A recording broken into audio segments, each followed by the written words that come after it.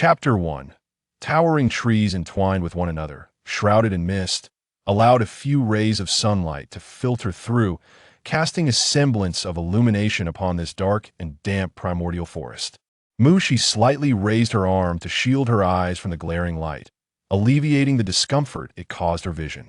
The cacophony of chirping insects and birdsong around her jolted her awake. Am I still alive? Surveying her surroundings, the overwhelming sense of unfamiliarity in this visually striking environment confirmed to Mushi that she was indeed alive. Gazing at the oversized flora around her, she felt a mix of astonishment and delight. This place was clearly not the world she had known, where darkness reigned and zombies besieged the living. Merely surviving had been a monumental challenge. She had been one of the casualties. I must survive this time, Mushi resolved firmly within herself. Ding! Greetings, host. The interdimensional survival system is now officially activated. As Mushi contemplated her aspirations for a better life, a youthful voice echoed in her mind. A system? The essential golden finger for transmigration? Momentarily dazed, Mushi confirmed the existence of the system repeatedly, realizing that this life indeed held promise. Hey, system, do you have any treasures for my survival? Mushi asked, eagerly immersing herself in her new role. Host, the system currently only has space to offer you. However, other functionalities require the host development. You may undertake healing tasks, and upon completion, the system will reward you accordingly. Heal? No way. I only know veterinary medicine. In her previous world, Mushi had acquired knowledge and veterinary skills due to her fondness for rescuing stray animals. Host, the healing tasks refer to healing beasts. All right then, that aligns with my expertise. Mushi had not anticipated that her task would involve treating animals. Host, the world you currently inhabit is the beast realm, where beastmen are apex predators in the food chain, classified into ranks from 1 to 5, and so forth. The higher the rank of the beastman you heal, the greater the rewards you will receive, the system explained. Are you implying that these beastmen can transform from animals? Mushi recalled certain mythical creatures from stories. She had not expected the system to refer to beastmen rather than ordinary animals. Indeed, host. Then aren't they just blatant monsters? I refuse to be a target. After narrowly escaping death, Mushi was unwilling to become a target for others. Host, you have no choice. The system has bound itself to you since its inception. If you fail to complete the task upon the appearance of the target, the system will self-destruct alongside you, it warned. Good grief. Damn system, who agreed to this binding? Huh? Mushi braced herself for a potential outburst. Host, we are fated to be together. The system's voice carried a hint of grievance. Mushi? System, we are both useless. Damn system. Mushi replied with a faint smile. Host, don't deny it. You were abandoned by your teammates and family due to your own inadequacies, leading to your demise. The system knew this all too well, boasting with a hint of pride. Mushi, that stings. Of course, I must admit, I too was abandoned by the overarching system, it lamented pitifully. XX. If the system could be seen, Mushi would certainly observe a tiny figure sobbing. Stop crying, system. Mushi felt a wave of sympathy wash over her unexpectedly. XX, why am I useless? The signed-up host is equally inept, the system whimpered in complaint. Quit the tears, damn system. Mu's eyes remaining patience had worn thin. The system choked back a sob and cautiously replied. I'm called Ayu, master. Ayu attempted to soften its voice to the most endearing tone possible since its inception. From now on, you shall be my master, Ayu said with a hint of servility. Very well. Mushi found herself utterly devoid of anger at Ayu's antics. Most importantly, Mushi realized that if Ayu's words held true, surviving in this beast realm would be exponentially more challenging for her alone. Though she possessed some medical skills, veterinary knowledge, and had learned a few self-defense tactics out of necessity, her safety could not be guaranteed. The sudden strangeness of her surroundings pressed upon her, but having a system was certainly better than having none, even if it felt like a ticking time bomb. Coming to terms with her situation, Mushi composed herself, preparing to confront the uncertainties that lay ahead. As she scanned her surroundings, she noted that towering trees, reaching heights of several dozen meters with a diameter of about 8 meters, dominated the landscape, while an array of unknown flowers and grasses blanketed the ground, with moss carpeting the bases of the trees. She needed to be cautious, for danger could lurk anywhere. While observing her surroundings, Mushi contemplated where she might find temporary shelter. Gradually moving forward, she steadied herself against the tree trunk to prevent slipping. Mushi surveyed a 1-kilometer radius but found no suitable caves for refuge. However, she inadvertently spotted what appeared to be a hollow about 10 meters off the ground in a thick tree trunk. Do you think that hollow might harbor snakes? Mushi fretted around the tree, lacking the courage to climb up and investigate. Master, Ayu is unsure this function has yet to be developed. Great, we really are useless. Mushi hesitated, debating whether to ascend. If the master completes the healing task, Ayu will unlock some latent functions. Regarding the healing target, Ayu will strive to present you with the highest strength beastmen possible, it declared with pride. Little master, there is more to this chapter. Please turn to the next page. To continue, reading the story only gets more exciting. All right, you can rest now. Mushi decided to rely on herself, realizing that this golden finger seemed solely focused on tasks. Mushi resolved to observe further before deciding whether to climb. About an hour later, Mushi could no longer crouch comfortably. To conceal herself while observing, she had been squatting in the grass beside a tree, and her legs had gone numb. As the sunlight filtering through the forest dwindled, Mushi recognized that night was approaching, bringing with it greater danger, and she decided to take a gamble. She gathered the surrounding vines and wove them into a rudimentary rope, tying one end around her waist and the other to a sturdy branch protruding from the ground.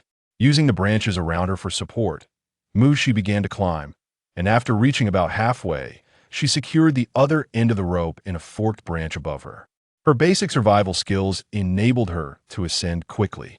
Crouching at the mouth of the hollow, Mushi took a moment to catch her breath before removing the thick branch from one end of the rope and breaking it in half, preparing to create fire. This task was simple for her, as the darkness of her previous world had made fire her sole source of light. With her makeshift torch in hand, Mushi cautiously observed the tree hollow as she slowly stepped inside. The torch illuminated the interior, revealing a cavity about 6 to 7 meters deep, strewn with dry grass.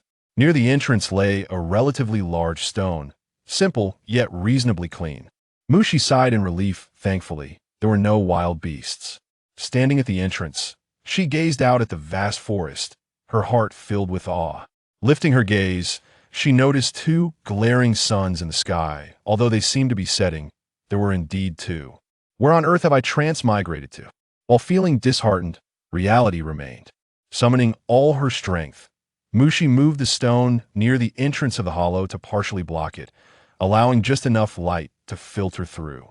With the available light, she retrieved several green fruits from her pocket that she had gathered earlier. Though unfamiliar with these fruits, Mushi could ascertain their safety, having observed birds consuming them while she was hiding.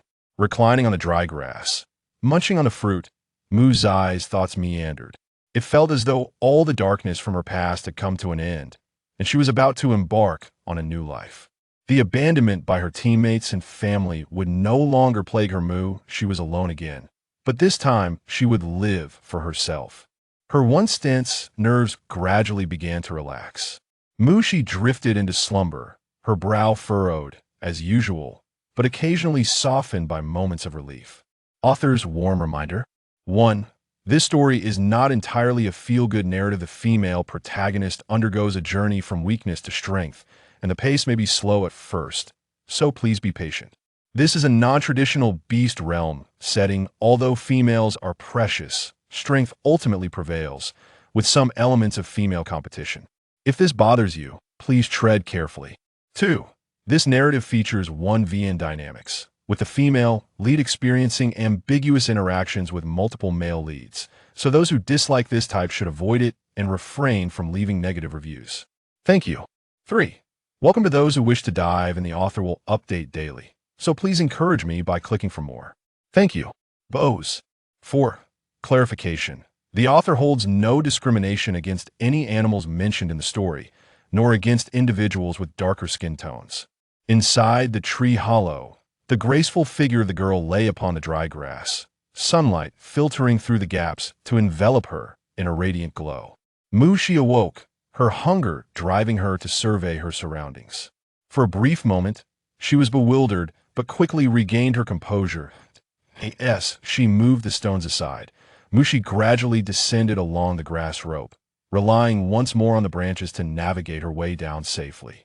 Recalling the events of yesterday, she once again gathered several green fruits, nibbling on them while contemplating methods for procuring sustenance. Should she craft a spear or dig a trap? Opting for the former, Mushi acknowledged her lack of excess energy to excavate a trap. She fashioned a rudimentary spear and proceeded cautiously towards the direction of the bird calls.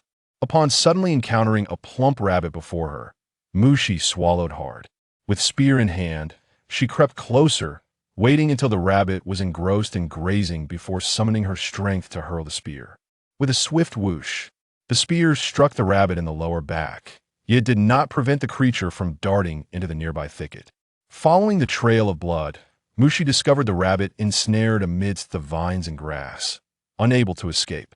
With a swift pounce, she seized her bleeding prey, rising to her feet and firmly grasping the rabbit's long ears, dragging it along. A sense of anxiety enveloped Mushi. This was her inaugural act of taking a life, having only ever been hunted before. By the time she reached the ground of her dwelling in the tree hollow, the rabbit had lost a considerable amount of blood and was on the brink of death. Continuing to bind her catch to herself with grass rope, she began her ascent up the tree trunk. Fearful of attracting larger predators by processing her catch on the ground, the weight of the rabbit made her climb arduous. After much effort, upon reaching the top, Mushi prepared to untie her prey when the excited voice of Au echoed in her mind. "Master, master, a target has appeared." "A target? Let's eat first, I'll descend after my meal," Mushi replied, untying the grass rope and dragging her catch towards the hollow. Master Au attempted to elaborate, but was a moment too late. Au, is the target you mentioned this creature?" Mushi gulped, staring at the being that nearly filled the entire hollow. Her legs trembled slightly, yet reason dictated that she must remain silent. "Indeed, master, this is a fifth-tier beast man. It is injured. If you heal it, we can unlock system functionalities." "Hurry, master." Au remained fervently animated. "Au, calm down. If I heal it, I shall become the prey myself," she retorted. "Let's not act impulsively."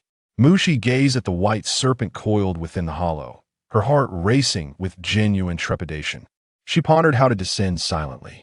According to system settings, once a target appears, if the master is not prepared to heal, the system will initiate self-destruct mode. "Master, you will perish alongside the system," Au reiterated emphatically. "You dare threaten me? Huh? You canine system." Mushi turned on her heel, ready to climb down the tree. The countdown to the system's self-destruction commenced. 5, 4, 3. Where are the medicines? The equipment? Surely you do not expect me to feed the great serpent. Muy denasche folterd. Whatever the master requires, you can extend a line of credit based on newcomer benefits. Why didn't you mention this sooner? I've been toiling away, gathering fruits and hunting rabbits. Summoning her courage, Mushi cautiously approached the mouth of the hollow, her legs trembling uncontrollably. Once positioned behind the great serpent, she prodded it with a branch, but it remained still. Thank goodness. Observing the serpent with its head turned inward, Mushi contemplated whether to bind its mouth with grass rope first, but feared awakening it. Thus she temporarily abandoned the idea. She noted that the serpent's abdomen bore a severe wound, a large gash evidently inflicted by some creature, fortunately missing any vital organs. "Au, do you have Yunnan Baiyao powder, iodine, gauze, or tape?" Mushi prepared to disinfect and staunch the bleeding. "I do, master," Au replied eagerly. Gently parting the serpent's injured area, Mushi poured iodine over the wound for disinfection, followed by a sprinkle of Yunnan Baiyao powder, swiftly wrapping it with gauze and tape to halt the bleeding.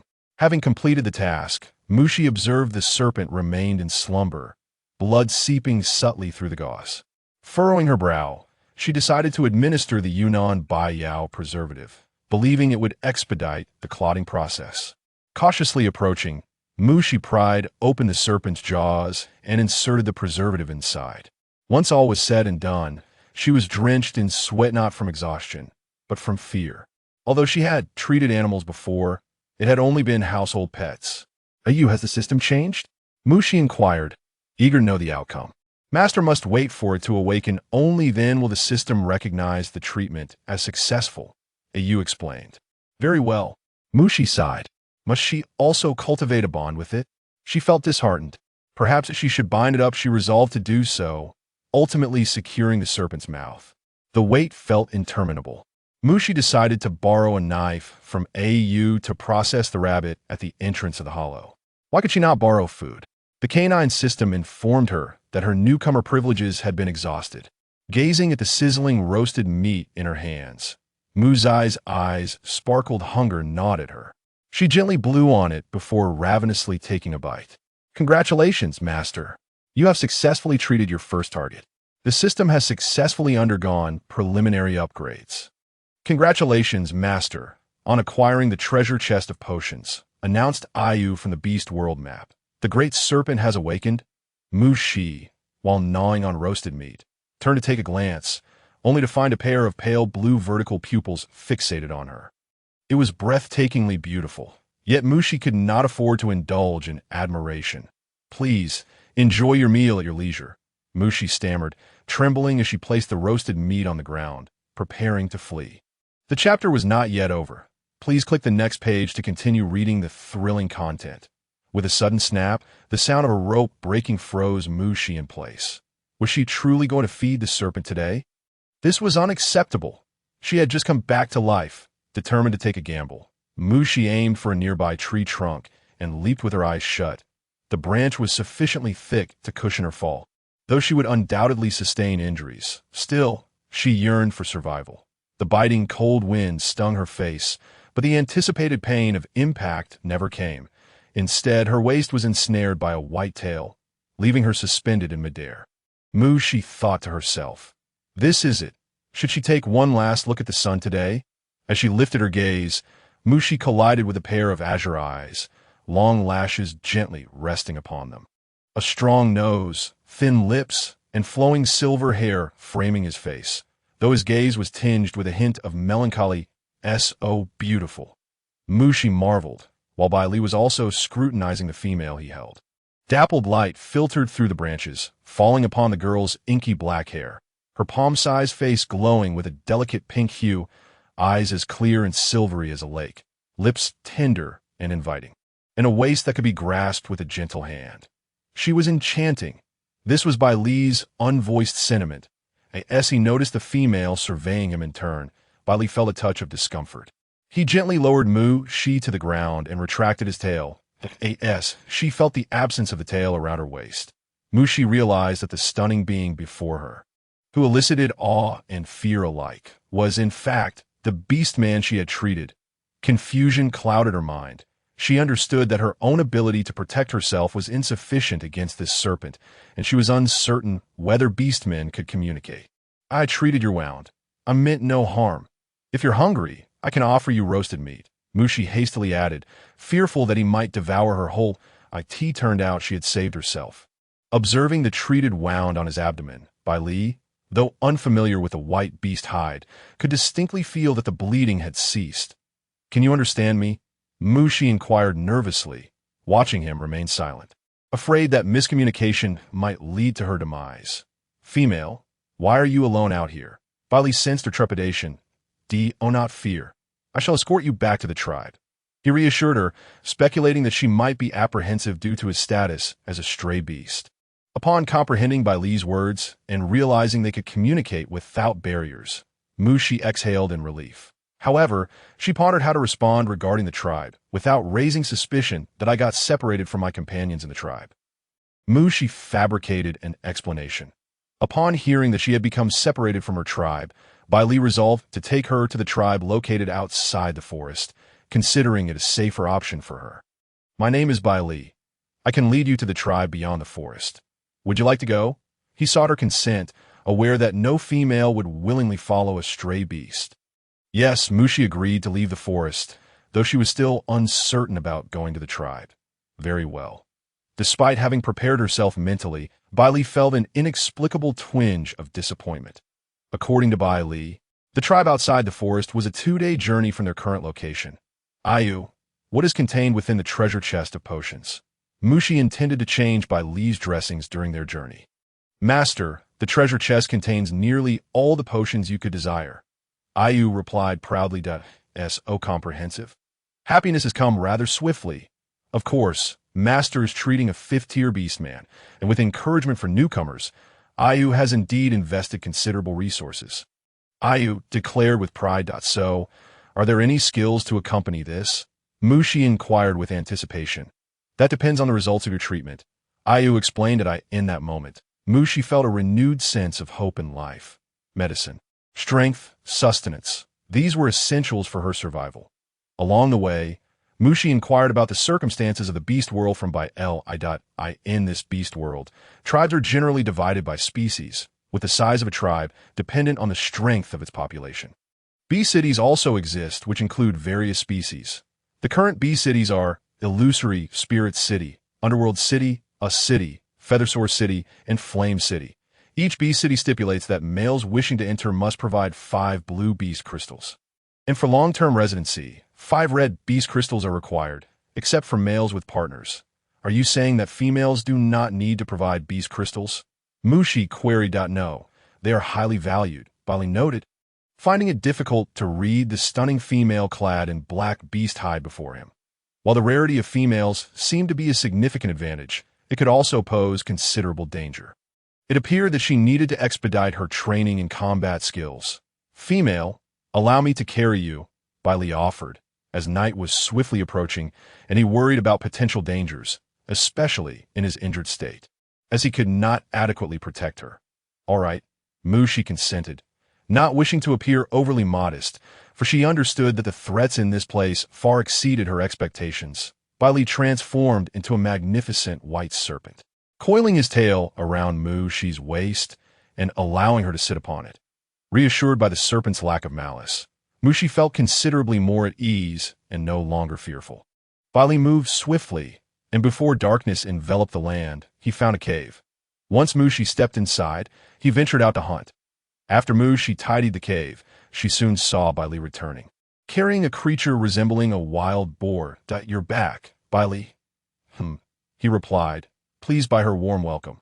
Watching Bali gut the prey and hand her the prepared pieces of meat, she hesitated for a moment before accepting them and setting a fire to roast the meat. Bali was startled by the sudden flame, swiftly pulling Mushi into his embrace, fearing for her safety. Having survived in the wild for so long, he had almost forgotten that females preferred cooked food. "And no, it's fine," Mushi stammered, blushing as she wriggled free, having momentarily forgotten that serpents feared fire. "Keep your distance. This fire won't harm me." At that moment, the girl's face flushed a deeper shade of pink. Drawing Bai Li's gaze that, "I shall go to eat," he stated, hastily departing. By the time Bai Li finished eating, Mushi had already roasted and consumed her meal. Contemplating changing his dressing, she called out, "Come here." Bai Li. Mushi unwrapped the bandage from his abdomen, pleasantly surprised to discover the beastman's remarkable healing ability. In just 1 day's time, the wound had healed significantly. She sprinkled the prepared medicine onto the wound and continued to wrap it with a fresh bandage. As Bai Li felt the soft touches of the small female tending to his wound, his body tensed. All done. Mushi marveled at the beastman's physique, increasingly intrigued by it. "Thank you," Bai Li sighed in relief. Moving to the cave entrance, where he spread grass collected during his hunt across the rocky floor. "You may sleep now," as he transformed back into a serpent and coiled up at the cave's mouth. It seemed he had drifted into slumber. She felt a wave of affection from Bai Li's considerate actions. "We're all beastmen in this world, so thoughtful," she mused as she nestled into the bed of grass, gradually succumbing to drowsiness. Listening to the steady rhythm of the small female's breathing, Bai Li found it difficult to fall asleep. Severely injured due to an ambush during his advancement, he had inadvertently taken refuge in a tree hollow fragrant with the scent of the female. He had intended to leave once he healed, yet unexpectedly, the small female had saved him. This remarkable female could save beasts. Her technique was impressively proficient, leading him to speculate that she might be a shaman from a prominent tribe. He detected no trace of any male scent on her, indicating that the petite female had yet to form a bond. She was truly extraordinary. He harbored a somewhat selfish desire to possess her. Yet he was acutely aware that females typically detest wandering beasts. The following day, after Mushi finished the leftover roasted meat from the previous night, she waited for Bai Li to finish his meal before they set out on their journey. She was still being carried by Bai Li, and, as dusk approached, they had traversed beyond the forest. Gazing at the distant tribe nestled against the mountains, Mushi felt a surge of excitement. They had finally emerged. They planned to rest for another night, and at the forest's edge, Mushi built a small fire, sitting beside it to warm herself while roasting the food Bai Li had hunted that afternoon. "Would you like some roasted meat, Bai Li?" she offered, extending a skewer to him.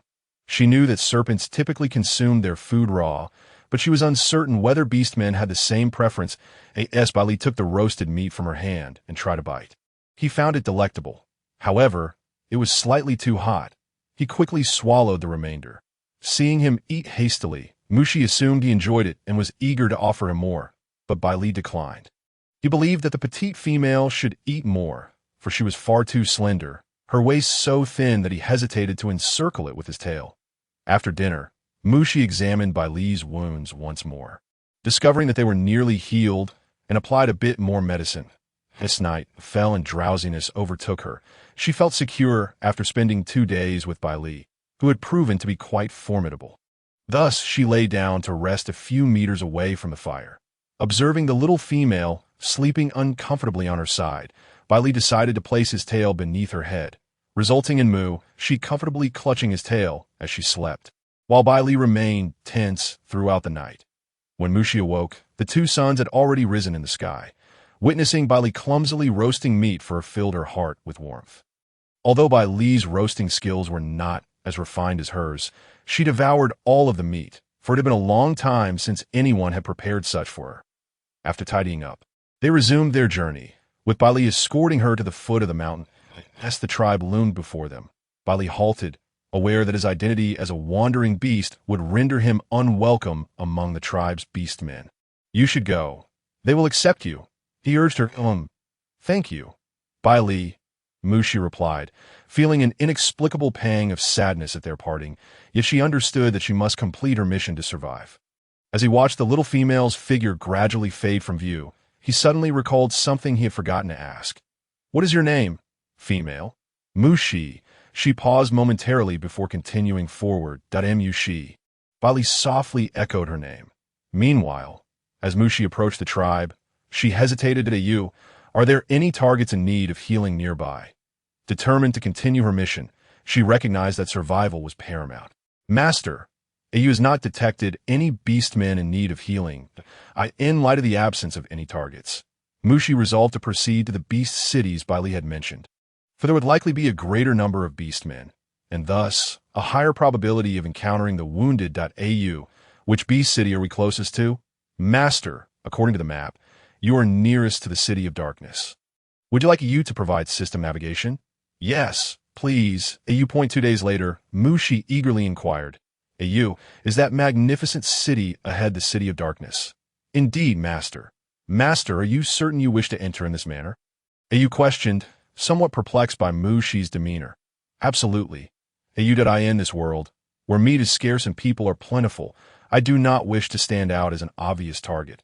After applying a dark, greenish-black substance to her face and wrapping her waist with the rabbit skin she had prepared on the road, Mushi felt she now resembled the local beastmen. Uncertain of the dangers that awaited her, she deemed it prudent to arm herself in some manner, thus transforming into a dark and unappealing female. Before her stood a towering stone gate, constructed of piled stones that reached approximately 20 meters high, with a long line of individuals waiting at its entrance. Observing the imposing beastmen in line, Mushi appeared strikingly diminutive. Aside from Bai Li, this was her first encounter with so many beastmen, and she curiously took in their features. She noted that some retained aspects of their beast forms, while others resembled humans entirely. The height of the beastmen seemed to correlate with the size of their beast forms. "Your beast crystals? Not enough," 5 blue beast crystals. Move along. Move along. Mushi watched as a towering beastman angrily shoved aside a male who stood before him. Female, where's your partner? The male at the gate inquired. I'm the petite female. I have no partner, Mushi replied. No partner. The beastman repeated with a hint of agitation. Yet upon noticing Mushi's darkened skin, he exhibited a trace of sympathy. Female, you may enter, he concluded, perhaps surmising that the little female's lack of a partner was due to her unfortunate appearance. With relative ease, Mushi breathed a sigh of relief. She surveyed the interior of the city walls. She was taken aback. Surrounding the center of the city were stone houses of various heights, while the most prominent structure, situated against the mountains, towered over the others, appearing grander and more imposing. The scenery within the buildings remained hidden from her view. The bustling activities of the beastmen within the city overwhelmed Mushi's senses, reminiscent of an amplified animal kingdom, where some beastmen soared through the air while others ambled about in half-beast forms. While waiting in line, Mushi overheard a guard mention that there were designated stone houses for females. Randomly selecting a beastman to inquire for directions, she noticed the male's initial shyness, which quickly transformed into sympathy upon seeing her face. Female, allow me to guide you, he offered, believing that the absence of other males by her side was likely due to her appearance. Female, I am Damu. Should you require assistance in the future, feel free to seek me out, Damu said, glancing at the petite female with a sense of compassion. Then she observed the young beastman, who possessed gray ears and brown-black eyes, clad in brownish-yellow bee skin. All right, thank you. Damu led Mushi for about 10 minutes until they reach a row of stone houses, entering the larger one on the left. Chi-Li, this is the new female. Please assist her with her accommodation. Upon entering, Mushi noticed a male beastman, shorter than the others, with striking amber eyes. Female, what is your name? What is your race? Chi-Li inquired, scrutinizing the unknown female before him, finding it difficult to discern her origins. Mushi of the monkey tribe, she replied, uncertain whether a tribe of apes existed in this world, yet confident that monkeys certainly did. Chi-Li, observing the female's dark complexion, pondered. He had heard tales of the monkey tribe's beastmen being unattractive. And indeed, it proved true. After a brief exchange with Damu, Mushi was guided to a stone house that, Mushi, this will be your residence. The stone house before her was comparatively smaller than the others. Mushi, because you lack a partner, your stone house is somewhat smaller, Damu explained. That's fine. Thank you, Damu. Having a place to stay is sufficient. I care not for its size, that no problem. Well, Mushi, I will take my leave now. After bidding farewell to Damu, Mushi entered the stone house, which contained a stone bed and a slightly shorter stone stool. Quite simple, yet adequate. She spread the previously saved rabbit skin over the stone bed, which did not cover it entirely, but was satisfactory enough for her. Compared to the forest, the beast city felt significantly safer, and Mushi intended to familiarize herself with the surroundings inside the city. Mushi noticed various items displayed in the stone houses on either side, with beastmen frequently exchanging beast crystals for goods. Some beastmen even laid out their wares on the ground for trade. As she strolled past these stalls, she discovered offerings of beast skin, cassava, beast meat, and various unfamiliar fruits and vegetables. The area resembled a bustling marketplace. Venturing further, she encountered more stone houses in a row, culminating in the imposing structure set against the mountains, bathed in sunlight that lent it a gilded sheen, amplifying its majesty and sense of authority. Observing the towering male beastmen guarding the entrance, Mushi understood that her journey would end here. She prudently turned back. Are there any targets in need of treatment nearby? Lying on the stone bed, Mushi found it difficult to sleep.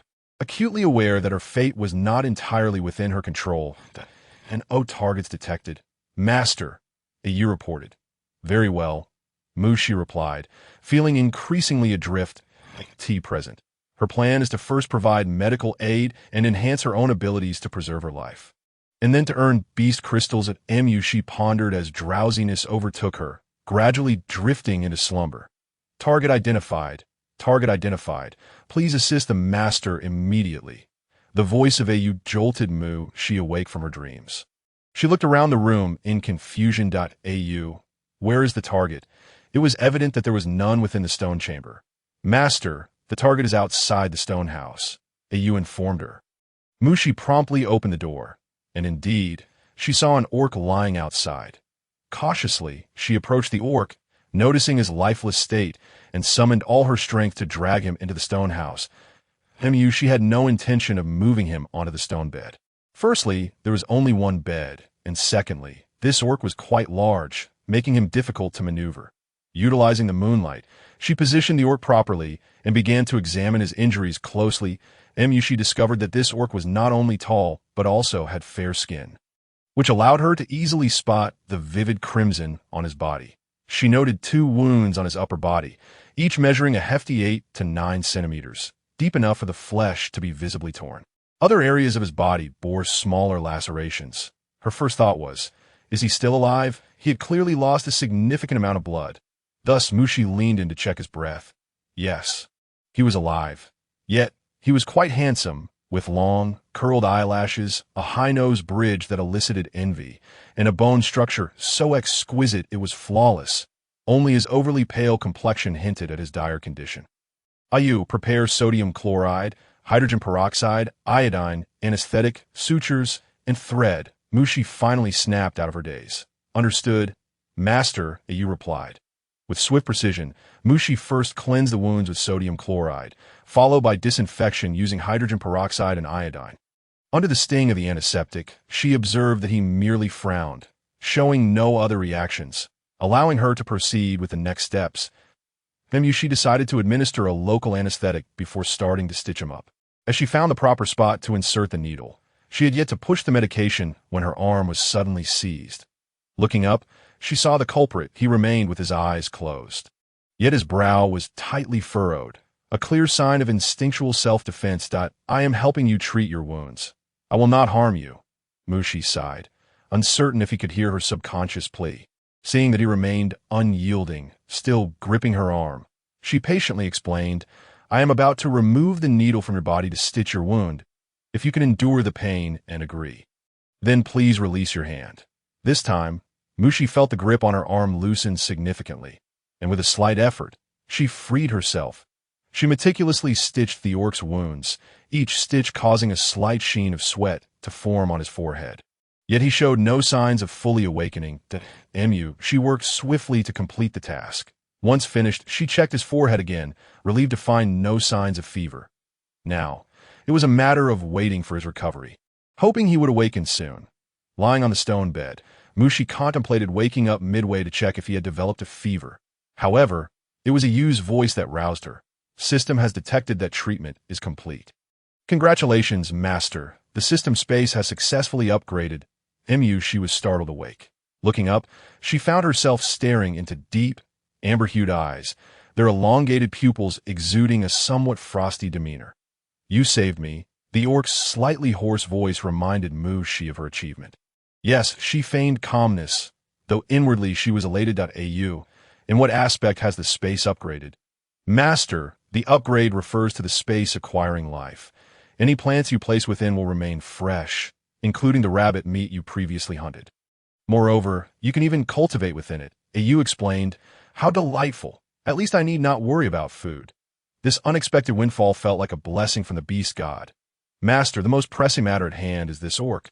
He is a 6th-tier beast man and appears quite formidable," Au cautioned. "Indeed, formidable." Mushi swallowed nervously as she regarded the orc, whose murderous aura seemed palpable. Songming gazed at the diminutive female before him, unable to fathom how she had saved him. In his unconscious state, he had vaguely heard a gentle voice speaking to him. It was she who had rescued him. "What do you intend to do?"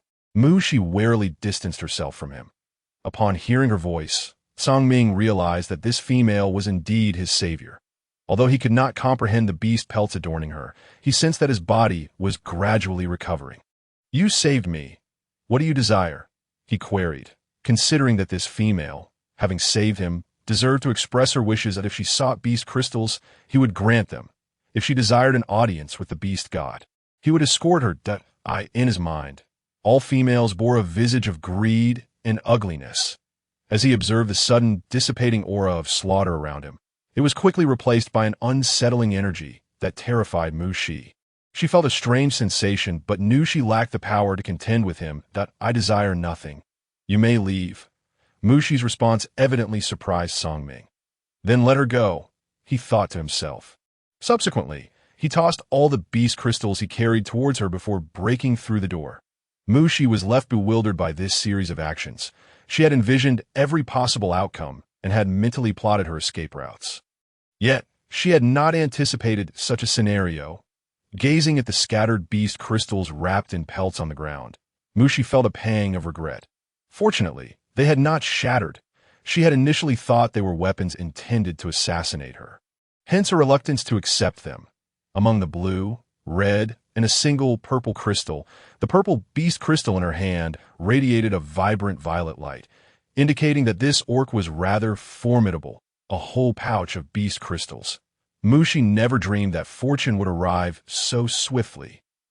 Just the previous day, she had been contemplating whether to establish a beast world medical practice to earn beast crystals, and now she had achieved financial freedom. Thank you, Beast God. After a night filled with tension, tranquility finally returned. Yet Mu Shi remained anxiously awake. She considered herself fortunate that she had not been killed. However, if she encountered a similar situation in the future, she would still be at a disadvantage. Truly, she was but a fish on the chopping block. Therefore, it was time to enhance her combat capabilities. Ayu, how does one advance in the ranks within this beast world? Mu Shi sought to use guidance.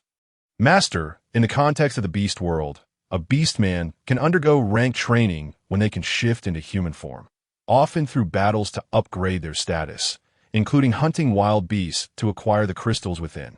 Ayu elucidated. For them, beast crystals serve not only as currency for trade, but also as energy to facilitate their rank advancement. And she gazed fervently at the beast crystal in her hand. Master, do not indulge in fantasies. A beastman's rank awakening also depends on innate talent. Those with talent can attain rank even in their beast forms, Ayu cautioned. Are there those without any rank at all? Yes, Master. This scenario is more common among female beastmen, Ayu confirmed. Yet, are there still some females with rank? Indeed, Master. This implies that there's hope for all. Perhaps I too possess the potential. Mu Shi was unwilling to relinquish even a glimmer of hope. Perhaps, Ayu thought to herself, considering that beastmen were the indigenous inhabitants, while the Master was undeniably human, making it seem incompatible, yet she could only strive to keep her Master's hope alive. Clinging to this flicker of hope, Mu Shi soon succumbed to drowsiness. In the main city. What is the situation?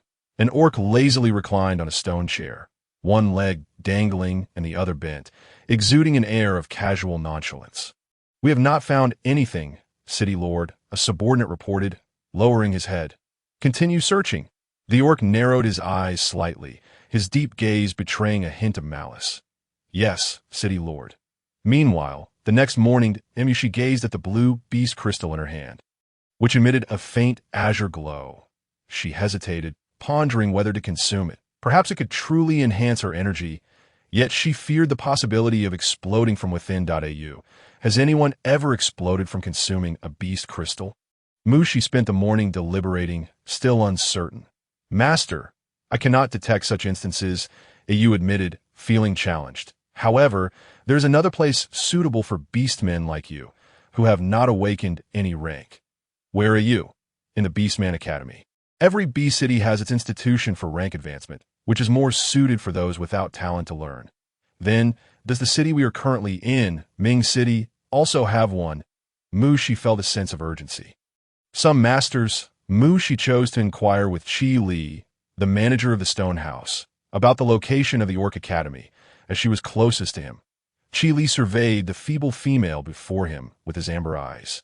Perplexed as to why she would seek information about the Orc Academy, Mu Shi, female, why do you wish to know of this place? He asked, curiosity brimming in his voice. I wish to undergo rank training.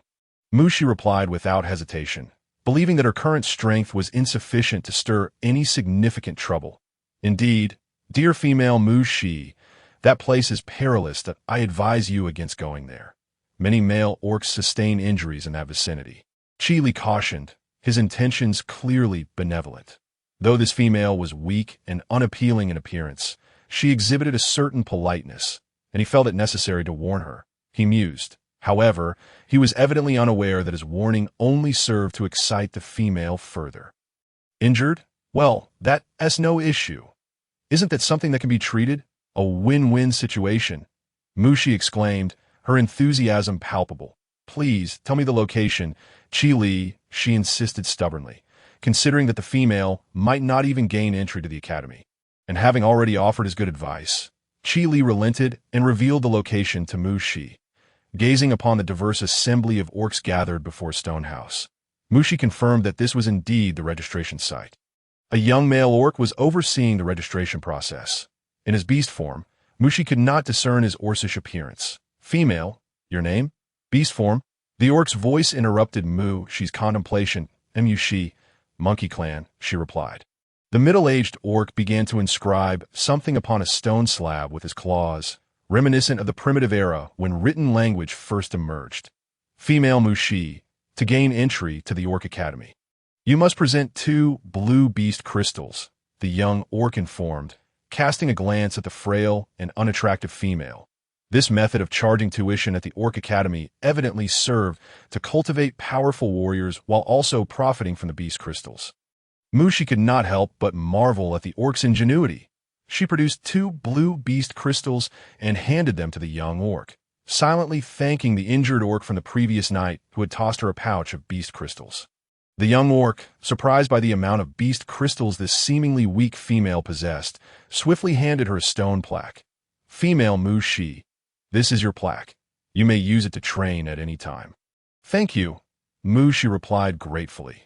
With the enrollment issue resolved smoothly, Mushi breathed a sigh of relief and looked forward to the training ahead. According to the regulations of the Orc Academy, all aspiring orcs must compete in contests to determine their training allocations. The competition would span 3 Sundays. Listening to the middle-aged orc announce the competition rules in a robust, resonant voice, Mushi realized that this world bore certain similarities to her own. 3 Sundays. Why has there been an addition of 1 Sunday? The orcs murmured in confusion. Indeed, will it be more brutal than before? Who can say for certain? The orcs whispered among themselves. During the 3 Sundays, the orcs would hunt, and those who acquired 2 red beast crystals would form the high-tier team, those with 5 blue beast crystals the mid-tier team, and those with 5 yellow beast crystals the low-tier team. Those who failed to obtain even 5 yellow beast crystals would be placed in the cubs team. The arrangement regarding the final distribution of teams left the orcs below in stunned silence, followed by an uproar. The VE added the cubs team. This was a relaxation of the rules for the weaker orcs.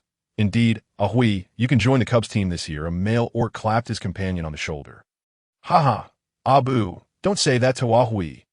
Abu, clearly referring to a fluff-tailed gray rabbit, was met with laughter as Mushi observed his prominent gray ears standing on end, giving him a rather comical appearance. Shortly thereafter, amidst the jeers of those around him, he let his ears droop, appearing utterly dejected, his physique seemingly more fragile compared to his companions. The orcs were instructed to gather here before the sun rose the next day. The middle-aged orc continued. Understood, Captain Gusang. The orcs responded in unison. Ahui cast a grateful glance towards Captain Gusang, silently vowing to extricate himself from all his predicaments. She watched the orcs disperse. She noticed that the females entering the Orc Academy were comparatively fewer than the males, and that females were often surrounded by several males. Was this a family group? Mushi pondered. She recalled her earlier observations of the city, noticing that females were consistently accompanied by multiple males, initially assuming they were merely suitors. But upon reflection, perhaps it was not merely suitors. Could a female possess several males? This thought reminded Mushi of Bai Li's words. Females are precious. She marveled at how much more chaotic this world seemed than she had imagined, secretly relieved that she had adorned herself with a more formidable appearance. Following the path etched in her memory, Mushi arrived at the exchange market within the underworld city. She intended to exchange beast crystals for some food to ensure her supplies during the upcoming competition, thereby saving herself considerable time. Surveying the array of delectable foods before her, Mushi opted to purchase some meat and sweet potatoes, and she was pleasantly surprised to discover seeds for wheat and Sichuan pepper among the offerings. After successfully exchanging for her provisions, she contemplated acquiring some beast hides, but was drawn to a commotion caused by a group of orcs nearby, clearly engaged in something lively. Do you wish to see what is happening over there? She inquired. Mistress, Ayu is not interested, came the soft-spoken reply. Yet curiosity tugged at Mushi, and she decided to approach, food in hand at Ayu. Just give it up. Debai would never choose a female as unattractive as you. Mushi arrived just in time to hear a booming voice. The recipient of this scorn quickly retorted, Mila, do you truly believe Debai would choose a weak, low-tier female like you? Following the sound, Mushi observed Mila, whose skin was of a wheatish hue, her brown hair styled with beast hides, her features distinctly defined, in contrast, and Ya's features were more ordinary, particularly marred by a prominent black birthmark on her face, rendering her appearance rather plain. Compared to Inya, Mila's looks were indeed more striking. When the topic of rank arose, Mila found herself at a loss, conceding that she was indeed inferior to Inya in that regard. Yet she remained unwilling to yield. Inya, no matter how high your rank, you cannot surpass your sister Inya. Your appearance is so unappealing that Debai would never choose you. Upon hearing the mention of her sister, Inya fell silent. Throughout her life, whether in rank or appearance, her sister had always overshadowed her. However, regarding Debai, she would not allow her sister to interfere. Debai was hers alone. Noticing Inya's silence, Mila recognized she had struck a nerve and fanned the flames further. Inya, do you even realize how hideous you are? That ugly female over there is more appealing than you. As the gazes of the orcs converged on Mushi, she found herself taken aback. Indeed, while her complexion appeared dark, her delicate and well-defined features held a certain charm that made her more visually appealing than Inya. This was the first time she had found herself at the center of such attention. She resolved to refrain from engaging in this spectacle of vying for a male and sought refuge in a more secluded spot.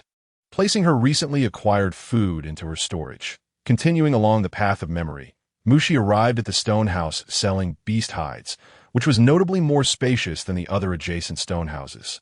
Upon entering, she spotted a young male orc enthusiastically showcasing the hides to other orcs. The beast hides here were evidently well prepared, their fur appearing neat and available in a variety of colors.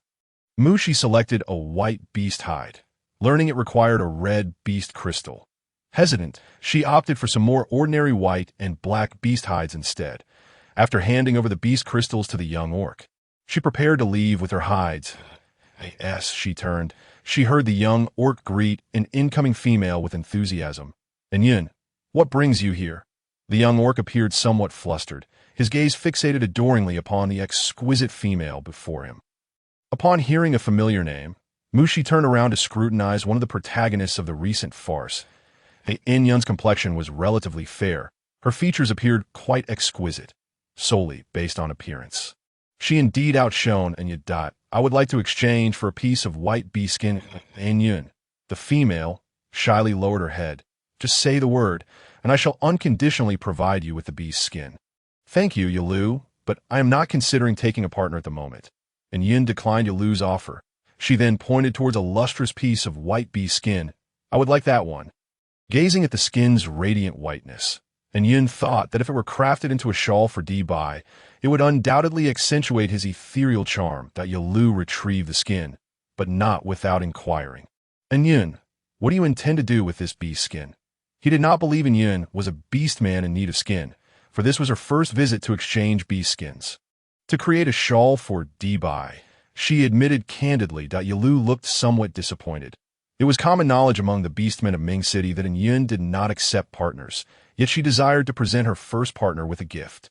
Yun handed Yalu a red beast crystal and, clutching the skin, turned to leave. Watching her depart, Yalu exhibited a palpable reluctance. She too felt a twinge of sadness, but unlike Yalu, her regret stemmed from the loss of the exquisite beast skin. She believed that the skin would make a beautiful skirt.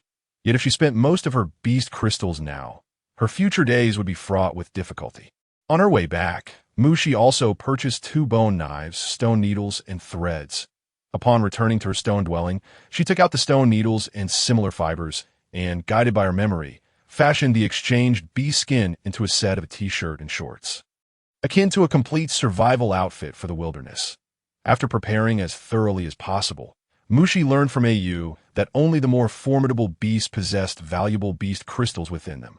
However, not all beasts contain crystals. For instance, the rabbit Mushi had initially hunted possessed none on the day of the competition. Mushi arrived early, yet by the time she reached the assembly point, the beastmen were already mostly gathered. Now that everyone is here, we shall set forth. The leader of the expedition was once again Captain Gus Sang. About 15 minutes later, Mushi and the beastmen were led to the entrance of a forest. This was the Divine Island Forest, where everyone was to strive to collect sufficient beast crystals within 3 suns. Should anyone encounter danger and wish to withdraw, they could sound this bone whistle. Captain Gusang also equipped Mushi and her companions with a whistle. The beastmen listened intently. Yes, everyone ready? Captain Gusang confirmed once more that we are ready. The beastmen replied in unison. Let us depart. With that command, the beastmen transformed into their beast forms and charged into the forest. Mushi, momentarily taken aback by the chaotic transformation spectacle, found herself pushed into the forest by the throng of beasts. Observing the scattered beastmen once they entered the forest, Mushi understood why they chose to adopt their beast forms. It was evident that in this environment, their beast forms were more agile and swifter. Gazing at the vast forest, she was at a loss as to which direction to take. That AU. Can the map indicate which direction in the Divine Island Forest has a higher concentration of beasts? Mushi posed her question to AU. Master, the map can only display the terrain of the forest. It does not reveal the distribution of beast populations. Very well, then AU, please enlighten me about the terrain of the Divine Island Forest. Mushi conceded, resorting to analyzing her path based on the terrain. Ultimately, Mushi decided to head west. Based on a used terrain analysis, the western landscape was relatively flat yet rich in vegetation, leading Mushi to deduce that herbivorous beasts might be more abundant in that direction. For her, the flat terrain facilitated movement, and the presence of herbivorous animals diminished corresponding dangers. That Mushi was acutely aware of her limitations. Under safe conditions, her goal was to secure low-tier beasts while aiming for mid-tier ones. Without further ado, Mushi set off towards the west. Towering trees shot skyward, and as she strolled through the forest, she trod upon the thick carpet of fallen leaves, which crunched softly underfoot. Occasionally, the sounds of flowing water and birdsong intermingled, adding an air of mystery to the forest. After walking for a while without encountering any beasts, let alone her beastman classmates, she surmised that they had likely ventured deep into the forest. As time passed, Mushi remained unperturbed. She had already scanned her surroundings and discovered tracks of beasts near the stream, albeit relatively small ones. Consequently, she retrieved a piece of beast skin from her space and used a bone knife to cut into strips, thus creating a makeshift rope with one end fashioned into a loop. After observing for a while, Mushi selected a relatively low branch to suspend the other end. The looped rope was anchored to the ground with a wooden stick, completing a simple trap. Once everything was prepared, Mushi took out some roasted meat from her space and sat by the stream to enjoy it. However, after just a few bites, she heard the distant roars of beasts from the south. She speculated that her beastman classmates might be engaged in a hunt. Dismissing it, she continued chewing her roasted meat, only to feel the commotion grow louder, prompting her to become alert, sensing the ground slightly tremble. Mushi decisively chose to conceal herself. The persistent vibrations intensified, indicating that the approaching beast was quite substantial. After a few minutes, Mushi's anxiety mounted, for she witnessed a massive creature resembling a wild boar charging towards her trap. With a loud crack, the wild boar snapped the wooden stick, and the rope ensnared its waist, suspending it from the branch. Watching the enormous creature struggle, Mushi realized the branch was on the verge of breaking. "AU, prepare the tranquilizer. This is perilous. Firstly, it may attract even more formidable predators, and secondly, the wild boar could escape and harm me." "Understood, master." AU responded, sensing Mushi's urgent predicament. Mushi swiftly climbed to the branch, gathering all her strength to reach the massive creature. which emitted a foul odor that compelled her to hold her breath. With all her might, she injected the tranquilizer into the wild boar's body. Glancing at its sharp tusks, Mushi felt a flicker of fear, but swiftly descended from the branch and retreated to a safer distance to observe. With a resounding thud, the branch snapped, and the wild boar crashed heavily to the ground. Yet the boar struggled to rise again. 54321. Mushi counted quietly. With a final thump, she saw the wild boar collapsed at AU, where are beast crystals typically located in a beast's body. Mushi rushed towards the fallen creature with her bone knife. "Master, they are usually found near the heart," AU replied, relieved that the wild boar had fallen. Summoning her courage, Mushi aimed for the wild boar's heart and thrust the knife in. Due to the thickness of the boar's hide, she had to repeat the motion several times before she finally extracted the heart. Trembling slightly, she held up the heart, noticing a blue glow emanating from within. "It is a blue beast crystal, Master," AU alerted her. Coming to the realization, Mushi cautiously reached into the massive heart and retrieved the luminous blue beast crystal. She opted not to store the wild boar's carcass in her space, as she had grander plans for it. AU. "Do we have any arsenic?" Mushi asked, recalling that in moderation it serves as a medicine, but in excess it becomes toxic. She surmised that her treasure chest should contain some. "Yes, Master," AU confirmed. Holding the arsenic, Mushi covered her mouth and nose with beast skin and sprinkled it over the wild boar's carcass, anticipating that the ensuing predators would likely be carnivorous. She generously applied the substance. Once everything was set, Mushi discarded the beast's skin covering her face and rushed to the stream to wash the remnants of blood from her arms, applying disinfectant multiple times to mask the scent of wild boar blood clinging to her. Finding refuge in a densely vegetated area at a relatively higher elevation, she resumed gnawing on her jerky to replenish her energy while awaiting the forthcoming surprises. Reflecting on the whirlwind of events, she felt a pang of fear, yet the harsh truth of survival of the fittest compelled her to muster the courage to push forward. Had she not chosen to take the risk, she might have met the same fate as the wild boar.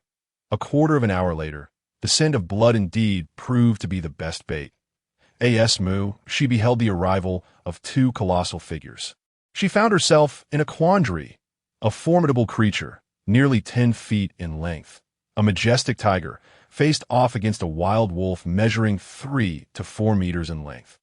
The sharp fangs of both beasts glimmered ominously in the sunlight, exuding a chilling radiance. With bared teeth, the two predators confronted each other, clearly vying for sustenance. "Let them fight! Let them fight!" Mushi silently prayed. At last, with a thunderous roar, the tiger lunged at the wolf, attempting to seize its neck, but the wolf deftly evaded the attack.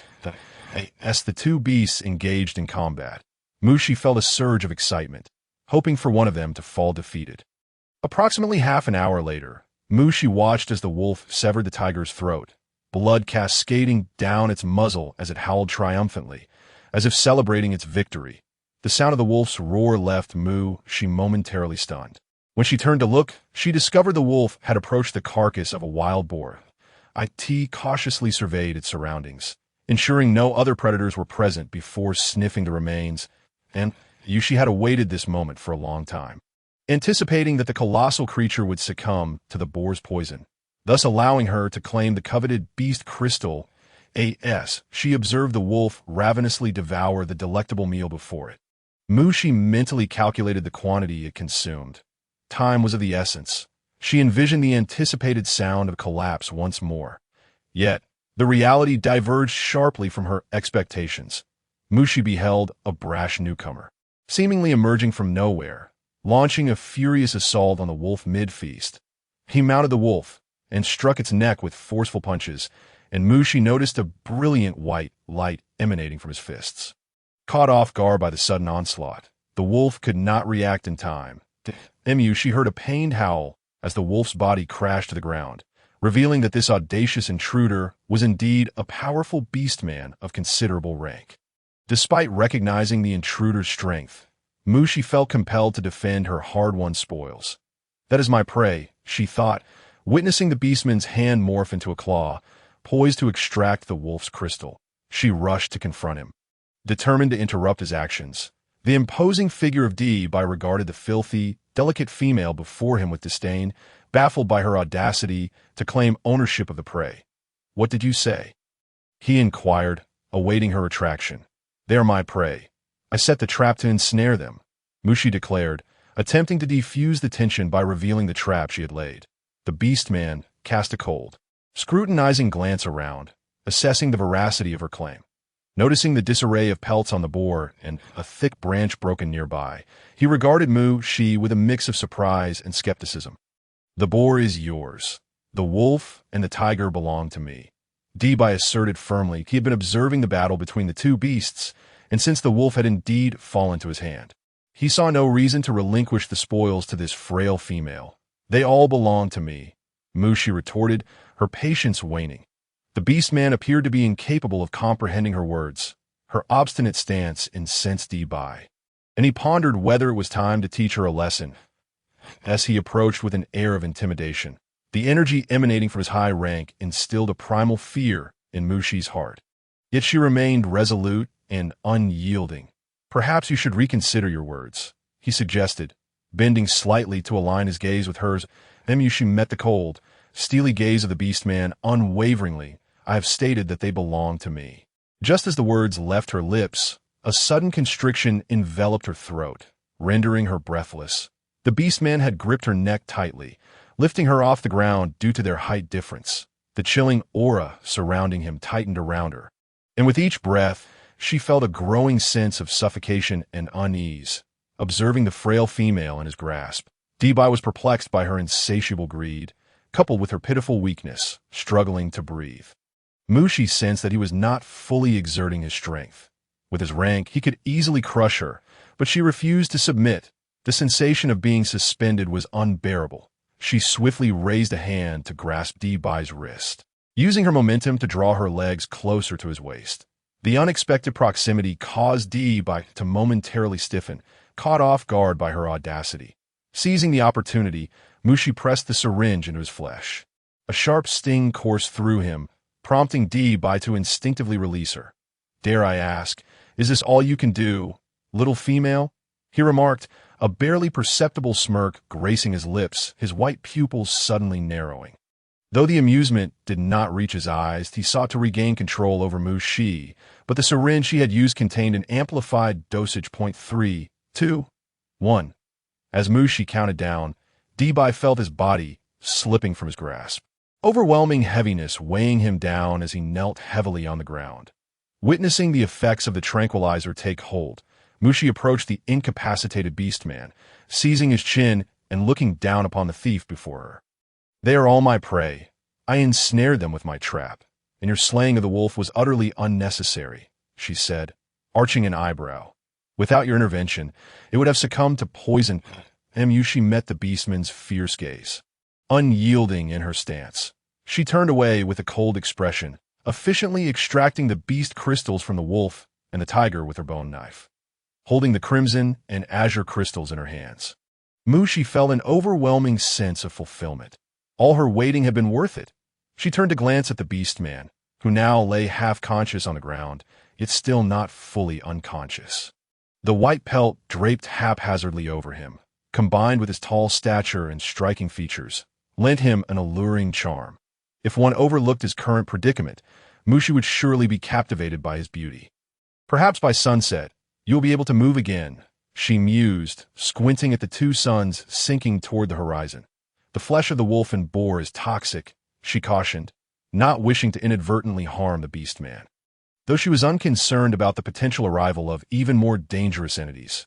Throughout the ordeal, Dee-Bai had strained to maintain his consciousness, witnessing the series of events unfolding before him, and, as he drifted toward unconsciousness, he endeavored to imprint the image of the little female in his mind.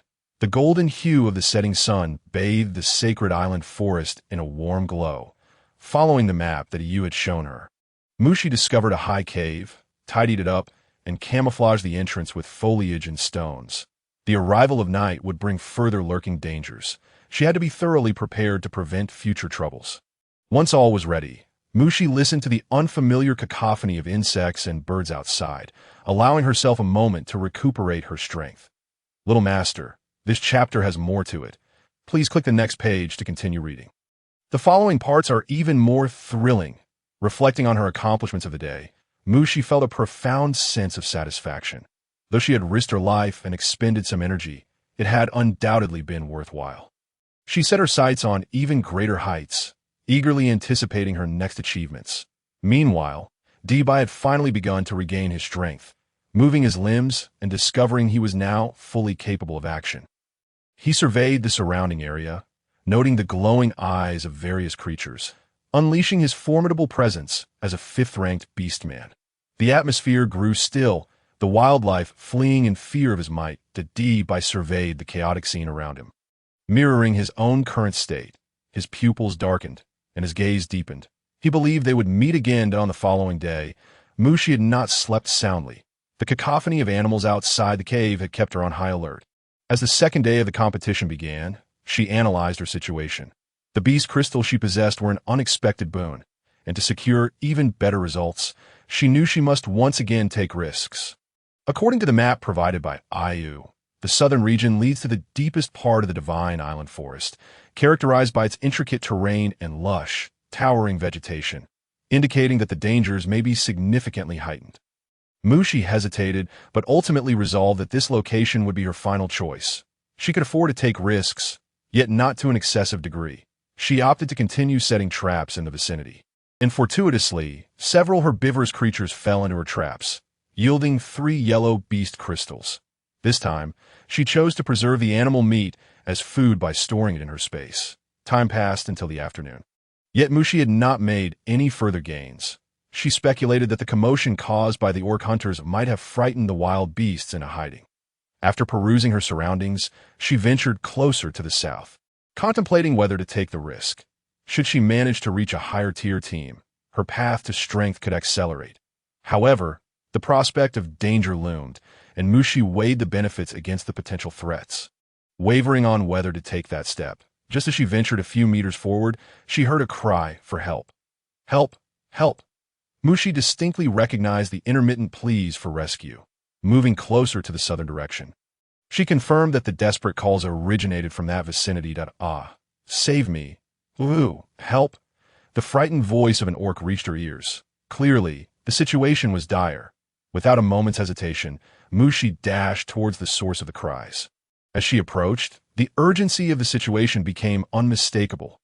It was Ahui, the rabbit beast whom her companions had mocked a few days prior. Mushi recalled him vividly. The wild beast was less than 5 meters away from him, slowly advancing with its gaping maw, while Ahui seemed paralyzed with fear, unable to escape, tears streaming down his cheeks as he cried out for help. Witnessing this dire predicament, Mushi resolutely grasped her bone knife, dusted its blade with poison, and hurled a hide rope towards the beast's antlers, pulling it taut. Utilizing the leverage, she lunged at the beast, thrusting the bone knife forcefully into its eye. The agonizing injury caused the beast to thrash violently, sending Mushi sprawling far away. She barely managed to shield her head as her body scraped against the ground, leaving her with numerous minor wounds. Mushi looked back to see Ahui, who had been crying for help just moments ago, now stunned into immobility, failing to flee. Enduring her pain, she rushed over, dragging the orc as they fled. The beast, now in a frenzied state, caused the ground to tremble, making their escape arduous. Ahui, witnessing the unexpected charge of the female, was momentarily dazed. Although she appeared frail, she continued to pull him with all her might. Once he regained his senses, Ahui reluctantly began to follow Mushi's lead. As the beast regained its composure, it fixed its remaining eye intently on the source of its torment. Mushi, sensing its approach, released Ahui's hand. You must run now. What about you? Ahui hesitated, questioning the strength of the seemingly weaker female. Have faith, Mushi reassured him, unwilling to divide her focus during the confrontation. I will seek out the orcs. Ahui contemplated seeking his companion's aid, yet despite his internal conflict, he found himself devoid of the courage to sound the bone whistle. This predicament had arisen from his desire to join a lower-tier team, aiming to prove himself against the mockery of his peers. Yet he had nearly lost his life in the process. Mushi, lacking the energy to concern herself with Ahui's plight, observed the approaching monster. which bore resemblance to a woolly mammoth, albeit on a smaller scale. As it drew nearer, the stench emanating from its body intensified. She momentarily held her breath, pondering a strategy for outsmarting it, aware that even an escape would be challenging at this juncture. Watching the beast's movements, she noted its comparatively sluggish actions relative to other wild creatures. She continued to scrutinize its every motion. The beast emitted a fearsome roar. The force of its growl nearly knocked Mushi off her feet. Gripping her bone knife, she aimed the hide rope at the beast's antlers. However, having learned from her previous encounter, the beast was now adept at evasion, making it difficult for her to employ the same tactic. She resolved to search for an opening. Calculating her distance, Mushi hurled a syringe filled with poison, striking the beast's other eye with precision. The beast bellowed in fury, its massive jaws opening wide, seemingly ready to devour Mushi. Seizing the opportunity presented by the beast's newfound blindness, she narrowly dodged its attack, maneuvering to its flank for another strike. The creature paced back and forth, its temperament agitated as it sought out the orc responsible for its pain. However, it failed to anticipate that the true instigator had already distanced herself to a safe range, where Mushi quietly awaited the effects of the poison to take hold at a quarter of an hour later. The beast collapsed with a resounding thud, dust billowing from the ground. Observing that it showed no signs of rising, Mushi cautiously approached its rear, and as it gasped for breath, she decisively plunged her bone knife into it once more. From within the beast's body, she extracted a vibrant red beast crystal, its adjacent crimson aura distinctly illuminating its quality. As the two suns on the horizon were about to set, Mushi still had not seen Ahui's arrival. She tidied herself up, ridding her appearance of any disarray, and prepared to depart from this perilous battlefield. Having unexpectedly achieved her desired outcome, Mushi felt no urgency. She believed that everything would proceed smoothly from here on. Master, Ayu reminded, Little Gray Rabbit has yet to arrive. Having just witnessed her valiant duel with the beast, he felt immense admiration for her. What was she waiting for? Following the map provided by Ayu, Mushi continued her search and eventually discovered a cave where she could rest temporarily on the other side. After being rescued by Mushi, Ahui was eager to seek help from his companions. However, on his way, he encountered prey. The scales of his heart still tipped in favor of himself, and after an exhausting struggle, he triumphed, securing a yellow beast crystal with the 3 yellow beast crystals he had previously obtained. He was only one short of reaching the low-grade team. As the sun began to vanish from the sky, Ahui thought of Mushi, fearing she might have already been devoured by a beast, or perhaps she had blown a bone whistle and been rescued by the beastmen. Realizing that darkness was approaching, bringing with it greater dangers, he chose to find a hiding place to safely endure the night. Mushi was awakened from her slumber by the gentle patter of rain, the droplets creating a soft rustling sound as they struck the ground, and the air was infused with the fresh scent of earth after the rain. She waited for the rain to lessen, finally coming to a quiet halt, revealing a faint blue sky before she set off on her journey. After wandering the forest for half a day, she found some vegetables resembling garlic sprouts and encountered various herbs, collecting them to plant in her space.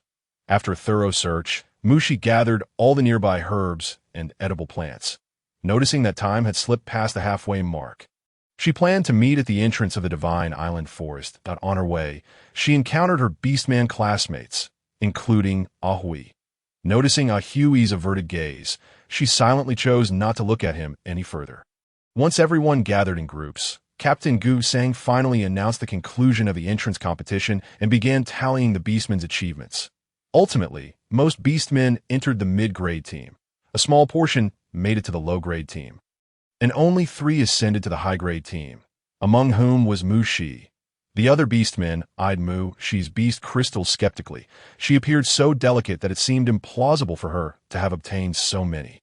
However, before entering the Divine Island Forest, Captain Gusang had ensured that everyone was devoid of beast crystals, leaving no room for dispute.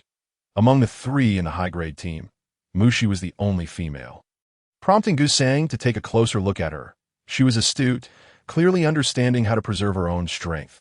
The 3-day competition finally came to a close, and Mushi intended to pack her belongings and return home. Mushi, she heard Ahui call her, perplexed about his sudden halt. I'm sorry, Mushi, he mustered the courage to utter, desperate to break free from the surrounding dire circumstances that he wished to win, but felt remorse towards Mushi. I understand. Any relationship crumbles before the face of self-interest. Even familial bonds are not exempt, let alone strangers. Mushi empathized deeply with this sentiment. Mushi, Ahui attempted to say more, but she chose to ignore him, focusing instead on her own preparations for the training ahead. This chapter is not yet complete. Please turn to the next page to continue enjoying the captivating content. The excessive physical and mental exertion over the past few days had left Mushi utterly fatigued. Though she had rested at night, the half-awake state was also draining. She intended to prepare for the next day, but first, she needed to clarify some issues at AU. Does the system stipulate that beastmen must possess a rank in order to receive rewards for saving them? Mushi inquired, realizing that although she had not directly healed Ahui, she had still saved him, yet the system had shown no changes. Indeed, Master, the targets for healing are meticulously chosen by the system, which benefits you, AU explained cheerfully. This clarified matters, but AU, if a target appears and I fail to provide timely aid, will the system self-destruct along with me? Is that true? Mushi needed to ascertain the truth, as she discovered that failing to meet the conditions for rescue placed her in grave danger. If Ahui was a designated target and was delayed in receiving help, it would spell doom for both of them. Why do you ask this, Master? AU hesitated, unsure of how to respond honestly. Logically, we are bound together. If one suffers, so does the other. I believe if there were no unspeakable reasons, you would not utter such falsehoods. Mushi reasoned, appealing to AU's emotions and logic. Master, AU hesitated, unsure whether to divulge its thoughts. Initially, when Mushi and were bound together, AU had felt anxious when she did not cooperate in completing tasks, prompting it to issue threats. I'm sorry, Master, it thought, fearing she had discerned something that Mushi's intuition had proven correct. AU, will you explain? She asked calmly, choosing not to press the issue further. Master, at the beginning of our binding, AU threatened you with self-destruction if you did not fulfill the healing target. There was no time limit imposed. I was merely in a state of confusion, having been abandoned by the company, and hastily bound to a human that AU is essentially a healing system. But due to certain circumstances, it became flawed and was discarded by the company. That AU must restore itself through your healing of beastmen. AU could not meet Mushi's gaze, knowing it had indeed threatened her. So, there is no time constraint. Mushi reiterated. Master, there is no time limit once a target appears, but if you neglect to provide aid, the system will retract its rewards from you. AU replied. This was a fundamental setting of the system that AU could not alter. Initially, it had perceived Mushi as too weak. However, her recent performances had instilled in AU a profound respect. Master, you are truly brave. Well then, AU, you need not worry. I will do my utmost to complete the tasks, for I wish to survive as well. Mushi reassured, feeling that AU had been overly cautious of her. Thank you, Master, AU responded, touched, considering her the best master it had encountered thus far. It's nothing that I'm tired. Let's sleep. With her confusions laid to rest, Mushi finally felt at ease, preparing for the upcoming enrollment at the Beastman Academy. The next day, I heard D-Bai is returning today. A male beastman initiated the conversation. Yes, that's so. No wonder all the females have flocked to the city gates. I envy D-Bai. He is so adored by the females. Another male beastman remarked, his tone laced with admiration. Esmu, she stepped out of the stone house. She overheard the beastmen discussing a familiar name. D-Bai. Isn't he one of the gossip subjects of the past few days? She mused, though she paid it little mind. Today, she intended to continue exchanging tools, as her bone dagger was only suitable for close combat. She needed better weaponry. She made her way back to the stone house where she had previously traded for the bone dagger, discovering needles even finer than bone needles. She exchanged several beast crystals for them as spares. Perhaps she could fashion a simple sleeve arrow. While wandering through the city, Mushi encountered a throng of females, each meticulously adorned, some wearing floral wreaths, others donning vibrant bee-skin skirts that accentuated their figures. D-Bai is truly handsome, one female sighed. Indeed, how wonderful it would be to have him as a maid. Another female blushed shyly. Don't dream too big. Although D-Bai hasn't chosen a mate, such an exceptional male will certainly choose an equally remarkable female. A female poured cold water on her companion's hopes. Curious about the beast man who had captivated them so, Mushi stood on her tiptoes to peer into the crowd. To her astonishment, the figure was none other than the brash youth who had snatched her prey in the forest. The outcome took Mushi by surprise. She gazed at the silver-haired orc among the crowd, his hair casually draped over his shoulders. She scrutinized his features, deep-set eyes, and a prominent nose. It was evident that he was striking, rivaling Bai Li in beauty. Yet the coldness and irritation emanating from his white pupils evoked her sympathy for the females surrounding him. She found it perplexing that these females were enamored with such a distant and savage orc.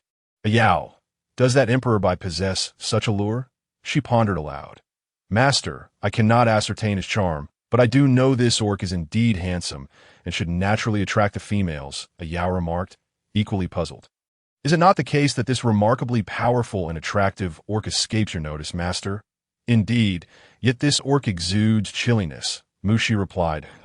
Do you not favor beauty, master? Ayao interjected, understanding her well.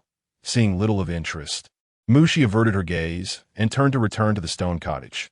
However, at that very moment, Emperor Bai glanced her way, his scrutiny starkly contrasting with the indifference he felt from those nearby. He sensed a hint of disdain. Yes, disdain. Emperor Bai observed the orc growing ever more distant, momentarily forgetting who he was, but he had more pressing matters at hand. Upon returning to the stone cottage, Mushi rummaged through her collection in the forest for a sturdy wooden stick, recalling the sequence from memory as she disassembled it with a bone knife, desperately pleading with Ayao for a powerful spring. Finally, she assembled a rudimentary wrist crossbow. She had initially intended to borrow a wrist crossbow from Ayao, but Ayao expressed disinterest in such cold weaponry, leading her to abandon the idea. With the wrist crossbow completed, Mushi strapped it to her arm, ready for long-range assaults in the center of the underworld city. An orc scrutinized his younger brother, who was 2 years his junior. What delayed you? He inquired. Some matters held me up, Emperor Bai replied, not anticipating falling into someone else's trap, resulting in a prolonged stay in the forest. But what matters? Emperor Chun, the orc king, rarely displayed concern. Nothing significant, just that cunning little female. Emperor Bai's gaze darkened. Having come to the underworld city, he noticed Emperor Chun had ceased his inquiries, as he was well aware of the identity of the individual in question. Emperor Bai, for now, you must uncover his intentions, Emperor Chun instructed. Very well, but what about your health? Emperor Bai had ventured out to find a shaman for Emperor Chun, its of no consequence, Emperor Chun replied.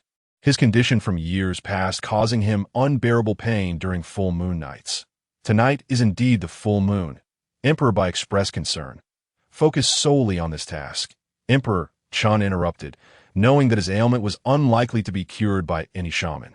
You will also need to lead a team for a while on the Qianzhe matter, Emperor Chun concluded before allowing Emperor Bai to leave. Another sleepless night awaited.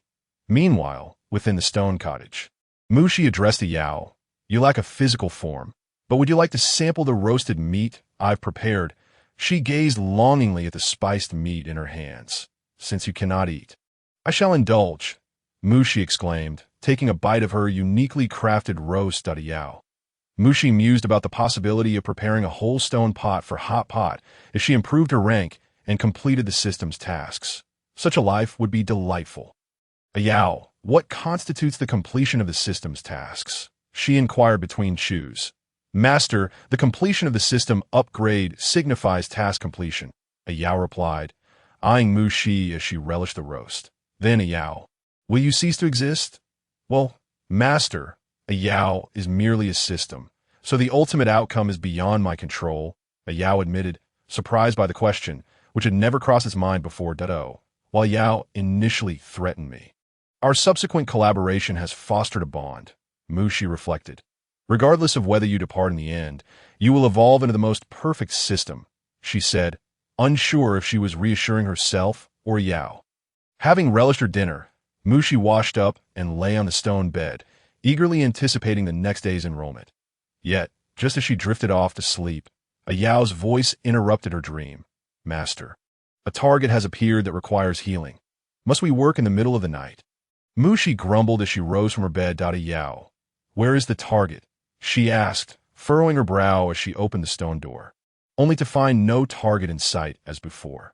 The target is at the center of the city, specifically within the palace of the underworld city, a Yao informed her. Must I run such a distance at night? Mushi lamented. Following Yao's guidance, she arrived at the center of the orc city, but the imposing stone gate remained guarded by orcs, making it impossible for her to force her way inside. Thus, she resolved to test her crafted wrist crossbow. After assessing the situation, she applied a sedative to the arrowhead. With a whoosh, 2 arrows flew forth. Did you hear something? One orc, Eve, noted, alert to an unusual sound. It seems so, the others responded, but by the time they comprehended the situation, 2 orcs had already succumbed. 3, 2, 1. Mushi silently counted, pleased by the potency of the sedative. As the orcs collapsed, she took her time, retrieving the arrowheads from their bodies before following a Yao's directions to the underworld city palace. After observing the palace for a considerable time, Mushi found no orcs on guard and felt secure enough to slip inside. Contrary to her expectations of a brilliantly lit palace, the interior lay in darkness, illuminated only by the faint moonlight that revealed its structure. Upon entering, she found the palace empty, devoid of orcs awaiting her healing. Yao, have you made a mistake? There's not a single orc in sight, Mushi questioned, beginning to doubt her location. Master, the target is within the stone cottage on the palace's inner side, Yao reminded her. Guided by the moonlight, Mushi ventured inside, only to discover a concealed mystery. As she pushed against the stone door, it creaked open with a clang. Peering inside, she found an entirely different realm, a stone cottage resembling the palace, yet clearly inhabited by orcs. Inside, Mushi noted the scattered animal skins on the floor, reflecting a rather untidy state. Driven by curiosity, she ventured further in, discovering scattered blue and red beast crystals on the ground. How extravagant, she mused, intending to draw nearer, but before she could take a single step, a powerful gust of wind pulled her forward, immobilizing her. Glancing up, she was taken aback by the disarray upon the bed, where Emperor Chun reclined, partially draped in pelts. This enchanting scene left Mushi momentarily stunned. Who sent you? Emperor Chun inquired impatiently, scrutinizing the female who had intruded upon his sanctuary. Previously, he had refused to allow orcs to guard the palace during his monthly afflictions to prevent more individuals from discovering his condition. Yet, he had not anticipated the entrance of a female orc. Noting her silence, he used his inner strength to draw her closer. The sudden turn of events startled Mushi, who instinctively grasped her wrist crossbow, prepared for a life-or-death struggle with the orc before her. Nevertheless, she opted for diplomacy over aggression, recognizing that this orc was evidently unwell, yet still formidable, beyond her capabilities to confront. Are you injured? Mushi inquired, wishing to confirm whether he was indeed her target for the evening. However, as soon as she spoke, she found herself firmly restrained by his powerful arm. What do you intend to do? Mushi was undeterred. Upon encountering the target's lack of cooperation, she unleashed her hidden arrows, striking Emperor Chun at close range. The sudden jolt of pain momentarily stunned him, yet as it did not pierce any vital areas. He merely paused, a trivial discomfort compared to the agony experienced on the night of the full moon. Regrettably for Mushi, the arrowhead was devoid of any tranquilizing substance, and the orc showed no sign of releasing her.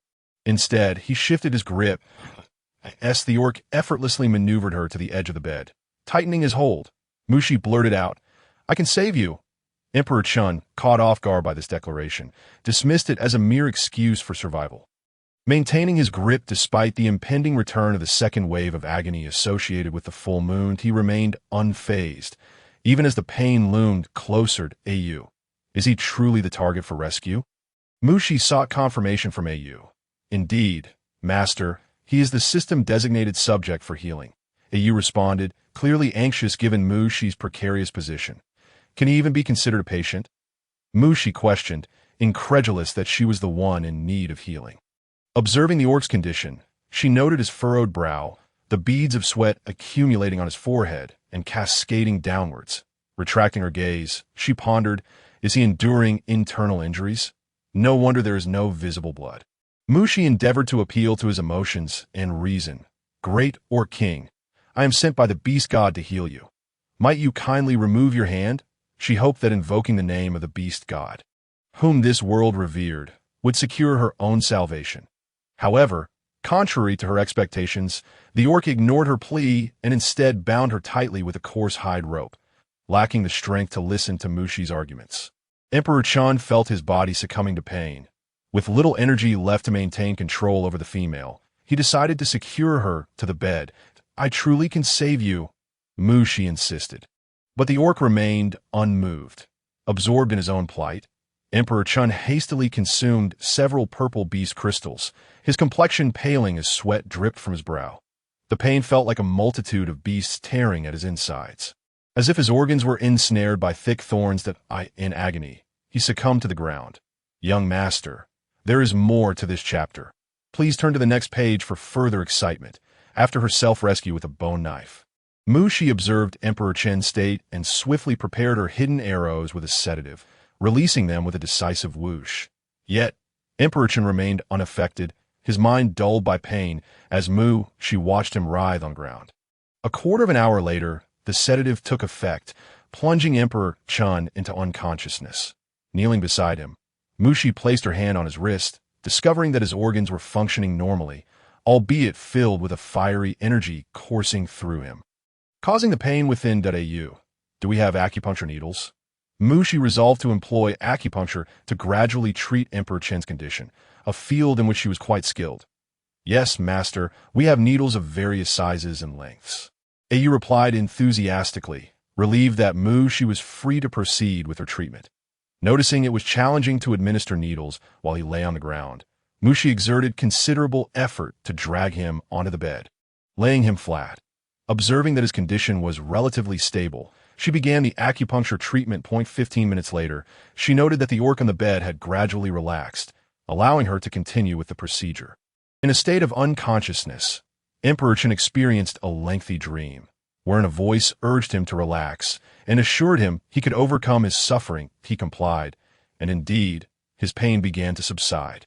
Once Mushi completed the acupuncture, she checked Emperor Chen's condition again, noting the energy within him was slowly dissipating, while he showed no signs of waking. She then took a moment to appraise his features, his red hair damp with sweat, thick eyelashes casting shadows on his face, and elongated eyes if one were to overlook his earlier violent behavior. Emperor Chen's appearance was undeniably gentle and striking, possessing an allure that could easily deceive. Snapping back to reality from her contemplation of his beauty, Mushi realized she would likely need to treat the orc multiple times. She preferred not to sneak in each time, so she resolved to have a proper conversation with him. Glancing at the unconscious orc, weariness began to envelop Mushi. Truly, she was a chosen laborer. Not wanting to burden herself further, she arranged the hides on the ground to make a bed, casually collecting her overtime pay as she did so. Concerned that Emperor Chun might pose a threat upon awakening, she secured him tightly to the bed with the very hides he had used to bind her, wrapping them around several times before settling down to rest. When Emperor Chen awoke, it was already dawn. Finding himself bound to the bed, he cautiously surveyed his surroundings, soon spotting the culprit, who lay 2 meters away on the floor. With a gentle tug, the hide ropes snapped effortlessly, and he approached Mushi, crouching to scrutinize the one responsible for his predicament. Mushi, lost in a dream of having her own abode in this strange world and envisioning a brighter future, was abruptly jolted awake as she fell through a dark void. Startled and drenched in cold sweat, she bolted upright, only to find Emperor Chun standing beside her, his white pupils coldly fixed on her. There was something eerily familiar about his gaze. You bound me, Emperor Chun stated, seemingly questioning Mushi, yet confirming that she was indeed the dark figure who had restrained him, as she was the sole presence in the room before his unconsciousness. Meeting Emperor Chen's menacing glare, Mushi stood her ground, undeterred.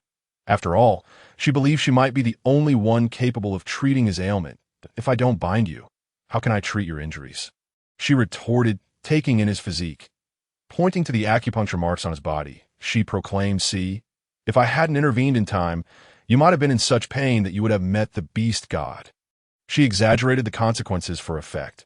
Emperor Chun observed the needle marks on his body. Fully aware he was not destined to meet the beast god, but he recognized the female had indeed embellished her claims. Nevertheless, he felt that this full moon night had been the most bearable he had experienced. Could this female truly have alleviated his suffering? Rest assured, having chosen to treat your condition, I will ensure your complete recovery. Mu, she asserted, noticing a flicker of emotion in Emperor Chen's expression, his demeanor softening. But what? Mu, she pressed, having sensed his glimmer of hope despite his skepticism about her ability to fully heal him. You must provide me with beast crystals as compensation for my treatment. Having yet to receive any system upgrades or rewards, Mu, she understood this would be a long battle, but she was determined to secure her earnings along the way. Furthermore, you must promise me one thing. Mu, she should strive to maximize her own interest that I can provide you with the beast crystals, but what are your demands? For him, the beast crystals are plentiful. He previously consumed the purple ones to alleviate the pain of the full moon nights. Yet he has gradually realized that even the purple beast crystals can no longer ease his suffering. As for his requests, he must inquire thoroughly. He does not wish to fall victim to the female's cunning schemes. Currently, I have not conceived any demands. You can certainly wait until I have fully treated you before agreeing to my requests. Mushi will not force you, as she perceives Di Chen's concerns. Rest assured, my request will be within your capabilities. She has taken a step back, which is also a better way to fulfill the system's task. Well, Di Chun is indeed curious to see if this frail female can cure him. After reaching an agreement, Mushi finally felt at ease. From here on, she only needed to persist with acupuncture to achieve recovery. Though the process would be somewhat protracted. 3 nights after the third sun, I will seek you out for the second treatment. Mushi emphasized the timing to Di Chun. The reason for choosing nighttime is that Mushi has discovered that during the night, the flow of energy within Di Chun is most turbulent, especially on the nights of the full moon. By the way, how should I enter the palace next time? Mushi mused that she could register to enter the palace openly next time. Holding this stone tablet, Di Chun realized that this strangely behaving female was not one of the beast men from their underworld city. But he couldn't help but glance at Mushi again. She was entirely wrapped in animal skins, with only her pitch-black face exposed. Her height was relatively shorter compared to many females within the beast city, giving off an impression of fragility and unattractiveness. How did she get in? With a multitude of questions about Mu, she swirling in his mind. Di Chun then thought it was time for a change of guard at the gate. Farewell, Mushi, unaware that the beast man before her bore a strangely familiar appearance, hurriedly took her leave.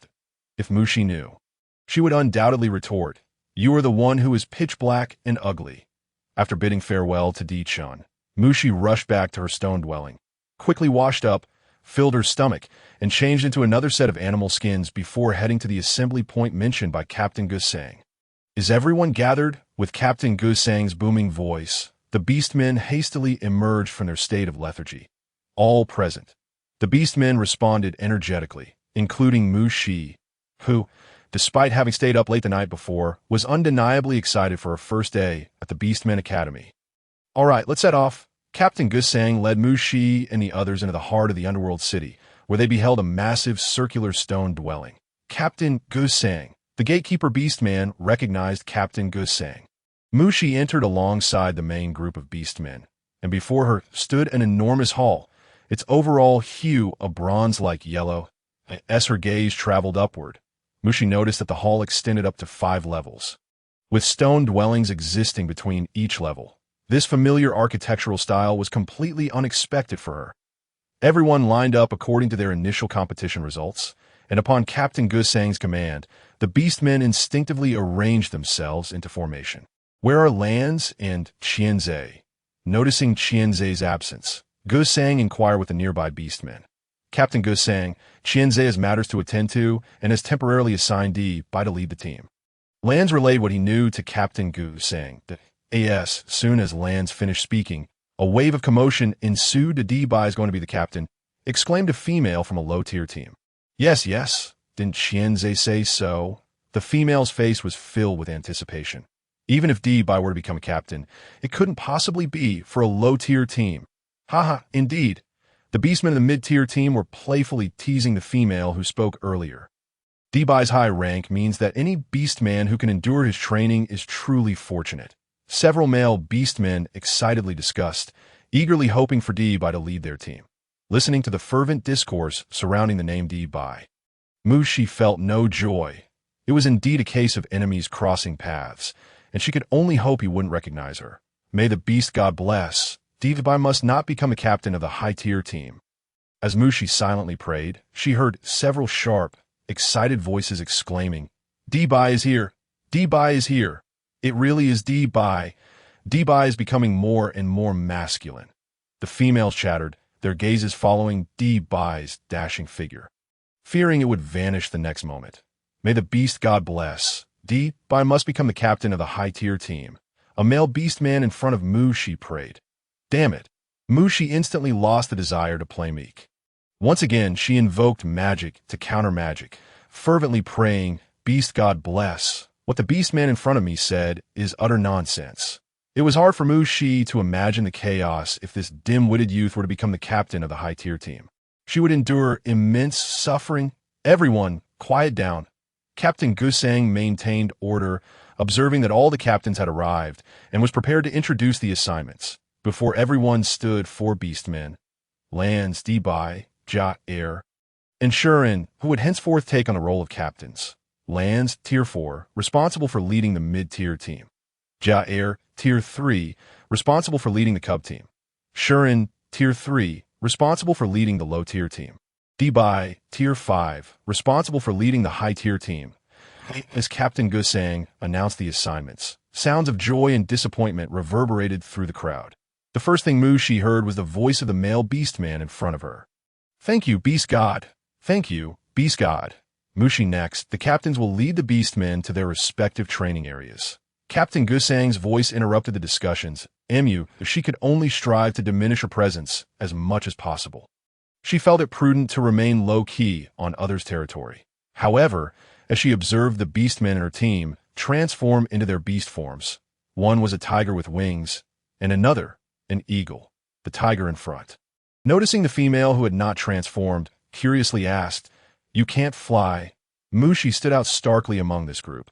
She had clearly not anticipated this aspect. And no worries. Captain D-Bai will take you up. Our training area is on the 4th level. The tiger beastman comforted her warmly, believing that it was already commendable for a small female to enter the high-tier team, and not being able to fly was inconsequential. Upon hearing that D-Bai would be taking her up, Mushi felt a wave of discomfort wash over her as she recalled the suffocating pressure she had experienced. D-Bai, upon hearing the tiger beastman's words, turned his gaze towards Mushi. He observed her frail figure and the dark skin she revealed, and a shadow flickered in his mind. It was that cunning female. D-Bai swiftly approached Mushi, who was already troubled. She instinctively took a step back upon seeing the enlarged beastman before her. However, D-Bai clearly did not interpret her retreat as she intended. After Mushi stepped back, he seized her and pulled her forward. See? Female, Captain D-Bai will take you up. He won't abandon you. The tiger beastman's voice reached Mushi's ears just as she felt a surge of frustration. Yes, I will take her up. D-Bai's deep gaze fixed intently on Mushi, leaving her with a sensation of being preyed upon. D-Bai effortlessly lifted Mushi, who felt as frail as a cub to him, and drew closer, his white pupils locking onto her eyes. It's been a while, hasn't it? Little female, have we met?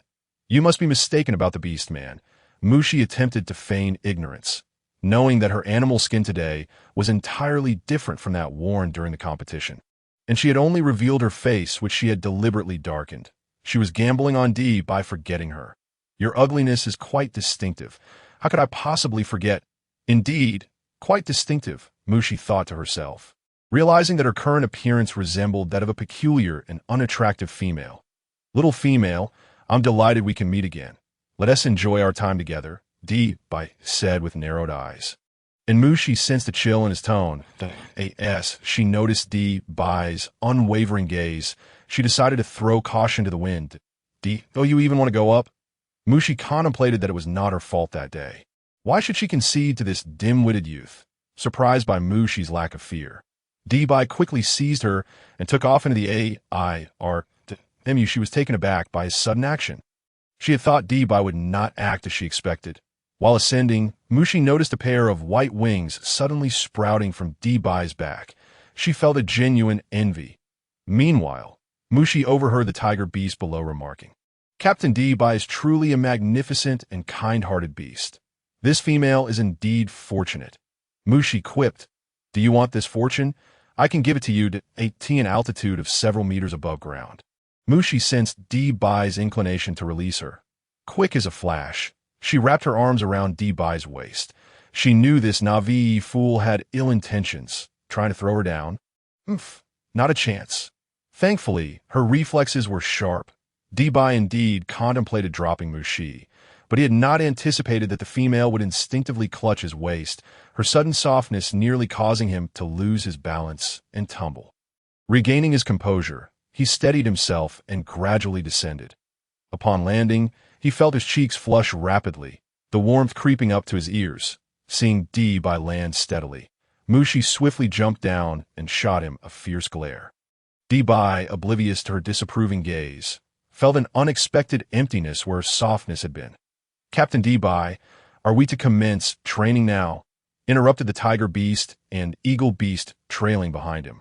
"Yes, to the training ground," he replied. She followed the group of beastmen into a large stone chamber where others were training. However, as soon as they stepped into the training arena, they were met with a cacophony of voices. "D-Bai, it's D-Bai. Yes, yes. Why is D-Bai here?" Familiar scenes left Mushi feeling somewhat numb. The proud tiger beast beside her explained, "Captain D-Bai is temporarily leading our high-tier team," with an air of pride, as if it were his prayers to the beast god that granted D-Bai this position. The beastmen were evidently astonished. "Could it be that D-Bai has come because of you, Yin?" One female teased, nudging Yin and raising her eyebrows suggestively. Yin, blushing, lowered her head, thinking how much more handsome D-Bai seemed since she last saw him. Could it be that he truly came here because of her? Wow, it must be the blessing of the beast god.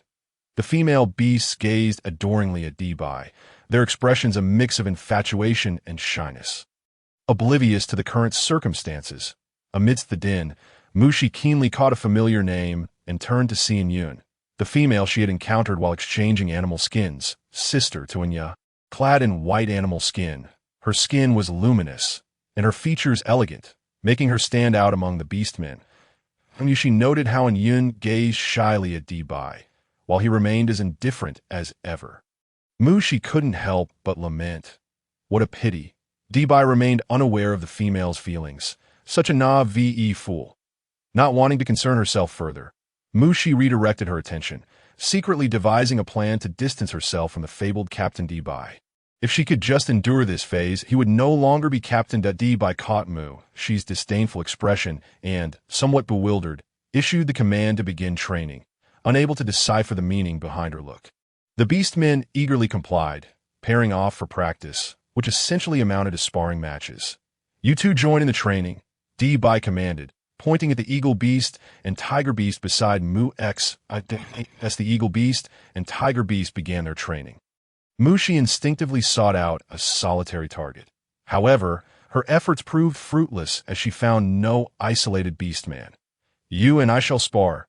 It was a command, not a request. She was taken aback by D-Bai's gaze. Having resolved to keep her distance from this Na'vi fool, she knew she must remain vigilant against his retaliation. "I can train on my own." She rejected D-Bai's proposal. No sooner had she uttered this than she was met with a punch. Yet, Mushi could tell that D-Bai had held back some of his strength, allowing her to narrowly evade the blow. Seeing her dodge his attack only fueled D-Bai's determination to apply more force. Infuriated by D-Bai's relentless assault, Mushi was compelled to draw upon all her martial prowess to counter him. She reasoned that with so many beastmen present, D-Bai couldn't do anything drastic. As she noticed the female opposite her growing serious, D-Bai began to explore the cunning female's abilities, baffled that a fifth-tier beastman like himself could suffer at the hands of female. Due to their height difference, Mushi gradually adapted to the match, becoming more at ease than before. She deliberately maintained her distance, ensuring he could not close in on her. When D-Bai launched another punch, Mushi decided not to evade in haste. As his fist neared her head, He slowed his speed, thinking, how weak. However, unbeknownst to him, Mushi was feigning her sluggishness to deceive him. Seizing the moment, she swiftly maneuvered behind Bai, producing a bone knife and pressing it against his neck. The anticipated outcome did not occur. Instead, the cold sensation against his throat alerted Bai to the female's treachery. You have lost. Mushi's cool voice rang in Bai's ear. Master, you are so cool. Ayu's voice echoed in Mushi's ear, filled with admiration for her prowess. Keep it low, key. It took considerable effort for me to outsmart this Navi fool. Thankfully, he held back some strength. Mushi thought, feeling a mix of pride and weariness. The commotion attracted the attention of many beastmen, particularly the infatuated female beastmen, such as Inyunda Bai. Are you all right? Are you hurt anywhere? Inyun expressed her concern. Her face filled with worry. What could possibly be wrong with a Navi fool? Just watch. It was I who created the conditions for the beautiful female beasts to express their affections. Mushi mused contentedly, but her thoughts were abruptly interrupted by Bai's cold gaze. He leaned closer to her, lowering his voice deliberately. Cunning female. With that, he turned and walked away, leaving Mushi in a daze. Yet in reality, Mushi found herself calling out playfully, Captain Bai, don't go, while secretly hoping he would hurry away. Once Bai had distanced himself, Mushi finally relaxed, having maintained a tense disposition all day. As the other beastmen dispersed, Mushi planned to return for a rest, but just as she turned, she was met with a pair of envious eyes. That moment, and Yun glared at Mushi with a mix of jealousy and resentment. Seeing Bai so close to Mushi, and Yun struggled to comprehend what charm the ugly, dark female possessed. Not only did Bai train with that unattractive female, but he also remained so close to her. Did she not possess more beauty than that female? And Yun felt a deep sense of dissatisfaction that, beautiful female, you don't need to, Mushi began, intending to clarify, but Yun interrupted her. Bai wouldn't favor such an ugly female. Mushi was taken aback. She had planned to explain, but Yun's personal attack caught her off guard, and feeling irritated, she retorted, but Bai said he likes me very much. Mushi's words, laced with a hint of flirtation, coupled with her affected demeanor, left Yun momentarily perplexed. Noticing the impact of her words on Yun, Mushi decided not to linger. Instead, she delivered a final blow. Oh, I must go. It seems Bai has something planned for tonight. And Yun's face flushed crimson with anger as she watched Mushi leave, helplessly. Master, you are truly amazing, Ayu exclaimed, marveling at Mushi's ability to defeat Bai and engage in verbal sparring with the spiteful female. Ayu, in this world, success hinges on one's words.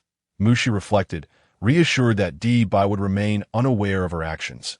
After all, it was Bai who instigated the situation. She had merely borrowed his opportunity. Oh, I see now. Ayu learned something new today. By the way, Ayu, after treating the Beastman last night, was there any update from the system? Indeed, my master, Ayu elaborated, only once that Orc has fully recovered will the system undergo any changes. Well, as it turns out, the outcome aligns perfectly with Mushi's conjecture. Upon returning to the stone house, Mushi set about preparing a longer strip of bee skin rope. The Academy's stone house lacked stairs, and she could not rely on others for assistance each time. Mushi observed that some orcs, even without wings, could leap up effortlessly, and she felt a genuine envy, yearning for the day she too could achieve such agility. Ayu, I saw that orc swallow several purple beast crystals last night. It seems he was healing, which implies that the crystals contain energy. Mushi reflected on her memories from the previous night, contemplating her own desires, feeling somewhat tempted. Ooh, if I were to consume a beast crystal and something were to happen, would you save me? Mushi sought to ascertain the unknowns beforehand. My master, should anything befall you, I might enter standby mode, but it's hard to say. Ayu pondered the implications. This chapter is not yet complete. Please click the next page to continue enjoying the captivating content. Alright. After much hesitation, Mushi resolved to take a yellow beast crystal and, steeling herself, swallowed it. The crystal seemed to dissolve within her, filling her with a warm sensation, and she felt as though all her fatigue from the day had dissipated. Noticing that aside from the warmth within, she felt no other abnormalities, She consumed a few more yellow beast crystals, wary of the blue ones. She would not risk her life recklessly. After completing her tasks, Mushi finally washed up and rested.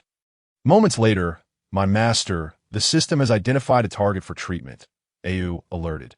Just as Mushi had drifted into slumber, she was called to action, a routine she seemed to have grown accustomed to. "Au, where is it?" Just as Mushi finished speaking, a shadow burst through the door. Mushi and the shadow exchanged glances, clearly both surprised that the female had not been asleep, by the moonlight. Mushi recognized it was the affluent orc who had previously tossed her beast crystals. She remained unperturbed. "Have you been injured again?"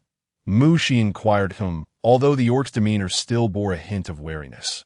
It was markedly less hostile than before. Just as Mushi prepared to examine where the affluent orc was hurt, footsteps and a knock echoed at the door. "Female, have you seen a strange male orc?" called Captain Gisang. And no sooner had the words left his mouth than she felt the affluent orc's piercing gaze fixate on her once more, leaving her somewhat exasperated. She retrieved the disinfectant and sprayed the air. Feigning a freshly awakened demeanor, "Oh, it's Captain Gisang. I haven't seen anyone here. If there's nothing further, I'll be resting." "Ah, my apologies for the disturbance." Female Mushi, Gisang, and his cohort of orcs, though they could scent the unfamiliar male orc nearby, suddenly found the scent vanished, which struck them as peculiar. However, they refrained from intruding on the female's rest and did not rashly search the premises. "You're not from Ming City?" Mushi scrutinized the affluent orc, who stood about 1.9 meters tall. "Yes," came the familiar response. Rendering she somewhat numbed at, "I can keep your secret and tend to your injuries, but you must agree to one request." The affluent orc appeared aloof. Yet Mushi recalled mentioning he was a 6th-tier orc. She could utilize him to elevate her own rank, which seemed far safer than confronting that reckless youth head-on. Song Ming observed the female before him, who showed no fear of him, stirring his curiosity. This time, Song Ming himself was puzzled as to why he had chosen to seek refuge with this female, perhaps because she might be a shaman. He thought subconsciously, "Very well." Song Ming did not inquire about the request. His current injuries were not severe, and he could heal completely on his own. Yet upon hearing the female's words, he inexplicably acquiesced. "All right, let me see your wounds," Mushi exclaimed with delight. After all, he was a 6th-tier orc. She hurriedly circled around Song Ming, noticing some bloodstains faintly visible beneath the beast's skin covering his abdomen. Out of concern for the patient, Mushi approached to peel back the skin, an action that startled Song Ming. Could it be that this is the request she mentioned? He pondered. "What is your request?" Song Ming asked. "Oh, the request is that you help me elevate my rank," Mushi replied, halting her previous actions upon hearing Song Ming's inquiry. "All right." Song Ming exhaled in relief upon learning the nature of the request. Promptly agreeing, he then pulled down the beast's skin, revealing that the wound Mushi had previously stitched was now entirely healed. She couldn't help but feel envious of the orc's robust constitution. This latest injury was not as severe as the last. Mushi retrieved the medicine she had prepared discreetly and meticulously disinfected and treated the wound. Song Ming had been in a state of unconsciousness during the last incident. Thus, unaware of how Mushi had handled his injuries, he quietly observed her deft movements and the unfamiliar items she produced, pushing aside his curiosity. All done, Mushi concluded her simple treatment. "Shall we agree on a time and place for you to train with me?" Mushi began to discuss her thoughts once Song Ming had secured the beast's skin. "After sunset, meet me outside Ming City." "All right." Mushi felt a surge of excitement upon Song Ming's swift agreement. She sensed that success was within her grasp. After Song Ming departed, Mushi quickly succumbed to a deep slumber. The following morning, Mushi arrived at the academy, having painstakingly climbed up using the bee skin rope, only to find Yun deep in conversation with Bai. Choosing not to engage, she turned and headed to the training grounds. "Have you heard? In a few days there will be a competition for orcs." Indeed, I wonder if any high-tier orcs from the inner city will participate." As soon as Mushi entered the training area, she overheard her orc classmates discussing the upcoming competition. She too was curious about what kind of event this would be. What sort of tiered competition was this? In an effort to avoid a repeat encounter with Bai, she decided to cultivate relationships with her classmates for future training. "Are you the female who trained with Captain Bai?" One of the females inquired, clearly diverting the topic. Yes, Mushi admitted, not hiding the truth. As many orcs had witnessed the event, why would Captain D buy train with you? The conversation took another turn. The jealousy in the questioning female's eyes was nearly palpable. Mushi thought, really? Is it that serious? She felt as though she had mistakenly engaged with the wrong crowd, as the females around her gazed at her with curiosity, confusion, envy, and even cold jealousy. Myra, you could do it too. A mocking voice from afar caught Mushi's attention. The female, with a complexion reminiscent of wheat and slightly curled hair, had tied it back, though it still cascaded down to her waist.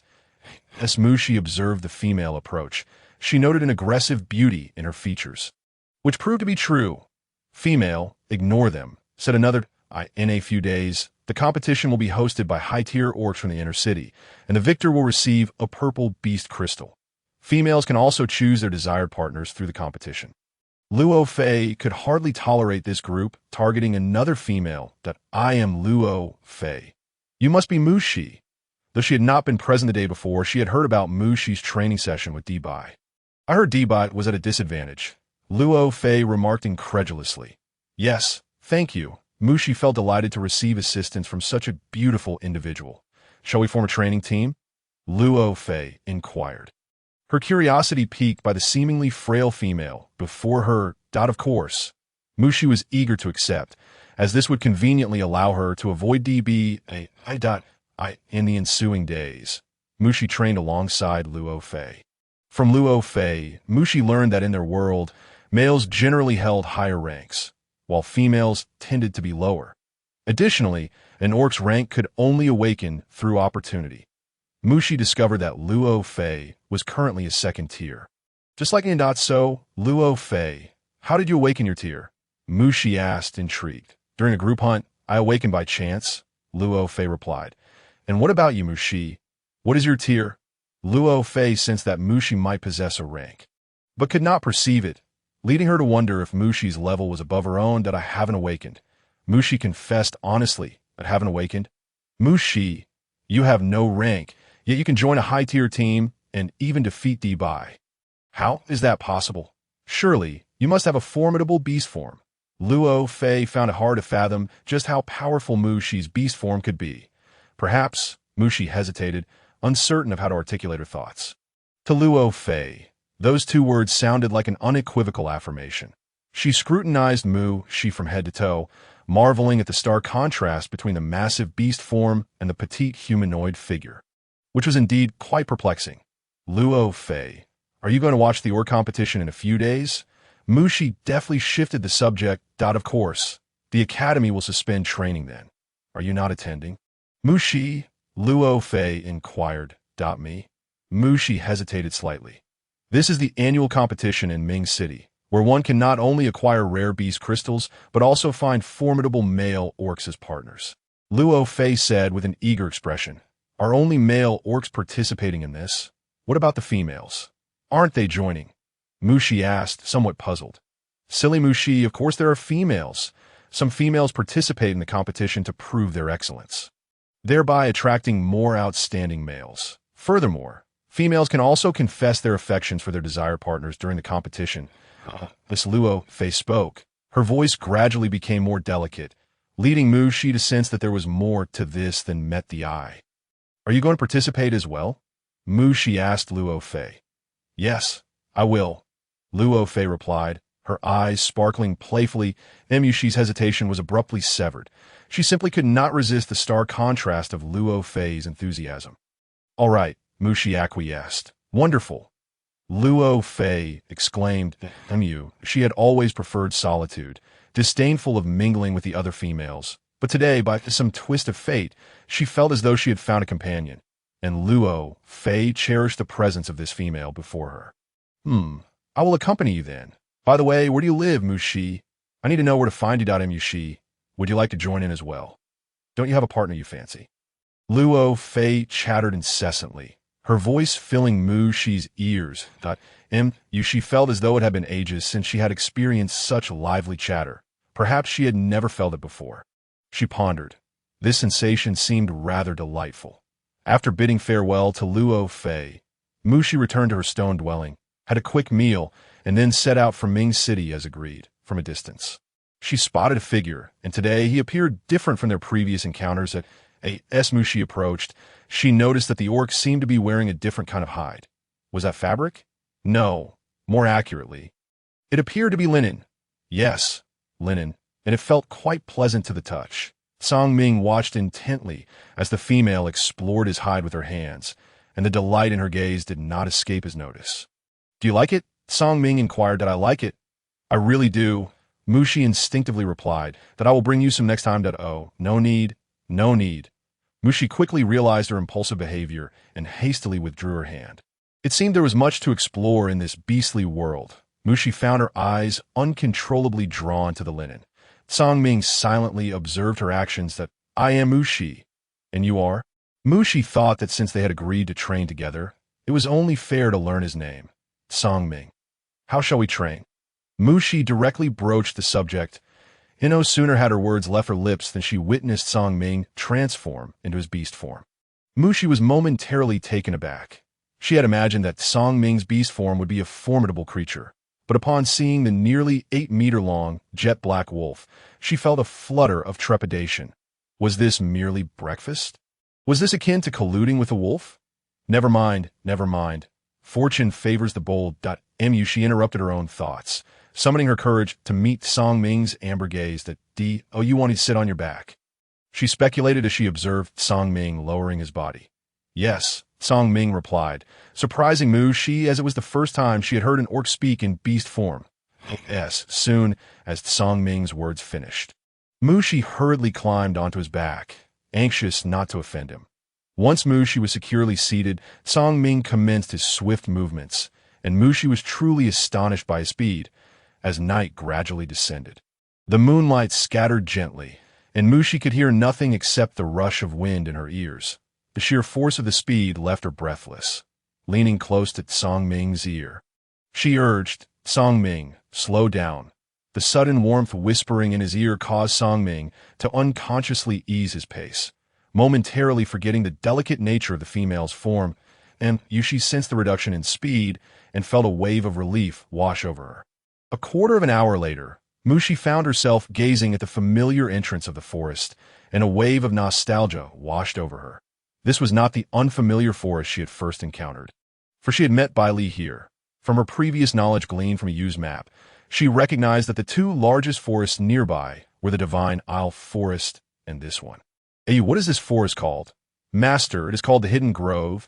You replied, She had previously learned that orc hunting in Song Ming City predominantly occurred in the relatively closer Divine Isle Forest. She speculated that Song Ming chose to bring her to the Hidden Grove instead of the Divine Isle Forest, likely to avoid encountering higher-tier orcs within Song Ming City. Song Ming led Mushi deeper into the forest. Venturing further than where she had previously traversed, we have arrived. Song Ming selected a high ridge. From this vantage point, Mushi had a clear view and soon spotted several pairs of gleaming eyes. A wolf, leading the pack, emitted a slightly excited howl. Awoo! Awoo! The two wolves behind it responded in kind. There were 3 in total, with the lead being the Wolf King. Observing Song Ming lowering his body, Mushi cautiously leaped down.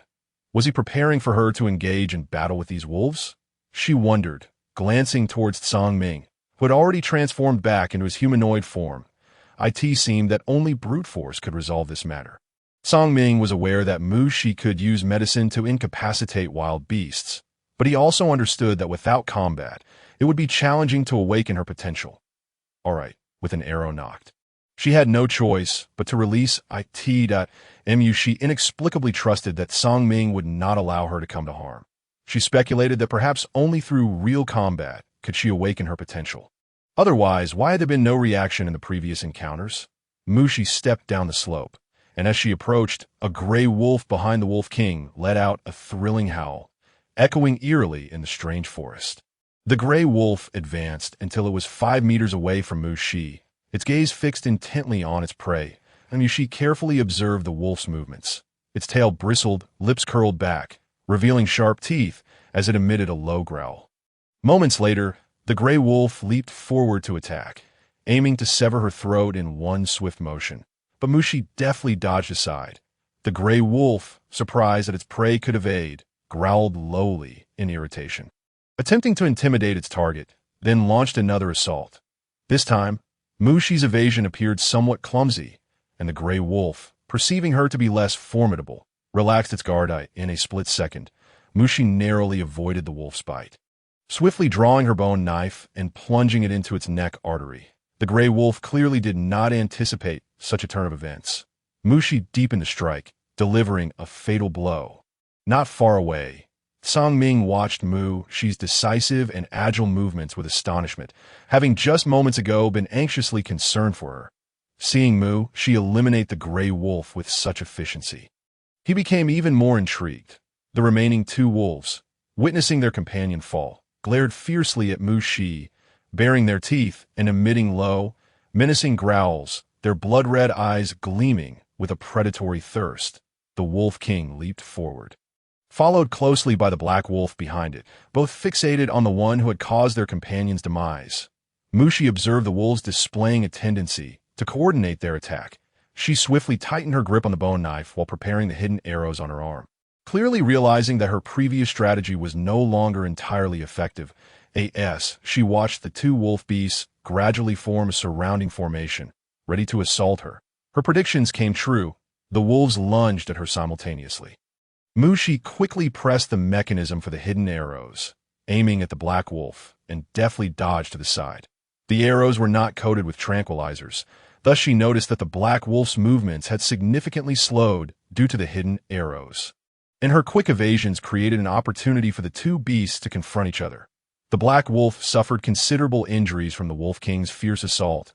It howled in a pitiful manner, a sound that seemed to express both pleading and grievance, as a large chunk of its flesh was torn away by the Wolf King, blood streaming profusely. It was clear that the black wolf did not comprehend how the situation had escalated to such a dire state. Upon witnessing this, Mushi aimed her hidden arrows at the Wolf King's eyes, but regrettably, the Wolf King evaded her shot. It swiftly dodged the hidden arrows and closed in on Mushi. Staring at the Wolf King, now perilously close, she realized she had provoked it further. Once again, it bared its teeth, emitting a low growl, the stench of blood from its fangs instilling a sense of impending doom in her. Mushi understood that it was preparing to attack again. She had no time to ponder whether Songming was still nearby, or if he would come to her aid. All she knew was that she had to survive. At the moment the Wolf King lunged, Mushi seized the opportunity and dashed forward. Just as the Wolf King's gaping maw was about to descend upon her, she gripped her bone knife and struck at its eye. However, her arm was inevitably grazed by the Wolf King's teeth. The loss of vision in one eye caused the Wolf King's movements to falter for a brief moment, yet it evidently fueled its fury. After turning around, it continued its assault. Ignoring the pain in her arm, Mushi narrowly evaded the Wolf King's strike. For a brief moment, both parties seemed to be waiting for the perfect opportunity to land a fatal blow. Mushi noticed the blood flow from her arm increasing. She realized that she could not afford to waste any more time, or her stamina would dwindle, let alone her ability to fight. She aimed her hidden arrows at the Wolf King's other eye, attempting to confuse it. Indeed, after pressing the mechanism twice, the Wolf King managed to dodge both times, as it prepared to evade a third shot. Mushi recognized her chance, and, with her other hand gripping the bone knife, rushed forward and managed to wound the Wolf King's neck, though with insufficient force. Once more, she aimed her hidden arrows at its eyes, the distance close enough to ensure a hit. The Wolf King was struck, and, simultaneously, Mushi drove the bone knife deeper into its body. The series of injuries rendered the Wolf King increasingly agitated. It emitted a howl, seemingly calling for its companions. Its ears twitched occasionally as it gauged Mushi's position. In response, she aimed her hidden arrows in the opposite direction, and while the Wolf King was distracted, she lunged forward and delivered another stab. Surrounded by blood, Mushi was utterly exhausted. Convinced that slaying the beast was no easy feat, without a moment's hesitation, she aimed her hidden arrows directly at the Wolf King's neck. After her previous feigned attacks, Mushi wagered that it would perceive her as attempting to deceive it once more. And indeed, with a decisive strike, the Wolf King collapsed with a resounding thud. As the Wolf King fell, Mushi catching sight of the surrounding area, confirmed that the danger had subsided. She then sat down, breathless, with sweat cascading down her cheeks. "Master, are you all right?" Ayu's voice trembled, having been tense throughout Mushi's battle. Ayu felt that her master was incredibly brave, yet she was injured. Having heard from a neighboring system that humans have a capacity to feel pain, Ayu worried that her master must be in great discomfort. "I'm fine, Ayu. You should know who I am, the chosen protagonist of this world," Mushi boasted, but soon felt a shift in her condition. A wave of dizziness overcame her. Her body felt unnaturally warm, as if something within her was on the verge of erupting. In a state of restlessness, she decided to lie down on the ground, seeking the coolness of the earth beneath her. However, this did not feel right. Realizing she might be on the brink of awakening her tear, Mushi, still feeling faint, attempted to sit up. Just as she rose, the features of Tsang Ming appeared hazily before her, only to be abruptly engulfed by darkness. I, Mushi, in the final moment, tried to convey my current state to Tsang Ming, but before I could articulate a word, I fainted. Tsang Ming watched the female in his arms. Moments ago, he had witnessed Mushi bravely utilizing her intellect to vanquish the Wolf King. He noted her injuries, yet she seemed unaffected, so he refrained from intervening. Tsang Ming understood that the path to awakening one's tear was arduous and could only be traversed by her own perseverance. He gently laid Mushi on the ground and retrieved a red beast crystal, intending for her to absorb its energy. However, he soon realized that she was unable to open her mouth, rendering him incapable of feeding it to her. Seeing the blood still flowing from Mushi's arm, Tsang Ming felt a pang of anxiety. On a whim, he placed the beast crystal in his mouth, preparing to let her absorb it. As he approached, regret washed over him, and he hesitated, contemplating retreat. When she sensed a cool breath drawing near her, she felt increasingly overheated and desperately needed this slight relief. The sudden softness against her lips caused Tsang Ming to momentarily freeze in his retreat. The energy from the beast crystal flowed into Mushi's body. She found herself in a dream, seemingly in a desert, yet she spotted a pool of water.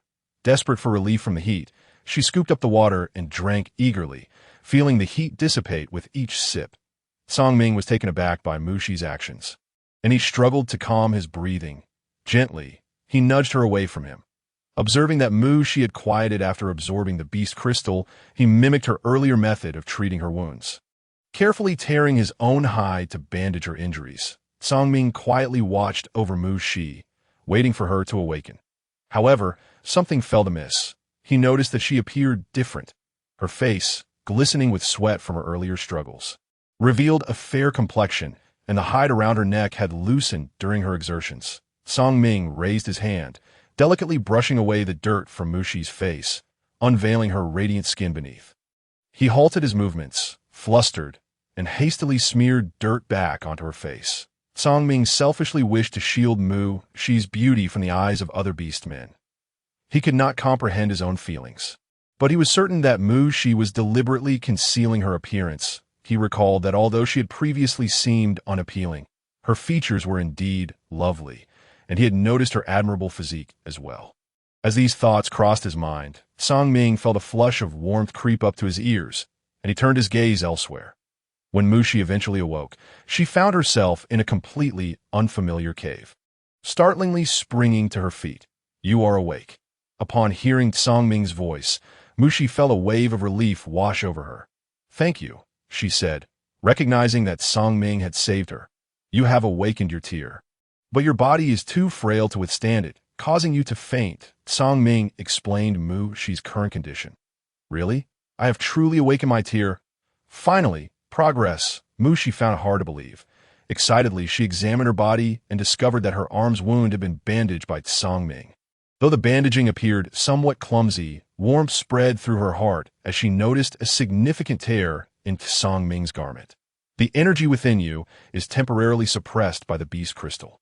In the future, when you have the opportunity to fight again, you will ascend to the first tier. Tsang Ming observed Mushi's joy and felt an inexplicable sense of happiness himself. "Thank you so very much." "Tsang Ming," Mushi expressed her gratitude once more. "That it's nothing," he replied succinctly, the two words lacking any follow-up. Noticing Tsang Ming's silence, Mushi composed herself, preparing to return to Ming City. She remembered that she needed to go into the city tonight for treatment. Thank you, Mushi reiterated her gratitude to Song Ming. Feeling that he had been an immense help to him, he responded, simple and straightforward. A.S. Mu, she intended to bid farewell. She noticed that Song Ming's mouth appeared to be bleeding. With genuine concern, she remarked, Song Ming, you're bleeding. It's none of your concern, Song Ming replied hastily, turning away and vanishing into the distance. She was momentarily at a loss, pondering that perhaps it was merely a heat-related sore causing the bleeding. This chapter is not yet complete. Please click the next page to continue reading the thrilling content. Inside the stone house, why do I feel like I've become even darker and uglier? Mushi gazed at the dark, lumpy blemishes on her face reflected in the water, her brows knitting together in concern. Surely, these must have been incurred during her fall. She speculated, why Master is not ugly. She is the most beautiful. Ayu flattered, eager to curry favor. Earlier, when Mushi had fainted, Ayu had also entered a state of slumber, thus remaining oblivious to Song Ming's actions. Upon hearing Ayu's praises, Mushi felt a warm glow of satisfaction within her. After hastily cleaning herself up and applying some makeup, she cheerfully set off to work overtime. Inside the city of Ming, Mushi presented the stone tablet given to her by the orc from her previous encounter and was granted passage. Relying on her memory, she arrived at the entrance of the Ming City Hall, revealing the stone tablet once more. The gatekeeper orc appeared somewhat astonished. How could a female possess a city lord's tablet? He allowed Mushi entry, his gaze lingering on her figure from a distance. It had been many years since the city lord had a partner. Could it be that he had a preference for this type?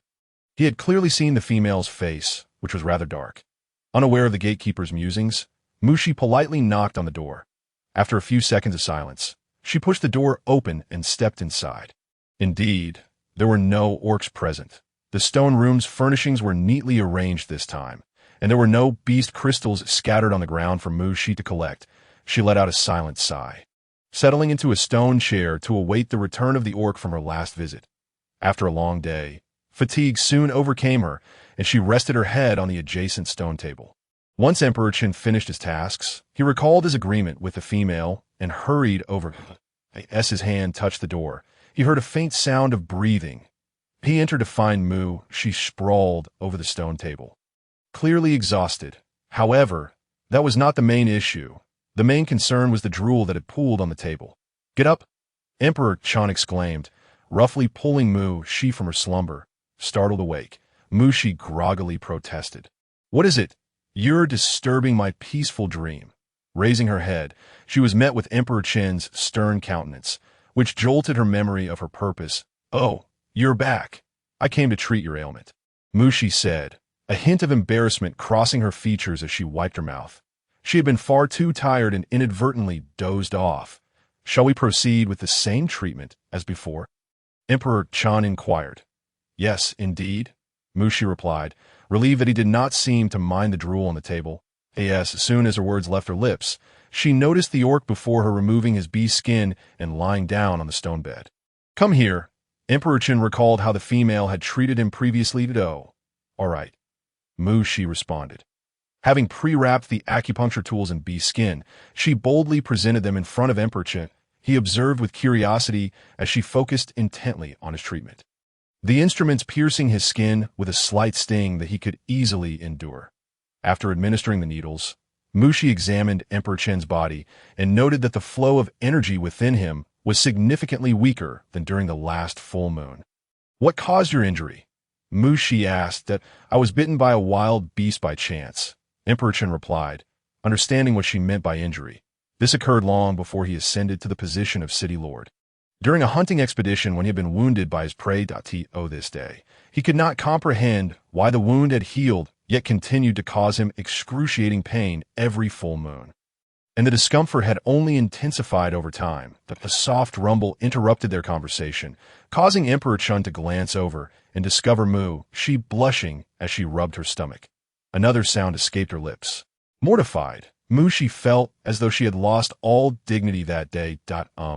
I think I'll go grab something to eat, she said hurriedly before dashing out the door, not daring to eat in front of Emperor Qin.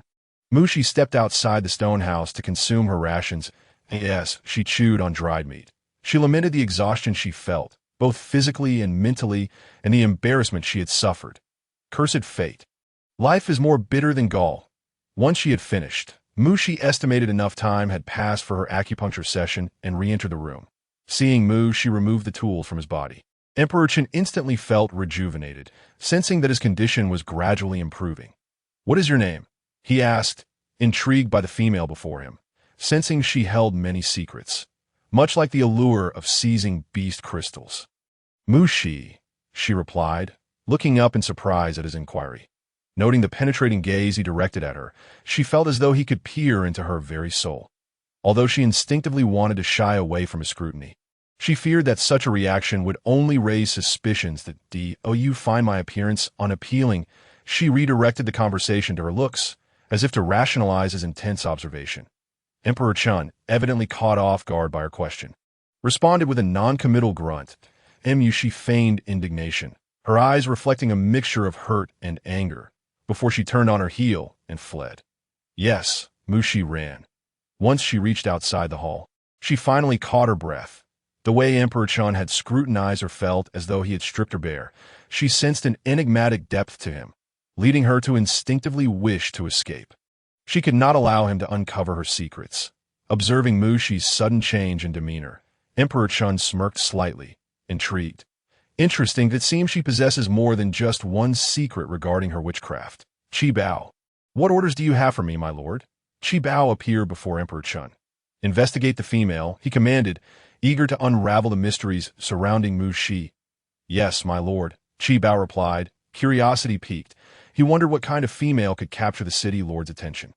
Meanwhile, Mu Shi, upon returning to her stone abode, freshened up and fell into a deep slumber, experiencing a night devoid of dreams. What rank was the orc from last night's treatment? Mu Shi pondered upon awakening, recalling Emperor Chen's scrutinizing gaze. Master, as far as Ayu knows, he is of the 8th rank. Ayu replied. What? 8th? 8th rank. Mu Shi suddenly remembered the flamboyant techniques she had used to bind him for treatment during their first meeting. Realizing it was quite a miracle she had survived. Ayu, he is the highest ranked orc we have encountered thus far. Are there any orcs in this world of an even higher rank? Master, you cannot ascertain that. I can only gauge the ranks of orcs you have encountered. You explained it, I see. However, I believe there are indeed more formidable orcs in this world. You, please remind me of the orc's rank before I take action next time. Mu Shi added, determined to prioritize her safety in order to fulfill her tasks. Understood, Master. Once Mu Shi had gathered all pertinent information, she proceeded to the Orc Academy.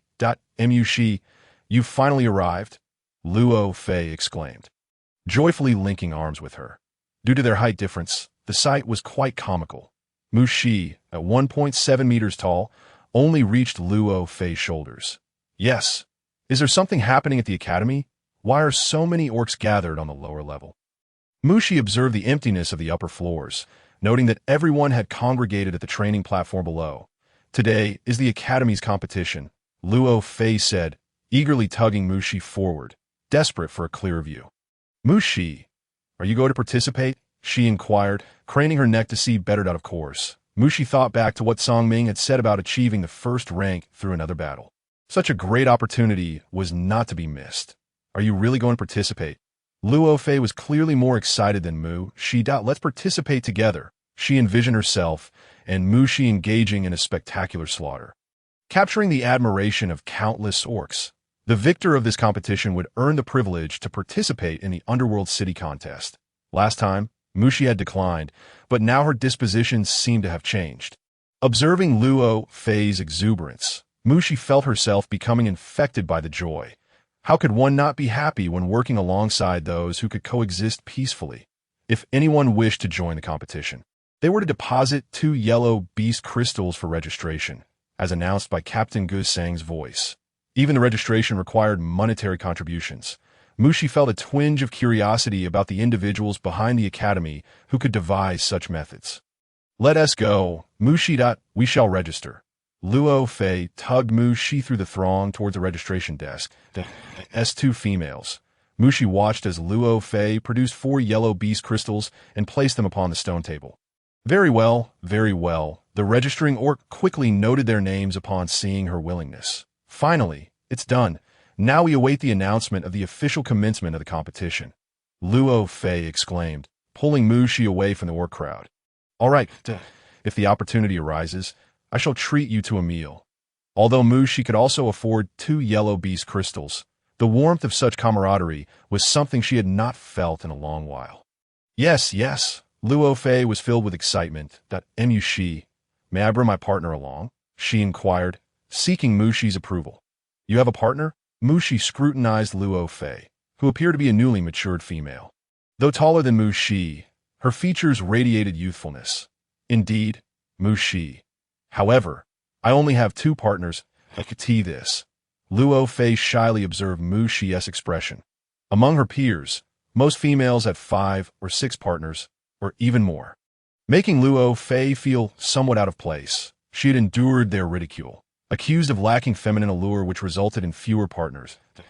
In response, Luo Fei had resorted to violence, but the memory of unrequited affection for a male orc from her youth left her somewhat disheartened. And she began to question the validity of their taunts. Mushi, you wouldn't also think less of me for having so few partners, would you? Luo Fei asked, her cheeks flushed as she stared at Mushi, her lips trembling. How could that be? Mushi found herself puzzled by Luo Fei's train of thought. Although she understood that females here could have multiple male partners, the reality that her friend had only 2 partners still surprised her. I don't have any partners. Mushi noticed Luo Fei's eyes glisten with unshed tears, realizing how much they valued the number of partners they had, in an attempt to comfort Luo Fei with her own circumstances. Mushi did not perceive her situation as pitiable. Upon hearing that Mushi had no partners, Luo Fei paused, then leaned closer, taking a careful whiff of her. In their previous encounters, Luo Fei had never noticed this detail. But upon closer inspection, she realized Mushi was indeed speaking the truth. Soon after, Mushi watched as Luo Fei's eyes grew redder, seemingly on the verge of tears. Wah, Mushi, you are as unfortunate as I am. You have even fewer partners. Wah, this is heartbreaking, Mushi thought. Wah, Mushi, you will definitely qualify for the Underworld City competition this time. You will surely win the favor of the male orcs, Luo Fei sobbed. Her words punctuated by her tears, she could only manage a bittersweet smile at Luo Fei's emotional outburst, yet she gleaned an important piece of information from her words. Luo Fei, please don't cry. I truly don't mind. Mushi awkwardly embraced Luo Fei, unsure of how to comfort her. Did you mention this competition leads to the Underworld City contest? Mushi emphasized the point, however, to Luo Fei. It seemed as if Mushi was speaking out of despair. Yes, Mushi, I believe you will certainly capture the attention of the male orcs this time. Luo Fei endeavored to soothe her once more. Indeed, Mushi recognized Luo Fei's good intentions and refrained from interrupting her.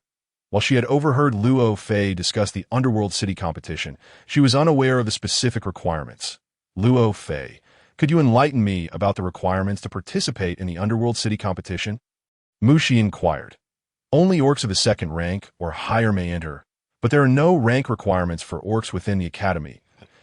As long as you succeed in the academy competition, you may participate, Luo Fei explained. Mushi contemplated this. It was indeed a lofty requirement. In reality, it was quite challenging for those without rank to triumph over ranked orcs through brute strength, leaving cunning as the only option. Mushi, you must seize this opportunity. Perhaps you could even break through to the 1st rank. Luo Fei gazed at Mushi with concern. She felt Mushi's plight was truly unfortunate, lacking both partners in rank. All right, I understand. Mushi chose to ignore Luo Fei's sympathetic gaze. She believed that everything happens for a reason. Since she had to start anew here, it was an opportunity worth seizing, but it would be wasted without effort. The competition has officially begun. With a resounding announcement, the orcs turned their attention to the training platform below.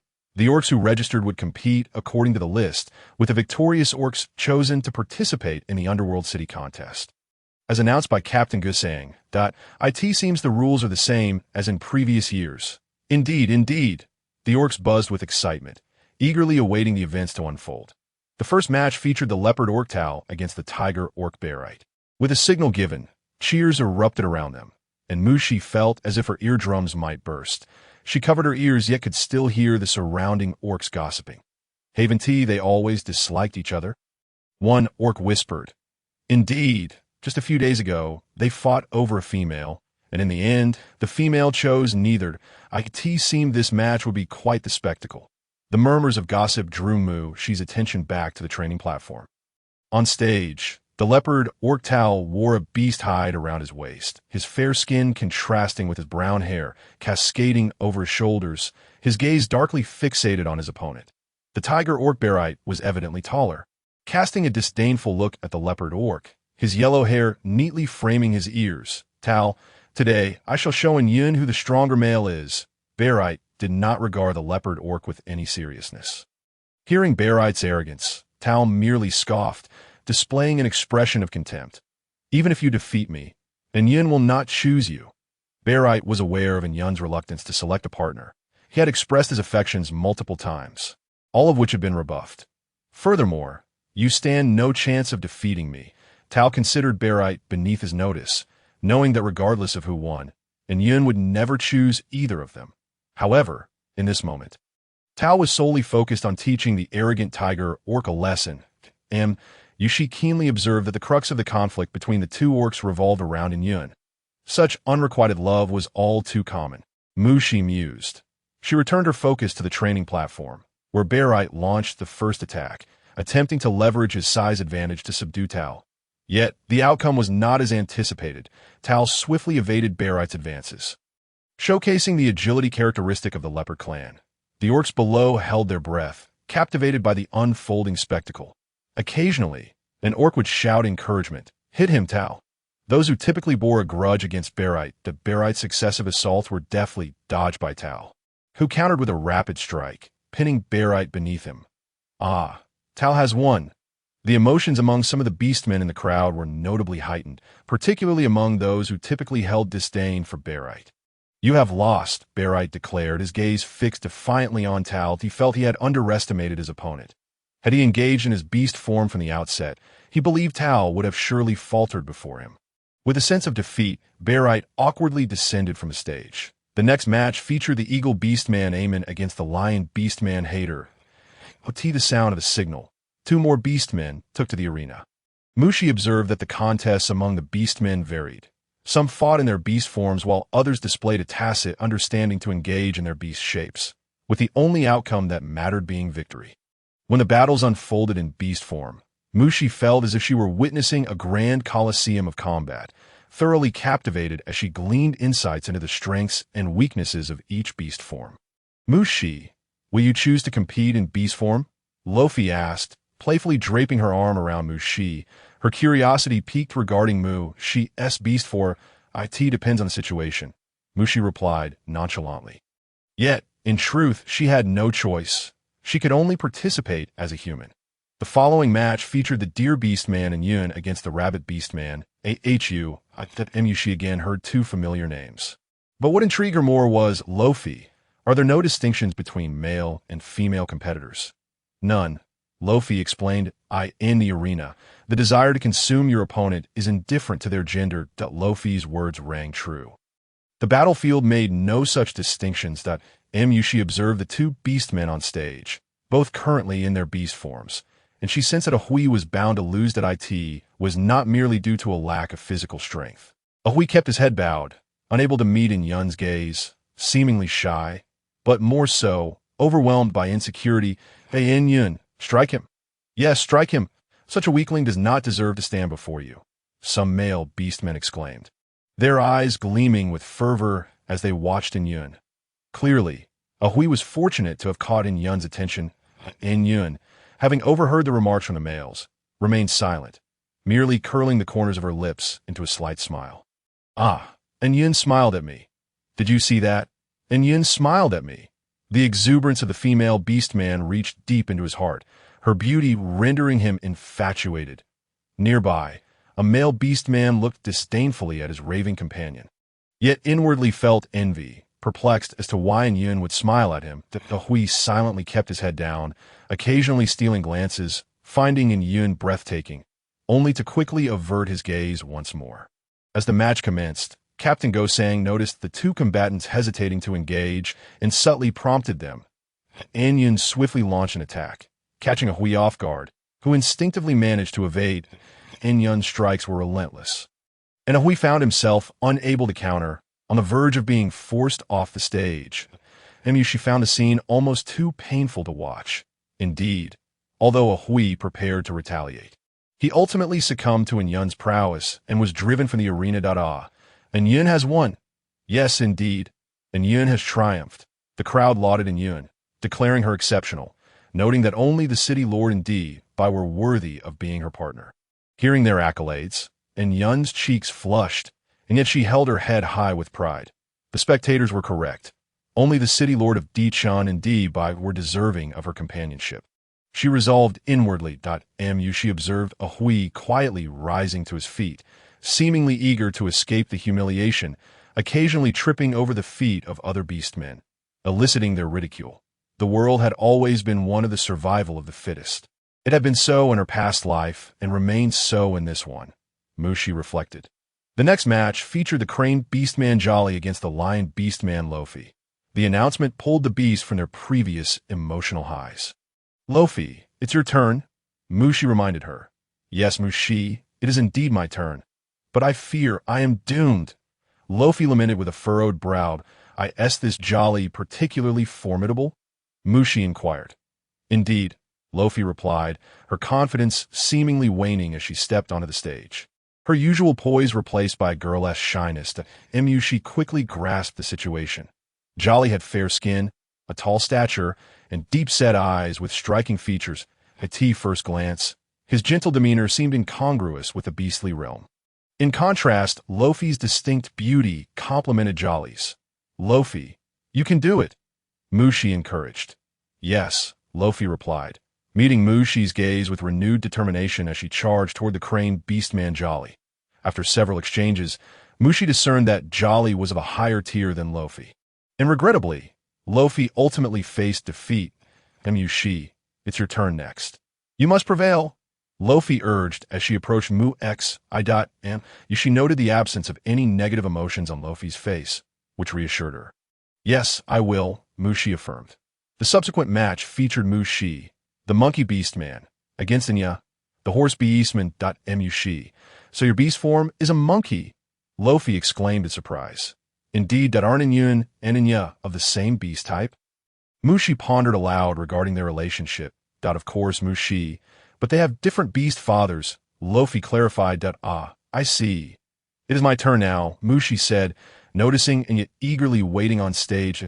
Go, Mushi, Lofi cheered, her excitement surpassing even her own match. Anya, upon seeing a slender and dark-skinned female emerge, felt an odd sense of familiarity but could not place it. Female, it's not too late to concede now. Anya taunted, inexplicably feeling a distaste toward her opponent. Iu. What tier is Anya? Mushi asked. She is of the second tier, Master, Iu responded. Let us go. Mushi weighed her options, despite her current disparity with Anya. She could not afford to underestimate her opponent. Anya, noticing that the female had ignored her, resolved to teach her a lesson today. Utilizing her speed advantage, Anya launched an attack, but Mushi instinctively dodged. Since her previous awakening, her reflexes had sharpened considerably. Anya, frustrated that her attack had missed, charged again to She faced Anya's assault head-on, being forced back a step but gradually regaining her composure. Previously, Mushi had relied on strategy, knowing the power gap was vast, but this time she aimed to harness the energy within herself by provoking Nya. Weak. You should practice with your juvenile team. Anya mocked, her derisive laughter echoing as the crowd joined in. Belittling Mu X. Mushi. Protect yourself. Lofi's voice rang out distinctly amidst the cacophony of jeers. Mushi refocused her attention on the match. Let us begin, weakling, Anya sneered, preparing to deliver a final blow to prove her superiority over Yun. Seizing her moment, Mushi charged forward. Seeing Mushi's direct approach, Anya swiftly dodged, ready to counterattack. However, Mushi swiftly evaded and swept her right leg, striking Anya's leg. Anya felt a sharp pain in her legs, her knees buckling. With a resounding thud, she fell. and she seized the opportunity to press her bone knife against Ya's throat. "You have lost," she declared. The humiliation of the bone knife against her neck filled Ya with a sense of disgrace.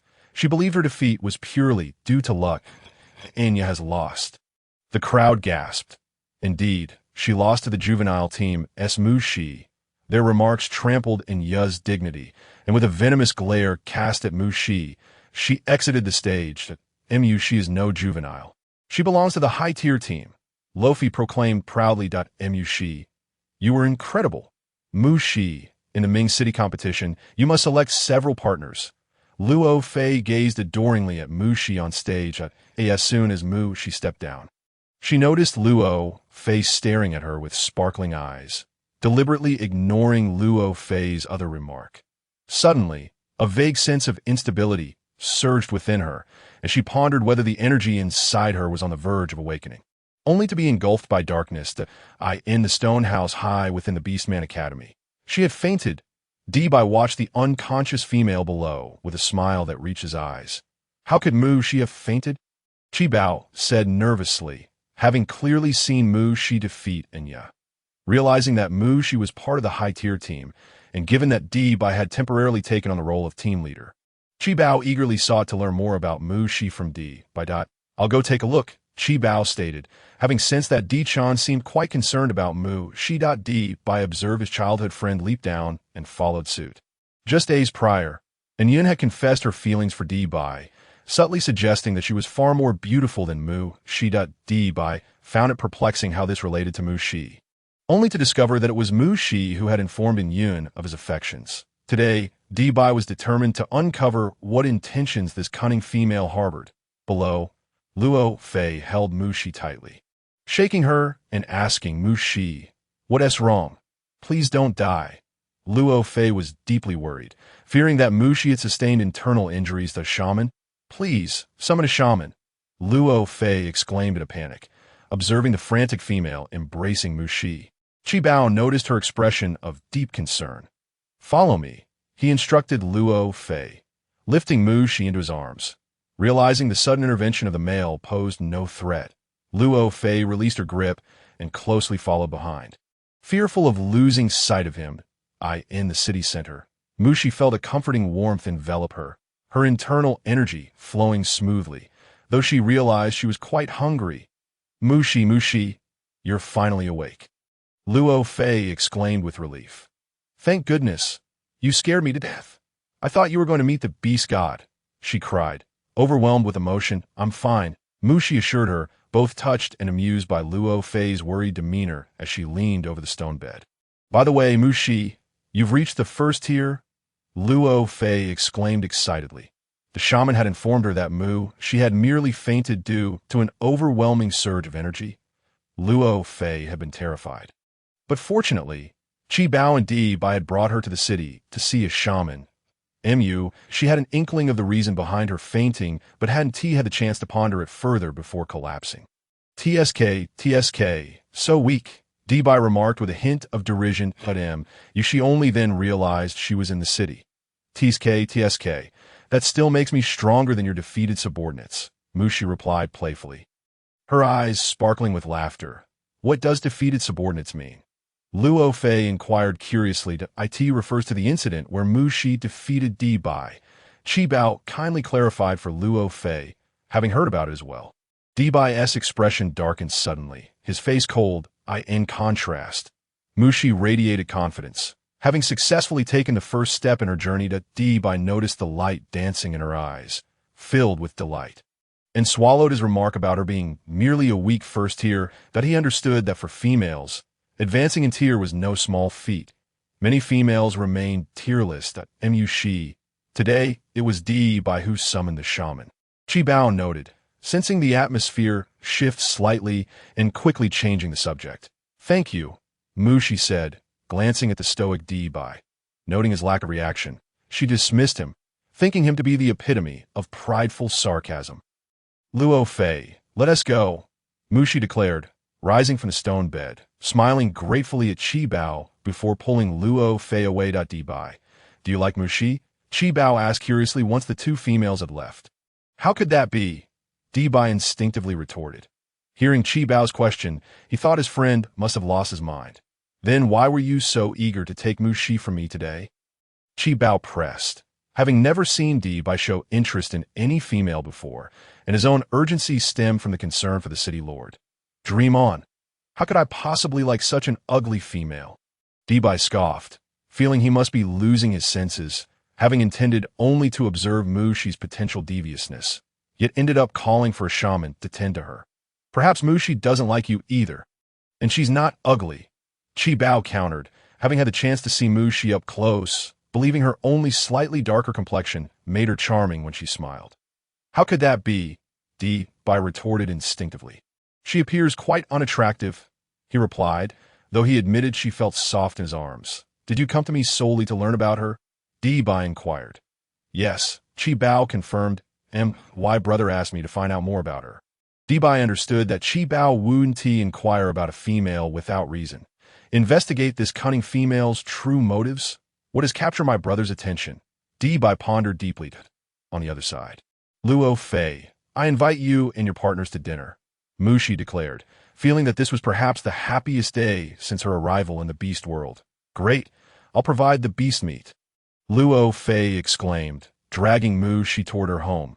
Understanding the challenges Mu Shi faced as a female and feeling compelled to contribute, she was not one to be overly particular, knowing her stone house was too small to accommodate so many beast men. This is our stone house, the home of me and my partners, Luo Fei explained, gesturing to a quaint stone farmhouse. Opening the stone door revealed a small courtyard with 3 simple stone houses. Xia, Taryn, I'm back, Luo Fei called out. She observed 2 tall male beast men emerging from the stone houses on either side. This is my friend, Mu Shi, Luo Fei introduced. They are my partners, Xia and Taryn. Mu Shi smiled and greeted them, noting that Luo Fei's partners resembled Gali, leading her to suspect that Luo Fei had a preference for that type. Today, Mu Shi will cook for us while we assist. Luo Fei stated, how can we let a female cook? In the beast world, it is customary for males to hunt and prepare meals, and Luo Fei's family is no exception. Xia remarked that I cook quite well. Mu Shi explained. Though Luo Fei also felt reluctant about a female cooking, she was eager to sample Mu Shi's skills. Xia and Taryn, having never met a friend of Luo Fei's before, decided not to dampen the spirit and began preparing the beast meat.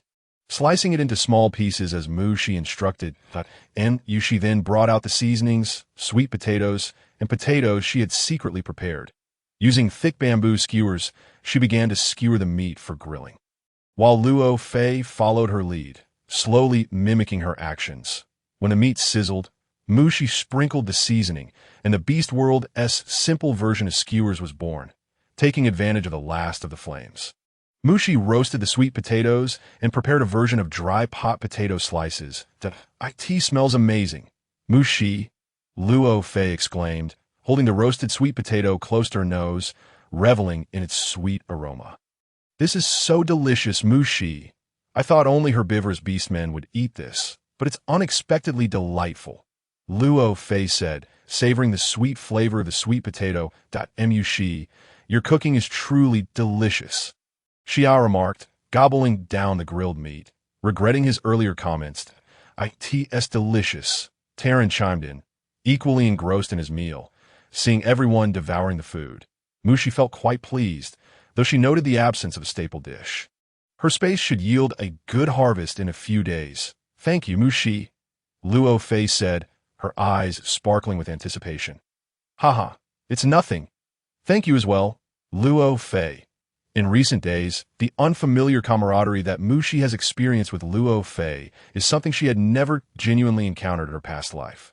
Mu Shi declined Luo Fei's request to escort her home, as she remembered that she was scheduled to train with Song Ming today. However, after waiting for a considerable time without his arrival, she assumed he must have been preoccupied with other matters. She strolled through the city. She contemplated how to prepare for the upcoming competition in Ming City, recognizing the necessity to seize every opportunity to elevate her rank. Master, the target requiring treatment has appeared, Yu suddenly exclaimed with excitement. Indeed. Yu, lead me there, Mu Shi responded, her spirits lifted. After a while, upon encountering the familiar stone dwelling, Mushi felt a twinge of confusion. It was not yet the night of the full moon, so why had the beastman's affliction manifested so soon? "Aren't you going inside, master?" Ayu queried in return. "Are you certain this is the right place?" Mushi questioned, doubting whether there had been a mix-up in the address. "Yes, Ayu has verified it repeatedly. It is indeed here," Ayu affirmed with conviction. Hearing Ayu's response, Mushi hesitantly pushed open the familiar stone door. Upon entering the stone dwelling, her gaze immediately fell upon the beastman on the stone bed, his long red hair disheveled around him that moment. A tattered hide was haphazardly draped over his body, revealing skin that appeared slightly flushed. Concerned about his condition, Mushi hurried to the bedside. "How are you?" Mushi inquired, suddenly recalling that she did not even know the beastman's name. She prepared to check Di-Chen's pulse to assess the flow of energy within him. Her sudden approach caused Di-Chen to catch a whiff of an alluring fragrance, prompting him to instinctively grasp Mushi's arm and pull her onto the bed, caught off guard by this abrupt turn of events. Mushi initially thought the beastman's illness had flared up once more. "I am Mushi. I have come to examine your condition," she explained. However, Di-Chen paid no heed to her explanation. The scent grew more intense, and he felt an increasing heat within him. Gripping Mushi's arms tightly, he pinned her down on the stone bed, rendering her hands immobile and powerless. "Get up," Mushi stated coldly, completely unprepared for the situation at hand. Di-Chen's body pressed closely against Mushi's, his soft lips grazing her collarbone as he intimately nibbled at her ear. Mushi felt his warm breath against her ear, and the sudden closeness prompted her to instinctively kick out. Di-Chen's raspy voice only served to heighten Mushi's agitation, prompting her to kick again. However, Di-Chen furrowed his brow and lifted his head, his deep white pupils filled with desire as he gazed at the female beneath him. A fleeting darkness swirling in his eyes. Realizing he had firmly restrained her feet, Mushi, despite her inexperience, understood the situation at hand. "Let go of me. I can resolve your current predicament," Mushi declared indignantly. Di-Chen observed the subtle whiteness seeping through Mushi's originally dark skin, momentarily taken aback. Then he roughly brushed his hand across her chin, revealing precisely what he had hoped for. "Perhaps I have already found a solution." Di-Chen smirked, his voice deepening slightly. The atmosphere stilled for a moment, and Mushi suddenly comprehended that he had seen through her concealed appearance and understood the implications of his words. A lump lodged in her throat. She suppressed the urge to curse, and Mushi began to struggle with all her might. If she did not resist now, her very bones might be lost to the void.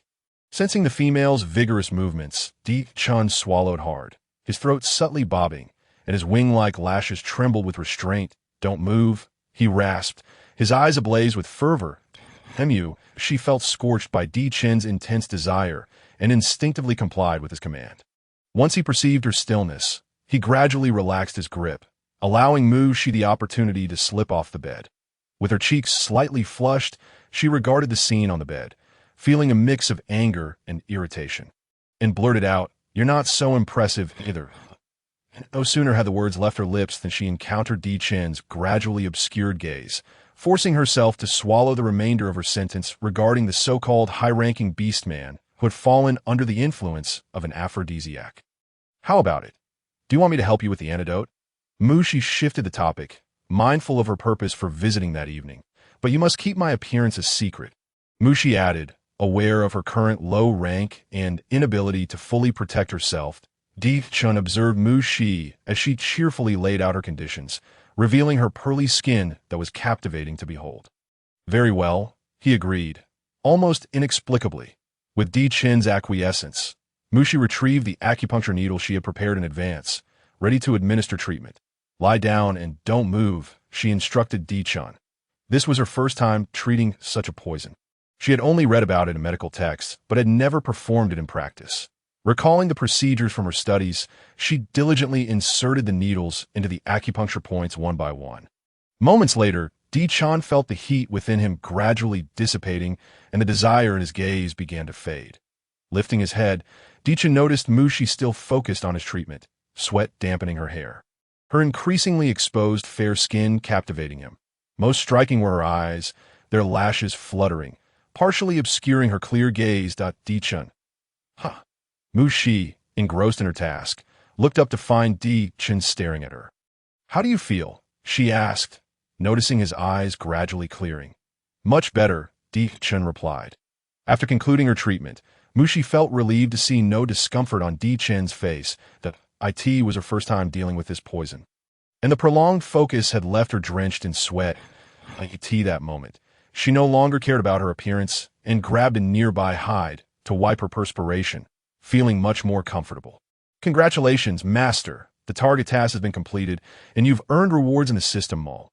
Au chirped joyfully. This reward is quite satisfactory. Au, Mu-shi exclaimed, nearly jumping for joy. Au, what rank is this beastman?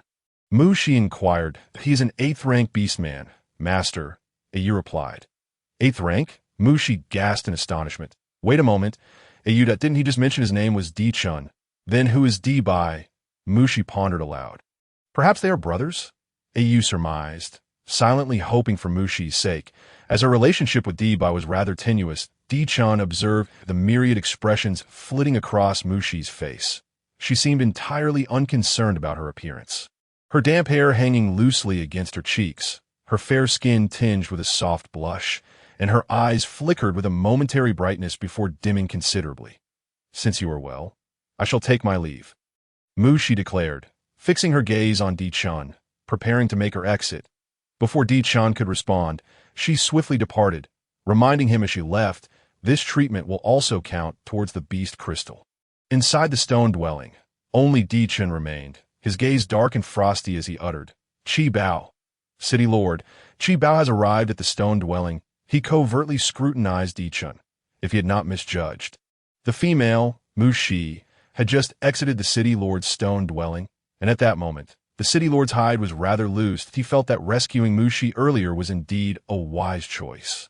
First, let us visit Huanling City, Di-chun commanded. Yes, City Lord, Qi Bao responded. What have you discovered? Di-chun inquired. City Lord, the female Mu-shi is from the Beastman Academy, and she is acquainted with Di-bai. Qi Bao replied, truthfully. Oh, what is the situation? Di-chun questioned, intrigued. Qi Bao recounted the events of that morning in meticulous detail. Young Master, there is more to this chapter. Please click to the next page to continue reading, as it becomes even more thrilling. Oh.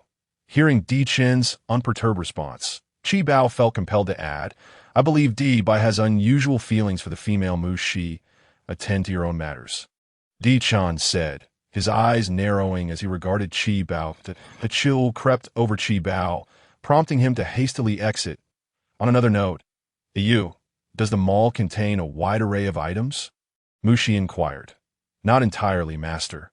The mall has basic items, but many other things require you to complete tasks to obtain. Au explained it. Oh, I see. It seems I must strive harder to ensure a life free of worries. Au, are there any weapons available in the marketplace at the moment? Mu-shi pondered on how to prepare for the upcoming B-City competition.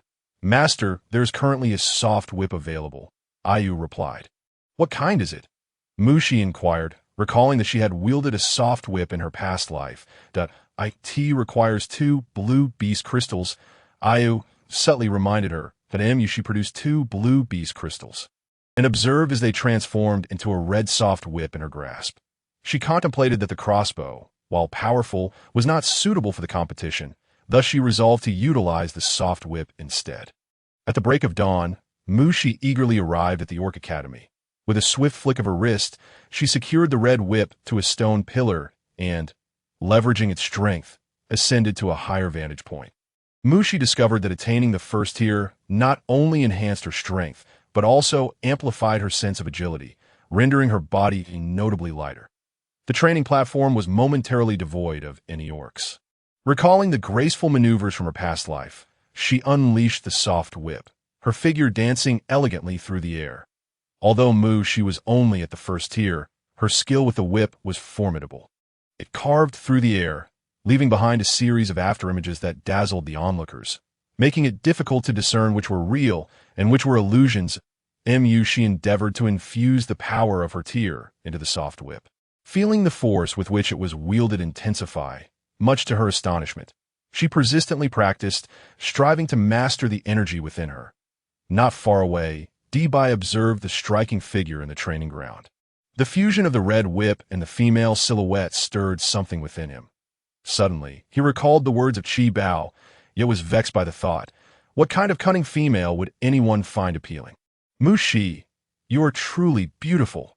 Luo Fei suddenly interrupted Bai's reverie, her starry eyes fixed on Mu Shi, having just witnessed her training with the bee-skin whip, which indeed looked magnificent. Mu Shi, glancing at Luo Fei, offered a tender smile. You've arrived. Yes, Mu Shi, your bee-skin whip is quite lovely, Luo Fei remarked, gently caressing the soft whip. What kind of bee skin is it made from? She inquired further. I am not certain.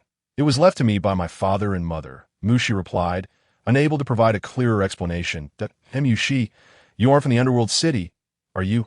Luo Fei asked. They have gone to meet the beast god. Mu Shi interjected sadly, cutting off Luo Fe. Do not be disheartened. Your father and mother surely wish for your happiness every day. Luo Fei comforted, not wishing to see Mu Shi in sorrow. Do they? Mu Shi scoffed inwardly. Regardless of their feelings, she vowed to find joy in this life. Come on, let us train, she exclaimed, pulling Luo Fei's arm as they headed towards their gathering orc classmates. Are we heading to the hidden forest today? An orc inquired as they approached.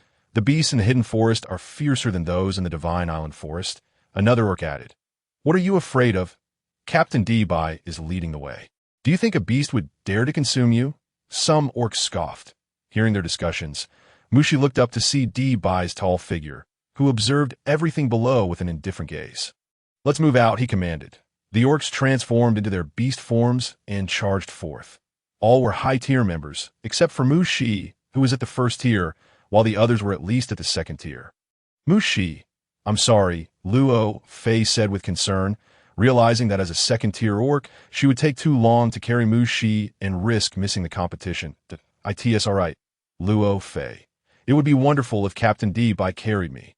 Mu Shi replied, feeling a twinge of grievance as everyone transformed into their beast forms and advanced. The orcs rushed ahead, leaving only Mu Shi and Luo Fei behind.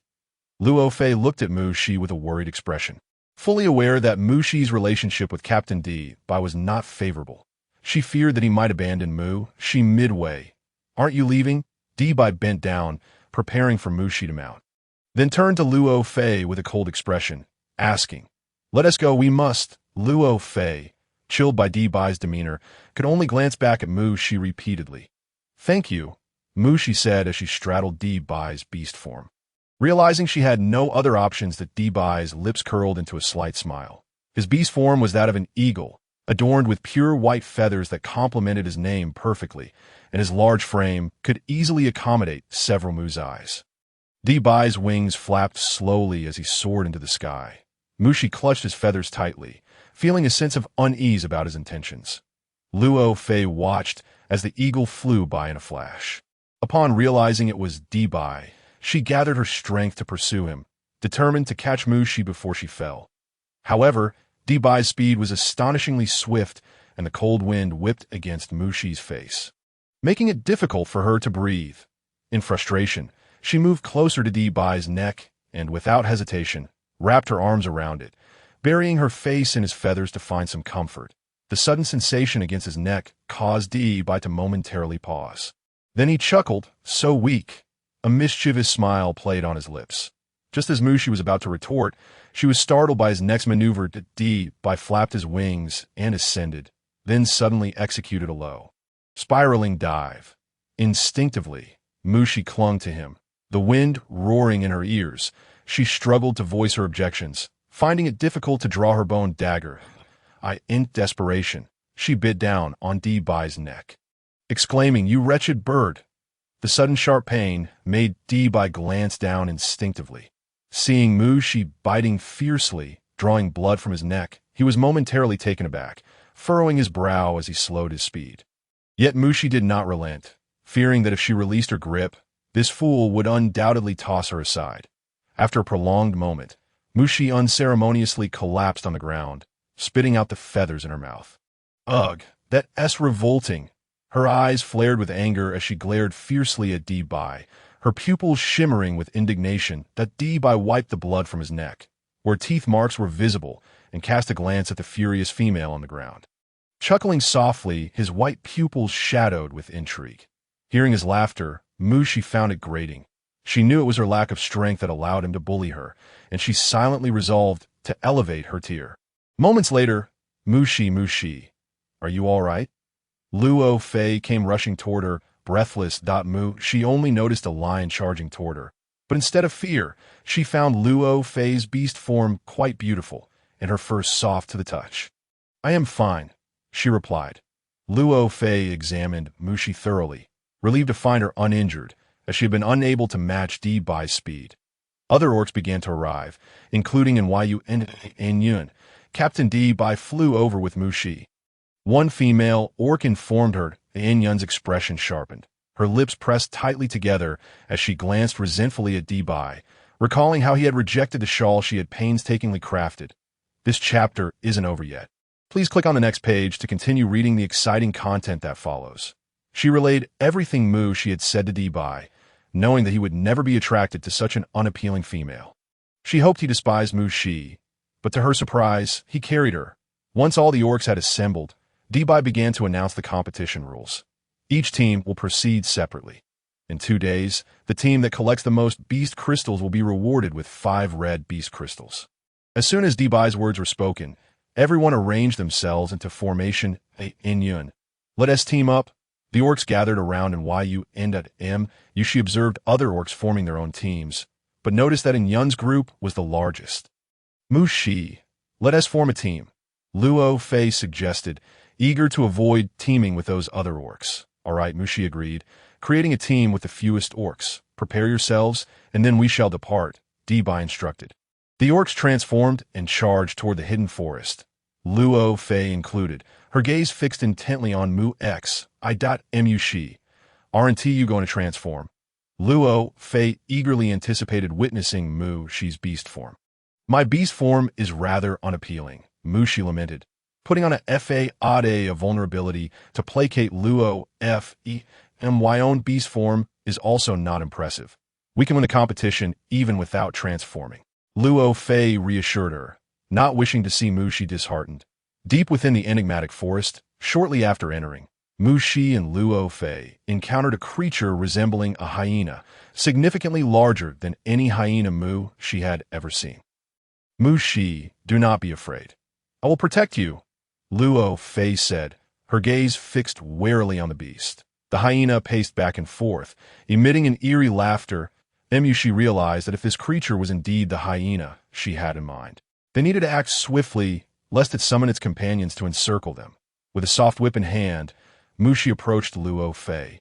Luo Fei, let's work in tandem, she declared, charging at the hyena first. The whip cracked against the creature's body, yet it inflicted no harm.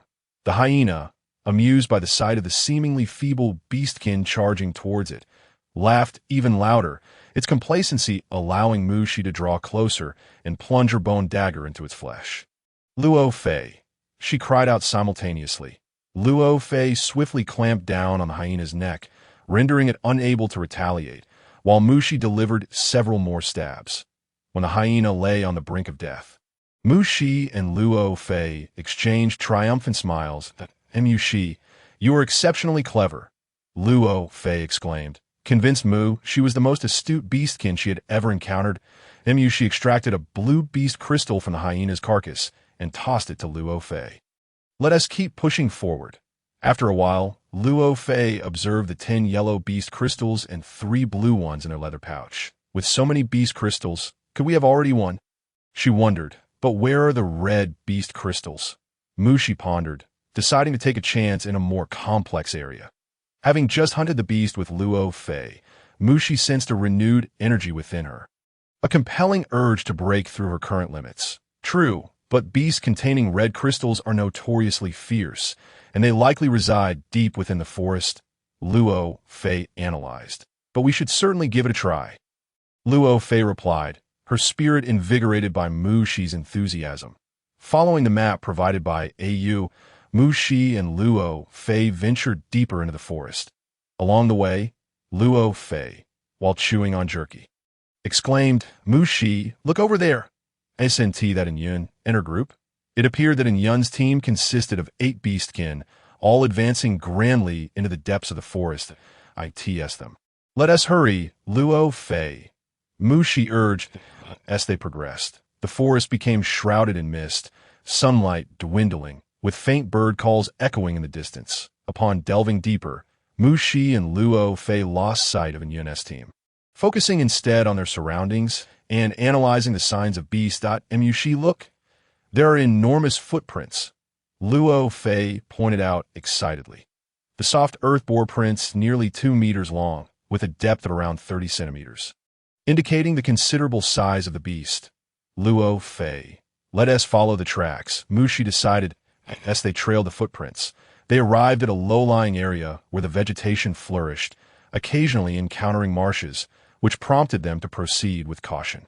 The footprints have vanished, Luo Fei remarked, scrutinizing the surroundings. Look at that cave. Mushi pointed to a substantial cavern high above, clearly visible with no surrounding foliage to obscure it, suggesting it belonged to a formidable creature. This cave is truly immense, Luo Fei marveled. Should we venture inside? Mushi? Luo Fei asked, her excitement palpable at the prospect of acquiring the beast crystal, which would guarantee their victory. Let us not rush. We need to carefully assess the situation first, Mushi advised, refraining from making hasty decisions. Shall we conceal ourselves for now? Luo Fei inquired, having learned numerous protective strategies from Mushi along their journey. Yes, Mushi nodded. They cloaked themselves in foliage, blending seamlessly with their surroundings, which diminished their sense significantly. Did you live as a beastkin like this before? Luo Fei asked, her heart aching for Mushi. Along their journey, Luo Fei had witnessed a remarkable strength in Mushi, making it difficult for her to imagine what Mushi's past life had been like. Yes, I once had family and friends. Yet I always felt alone. It seems like a distant memory now, so far back that I've almost forgotten that sense of loneliness, Mushi replied, smiling brightly at Luo Fei. But from now on, that will not be the case. That in the future, I will likely have friends and family. Mushi expressed her hopes of finding a home in this beastly world after completing her quest. Yes, Mushi, I am your friend, Luo Fei responded with a warm smile. The two females remained hidden for a brief moment. Suddenly, a booming roar reverberated through the air, prompting Mushi and Luo Fei to perk up and glance towards the source. Is that in Yun and her team? Luo Fei pointed towards the cave entrance. Indeed, it was them. The beastkin were currently besieging a creature approximately 5 meters in size, possessing the head of a lion and the body of a leopard. The beast was making its last desperate stand, roaring with the last of its strength before collapsing with a resounding thud. It's down. It's down. It seems to be dead, came the jubilant cries of the distant beastkin. They managed to kill it before us, Mushi said, feeling disheartened, not despair. Luo Fei. Our goal is not that creature, Mushi reassured her, observing in Yun as they extracted a blue beast crystal from the fallen beast. Mushi, are you saying that its footprints are not what we are seeking? Luo Fei pondered. Indeed, its tracks are much smaller. We can deduce that from its size. Mushi clarified, her concern for Yun and her companions growing as they collected their prize and departed. Moments later, Luo Fei noticed the beastkin rushing back in a panic. Mushi, why are they returning? She asked. Help! Help! The terrified cries of the beastkin echoed, revealing a dire situation. Mushi, the footprints we've been tracking must belong to that creature. Right? Luo Fei swallowed hard, her instincts kicking in as she observed the chaos before them. The beastkin fled in haste, pursued by a massive creature that mirrored the one they had just seen, now towering at around 10 meters. What should we do, Mushi? Luo Fei asked, her eyes wide with fear as she beheld the colossal beast. First, we must save them, Mushi declared, aiming her wrist crossbow at the beast's head as it closed in on a solitary beastkin. The bolts flew swiftly, striking the creature.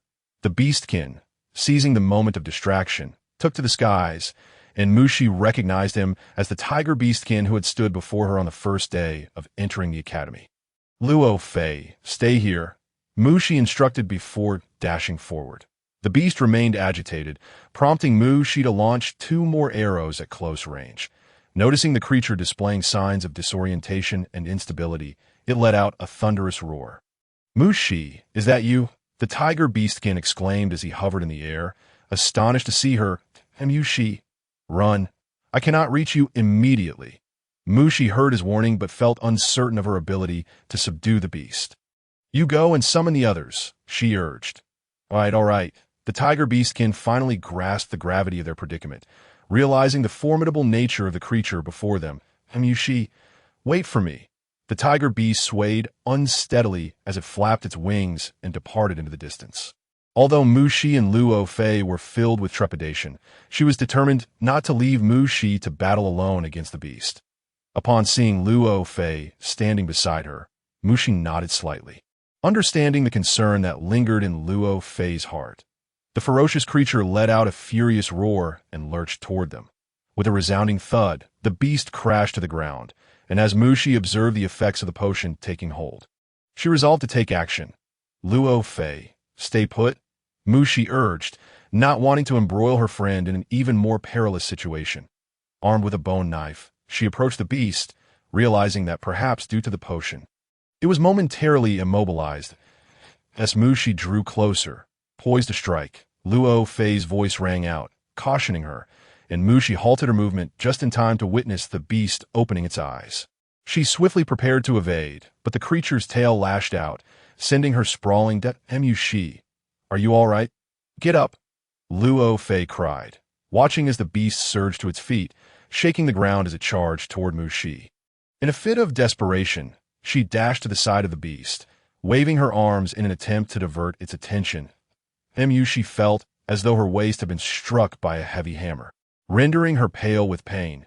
She exhaled in relief as the beast remained oblivious to Luo Fei's distraction, unwilling to see her friend harmed. Supporting herself with her hands, Mu Shi rose to find the beast racing toward her from a few meters away. Seizing the opportunity, she unleashed a volley of hidden arrows. However, the results were less than satisfactory. The arrows posed little threat to the beast, and the tremors from its charge nearly caused Mu Shi to lose her footing.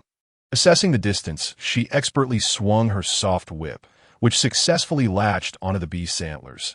Utilizing the leverage, Mu Shi leapt onto the beast's back and plunged her venom-laden bone knife into its skull. Discovering its head to be its sole vulnerable point, the beast let out a deafening roar as it was pierced, and Mu Shi was flung off once more. Yet this time, the anticipated pain did not manifest. Mu Shi, are you okay? Luo Fei steadied Mu Shi as she landed, her eyes filled with concern for her friend's reckless actions. I'm fine, Mu Shi replied gratefully, her gaze lingering on Luo Fei. The beast stumbled again, succumbing to the poison, and this time, Mu Shi remained vigilant, aiming her concealed arrows at the creature's sensitive areas. With several swift shots, she struck the beast's head multiple times, aware that this was no ordinary creature. She employed potent toxins, mentally calculating how long it would take for it to succumb. With a resounding crash, the ground shook as the beast collapsed once more. Mu Shi, it has fallen, Luo Fei exclaimed. Her awe rekindled despite having witnessed Mu Shi's prowess before the Onat approach. Mu Shi cautioned, grasping Luo Fei's arm to prevent her from rushing forward. This time, she wished to exercise caution. Moments later, Mu Shi drew near the beast, noting that it was barely clinging to life, attempting to roar in a futile attempt to intimidate her. Its gaze lingered mournfully on the lifeless body of its young in the cave nearby. Emitting a heart-wrenching low growl that I will incinerate its remains, Mu Shi whispered, her eyes fixed on the corpse of the cub. Setting aside her reluctance, she raised her bone knife once more to strike the beast. Shortly thereafter, Mu Shi and Luo Fei observed the beast take its final breath, and they prepared to extract the beast crystal. When Di Bai and the others arrived, they were met with a gruesome scene. Mu Shi, clutching her waist, was bent over the carcass, searching for something. Captain Di Bai, is Mu Shi injured? The tiger beast inquired, noting the bloodstains on both Mu Shi and Luo Fei. Wait for me, Captain Di Bai. The tiger beast called out, hurrying after Di Bai, who rushed towards Mu Shi. Are you all right? Di Bai grasped Mu Shi's outstretched hand as she reached for the carcass. Mu Shi looked up, recognizing Bai and the tiger beast, and replied, "I'm fine." "Then how come?" Bai began, wanting to inquire about the blood covering her, but upon seeing her composed demeanor as she resumed her search, he realized the blood belonged to the beast. He felt a pang of regret for his earlier concern, hesitating whether to retreat. "Captain Bai, you're here. That's wonderful. Please help us extract the beast crystal. This creature's hide is too thick." "And we've been searching for ages," Luo Fei exclaimed excitedly. And no sooner had she finished speaking than the tiger beast leaped into action, feeling grateful for Mu Shi's formidable skills. Without her, he might have met the beast Mu Shi. "You're incredible. Thank you for saving me," he said, turning to Mu Shi, who was focused on locating the beast crystal. "It's nothing," Mu Shi replied, triumphantly retrieving the crystal from within the beast's body. "Two of them," she stated, holding up two radiant red beast crystals. Luo Fei gazed at the crystals in disbelief. It was her first time witnessing a beast with two crystals. "Indeed, two," Mu Shi confirmed, observing the glowing gems in her hands. "That is fantastic. Mu Shi, that was far too dangerous. Is your waist all right?" Luo Fei rushed to Mu Shi's side, her voice trembling with concern. She had long wished to inquire, but seeing Mu Shi focused on her task, she had held her tongue. "I'm fine, Luo Fei," Mu Shi said, a faint smile gracing her lips. It was only then that Bai noticed Mu Shi's persistent support of her waist. He opened his mouth to speak, but Mu Shi walked toward the cave entrance, still cradling her waist. "Mu Shi," Luo Fei called after her, watching as she approached the resting Cub. Mu Shi knew it was time to fulfill her promise. Earlier, she had exchanged for a lighter. Tearing a large piece of her beast hide, she placed it over the cub's head and gently ignited it. By the time Luo Fei arrived, a fierce blaze was consuming the remains, prompting her to pull Mu Shi back anxiously. The flames roared, quickly reducing the body to a pile of ashes. Mu Shi gathered some of the ashes in her beast hide and buried them beside her mother. "In the next life, be a beast man," she whispered softly to Bai, silently observed the proceedings, turning to leave alongside the tiger beast. "Let us go, Luo Fei," Mu Shi said, noting Luo Fei trailing quietly behind her. Feeling a bit unsettled by the silence, "Mu Shi, don't be sad. They will all be beastmen in their next lives," Luo Fei comforted, seemingly grasping the significance of Mu Shi's earlier actions. "I will not be sad," Mu Shi replied, the corners of her lips tugging upward. She had personally hunted a mother. How could she not feel sorrow? Yet, she had no regrets. Such was the nature of the world. "The sun is setting. We must hurry," Mu Shi remarked, gazing at the waning light of the sunset. "Yes, let us go. This time, we are sure to win." "Thanks to you. Is your waist truly all right?" Luo Fei inquired, her chatter continuing as she walked alongside Mu Shi. Before the sun dipped below the horizon, Mu Shi located a concealed cave using a use map. After tidying up the cave and satisfying their hunger, they finally lay down to rest. In that moment, they pressed back to back against a pile of Mu Shi. "I truly admire you," Luo Fei mused, reflecting on the day's events, finding it unbelievable how Mu Shi exhibited the strength and bravery of a male beast man. No, at times, even surpassing them. "When will I be able to be as courageous as you?" she pondered, feeling it was an impossible feat. Luo Fei, remaining steadfast and courageous in pursuing something will eventually yield results. Mu Shi encouraged, unsure if she was motivating Luo Fei or herself, realizing she had been in the beast world for quite some time now. "Yes, Mu Shi, I understand. I will bravely pursue the things I wish to do," Luo Fei declared, the image of Jia Li surfacing in her mind. "By the way, Mu Shi, can you please show me your waist?" "I really want to see your injury," Luo Fei asked again, recalling her earlier desire to check on Mu Shi's condition, which had been met with refusal. "I'm fine, Luo Fei," Mu Shi assured her, confident she could endure a bit longer. She did not want Luo Fei to be distracted by her injury. "Oh, Mu Shi, if you're feeling unwell, you must tell me," Luo Fei insisted. "All right." The night in the forest enveloped them in an endless darkness, with the occasional pair of glowing eyes appearing, creating an eerie and unsettling atmosphere. "Aren't you going to check on your injury?" The orc smirked, his lips curling into a smile. Not going. Beside him, another orc with piercing blue eyes fixated intently on the cave, the emotions within his gaze shrouded in mystery. Standing there for so long, what exactly was it about this petite female that captivated him? Curiosity gnawed at him as he observed her standing there for nearly half the night. Set aside your curiosity. The orc snapped, casting a cold glare at his companion before vanishing into the depths of the forest. Noticing the unfriendly expression on his face, his companion merely scoffed, then cast a lingering glance at the cave before also retreating into the forest's embrace. Morning arrived. Mushi, did you sleep well last night?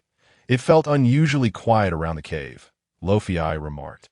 She knew that in the forest, the sounds of birds and beasts were inescapable, yet last night, the surroundings had been eerily silent. Yes, it was indeed quiet, Mushi replied, sensing a lingering presence that seemed to watch over them throughout the night, which had prevented her from achieving a deep slumber. Mushi, do you think we can avoid taking too many risks today? Lofi inquired. But we still need to hunt. What if the outcome isn't favorable? Mushi expressed her desire for a cautious approach. All right, Mushi, let's see what today brings us, Lofi chirped, her spirits lifted by the rare opportunity to venture outside, as she typically remained within the safety of the city.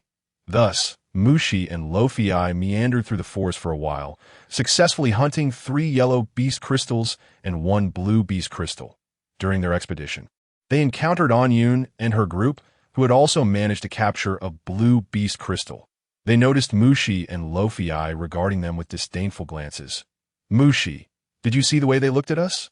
They hold us in such contempt, Lofi exclaimed, her voice tinged with indignation. Mushi had certainly noticed their gazes and observed that there appeared to be fewer orcs in their group. If her memory served her right, the tiger beast she had rescued was part of their team. Lofi, let us not dwell on them. Mushi advised that you're right. Their defeat is all but assured, Lofi declared, playfully tossing her head back as she felt the weight of the beast crystals in her pouch. Let us strive to obtain more beast crystals. Lofi fixed her determined gaze on Mushi. Mushi shared her sentiment, but was primarily focused on breaking through her own rank. Moments later, Mushi, our luck is truly remarkable, Lofi exclaimed, swallowing her excitement. Indeed, I never expected to encounter prey so swiftly, Mushi remarked as they caught sight of a wild boar eyeing them with keen interest, prompting an instinctual alertness within them. Let us each take one, Lofi said, her gaze locked onto one of the boars. All right, Mushi agreed, aiming for another, and no sooner had the words left their lips than the boars charged forward, eager for a taste of the Orcish delicacies before them. Mushi and Lofi struck simultaneously. Mushi wielded her whip to ensnare the boar's hefty head, channeling her rank's power to pull it closer, evading its attack, and delivering a swift strike from the side. Meanwhile, Lofi transformed into her beast form, engaging the boar in a fierce struggle. Given their similar sizes and Lofi's utilization of her rank's strength, the outcome was swiftly determined, in less than 15 minutes. Mushi plunged her rank-infused bone knife into the boar's body, while Lofi clamped down on its neck. Victorious, they eagerly extracted the beast crystals, revealing 2 blue ones. Covered in blood, they exchanged knowing smiles, both aware that the crimson stains adorned their bodies were from the boar. Mushi, why didn't you use the item on your wrist this time? Lofi asked, wiping the blood from her skin, recalling the immense power Mushi had wielded before, and I wanted to harness the power within me. Mushi replied, candidly, oh, Mushi, with these 2 blue beast crystals, victory is surely ours. Lofi beamed, her happiness at an all-time high, feeling utterly satisfied. Let us hurry back. I want to reach the gathering point before sunset. Mushi urged, aware that they still had some distance to cover. Very well, as they traversed the path back to the gathering point, Mushi continued to sense a pair of eyes watching them, yet the source remained elusive. While their journey proceeded unusually smoothly, devoid of any large beasts. Mushi, look!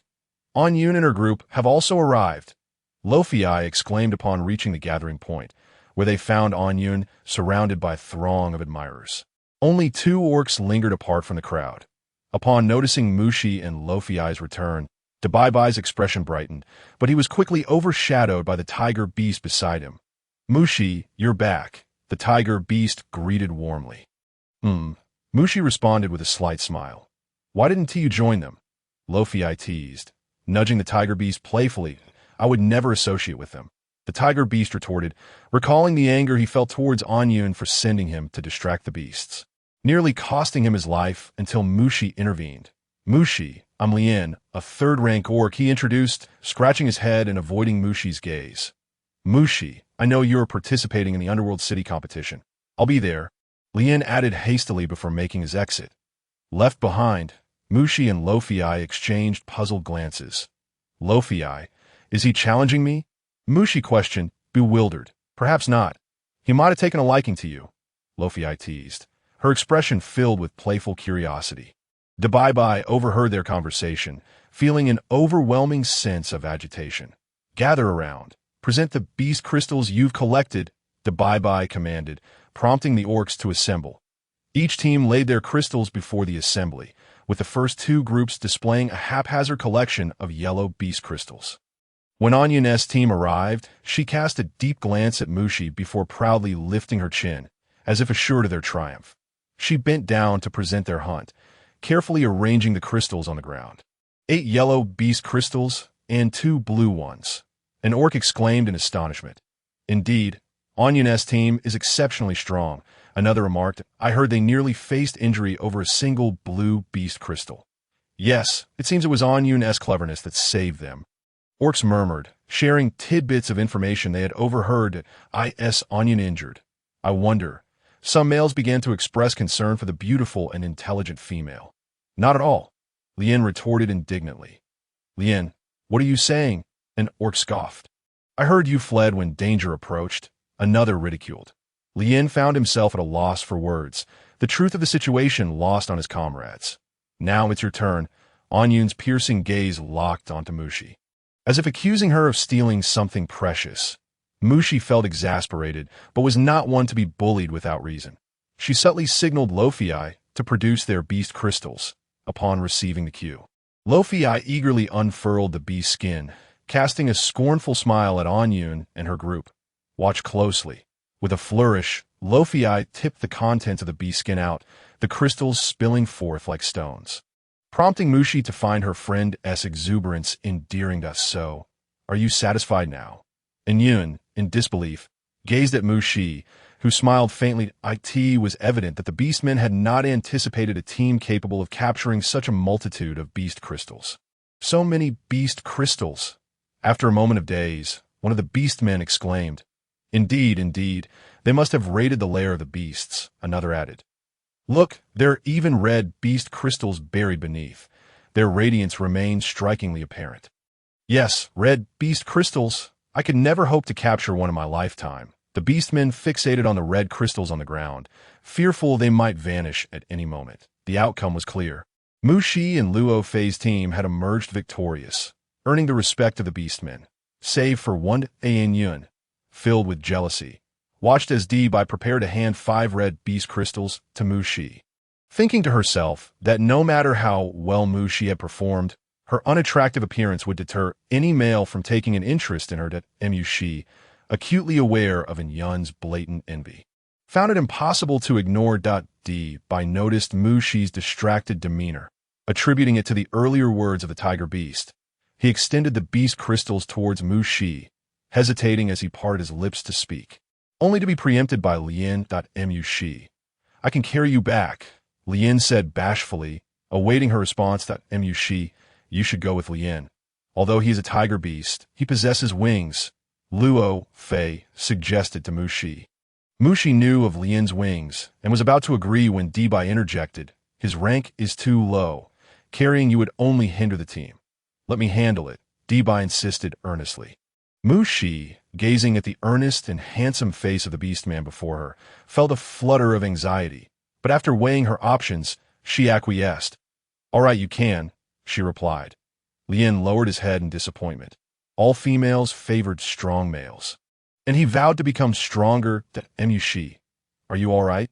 Luo Fei inquired, pointing her head. I'm fine, Mushi replied, somewhat bemused. Captain D-Bai, Mushi has an injury on her waist. Please be cautious, Luo Fei earnestly implored, hoping D-Bai would consider the female's feelings. Understood, D-Bai said, his gaze deepening as he regarded Mushi's waist. Let's depart, he commanded, prompting the beastmen to shift into their beast forms and set off. Wait, Mushi called out as she saw D-Bai, now transformed into a white eagle beast, crouching in wait for her. She retrieved her bone knife and climbed onto D-Bai's beast form, saying, "Fly slowly this time." As she waved the blade before him, D-Bai found her antics amusing. If he truly intended to harm her, her knife was hardly a deterrent in the sky. Mushi noted that D-Bai was flying steadily. Devoid of any bumps, she relaxed her guard, feeling drowsy, and instinctively clutched his feathers. Curling up on his back as she drifted into slumber, D-Bai noticed the female's breathing becoming steady and allowed a slight smile to grace his lips. Recalling her bravery in dealing with the beast despite her seemingly frail appearance, he admired her cleverness and courage. A quarter of an hour later, Captain D-Bai, please hand Mushi over to me, Luo Fei implored, seeing Mushi nestled in D-Bai's arms. She could not allow Mushi to remain with D-Bai, whom she perceived as indifferent to the well-being of females. Is she injured? D-Bai countered. Yes, her waist is hurt, Luo Fei replied honestly. There are healers within the city, D-Bai responded. With that simple statement, Luo Fei understood his implication and insisted, then I must accompany her. She felt compelled to stay close to Mushi for her own peace of mind. Very well, the city center. Mushi felt as though she had returned to the sunlit days of yore, reclining in a soft rocking chair for a brief rest, only to be jolted back to reality by a sudden pain in her waist. Upon opening her eyes, she was enveloped in darkness, realizing she was lying face down, with a gentle softness against her face. Instinctively, she attempted to turn, only to hear Luo Fei's voice, Mushi, you're awake. Don't move. The healer is applying the medicine, Luo Fei urgently explained, fearing that any movement from Mushi might provoke the healer's displeasure. In the beast realm, healers held a sacred status, and ordinary beastmen rarely sought their aid. Thus Luo Fei recognized that D-Bai had brought Mushi to the healer, leading her to relent. Hearing Luo Fei's voice, Mushi felt reassured and continued to lie on the stone bed, noting its ample size and the softness of the furs, which emitted a faint, pleasant fragrance. As her thoughts wandered, she mused that once the task was complete, she would purchase a stone house with a similarly large and comfortable stone bed. Thank you, Healer Toddy. Luo Fei expressed her gratitude, and the healer nodded before departing. Realizing the treatment had concluded, Mushi turned to Luo Fei. How is she? D-Bai asked as he stepped into the stone dwelling. Catching sight of Mushi's exposed waist, he instinctively averted his gaze, his ears tinged with pink. D-Bai observed that Mushi's waist was delicate, her skin pale and tender, contrasting sharply with the hue of her face. Returning to his senses, he looked back at Mushi's face, noting it remained quite dark. She had already pulled down the furs to cover her slender form. Thank you, Captain D-Bai, Mushi said politely, glancing at the tall figure by the door, suspecting he had summoned the healer. Noticing D-Bai's silence as he stared at her, she felt momentarily perplexed and turned to Luo Fei for clarity. Mushi, this is D-Bai's stone house. We should take our leave, Luo Fei explained, equally puzzled. Oh, all right, Mushi replied, finally understanding, as she gingerly supported her waist and descended from the bed, placing 2 blue beast crystals on the stone surface. This is for the cost of carrying me back, and for my medical expenses, she clarified to D-Bai. D-Bai appeared bewildered by her mention of medical expenses until she patted his shoulder as she passed. Saying, thank you to IT was then he comprehended the nature of her request, his expression shifting from red to green. Did she truly believe he needed those 2 beast crystals? Approaching the stone bed, he picked up the crystals and rubbed them thoughtfully, thinking what a cunning female. A slight smile graced his lips. Meanwhile, Mushi, we've won the beast crystals. You've given too much, Luo Fei remarked. Noticing she had taken only 2 red beast crystals while keeping the rest for herself. I have enough, Luo Fei, Mushi replied, aware that females in the beast realm often favored multiple males, not only due to their scarcity, but also because hunting would become exceedingly difficult with the arrival of winter. especially since Luo Fei had only two partners. Little Master, there's more to this chapter. Please click the next page to continue reading. It gets even more exciting. She recalled that she could exchange for beast meat reserves in winter, which was more than sufficient for one beast man, as she had learned from AU. All right, Luo Fei agreed, her voice choked with emotion, understanding Mu Shi's intent and no longer hesitating. Mu Shi, if you need anything, just come find me, Luo Fei advised. Watching Mu Shi depart alone with the beast man, Luo Fei felt she ought to have a strong male beast by her side, and the image of Bai flashed across her mind, only to be swiftly dismissed. Inside the stone house, Mu Shi pondered over the items in the space, noticing that the seeds she had placed there days ago had already borne fruit. Why have the seeds matured so quickly? Mu Shi inquired. Master, the spring water in the space is quite special. It accelerates plant growth and enhances the physique of beastmen. You explained it. Is that so? Mu Shi, intrigued, took a sip of the spring water, feeling a refreshing sensation wash over her body, prompting her to drink several more sips. Realizing it could enhance her physique, she resolved to consume more and test its effects. Indeed, Mu Shi sensed the familiar energy within her body surging, ready to break through. She quickly popped a blue beast crystal into her mouth, bracing herself for unconsciousness. Moments later, she lay flat on the stone bed, feeling no sense of faintness. Instead, the energy within her began to flow freely. Have I reached the second tier now? Mu Shi contemplated the possibility. Yes, Master, you are now at the second tier, you confirmed. Was it really that simple? Mu Shi found it somewhat hard to believe. She wasn't even feeling dizzy.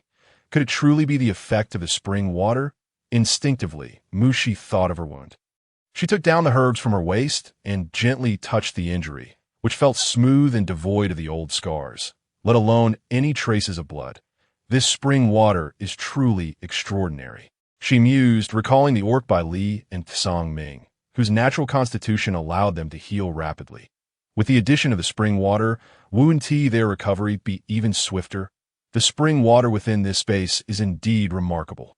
Au chimed in boastfully. Suddenly reminded of Tsang Ming, Mu Shi realized it had been several days since she last trained with him. She had thought he simply forgot, but fortunately, Tsang Ming had helped her take that initial step. Mu Shi, today's the competition in Ming City. I'm eagerly anticipating your performance, Luo Fei said as she linked arms with Mu Shi, leading her toward the arena. Luo Fei, could you enlighten me on any other regulations for the competition? Mu Shi inquired. She was generally aware but lacked knowledge about the specifics. The competition in Ming City is hosted by the city lord, Dichun. The prizes include beast crystals, and if a female takes a liking to a male orc and successfully challenges him, he must become her partner, Luo Fei explained. And what are the males? If a male partner successfully challenges a female, must she also become his partner? Mu Shi questioned. Not at all. Mu Shi, females inherently hold a lower rank. When a male succeeds in his challenge, he only gains the right to pursue. The final decision rests with the female, Luo Fei clarified. I see. Mu Shi nodded. So, orcs of second rank or above participating in the Orc Academy competition cannot compete if they lose? Mu Shi remembered she had forgotten to ask this last time. She recalled that both Luo Fei and Enya were second-rank orcs. Indeed, Mu Shi, Luo Fei said, her demeanor growing somber as Gary's face flashed through her mind. Luo Fei, when I like something or someone, I will immediately act or strive for it. Mu Shi discerned Luo Fei's melancholy, but refrained from confronting her directly. I understand. Mu Shi, Luo Fei's eyes suddenly sparkled. Feeling that Mu Shi was right, upon arriving at the competition venue, they found a throng of orcs gathered around. The arena was circular, with orcs encircling it. Looking up at the platform, Mu Shi noticed several large stone chairs adorned with animal skins. The perfect spot for viewing. Luo Fei, who might be seated there? Mu Shi inquired. That is the city lord of Ming City, Dichun, along with several other high-ranking orcs. Luo Fei gestured in the direction Mu Shi was looking. During the Ming City competition, the Lord always invites high-ranking orcs to observe. If they take a liking to any orc, they may challenge or pursue them. Luo Fei continued to explain Oh, I see. Does this count as an alliance? Mu Shi pondered silently. Mu Shi, let's move forward. Xia and Terran are waiting for us over there. Luo Fei indicated a direction with her gaze. All right. Mushi nodded. Luo Fei, you've arrived, Xia and Terran exclaimed in unison upon spotting them.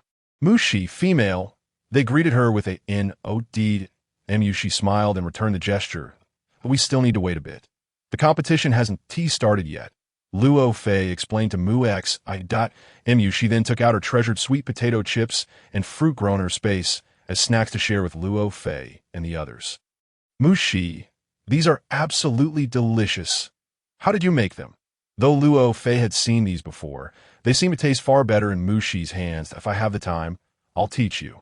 Mushi said while replenishing her energy and observing her surroundings, her curiosity piqued by the gathering of so many orcs.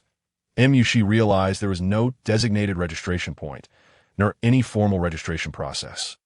Luo Fei, is this competition a one-on-one challenge? Mushi ventured her guess. Indeed, Mushi, Luo Fei replied, still engrossed in her sweet potato chips. That makes it quite challenging. The odds of a low-ranking orc defeating a high-ranking one are slim. Mushi contemplated. However, she quickly reminded herself that today she was merely laying the groundwork for her rank advancement, easing her pressure. The city lord Di Chan has arrived, and Di Bai too. A wave of excited voices erupted among the orcs. Who is that handsome male orc? Some exclaimed. Indeed, he is truly stunning. The females gushed, their eyes sparkling as they focused on the high platform. Look, there's a beautiful female standing beside him. The males chimed in, equally enthralled. Yes, she is even more attractive than Inyun, one male remarked, only to be shot a glare by another who favored Inyun. Observing the fervent discussions among the orcs, Mushi felt intrigued and glanced toward the high platform. What a sight for sore eyes, she mused inwardly. On the stage, Di Chan's flowing red hair and tall, imposing figure commanded attention, his broad shoulders tapering to a slim waist, muscles flowing with a wild grace.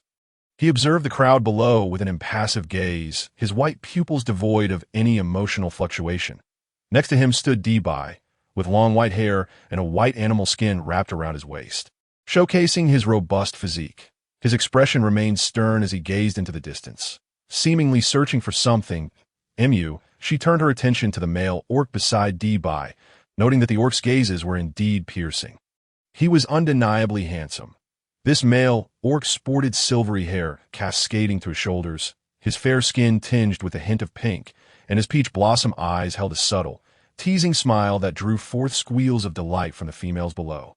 Yet Mushi sensed that his smile did not quite reach his eyes. The female orc beside him, with delicate blue hair and an exquisitely petite face, stared wide-eyed at Di Chan, as if she had discovered something remarkable. The competition commenced with a commanding call from the red leopard that interrupted Mushi's musings. The first contestant was a third-rank male orc, his gaze fixed intently on the females above before he boldly challenged. Who dares to challenge me? It's a battle arena in the orc world, Mushi blurted out. What? Luo Fei, engrossed in her fruit, felt that the snacks Mushi brought were far superior to what her partner could harvest. It is nothing, Mushi chuckled at Luo Fei's endearing gluttonous demeanor, signaling her that the competition had begun. The competition has started, Luo Fei exclaimed, finally putting away her fruits to focus on the event. Mushi noticed that the next contestant was also a third-rank orc, and within a quarter of an hour, they had determined a victor, the first orc winning thanks to his beast form advantage. Who is next? He continued to taunt. Awaiting him was a fourth-rank orc, and the outcome was all too clear.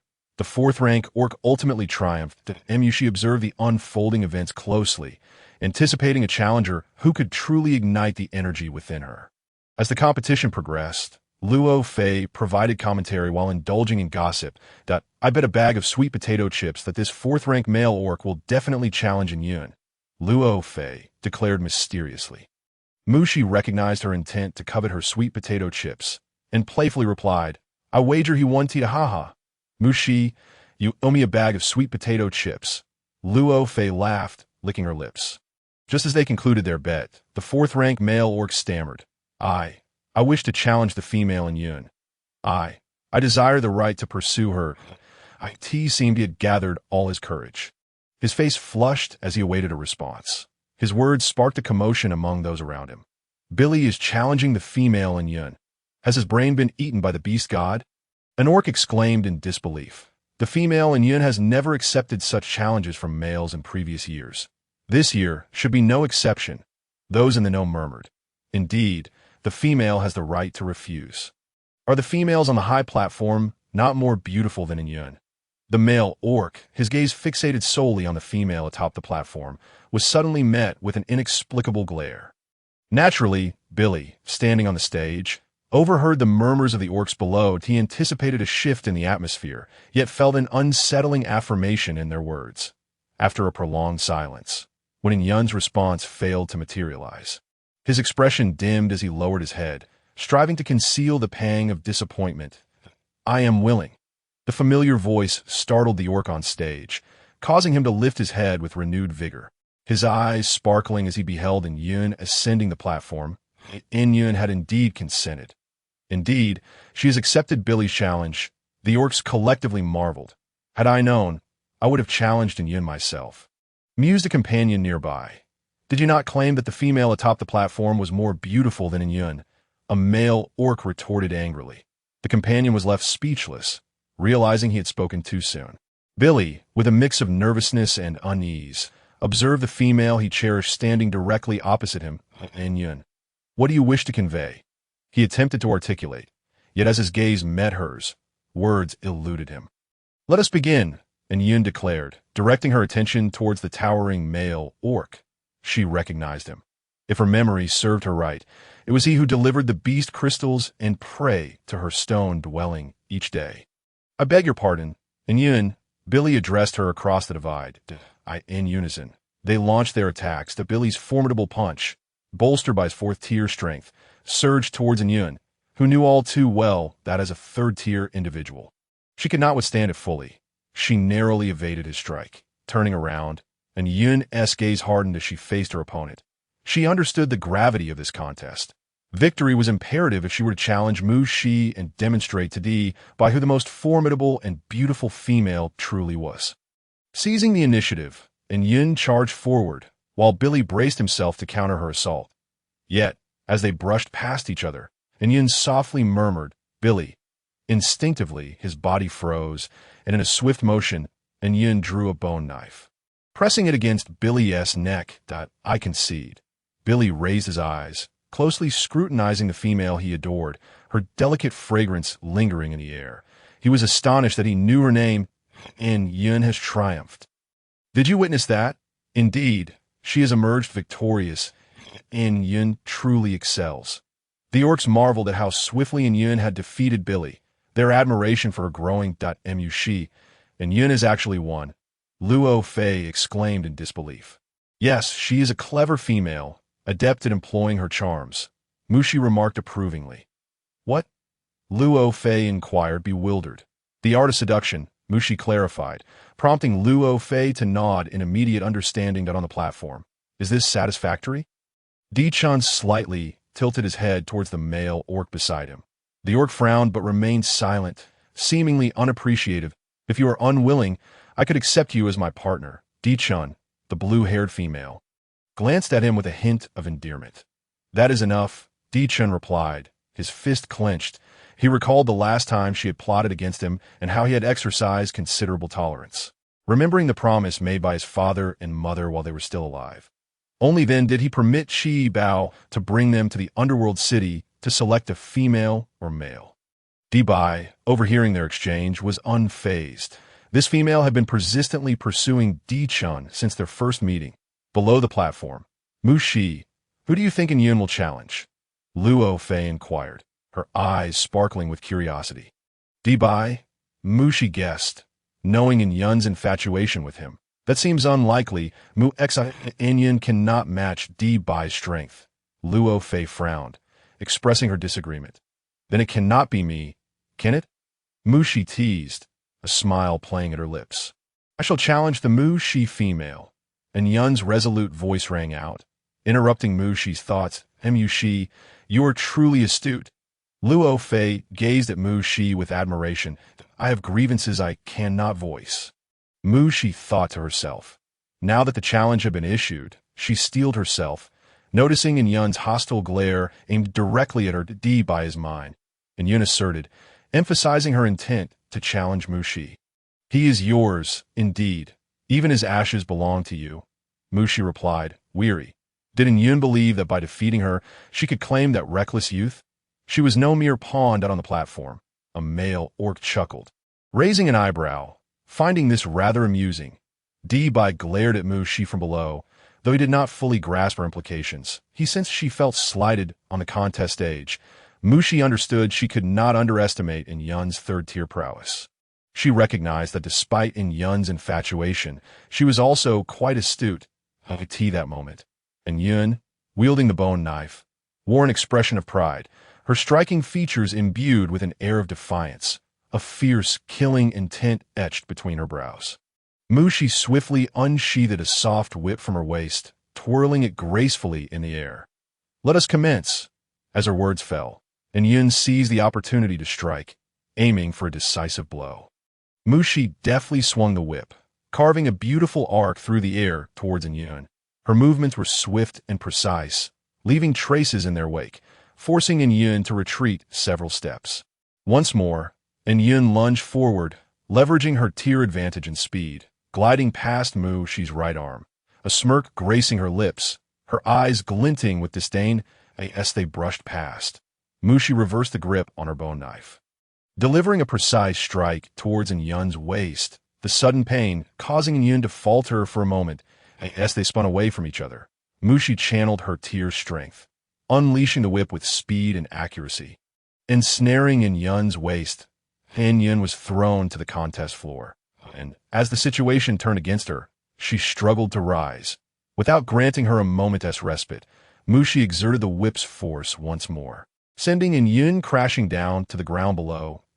Mushi is incredible, Luo Fei exclaimed from her perch on her partner's shoulder, having just witnessed Yun injure Mushi's arm, her concern for Mushi evident. This female is remarkably fierce. A male orc gasped in astonishment. Indeed, she is formidable.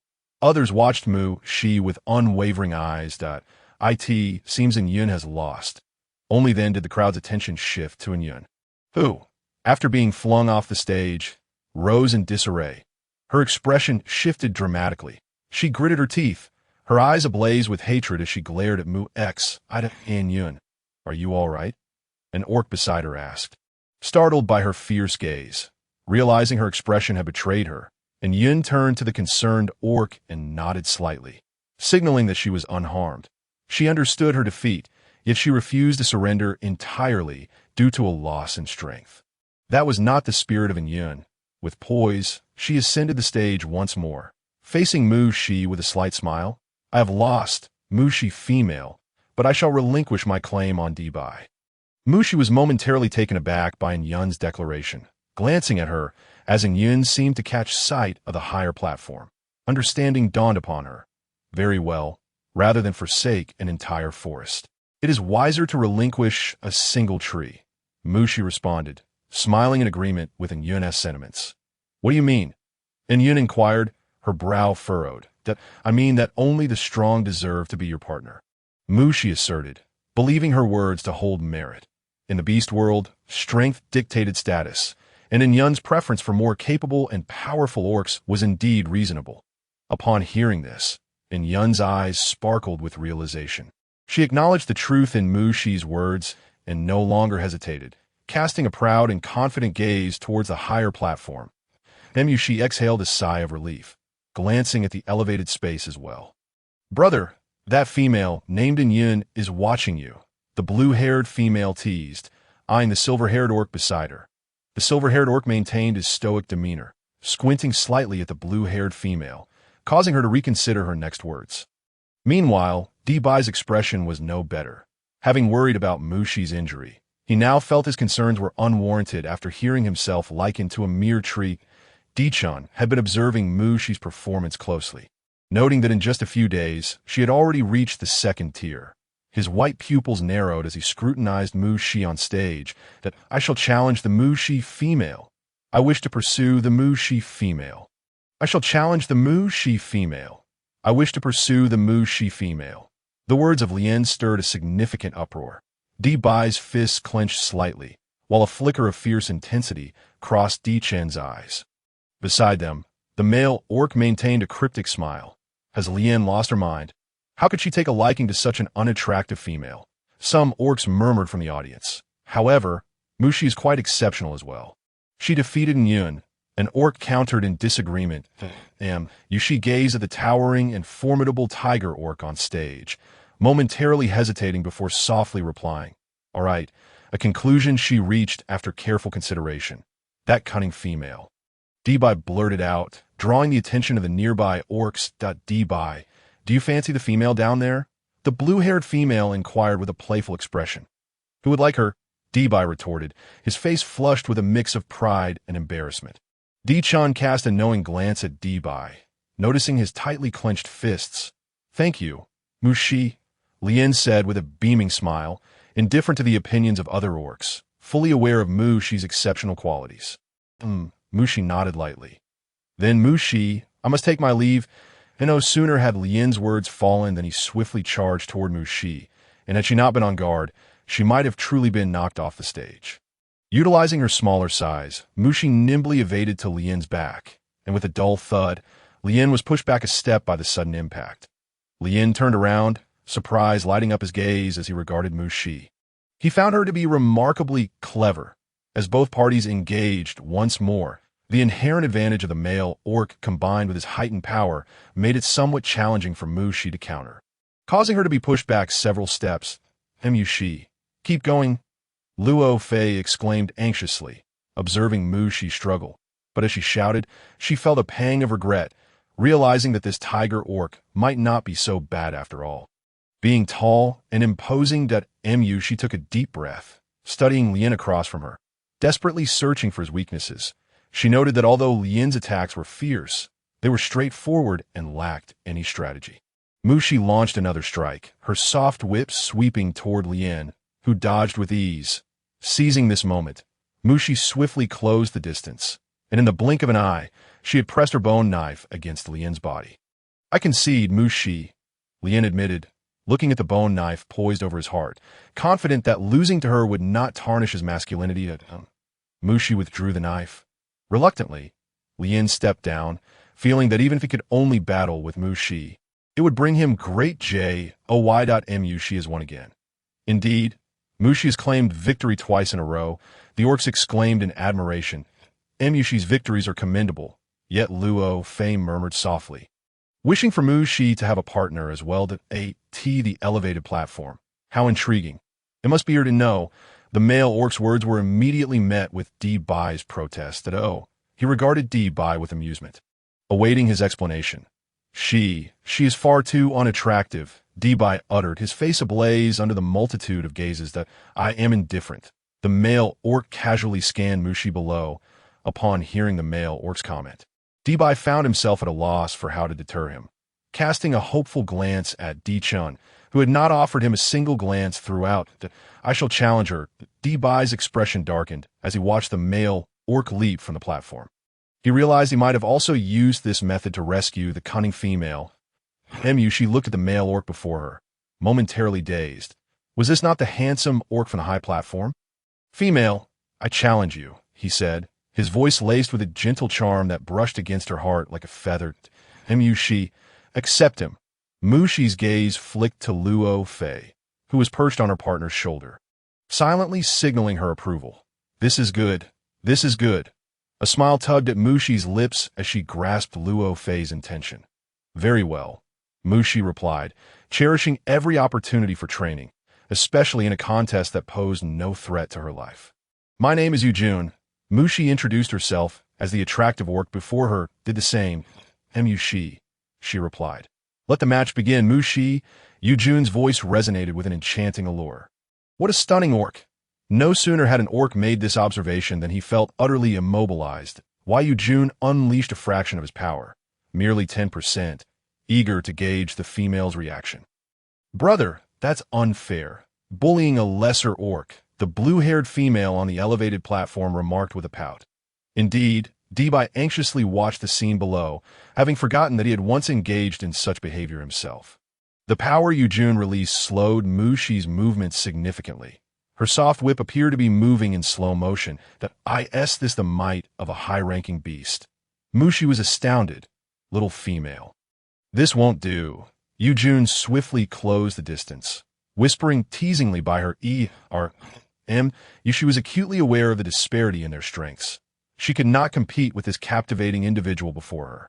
She could only concentrate all her strength into one concentrated attack. She raised her soft whip, channeling all her energy into it as she launched an assault on Yujun with a resounding crack. Mushi saw that the orc did not evade. The whip left a crimson mark on his body. She attempted to retract the whip, but he grasped her and pulled her closer. Little mistress. There's more to this chapter. Please turn to the next page to continue reading, as the latter parts are even more thrilling. How delightful. Mushi. He restrained her arms, leaning down to whisper in her ear. Mushi felt a tingling sensation by her ear, instinctively responding with a kick, leveraging the moment to execute a shoulder throw. Clearly, Yujun had not anticipated this maneuver.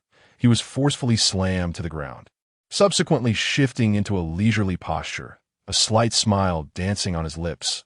So Mushi enjoys this. Does she? Mushi found his smile somewhat suffocating, and in an instant, he teleported behind her, restraining her once more. His warm breath brushing her ear. How about this? As soon as Yujun's words fell, Mushi felt a constriction in her breathing, an uncomfortable sensation, realizing that the orc behind her was growing irate. Deviously cunning and unable to play fair, Mushi silently lamented. But I concede, Mushi stated calmly. She recognized that she was utterly no match for this orc and could only silently take note of her defeat. Yujun had not anticipated such forthrightness from the female. He released her, continuing to lean in, gazing at her with a puzzled expression. Why are you so dark? Mushi. Is that polite? Finding it amusing that she offered no reply. He displayed a smile that could charm the dead in the distance, and Yun watched the unfolding scene with a seething jealousy directed at Mushi, feeling deceived by this wily female. Mushi. Luo Fei sprinted over, enveloping Mushi in an embrace, then circling around her, relieved to find only an injury to her arm, but a partner is unimportant. Why not have a partner? Luo Fei had been genuinely concerned for Mushi after witnessing her being controlled twice by the male orc on stage. Mushi.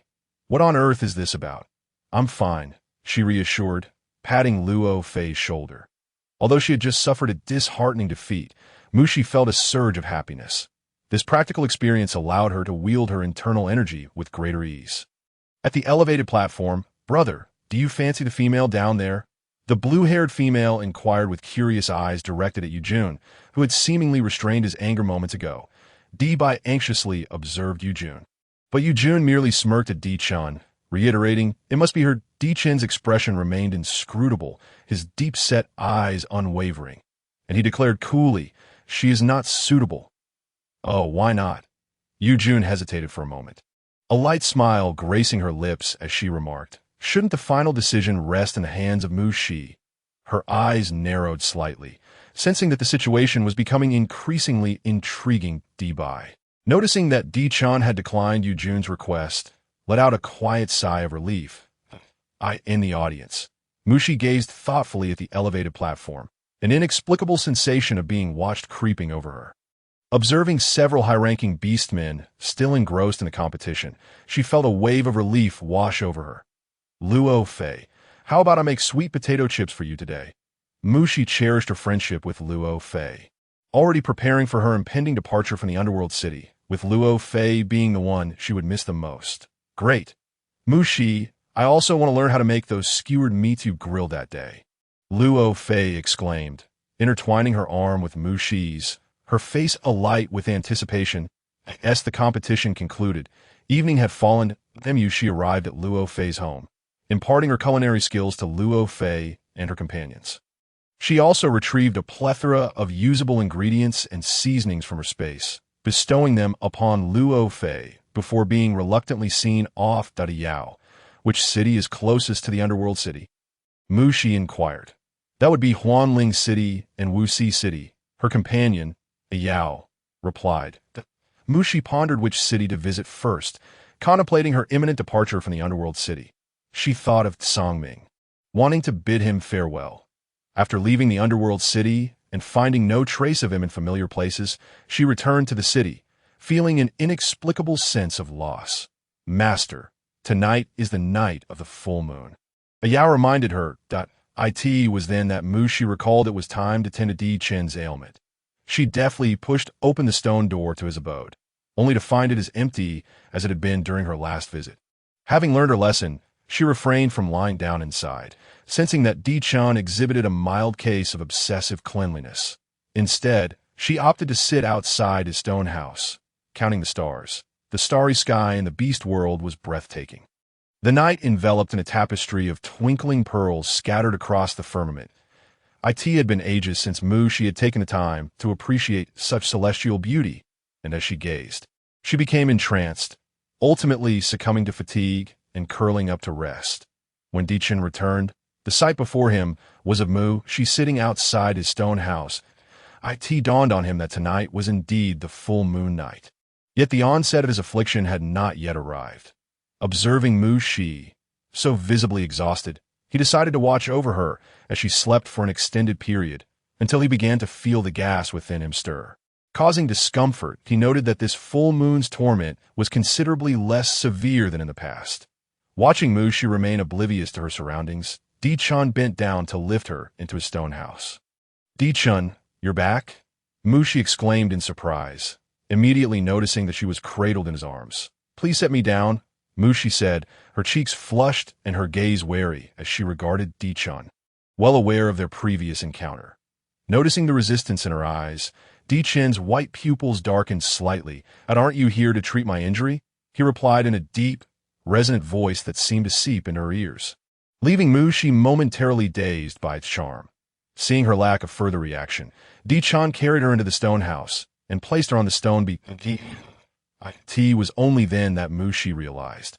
Yes, she was indeed there to treat his injury. "Please move aside. I need to get down," Mushi said, noticing that Di Chen was seated around the edge of the stone bed, obstructing her path.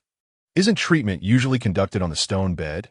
Di Chen's eyes narrowed slightly, his gaze captivating. Mushi shamefully recalled their last encounter, her dark complexion now ablaze with heat. "Has your condition flared up?"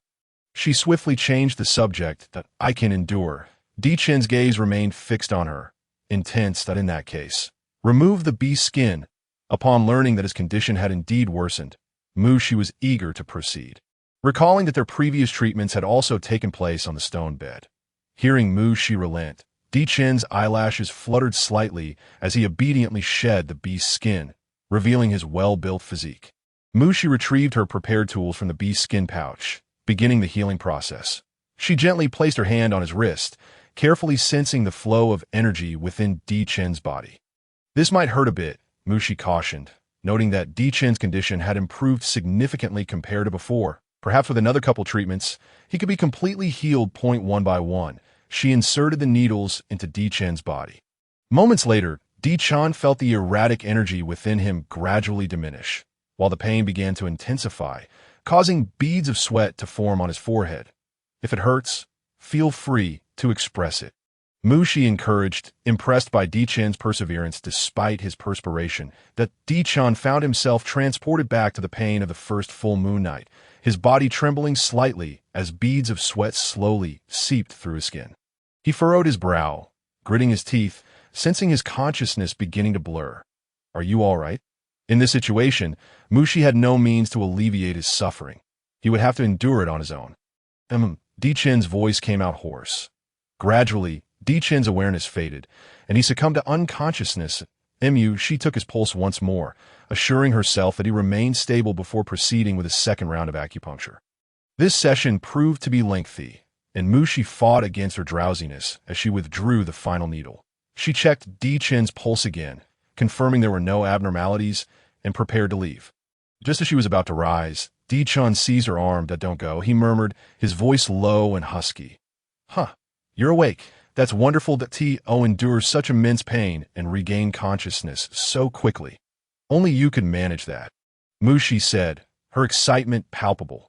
"Let me tell you, the energy flow within you is now fairly stable. With a couple more treatments, your ailment will be cured," she enthused, sharing her joy with Di Chen. "So soon?" Di Chen's dark eyes were inscrutable, his voice low and gravelly. Quick. Well, one must consider whose hands are at work, Mushi said, patting her chest with pride. Then she looked at Di Chen cautiously. As for the healing beast crystal, you can give it to me on the last day.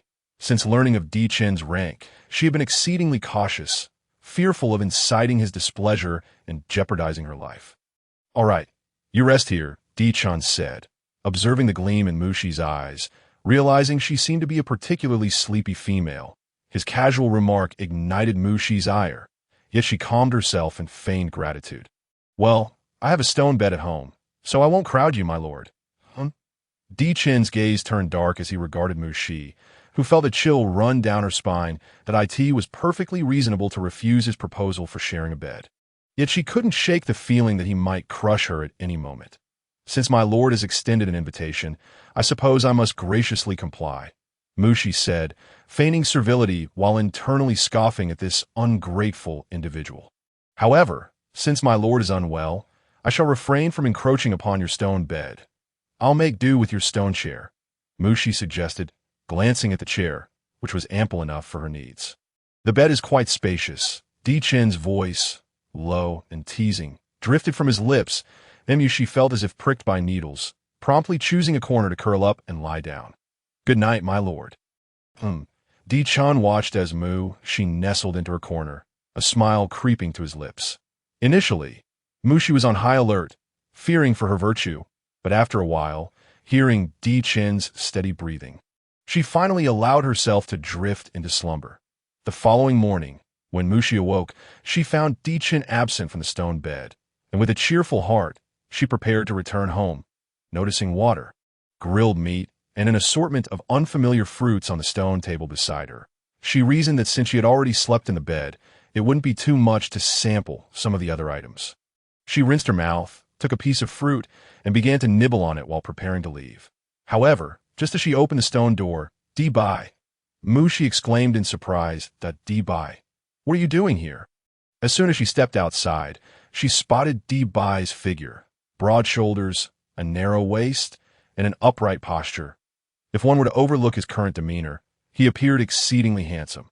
What are you doing here? Di Bai asked coldly, his expression betraying an unexplainable anger at seeing her emerge from his brother's stone house. With Di Chen absent, Mushi noted Di Bai's sullen demeanor and chose not to engage, yawning widely as she prepared to head home. Wait a moment. What is it? Mushi glanced at Di Bai's hand, which had grasped her arm. Why did you come out of the stone house? Di Bai inquired with a stern expression. Why don't you ask your brother? Mushi, feeling increasingly irritated, tightened her grip on her arm. She shook off his hand and strode away, leaving Di Bai furrowing his brows. His face ashen. What did she mean by that? Inside the Ming City Palace, as Di Bai entered, he spotted Di Chen conversing with Yujun and his sister. He swallowed down the question he had intended to ask. Di Chen, since you are unwilling to offer that female to your brother, I shall take you as my partner, fulfilling our father's and mother's wishes, the blue-haired female said playfully. What nonsense! Di Chen's expression darkened. How is it nonsense? There are plenty of males who wish to become my Lan Ling's partner, Lan Ling retorted proudly. Besides, the last time I fed you the fragrant fruit was unintentional, Lan Ling explained cautiously, noticing Di Bai's increasingly displeased demeanor, prompting her to cease her words. Brother, won't you say something on my behalf? Lan Ling looked at Yujun with pleading eyes, hoping he could persuade Di Chen. Yujun, aware of his sister's long-standing affection for Di Chen, found it unsurprising and seldom intervened. However, this time it seemed to involve him, and thus he felt compelled to act. Lan Ling, if a brother truly cares for a female, he will surely bring her close and cherish her, Yujun mused, casting a thoughtful glance at Di Chen, his eyes flickering momentarily. Upon hearing Yujun's brazen words, Di Bai's mind swiftly conjured an image of Mushi. He turned his gaze towards Di Chen, realizing that unity was paramount at this moment. Brother, I just saw Mushi leave your stone abode. Did you know that? Di Bai inquired of Di Chen. Yes, I know, Di Chen replied, his gaze dark and inscrutable that Di Bai's statement successfully piqued Lan Ling's interest. How could Mushi be in Di Chen's stone abode? She looked towards Di Bai. When she saw that Di Bai remained silent, she turned to Di Chen. Is your refusal of me because you fancy the female Mu Shi? She asked, vocalizing the question all present were eager to know. Di looked nervously at Di-chan, while Yujun awaited the answer with a teasing expression. Oh, I like her. Di-chan pondered, uncertain, only knowing that being with her seemed to uplift his spirits. Lying on the same stone bed, his sleep improved. He recalled her posture from the previous night, a flicker of unprecedented joy crossing his eyes. You actually like such a female? Lan Ling exclaimed in astonishment, realizing why Di-chan did not favor her. They were entirely different kinds of females. Upon hearing Di-chan's words, Di-bai felt a bittersweet sensation spreading within him, unable to discern whether his brother was protecting her or if his words were genuine. Shouldn't the ultimate decision rest solely with the female? Yujun enlightened the two involved parties, having grasped the true intent behind Di-bai's earlier inquiry. Brother, are you suggesting that Mu Shi may not necessarily harbor feelings for Di-chan? Lan Ling questioned Yujun, but Mu Shi just emerged from Di-chan's stone abode. Lan Ling remarked with a frown. She is not yet bound in partnership. Yujun replied. The Di-bai's eyes suddenly sparkled. Indeed, he had not noticed that she had not formed a partnership. Di-chan, I will seek advice from Mu Shi. You will undoubtedly fall in love with me, Lan Ling declared resolutely, directing her gaze at Di-chan. Contemplating whether to approach Mu Shi for guidance, Di-chan regarded the fervent siblings and suddenly felt that inviting them over was ill-timed. After Lan Ling tugged at Yujun and departed, Di-bai turned to Di-chan and asked, why? Di-chan understood the question behind Di-bai's words. Yet he, too, was puzzled by his instinctual desire to protect her. In his mind, he analyzed, she can heal my ailment. Di-bai's pupils widened in disbelief. Is that true? He asked, his tone tinged with skepticism. Yes, I am nearly well, Di-chan replied. Upon hearing that Mu Shi had healed Di-chan's affliction, Di-bai momentarily lost himself in thought. This female was indeed a shaman. It was no wonder that only such an exceptional female could capture Yujun's interest. After much deliberation, Di-bai made a decision. Brother, we do not share the same father and mother. Di-chan awaited Di-bai's next words, as it was common knowledge that they were not born of the same parents, their beast forms being inherently different. I can help you keep that female? Di-bai's gaze flickered. Yearning for Mu Shi to remain in Ming City, he was aware that she was temporarily residing in the provided stone abode. Not disturb her for now, Di-chan warned, his eyes reflecting an inscrutable intent. I understand, Di-bai murmured, slightly disheartened that he could not fathom why Di-chan, who clearly cared for that female, was reluctant to act. Meanwhile, as Mu Shi opened her stone door, she was greeted by the sight of a beautiful blue-haired female standing outside her abode. Recognizing her, Mu Shi recalled the blue-haired female from the high platform. Little Master, there is more to this chapter. Please click the next page to continue reading. It only gets more exciting. Lan Ling, observing that Mu Shi had finally opened the door, politely introduced herself. I am Lan Ling, a third-tier beast man, and I have come to learn from you. Learn? Mu Shi replied, her face filled with confusion. Mu Shi, I am here to learn how to make Di-chan fall in love with me, Lan Ling explained earnestly. You must have the wrong beast man. Mu Shi thought, uncertain of how to teach someone about love. No mistake. You are the Mu Shi I seek, Lan Ling said, her beautiful eyes sparkling as she approached Mu Shi with familiarity, and she found herself surprisingly fond of this attractive female, feeling no aversion but rather an endearing charm.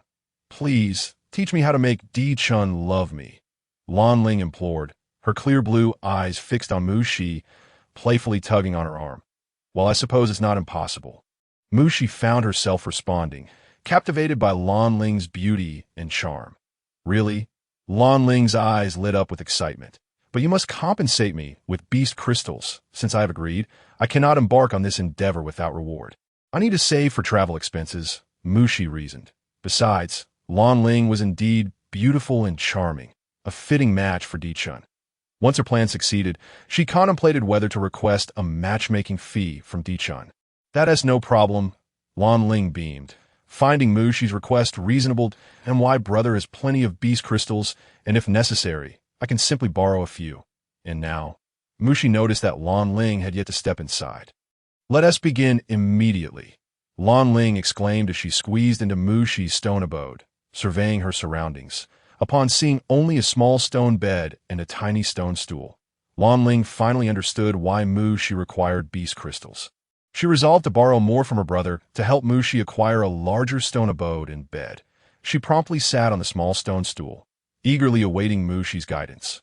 Mushi, entering the room, couldn't help but chuckle at Lan Ling's eager demeanor.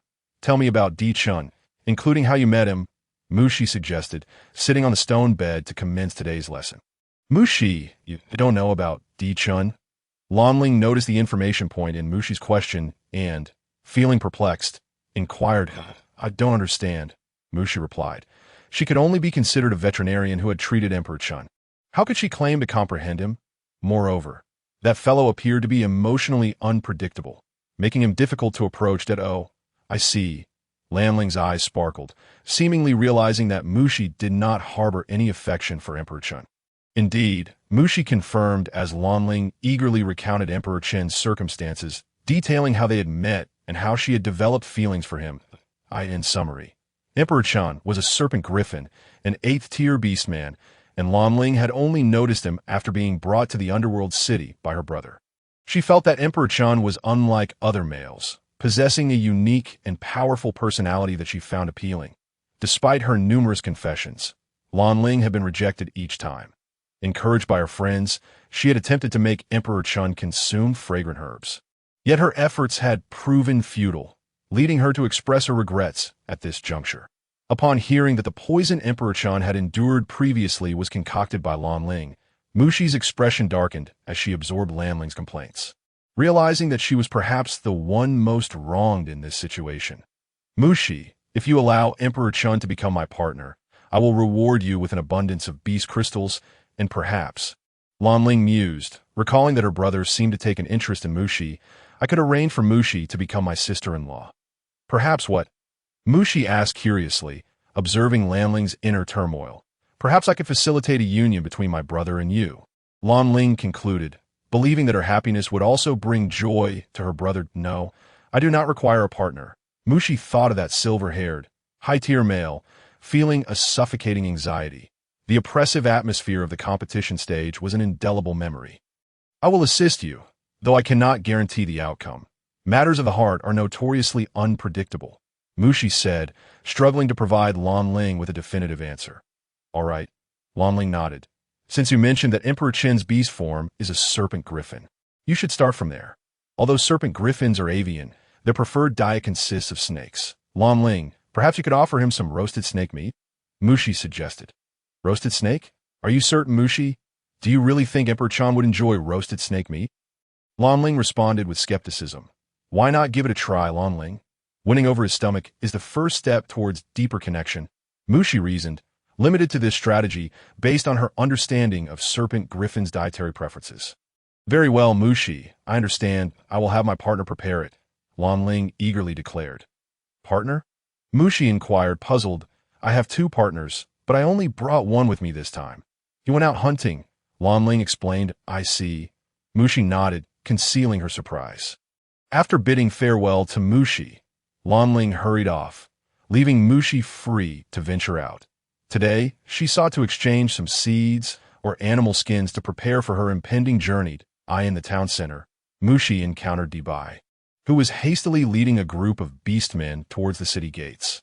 Observing their exit, Mushi noted that it did not appear to be a hunting expedition. She suppressed her confusion and continued her collection efforts. Mushi successfully exchanged several bundles of animal skins, contemplating whether to find a concealed spot to store her items in her spatial storage. "Mushi, is that you?" A young male beastman's voice interrupted her thoughts. "You are." "No." Recognizing the beastman with gray ears and dark brown eyes, Mushi recalled him as the one who had helped her when she first arrived in the underworld city. "It is I." "Mushi," Damu replied, clearly surprised that she remembered him. "I watched the competition in the underworld city a few days ago. You were exceptional," he added, his ears slightly reddening as he bowed his head. "Are you heading back?" "Allow me to carry your animal skins," Damu offered, taking several bundles from Mushi. "Thank you, Damu." Mushi gratefully accepted his assistance. "And no need for thanks, Mushi. I feel you're somewhat out of place in this beast world." Demu remarked, sensing her excessive politeness in the beast world. Females were typically indulged by males, and such courtesies were expected of them. Once Damu delivered the animal skins to the stone house, Mushi handed him a blue beast crystal. Representing her gratitude for his assistance upon her arrival, that I cannot accept a female's beast crystal, Damu declined. Please take it, Mushi insisted. Mushi, your insistence is an insult to me, Damu replied, looking offended. Mushi was taken aback, confused as she had merely offered what was due. Seeing Damu refuse the beast crystal, she resorted to gifting him some sweet potato chips and other food she had prepared. After bidding farewell to Damu, Mushi suddenly recalled that she had previously given a beast crystal to Debai, leading her to wonder if his cold demeanor towards her was a result of feeling insulted by her gift. Unable to comprehend this, she decided to set it aside and began organizing her exchanged items.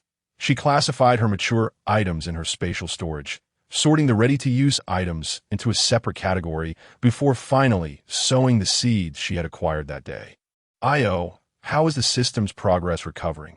Mushi inquired, anxious about the completion of her tasks, especially since the system had not issued any new missions recently. Master, the system has only recovered 5%, Io replied softly. What? Only 5%?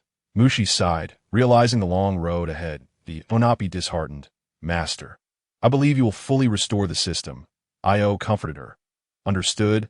Io, Mushi responded, feeling despondent about the current pace of progress. Suddenly, a series of knocks echoed. Mushi, are you there? It's Lanling, she called out anxiously. Upon hearing the voice, Mushi opened the stone door, only to find Lanling looking tearful, with unshed tears glistening in her eyes. Mushi, Emperor Chen rejected my roasted snake meat. Tell me what happened, Mushi said, gently wiping away Lanling's tears. I filled his stone house with roasted snake meat, but he became furious, Lanling lamented, feeling increasingly aggrieved. This was her first time presenting a gift to a male beast man, and she had not anticipated such a reaction. Previously, she had only expressed her feelings for Emperor Chen verbally and had never stooped to presenting him with an offering. Filled the entire house. Take me to see, Mushi urged, patting Lanling's shoulder. Upon reaching the interior of the underworld city, Mushi was astonished to see beastmen emerging from the stone house, each carrying charred snake carcasses in considerable numbers. Did you really fill the entire house? Or was it just full of snakes? Mushi asked, incredulous. Yes, males typically have large appetites, Lanling proudly affirmed. Did you sneak them in? Mushi speculated, knowing that Emperor Chen would not permit Lanling to act recklessly. Indeed, I initially intended to invite Emperor Chen, but he refused, Lanling replied, casting a forlorn glance at the distant, indifferent beastman. You must have seen her affection for you. Yujun suppressed a smile, having not anticipated that his sister would employ such a method to pursue Emperor Chen. Tomorrow, you will be departing. Emperor Chen has issued an eviction order. But Mushi, Yujun glanced at the female standing beside Lanling. She is not yours, Emperor Chen stated plainly. Oh, that is not certain, Yujun said with interest. Approaching Muck's side, it is uncertain. Emperor Chen's lips curled slightly, his white pupils appearing more profound. Mushi observed the beastmen cleaning the stone house of roasted snakes and suddenly felt a twinge of guilt. Lanling, as an apology, why not invite Emperor Chen for a proper meal? Mushi suggested, hoping to help Lanling secure a partner for Emperor Chen to alleviate her remorse. Mushi, are you still preparing snake meat? Lanling, the curious little one, gazed at Mushi with wide eyes. Just some regular beast meat will do, Mushi said, wiping away the sweat that wasn't there. A soft chuckle escaped her lips. Following the sound, she turned to see a newcomer, Yujun, clad in vibrant red bee skin, his robust physique on full display as he strode toward her with long strides. And Yushi, it's been a while. The gentle smile in Yujun's eyes could drown an orc in affection. And Yushi snapped back to reality and politely replied, it's been a while. She had already entrusted the task of salvaging the situation to Lanling, so she prepared to take her leave. Just as she was about to step away, she heard Yu's excited voice. Master, the target that requires treatment has appeared. Where is it? Au, Mushi inquired, her spirits lifting at the prospect of having a mission. The target is nearby, Au replied eagerly. Just then, they spotted an orc rushing toward Di-chun, calling out in haste, "Lord Di-chun, Di-bai is injured." "The target is Di-bai," Mushi deduced upon hearing this. "Yes, master," Ayu confirmed. Seeing Di-chun anxiously rush in a particular direction, Mushi followed closely behind. "Hey, Mushi," Lanling remarked, noticing Mushi's nervous departure. Could it be that Mushi has feelings for Di-bai? She had overheard the orc's words, and Mushi arrived at Di-bai's stone dwelling alongside Di-chun, only to find him lying in a pool of blood. Unconscious, the healer, Tadi, was examining his wound. As Mushi approached Di-chun, she discovered a deep gash on Di-bai's upper body, with numerous wounds on his back, blood flowing profusely. Tadi sprinkled a packet of gray powder over the wounds and looked at Di-chun, her kind face now laden with worry. "The situation is not good." She sighed that if he can pull through, it would be a blessing from the beast god. Shaking her head, she hunched over and left. Mushi, having heard Tadi's words, moved closer to assess Di-bai's condition. "Let me handle this," she said, glancing at Di-chun, who wore a furrowed brow.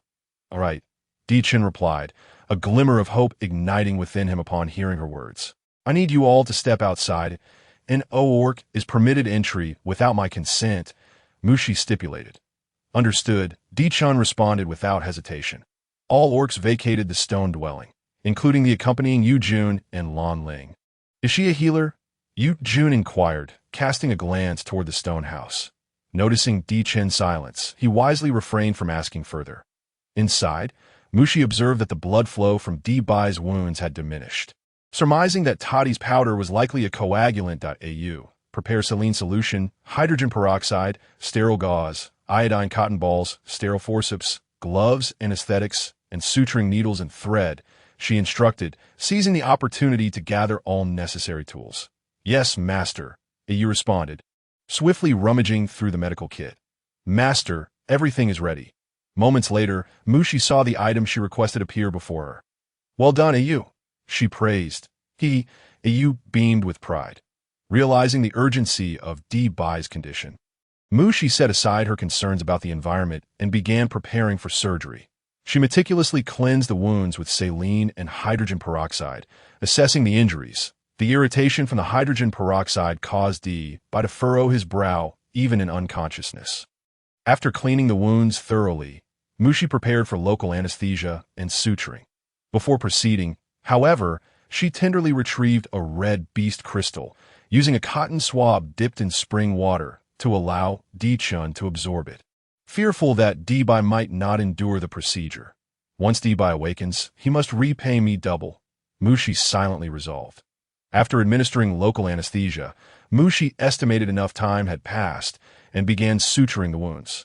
Over half an hour later, she finally completed the task. Ayu, larger bandages, please, she requested, intending to adequately dress the wounds to prevent infection. "Yes, master," Ayu replied, though having witnessed her skill in bandaging, it was in awe of how adeptly she managed such deep wounds.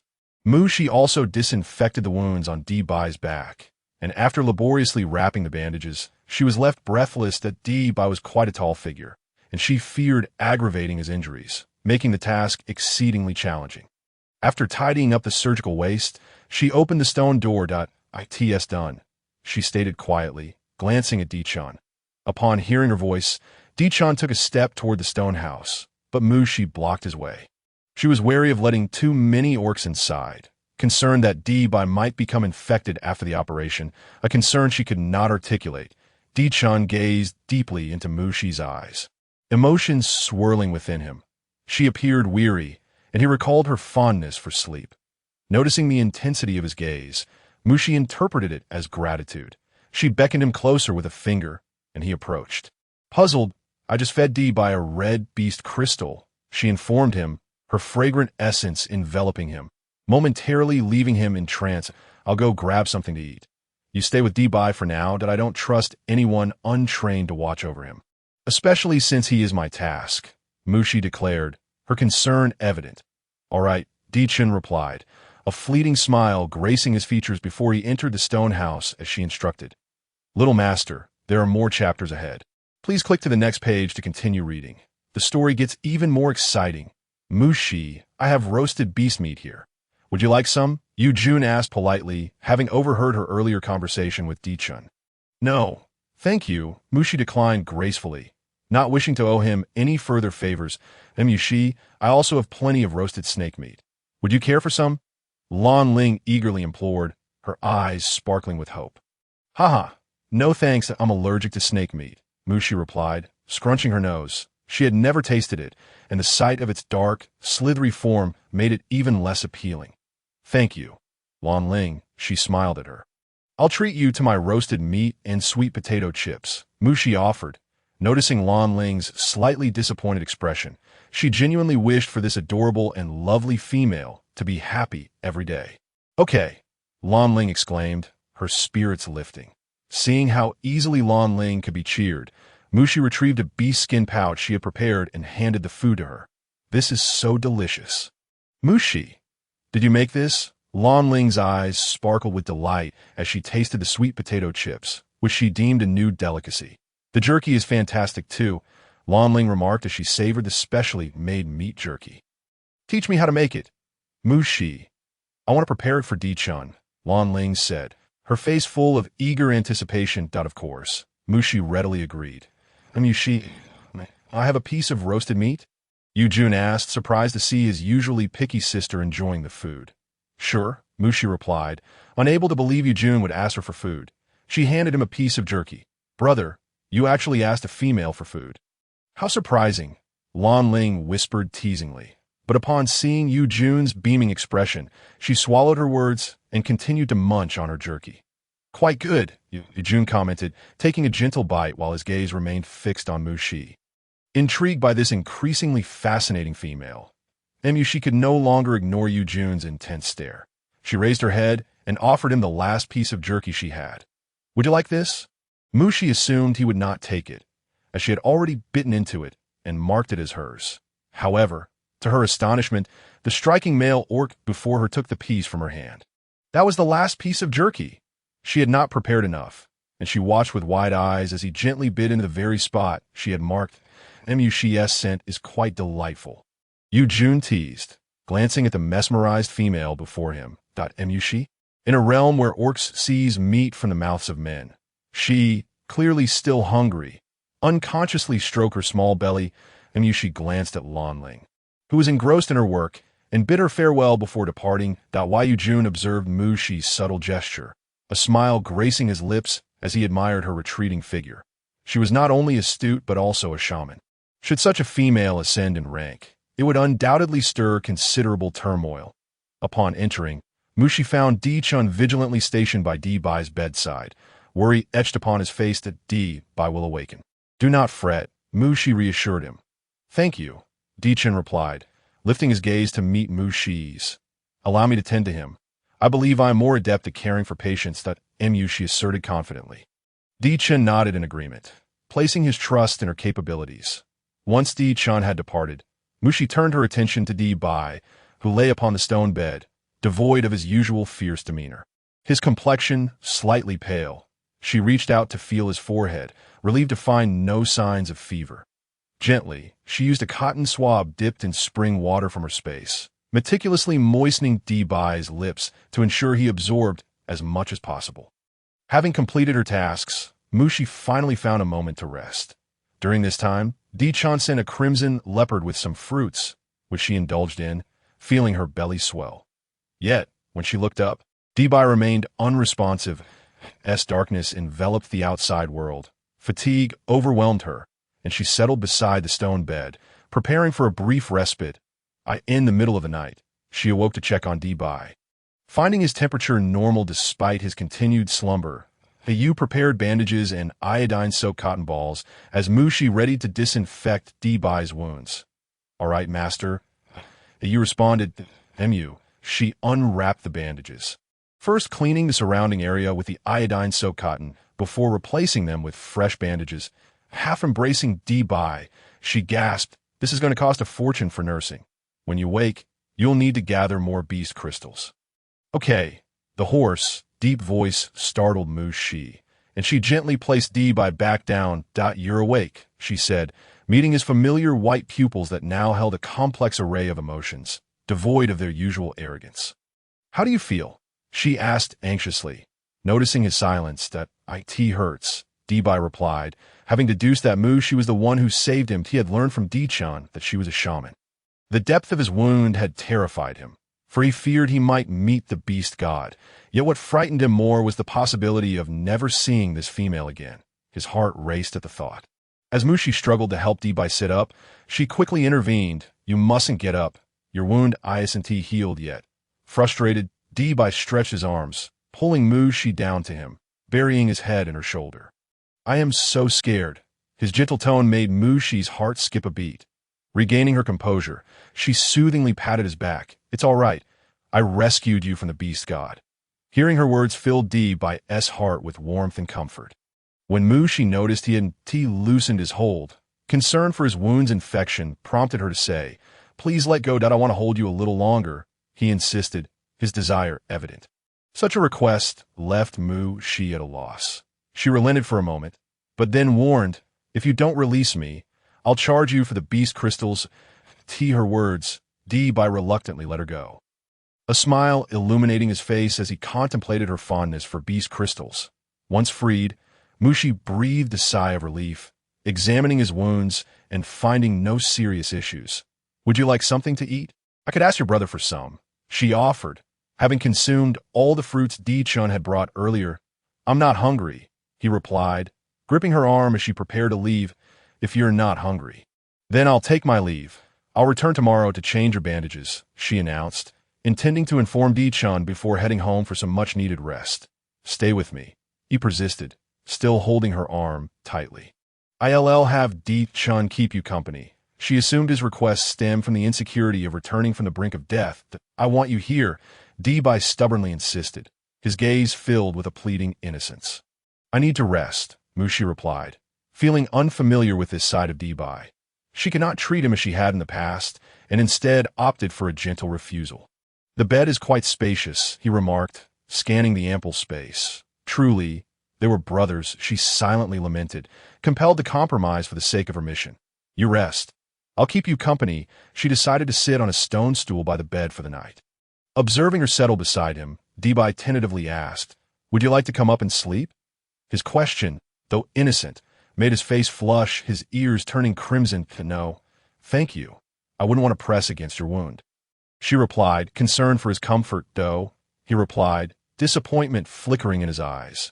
Seeing Mushi close her eyes, preparing to rest, he refrained from pressing further, and Mushi quickly succumbed to sleep, while Debai, listening to her steady breathing, found himself entranced by her sleeping visage. Though her complexion appeared shadowy, her features were exquisitely delicate, her lips slightly parted as if she were dreaming, causing her to unconsciously lick them, compelled by an inexplicable urge. Debai reached out, gently tracing her lips, and she frowned slightly, letting out a soft murmur. Startled, Debai withdrew his hand, his heart racing as he awkwardly adjusted his gaze, feeling the sweat bead on his palms. As the chapter draws to a close, Debai, reassured by Mushi's undisturbed slumber, allowed himself to relax, knowing he needed to conserve his strength for healing. Yet, thoughts of his injury darkened his expression. The next morning, Mushi awoke to Au's voice, who informed her that the task had been completed. Eagerly, she wished to check on Debai's wounds, but hesitated upon seeing him still asleep. "Au, you haven't mentioned the rewards for this task," she inquired, her heart filled with anticipation. "Master, the items in the system mall have become more varied, offering you a wider selection," Au replied. "Are there any handheld weapons? Like knives? I find the bone blade lacks sharpness. I need something more effective." Mushi expressed her need for a superior weapon. "There are, Master," Au confirmed. "Excellent. Are you awake?" Mushi asked, noticing Debai gazing at her intently. She felt a surge of relief that her conversation had only occurred in her mind with Au. "Yes," he nodded slightly.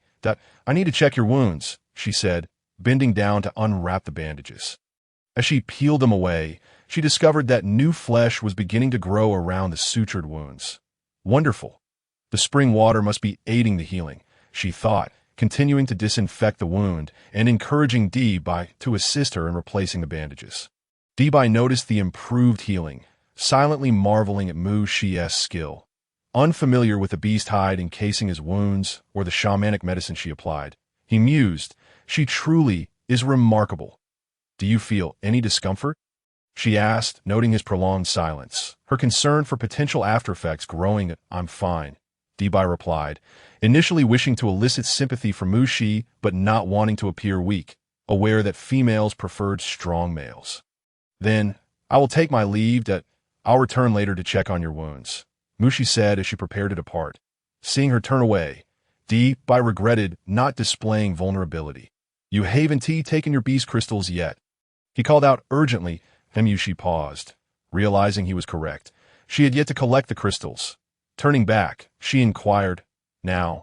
Debai's face flushed crimson once more, acutely aware of his lack of beast crystals. Understanding his situation, Mu Shi reassured him, "It's all right. I'll ask Di-chun for some." Conveniently, Di-chun's stone house was not far from Debai's. Mu Shi approached with familiarity and knocked on the door. "Come in," she heard the cold voice beckon. Entering, she found Di-chun lazily seated in a stone chair. "Has Debai awakened?" "Awakened? I have come to check on your health, and, incidentally, to retrieve the beast crystal for Debai's treatment," Mu Shi explained. Very well. He understood that she was indeed capable of healing Debai, and it proved to be true. Mu Shi approached Di-chun, noticing that he remained seated on the stone chair without any intention of rising. She placed her hand upon his pulse, sensing that everything within him was normal before withdrawing her hand. "Which tribe do you belong to?" Debai gazed at the enigmatic female before him, who seemed to appear whenever danger was neared. "I cannot recall."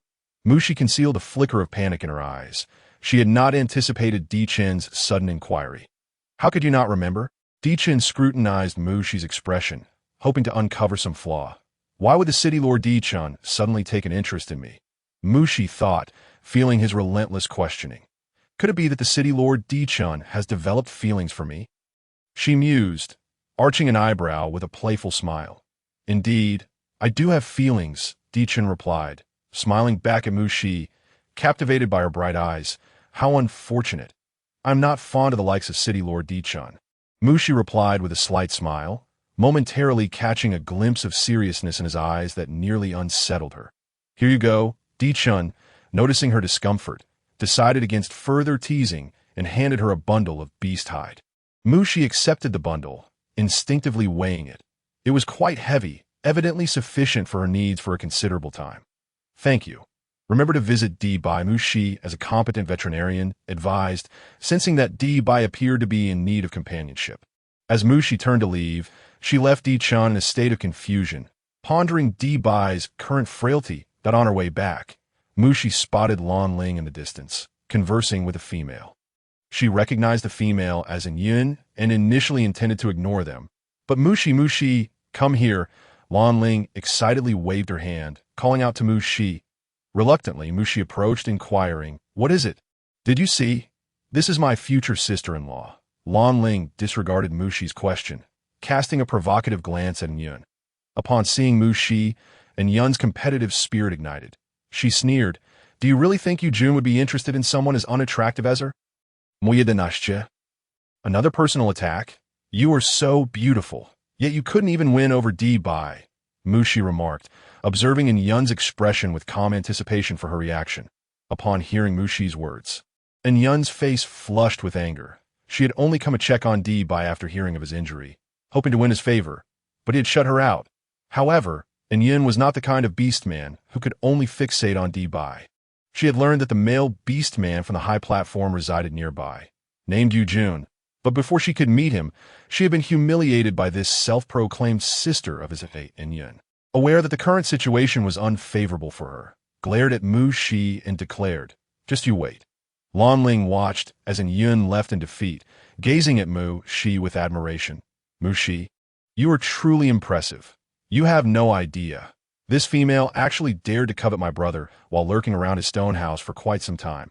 Lan Ling recounted how she had encountered Yun and dealt with her. In conclusion, she proclaimed, "Mu Shi, I only acknowledge you as my sister and Law." Mu Shi, feeling somewhat exasperated, explained, "Lan Ling, I do not harbor feelings for Jun." Who would fancy a beast man who hides daggers behind a smile? Mu Shi, my brother is quite wonderful, Lan Ling insisted, continuing her enthusiastic endorsement. Seeing Lan Ling's incessant chatter, Mu Shi abandoned her plan to return to the stone house for rest and instead decided to check if Luo Fei was at the academy. Mu Shi, what brings you here? Lan Ling asked as they approached the Beastman Academy. I am looking for a friend, Mu Shi replied, spotting Luo Fei at a training platform. I asked that her? Lan Ling inquired, gazing at the training female. Yes, Mu Shi confirmed, noticing that Luo Fei had also spotted her and was approaching. Mu Shi, you made it. Luo Fei exclaimed joyfully upon seeing Mu Shi. Isn't this the beautiful female from the high platform? Luo Fei asked Lan Ling. Remembering her. I am Lan Ling. She introduced herself, curiously assessing Luo Fei, thinking that Mu Shi's friend shared her uniqueness. Luo Fei, in turn, scrutinized the pretty female, puzzled as to why Mu Shi would know her. And looked back at Mu Shi. A fateful connection. Mu Shi interpreted Luo Fei's unspoken question and shook her head in resignation. Luo Fei, not comprehending Mu Shi's words, turned to Lan Ling and asked, what brings you close to Mu Shi? She knew Mu Shi was not the type to pursue others. Help me win over Di-chun, Lan Ling replied candidly. Luo Fei glanced questioningly at Mu Shi, who nodded in affirmation, prompting Luo Fei to remain silent. Today, I will teach you how to prepare a meal. You can invite him to dinner tonight. As she spoke of this matter, Mu Shi contemplated her impending departure and decided that helping Lan Ling once would suffice. She also wished to impart more knowledge to Luo Fei. This chapter is not yet complete. Please click the next page to continue enjoying the captivating story. Excellent. Let us go then. Lan Ling affectionately linked her arm with Mu Shi's, who pulled Luo Fei along, and soon they followed Lan Ling to a stone house. Lan Ling, is this your stone house for roasting snake meat? Mu Shi inquired, observing the structure before her. Indeed, she replied, following Mu Shi's gaze and discovering several roasted snake meats within. Are you afraid of snakes? Mu Shi asked, as Lan Ling and Luo Fei both looked at her curiously, having never heard her mention a fear of snakes. Not at all, Mu Shi reassured them. At least, Bali was not afraid, though she found the sight of snake meat somewhat unappetizing. Mu Shi, I will dispose of it, Lan Ling declared as she tossed the snake meat outside, and they began to prepare the meal. Lan Ling called upon her partner to bring the ingredients Mu Shi needed, while Mu Shi discreetly retrieved the seasonings. What is this? Lan Ling inquired, sniffing at the pungent powder within the beast hide pouch. This is the seasoning Mu Shi will use for the roasted meat, Luo Fei explained, recalling how Mu Shi referred to it as seasoning. Lan Ling nodded, observing Mu Shi's methods and learning step by step. An hour later, Mu Shi surveyed the food laid out on the stone table and felt a pang of hesitation. Lan Ling, should we consider an alternative approach? What kind of approach? Lan Ling asked glumly, staring at the charred food spread across the table, realizing why Di-chun was drawn to Mu Shi. In this aspect, she felt inferior. Perhaps the art of seduction, Luo Fei suggested, her eyes lighting up. Are you suggesting the charm of a female? Lan Ling asked, her cheeks flushing slightly as she looked at Luo Fei. Indeed, Luo Fei thought Lan Ling was quite beautiful. This would undoubtedly be effective. It won't work, Luo Fei. Lan Ling's face reddened further. She had already tried that. How about this? I will prepare the food, and you can claim it was made by your own hands, Mu Shi proposed, concluding that this was the most suitable arrangement since the outcome was what truly mattered. That works. Lan Ling's eyes sparkled as she regarded Mu Shi, convinced of her intelligence, and she swiftly prepared the roasted meat and some meat soup, along with a few simple stir-fried dishes before sending Lan Ling to invite Di-chun. Di-chun has agreed. Lan Ling returned excitedly with the good news, relieved that Mu Shi had suggested a second method. Mu Shi speculated that, given Di-chun's disposition, he would likely have refused Lan Ling's invitation, which was why she had instructed her to invite him in Yujun's name.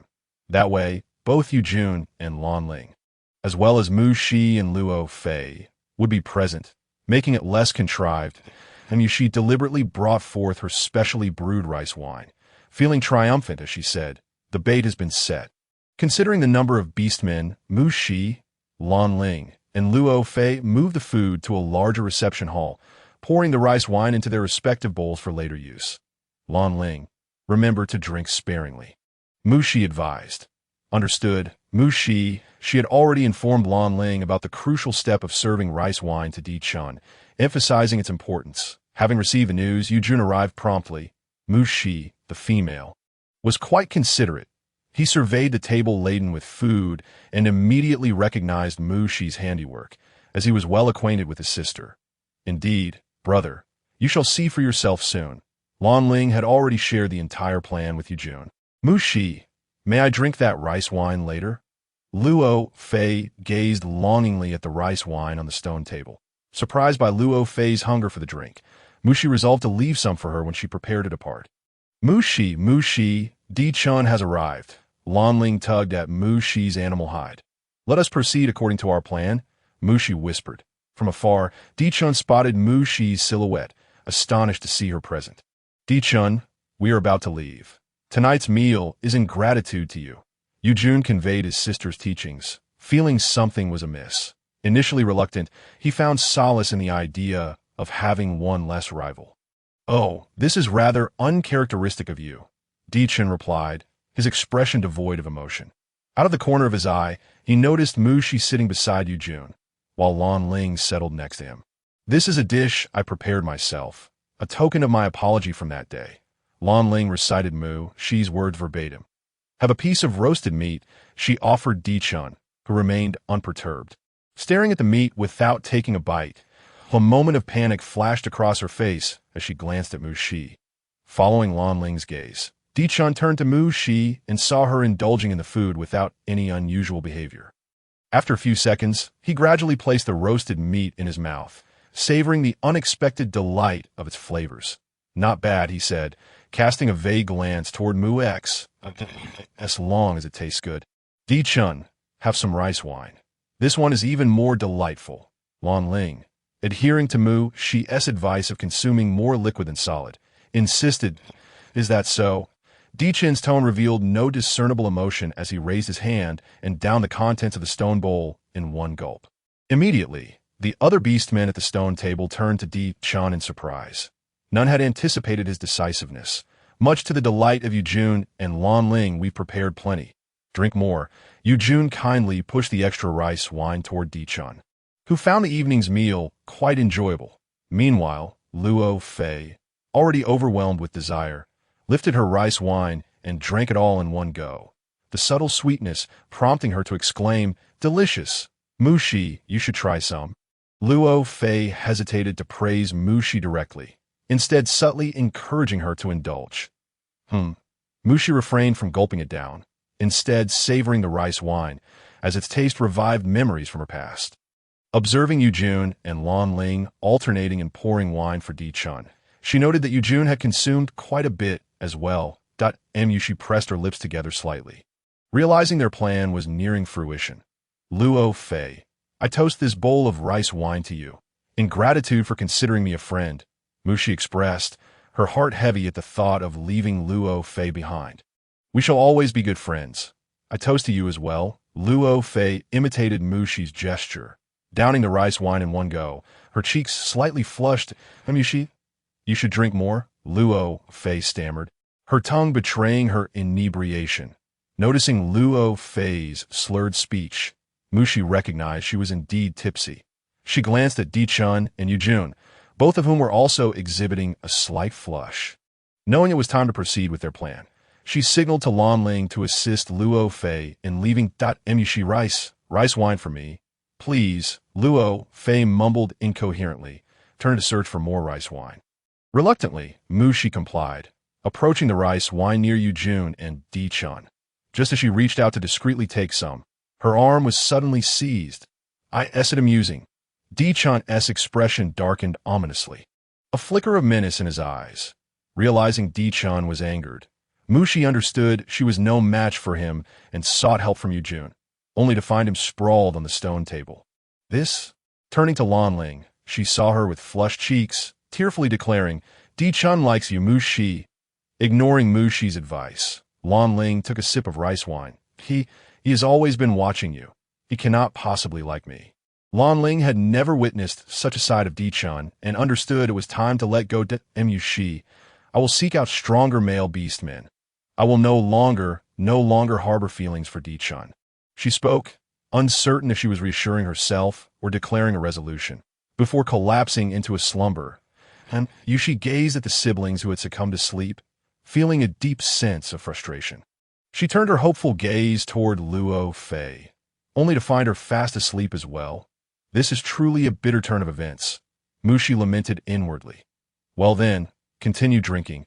I have matters to attend to. Mushi tugged at her arm, realizing it was futile. She subtly indicated to Di-chun to release her. Stay and drink with me. Di-chun insisted, forcibly seating Mushi upon his stone chair. Very well, Mushi conceded, recognizing her lack of options.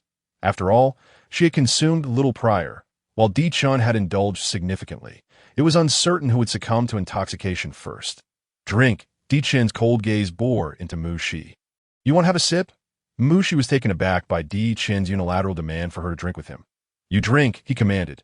The involuntary release of his imposing aura made Mushi shrink back, leaving her with no choice but to humiliate herself by finishing the remaining 5 bowls of rice wine on the table. All done. If there's nothing else, I shall take my leave. Mushi felt her mind clearer after downing several bowls of rice wine, astonished by her state and prepared to rise. Yet, as soon as she stood, dizziness overwhelmed her, and her steps faltered to avoid revealing her condition to Di-chun. She feigned composure, leaning against the stone table for support. Could you kindly have one of the beastmen inform Luo Fei's partner? I have some matters to attend to. Mushi suddenly recalled her promise to Di by to disinfect and change his bandages. Di-chun narrowed his eyes, observing Mushi's actions, seeing his acquiescence. Mushi steadied herself and exited, striving to remember the way to Di-bai's stone dwelling, where she gently knocked on the door. Is that you, Mushi? A cheerful voice rang from within. Yes, Mushi entered, noting the unexpected state of the individual before her. Had he also partaken in rice wine? His tone was uncharacteristically jovial. I'm here to change your bandages. Mushi got straight to the point. All right. Di-bai's heart warmed inexplicably at her presence. Feeling unsteady, Mushi opted to sit beside the stone bed. Unwrapping the bandages, she discovered his wound would heal completely in a couple of days. After disinfecting, she prepared to rewrap it but found herself lacking the usual strength. Please cooperate, she urged Di-bai. His face flushed as he complied, the warmth emanating from him leaving Di-bai reluctant to part with her presence. Mushi, will you come again? He asked as she finished her task and prepared to leave. Mushi hesitated at the door, unsure. I don't know. Take care of your recovery. Just as she stepped out, dizziness struck her anew. The lingering effects of the rice wine were overwhelming. Yao. Do you have any hangover remedy? She called out, but received no response. After several attempts to elicit an answer, she was left with nothing. Thus, Mushi stumbled back, feeling utterly exhausted. Leaning against a stone door, she crouched slightly, hoping to rest for a moment. With a creak, the opposite stone door swung open, and Mushi looked up at the beastman above her. Feeling a sudden surge of energy. Di-chun, what brings you here? She asked, her words slightly slurred. What do you think? Di-chun recalled the evening's events, a vague anger bubbling within him. As he surveyed his surroundings, Mushi realized she had inadvertently returned to Di-chun's stone dwelling. My apologies for the intrusion. She turned to leave, only to feel her arm grasped firmly by Di-chun once more. Today's events were a misunderstanding. Mushi faced him, confronting the challenge head-on. Di-chun's lips parted slightly. Moreover, Lan Ling truly likes you. She is such an exceptional and beautiful female. Can't you afford her a chance? As Mushi spoke, her voice dwindled.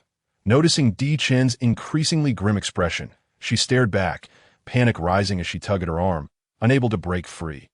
What are you planning to do? She questioned, alarmed by Di-chun's advancing proximity. Shouldn't you afford me a chance as well? Di-chun leaned closer, whispering in her ear. What are you talking about? The breath of Emperor Chun brushed against Mushi's ear, causing her discomfort. She attempted to evade, only to realize that a stone door stood behind her. Failing to receive another response from Emperor Chun, she found herself suddenly lifted off the ground. Put me down. Mushi struggled to escape, but her efforts proved futile against his strength. She felt the world spin around her. Emperor Qin tossed her onto the stone bed. Anger surged within her as she tried to rise, only to be pinned down by him. Emperor Qin's gaze burned intensely as he regarded Mu Shi, his hand gently caressing her cheek, revealing her naturally fair complexion. The proximity of his handsome face sent her heart racing, momentarily rendering her speechless. "Get up. We can discuss this matter," she urged, recognizing the precariousness of her situation and seeking to persuade him. "First, I wish to kiss you," he declared, his eyes drawn to the sheen of her pink lips. In the next moment, he leaned down, his cool lips brushing against the corner of her mouth. She instinctively resisted, but her struggle only invited more of his advances. She attempted to kick back. Yet he held her captive. Futile. Emperor Qin chuckled darkly.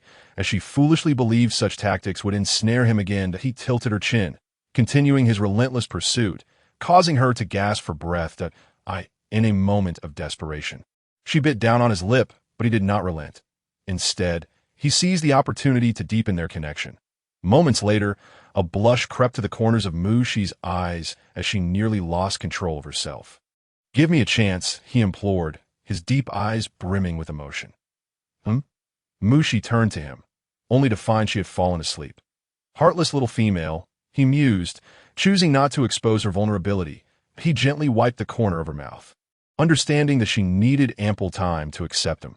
Struggling against her drowsiness, Mu Shi kept her eyes shut until she was certain Emperor Qin had succumbed to slumber. Only then did she prepare to rise and leave the bed. Acutely aware of the emotional turmoil she had nearly succumbed to, having overheard his confession. However, as soon as she attempted to stand, a long arm encircled her waist from behind. "Don't think of escaping," Emperor Qin whispered, teasingly nibbling on her earlobe. A shiver ran down Mu Shi's spine, prompting her to remain still, sensing no further transgressions from him. Fatigue soon overtook her. "Congratulations, Master. The system update is now complete." The figure of AU suddenly appeared in her mind, jolting her awake. "AU, where were you yesterday?" "I nearly." Mu Shi glanced around, realizing she was still in Emperor Qin's stone abode, yet he was nowhere to be found. She quickly leapt from the bed and dashed away, unable to withstand the weight of Emperor Qin's affections. "Master, I fell into a stupor due to your excessive consumption of rice wine yesterday." AU complained. "Master, what are you doing now?" AU looked at Mu Shi with confusion, sensing that it seemed as though a beast man was pursuing her. "AU, it's a long story. Was that reward from Emperor Qin?" Mu Shi inquired, smudging her face as she spoke. "Indeed, Master," AU confirmed. Half an hour later, Mu Shi arrived at the stone house of the Laffy family. She gently knocked on the door, which was answered by Laffy's partner, Sha. Learning that Laffy was still asleep, Mu Shi urged Xia to wake her. "Mu Shi, you've come. Why don't you come in?" Laffy said, propping her head up to gaze at Mu Shi, still feeling slightly dazed. "I must leave, Laffy," Mu Shi replied succinctly. "Will you return?" Laffy had always believed Mu Shi's exceptional abilities warranted her a better future, so hearing that she was leaving was not unexpected, though she hadn't anticipated it would happen so soon. "Wait for me a moment," Mu Shi said as Laffy dashed into the stone house, only to return hastily. "Here, take this. It will surely be of use," she said, handing Mu Shi a leather pouch. Recognizing the familiar pouch, Mu Shi knew its contents. "Well, I have plenty of these," she said, shaking the leather pouch filled with beast crystals, food, and rice wine. "It's possible that I may return." "We shall meet again," she assured Laffy, who had tears brimming in her eyes. Gently patting her shoulder, Mu Shi added, "Don't cry. Pursue what you love. I've prepared these for you, and these are for Lan Ling. Please deliver them to her," Mu Shi said, wiping away Laffy's tears, nearly succumbing to her own emotions as well. "I understand. Take care of yourself," Laffy said, cherishing her friendship with Mu. "We will meet again. We will always be good friends," she exclaimed, embracing Mu Shi, who felt tears welling up in her eyes. "Little Master, there are still more chapters ahead. Please click to the next page to continue reading. It gets even more exciting." As Mu Shi raised her hand to wipe away her tears, she waved goodbye and ran off, despite the overwhelming reluctance in her heart. Outside the city of the underworld, Mu Shi inquired, "AU, do we have any means of transportation?" glancing up at the two suns overhead. "Master, we have a flying castle," AU replied. However, it requires 3 purple beast crystals. Recalling that Song Ming and Emperor Chun had provided her with sufficient beast crystals, she retrieved 3 purple crystals and held them in her hand. Awaiting the system's exchange. Is this so small? Mushi remarked, bemused by the toy-like castle in her palm. Master, it's quite spacious on the inside. Ayu assured her, just press the switch on top. Mushi carefully pressed the switch. And in an instant, she found herself inside a magnificent castle, just as Ayu had described. 3 stories tall and fully equipped. Relaxing on the sofa, she gazed out at the scenery through the window, feeling utterly content. According to Ayu, once the path was set, the castle would navigate autonomously, remaining inconspicuous to ordinary beastmen. Meanwhile, within the city of the underworld, Emperor Chun returned to his stone house with food he had prepared himself, only to discover that Mushi was nowhere to be found. A smirk graced his lips. It seemed she preferred his stone abode. He contemplated relocating her to the city center for better living. Qibao, go find Mushi for me. A quarter of an hour later, Qibao hurried back. Lord Emperor, Mushi is not in the stone house. Have you checked Lafi's home? Emperor Chen inquired, knowing of her close ties with that female. I have, but she is not there, Qibao replied. A sense of unease washed over Emperor Chen. Based on his understanding of her, she should have been resting at this hour. Lord Emperor, could Mushi be with Di Bai? Qibao speculated, having heard that she rescued Di Bai and might be tending to his injuries. As soon as Qibao finished speaking, Emperor Chen vanished, appearing before Di Bai's stone house. He opened the door, only to find no trace of the familiar figure inside. Brother, what is happening? Di Bai asked, noting the unsettling expression on Emperor Chen's face. She is missing, Emperor Chen replied cryptically. Di Bai, realizing who his brother referred to, became alarmed. Why? Did you force her? She will have to face this eventually. She cannot escape. Emperor Chen's eyes darkened with unintentional shadowed emotions at Ayu. The route to Wu City is correct, right? Mushi asked, munching on fruits grown in her space after finishing her bath. Absolutely, Master. I've already verified it. Ayu confirmed. Good. Then how much longer until we reach Wu City? Mushi felt the journey was rather lengthy, relieved that she did not have to walk. Master, we shall arrive in 1 hour, Ayu replied. All right. Mushi resolved to rest and replenish her energy. Half an hour later, Master, we have encountered a group of flying beastmen ahead. Ayu alerted. They won't discover us, will they? Mushi sprang up from the sofa, observing the beastmen hovering a few meters away. Ordinary beastmen cannot detect us, Master, Ayu assured her. Unless a higher-tier beastman is present, I cannot guarantee. Can we take a detour? Mushi asked Mushi, upon hearing Ayu's explanation. Inquired, Master. It's late. It seems they have discovered us. And no sooner had Ayu's words left her lips than the orcs soaring ahead suddenly seemed to receive a directive, veering towards Mushi's direction. Ayu, accelerate, Mushi urged, recognizing that their speed was formidable. Rather than changing course, she resolved to confront the challenge head-on, gambling that these orcs could not see her. Indeed, Mushi successfully glided past them, continuing her ascent with increased velocity. Master, be cautious above, Ayu warned, her voice tinged with urgency. Mushi glanced upwards beyond the screen, spotting a colossal bird descending towards her, its feathers a muted gray. It was a shoebill stork, and as it approached the castle, Mushi swiftly pressed the button to exit.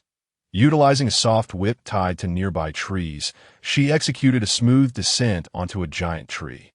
Female, gray, in a moment of alarm, abruptly shut his mouth as he realized he had been pursuing a female, and she observed the shoebill stork halting on an adjacent tree, its large head and pale gray eyes fixated on her without movement. Moments later, as Mushi noted its continued stillness, she pondered whether it was simply a foolish bird. As she prepared to leap from the tree, the foolish bird obstructed her path. Female, you cannot leave, Gray asserted, hastily positioning himself to block her way to, oh, why not? Mushi scoffed, bemused by the bird's audacity to hinder her when they were strangers. Regardless, you cannot depart, Gray declared, calling out to the sky as he sensed her lack of a mate. Understanding his intent to summon allies, Mushi aimed a concealed dart at Gray's large head. This is not negotiable. With a swift flick, The dart grazed Gray's feathers, clearly indicating that this orc was of a higher tier.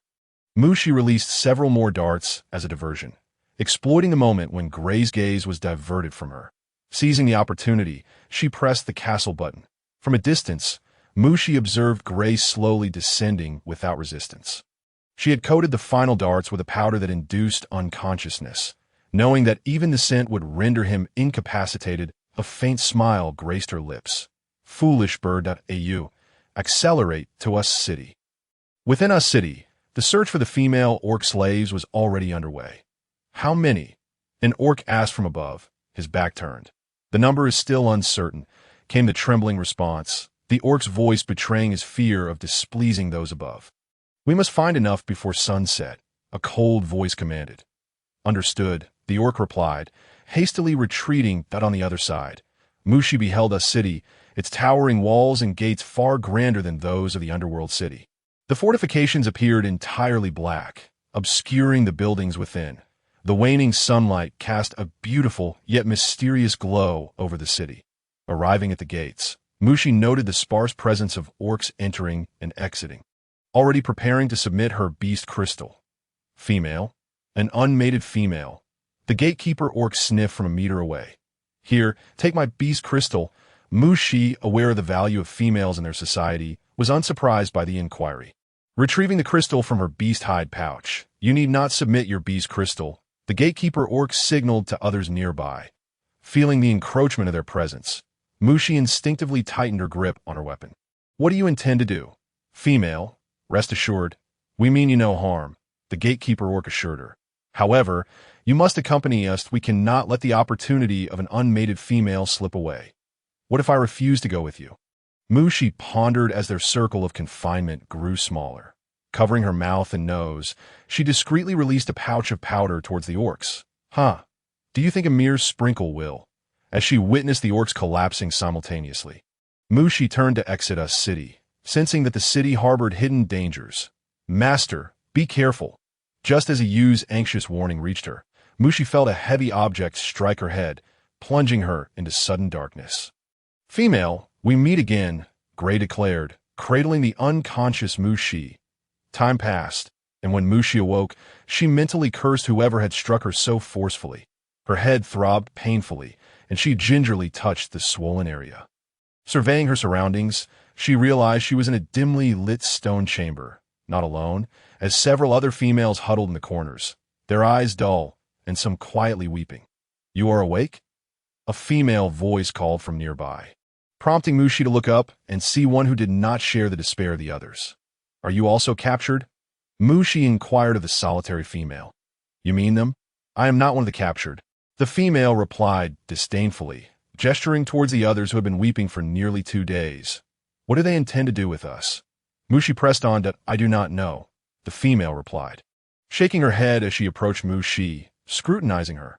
You have never mated, have you? She asked, sniffing the air. Mushi slightly nodded, recalling the same inquiry before she was struck. The female regarded Mushi with a complex expression. I am Nina. What is your name? She seemed to be the most unassuming among the group. Mushi, Mushi replied, noting Nina's curious gaze. Dressed in gray-brown beast hide, Nina's skin appeared pale, marred with visible scars. Her youthful face contrasting with the maturity reflected in her eyes. You have come of age? Mushi queried, baffled that they would even capture the young. Just recently, Nina said, her spirits dampening as she moved towards the wall. Lowering her head, though not captured, she had been delivered by her parents, traded for beast crystals. Are you all right? Mushi asked, concerned by Nina's sudden silence. That I am fine, Nina replied, lifting her head and offering a faint smile. The heavy sound of doors creaking open echoed. Mushi and Nina exchanged glances, turning toward the source of the sound. The other females shrank back in terror, their eyes wide with fear as they gazed at the stone door. Some already sobbing that I do not wish to meet the beast god. A female of similar age to Nina trembled, sobbing softly. The doors creaked open again, revealing the towering figures of several orcs, their presence ominous. Take them all, the leading orc commanded. Mushi recognized the voice. It was the very shoebill stork that had intercepted her earlier. No, I do not wish to meet the beast god. The previously sobbing female's emotions intensified. What do you intend to do with us? One brave female orc inquired, shielding those behind her. What do we want? Ah, one would know only by experiencing it. The male orc forcefully seized her, subduing her. Mushi observed that the orc who had just been weeping was now rendered unconscious, a hide bag draped over his head. Nearby, Nina was also under the control of the orcs, displaying little resistance. Mushi cast her gaze upon the approaching orc, then scanned her surroundings. She realized she had no choice but to don the hide bag today. The imposing male orc glared at her menacingly, brandishing the open hide bag in his hand, prepared to envelop Mushi within it. Wait, Mushi said calmly, fixing her gaze on the towering orc. Female, cease your struggles. The orc assumed the female before him sought to resist futilely. Let me do it myself. Mushi obediently positioned herself beneath the hide bag, adjusting her stance. Very well. Proceed, she declared, disliking the sensation of being knocked unconscious. The imposing orc appeared momentarily taken aback by the female's demeanor. He hesitated briefly before swiftly pulling down the hide bag, inwardly lamenting. Gray said this female was quite cunning, yet she is evidently quite compliant. How could Gray deceive the orcs within the hide bag? Mushi extracted a tool and punctured 2 holes. Upon exiting the stone chamber, she found herself in a long, dimly lit corridor, where visibility was poor, rendering her unable to fully discern her surroundings. Approximately 15 minutes later, Mushi raised her hand to shield her eyes from the blinding light. They had emerged, much to her delight, as this would provide more opportunities for escape. After another 15 minutes of unsteady movement, Mushi felt nauseous, struggling to maintain her balance. With a series of thuds, they were unceremoniously thrown to the ground. Damn, that hurt. Although she could tell the ground was cushioned, the force of the fall still left her reeling. Please let us go, came the plea from a female, the hide bag having been removed from her. We have beast crystals. The trembling female revealed several red and blue crystals. Yes, we have beast crystals, echoed others as they produced their own. Hoping to barter for their safety, Mushi squinted slightly, feigning unconsciousness while discreetly surveying her surroundings. She noted they had been taken to a vast stone chamber, its floor covered in hides, the walls entirely black, though well lit. Around them stood over a dozen orcs, with a further 10 imposing figures stationed at the entrance. At the forefront of the chamber sat several orcs around a circular stone table, and Mushi and her companions had been unceremoniously tossed into the center. Furrowing her brow, Mushi realized escape would be nearly impossible in such a situation. Cunning orcs, release us! Nina's voice rang out. Mushi quickly glanced at the hide bag beside her, seeing Nina struggling to rise, her face a mask of fury. I could see that moment. Her voice stood out among the other females. What a fool, Mushi thought, attempting to signal Nina, but she was oblivious to her surroundings. Cunning males, what do you intend to do? Nina continued to shout, prompting Mushi to look at her with concern. What did you say? Who is cunning? An orc leapt forward, towering over the diminutive female. It was that same stork-headed creature. Mushi could recognize his voice even if he were reduced to ashes, suspecting his involvement in her earlier incapacitation. Why have you captured us? What do you want? Nina boldly questioned, undeterred by the orc's intimidating presence. You will soon find out, Gray said, casting a complex look at the newly adult female before suppressing his emotions and turning to leave. Mushi overheard Gray's futile explanation. Seeing Nina unharmed eased her worry slightly, and she continued to observe the environment above. She discerned that the orc at the forefront was likely the day's main character, prompting her to inquire about their ranks from IU. What rank was that stork-headed orc? Mushi speculated his rank was considerable. Master, that stork-headed orc is of the 5th rank, Ayu replied. No wonder he could detect her flying castle. It seemed he held a rank equal to D by Ayu. What about the orc on the far left? Mushi scrutinized the male orc in the upper left corner. Noting that all the orcs above were masked, were they fearful of being recognized? Her expression grew serious. Master, that orc is also of the 5th rank, Ayu answered. And the one on the right? The one with the white hide? Among the orcs in front, his hide appeared particularly unique, that he is of the 6th rank, Master. Ayu stated, no chance. Mushi calculated silently. What about the one in the center? Master, he is of the 7th rank. Ayu replied. And no chance at all, Mushi thought, recalling the overwhelming power she had witnessed from the higher-ranked orcs.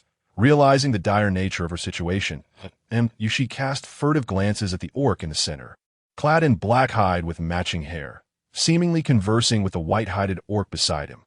Have they not arrived yet? The central orc inquired. They should be here soon, the white-hided orc replied indifferently, his gaze shifting to a hide bag still draped over a female, who lay on the ground, appearing distinctly different from the others nearby. Yushi quickly averted her gaze, a cold sweat breaking out. She had noticed the white-hided orc's scrutiny. Was a sixth-ranked orc truly that perceptive? In the current predicament, a direct confrontation was ill-advised. She could be crushed before she even had the chance to resist. Yushi resolved to take it one step at a time, noting that they had yet to declare whether they intended to steam or boil them, leaving a glimmer of hope for escape. However, contrary to her hopes, the females had waited too long, most succumbing to mental strain and quietly weeping, save for one that I will tell you. Cunning orcs, your behavior is intolerable.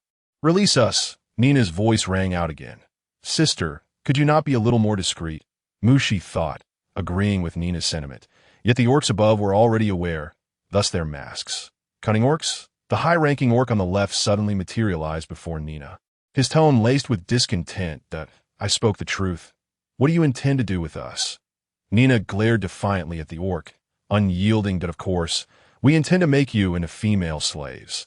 The male orc's declaration incited further unrest among the gathered. Female slaves? They actually plan to make us into female slaves? A female orc gasped in disbelief. I have heard of female slaves from AMU. I refuse to be a female slave. I will not be tainted by vile males. Some females trembled in fear, aware of the grim fate that awaited those designated as female slaves. Are you not afraid of retaliation?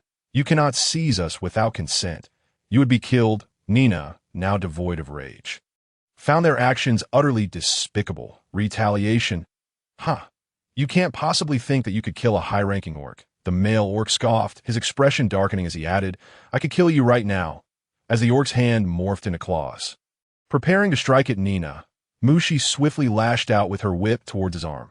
With a sharp crack, silence enveloped the scene. Then Mushi saw her whip strike the orc's claw. Relieved to find that Nina had not been harmed, she stepped forward to shield the newly adult female. Let us converse civilly. There is no need for violence, Mushi addressed the towering male orc before her. The orc appeared taken aback. Not expecting a female to intervene, he glared at his reddening arm, where a faint whip mark had formed. Noting the cold demeanor of the orc opposite her, Mushi tugged at Nina's arm, intending to retreat a step, but the orc suddenly broke into a sinister smile. Do you enjoy fighting? He inquired, inching closer to Mushi, bending slightly, his cold eyes narrowing. The female, disliking the situation, certainly could not acquiesce to his words. It is not up to you. Defeat me, and I shall release you, the male orc said coldly. Lino, the deep, chilling voice of the orc resonated. Lino cast a dim and obscure glance at the female, then turned to leave. Naturally, Mushi noticed that it was the orc positioned above who had obstructed him. She lifted her gaze and saw two more orcs had joined the ones above. Ayu, what are the ranks of those two orcs? Faced with such circumstances, Mushi was eager to ascertain their combat capabilities. Master, the orc on the left is of the 7th rank, while the one on the right, adorned in red beast skin, is of the 6th rank, Ayu replied while scanning. Well, it seems we still cannot prevail, Mushi said, tugging at Nina's arm. She wished to move closer to the other females, so as not to appear too peculiar. The females huddled together, anxiously awaiting the impending outcome. Some resignedly slumped to the ground, their gazes vacant as they stared at the earth. Mushi, I do not wish to be a female slave. Nina murmured, her head slightly bowed, filled with disdain for her father and mother. Nina, I will help you escape. Mushi tightened her grip on Nina's hand, feeling a surge of protective instinct for the childlike Nina. Nina gazed at this newly acquainted female, aware that Mushi was merely offering comfort. Yet she felt grateful for her recent defense. As time trickled by, the females continued their anxious wait. Several females? A gentle voice inquired, belonging to the orc clad in white bee skin who had remained silent until now. .9 females. Lino answered, surveying the females grouped in the center before finally fixing his gaze upon Mushi. None are bonded? Asked the orc in red bee skin. Indeed, none are bonded. Gray glanced at the foreign orc and replied. This time, well done. The orc in red bee skin smirked slightly, his gaze nonchalantly assessing the females in the center, his eyes gleaming with satisfaction, until they landed on one female. She is far too ugly. No, he frowned as his gaze settled on Mushi. Did we not already discuss the need for beautiful females? Why then are we presented with such an unattractive one? Indeed, she is ugly, Lino remarked coldly, fixating on Mushi's dark complexion. What is the matter? The orc in black bee skin casually appraised Mushi, noting her notably dark skin and shorter stature, which rendered her distinctly unattractive among the other females. Yet her recent behavior had been somewhat exceptional. Though she may be ugly, her physical strength is robust. And moreover, she's quite clever. Gray, now drenched in sweat, struggled to identify any advantages in Mushi's appearance. Ultimately, he resigned himself to highlighting her other merits. Oh, how so? The orc in red bee skin raised his voice slightly, intrigued by Gray's words, as even his silent companion awaited an explanation. Seeing this, Gray had no choice but to recount the events of apprehending Mushi, concluding with, I have never encountered such an intelligent female. In truth, he inwardly scoffed, I have never met such a cunning female. As time passed, the female's sense of dread intensified. Among them, some orcs conspired to resist, while others wept, and some remained silent, like Mushi. Frowning, Mushi observed Nina organizing the females to prepare an escape plan, disapproving of their confrontational approach, which would only exacerbate tensions and lead to their demise. These orcs would not cherish their females. Mushi, do you think we can escape? Nina looked at Mushi with hopeful eyes. Not at this moment, Mushi replied. At least through this method, we cannot escape. We must observe the situation and seek another way. Mushi lifted her eyes to see the orcs above, their gazes fixated on them, or more precisely, on her. Was her darkness so conspicuous? Mushi pondered. What is your name, female? The orc in red bee skin looked at Mushi. Having just heard Gray's account, struggling to reconcile the present female with the clever one Gray had described, Mushi warily regarded him. Her mind raced through numerous thoughts, suspecting that the stork had revealed something. She glanced at Gray, silently noting it down, and replied to the orc in red bee skin, and she chose to conceal her true name, uncertain if they were acquainted with Di-chun or Di-bai. Moo, female, can you fight me? The orc in red bee skin politely inquired once more. No, Mushi firmly rejected, realizing she would be foolish to engage him in battle. The orc in red bee skin appeared momentarily taken aback by Mushi's answer, a smirk forming as he offered a wager. If you win, you shall gain your freedom and will no longer be a female slave, including for them. Mushi glanced at the surrounding females. Recognizing that the cost of battling this male was far too great, she might as well include them in her gamble. A buy one, get 8 free scenario seemed quite advantageous to Ha. Female, do you believe you still hold the right to negotiate conditions? Lino's mocking voice echoed. Mushi frowned. Had she not merely inadvertently lashed out with a soft whip? Why was this male so vengeful?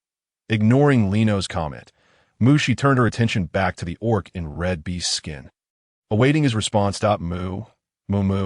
Nina observed Mushi, feeling a warmth in her heart upon hearing the name change. Thank you, Moo.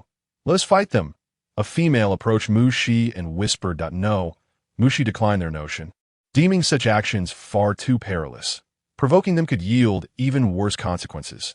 Female, you possess quite the ambition, but do you truly believe it can be realized? The orc in red bee skin paused slightly upon hearing Mushi's request. As Lino stated, she currently lacked the standing to negotiate with them. What is your name? Just as Mushi was about to speak, she realized she did not know his name. Yun Rao, he replied, momentarily taken aback, then smirked, unafraid to disclose his name. Yun Rao, what do you believe is the likelihood of me defeating you given my abilities? I am wagering my life. Why not raise the stakes? Mushi scoffed coldly. then proceeded to analyze the so. Will you accept the challenge? The terms remain unchanged. Mushi continued to inquire, noting that the female before him exhibited no signs of discomfort despite her disadvantaged position. Yun Rao regarded Mushi with growing interest, casting a sidelong glance at his companion. Very well. If the Moo female loses, she shall be subject to my disposal, Yun Rao declared lazily, nodding at his companion. All right, Mushi nodded, realizing that the ultimate outcome was merely the fate of a female slave, as they termed it. She did not believe her life was not her OWN, as her words fell. Yun Rao unleashed the pressure of a sixth-rank beast, a wicked smile spreading across his face that, why apologies? You she instantly felt the crushing weight upon her heart. She understood that in terms of rank, she was no match for him. Struggling against the pressure, Mushi activated her concealed arrows. Whoosh, whoosh, to be careful, came Gray's voice, having noticed the weapon Mushi employed, expressing a hint of sympathy for Yun Rao. Gray could not forget the embarrassing moment when his wings unexpectedly faltered upon his companion's arrival, resulting in him plummeting, only to be caught firmly by his companions, a situation that had been utterly humiliating for a male orc. The concealed arrows grazed Yun Rao's body, leaving marks on his beast's skin but failing to inflict deeper wounds. They regarded the female opposite him with a darkened expression. Moo, quite the hidden talent. Seeing that the concealed arrows had not harmed him, but rather that he had evaded them, Mushi had anticipated such an outcome. Compared to Yun Rao, she was indeed lacking. Naturally, Yun Rao smirked slightly, swiftly closing the distance to Mushi. The pressure of rank rendered her movements sluggish. She, opting instead to wield her soft whip, barely managed to block Yun Rao's strike, yet the force of his attack pushed her back several steps. She steadied herself, observing his movements intently. What kind of creature is this fellow? Mushi inquired, seeking to identify his weaknesses through his beast form. Master, his beast form is a chestnut phoenix. Detected. A phoenix. Another avian? Mushi exclaimed in astonishment. Does this type of bird have any weaknesses? Mushi had only a scant understanding of the Yuan, and thus she could only place her hopes upon Au. Master, currently Au cannot be detected. Au replied softly, It is of no concern. Let us observe further. Mushi thought to herself as her conversation with Au concluded. Suddenly, she noticed Yun Rao had swiftly appeared behind her. With keen peripheral vision, Mushi caught sight of Yun Rao's claws drawing perilously close to her body, prompting her to swiftly slash her knife in response. A sharp sound echoed, and the scene fell into a profound silence. Wiping the faint trickle of blood from her arm, Mushi turned to face Yun Rao, realizing her blade had not harmed his flesh, but merely torn through his beast's skin. Yun Rao regarded the female before him, hastily wrapping the torn beast's skin around his waist. His eyes darkened, and his skin flushed a deep crimson as he glared at Mushi with fiery red eyes. I did not intend to, Mushi said, glancing at the fallen beast's skin. She genuinely had not meant to hurt him. Had she inflicted a wound upon his flesh, she would have felt a sense of triumph. Moo. She actually pierced that beastman's hide, some captured females whispered among themselves. Indeed, this Moo is quite formidable. The female's eyes sparkled with hope as they gazed at Mushi, eagerly anticipating her victory in battle. Are you capable of this? Li Nuo mocked Yun Rao, finding this female to be even more cunning than he had anticipated, and Yushi naturally overheard the discussions among the beastmen, and feeling slightly embarrassed. She met Yun Rao's gaze, momentarily a loss for words. You wish to continue fighting? Seeing Yun Rao's fury reach a boiling point while he still refrained from attacking, Mushi spoke. Just as her words fell, Yun Rao charged at her, seemingly imbued with immense rage, forcing Mushi to retreat a few steps as his claws grazed her body, inflicting several wounds, once again maintaining their distance. Mushi activated her sleeve arrows. She knew the speed of the Li Luan bird was remarkable, and she was eager to witness the simultaneous launch of dozens of sleeve arrows to see how swiftly they could strike. The arrows had been modified by Mushi, resulting in significant enhancements in both speed and quantity. He actually blocked them with his wings. Is this the power of a high-grade beast? Mushi marveled at the sight before her. as the arrows seemed to be suspended in midair before cascading downwards. "Master, be cautious. You warned alertly to it is too late now." "Moo moo," Yun Rao hissed, his claws tightening around Mu Shi's neck, as if he could extinguish her life with a mere squeeze. "Moo moo," Nina cried out in concern, wanting to aid Mu Shi but being restrained by the beastmen guarding her. "Who says it's too late?" Mu Shi smirked, looking at the male before her with a glint of defiance in her eyes. With a swift motion, she attempted to stab him with her left hand, but Yun Rao quickly seized her arm to ha. "Female, do you need to employ such tricks twice?" Yun Rao sneered. "If it works, that suffices." Mu Shi retorted, using her right hand to thrust towards Yun Rao's shoulder. The sudden pain did not compel Yun Rao to release her. Instead, he tightened his grip, his gaze menacing as he looked at her. "Is that all, female?" With her neck firmly in his grasp, the air around Mu Shi grew increasingly scarce. She felt as though she might meet the beast god in the next moment, silently counting in her mind. At that moment, Mu Shi's lips curled slightly. With a resounding thud, Yun Rao fell to the ground, his eyes wide with disbelief as he beheld Mu Shi collapsing beside him. With a gentle effort, she freed his arm from her neck. Lying next to him, she took a shallow breath and, seeing the incredulity still etched on his face, taunted, "What if I pierced your beast's skin?" "Ha! If only I had added some poison to the piercing." Mu Shi gradually stood, gazing up at the beastmen, her expression calm as she declared, "Release the females, and I shall provide him with the antidote." The beastmen above exchanged glances, their expressions varying as they regarded Mu Shi. "Cunning female, I shall deal with her." Li Nuo fixated on the audacious Mu Shi, doubting her ability to conquer a high-grade beast. "Halt!" commanded the beastman clad in black beast skin, causing Li Nuo to freeze in place, unable to defy the order. "Release us," Nina cried out, her admiration for Mu Shi evident as she shouted with fervor. "Yes, let us go." The females rallied together, demanding the release of all females, their spirits lifted as they looked to Mu Shi, who had become their beacon of hope. "What say you?"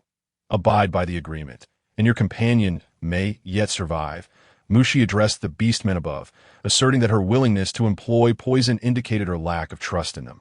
"Releasing the females is acceptable, but you must remain to assist in Yun Rao's detoxification."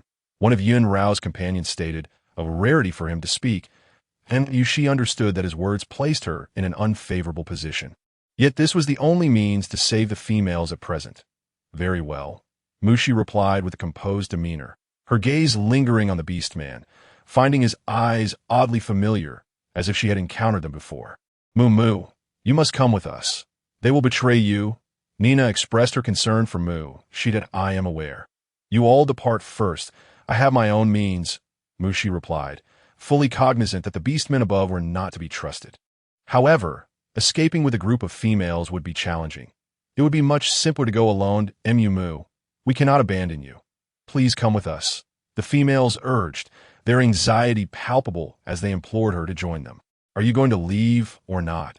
If you choose not to, then you can obediently become female slaves. Isn't that quite agreeable?" Li Nuo sneered, his anger surging. He could not comprehend why they would release the females. Had it not been for Xianche's intervention, he would have made that female, named Mu Mu, beg for mercy. "Nina, trust me. Hurry and take the females away." Mu Shi knew she could not guarantee the beastman's credibility, seizing the opportunity to allow the females to escape quickly. "All right, protect yourself," Nina said, casting a deep glance at Mu Shi before turning to lead the females away. She had faith in Mu Shi's decision, believing that Mu Shi hoped for their safe departure, and they must not let her down. Once Nina and the others had exited, Mu Shi withdrew her gaze, her expression cold as she addressed the beastmen above. "I require one of you to assist with my treatment. That I shall volunteer," came a gentle and clear voice from above. Belonging to the beastman clad in white beast skin, he leaped down to stand before Mu Shi. "What must I do?" His voice was like a spring breeze, soothing and beguiling. Regaining her composure, Mu Shi responded, "Lay him flat, and then pull back his beast skin." "Pull back." Xing Chuan's fair skin flushed a shade of pink, as he struggled to comprehend the female's request. "Yes, just this side." Mu Shi gestured. "Very well." Xing Chuan complied, effortlessly laying the side-lying Yun Rao flat, and gently pulling back the bee skin covering Yun Rao's abdomen. Mushi retrieved the needle tools concealed within her sleeve and began her meticulous preparations for acupuncture. The beastmen observed with keen interest, having never witnessed a shaman administer treatment in such a manner. Nor had they encountered the unfamiliar tools in Mushi's hands. Xianxie regarded Mushi with inscrutable expression, suddenly feeling that keeping her around was a wise choice. "Well done," Xianxie remarked with a slight smile. Casting a sidelong glance at the stunned Gray behind him, startled by the praise, Gray broke into a cold sweat, incredulous that Xianxie had actually commended him, appearing in unusually good spirits. After Mushi completed the acupuncture, a trickle of black blood seeped out, causing the unconscious Yun Rao to break out in a sheen of sweat. Once all the black blood had been expelled, she prepared to withdraw her hands. Just as Yun Rao slowly opened his eyes, You actually... As Yun Rao blinked awake and saw Mushi's hand resting on his abdomen, his face flushed with anger, a torrent of rage flooding through him. "What has happened to me?" Mushi looked up to find Yun Rao's eyes red, a mix of fury and indignation. "What? Do you expect me to take responsibility?"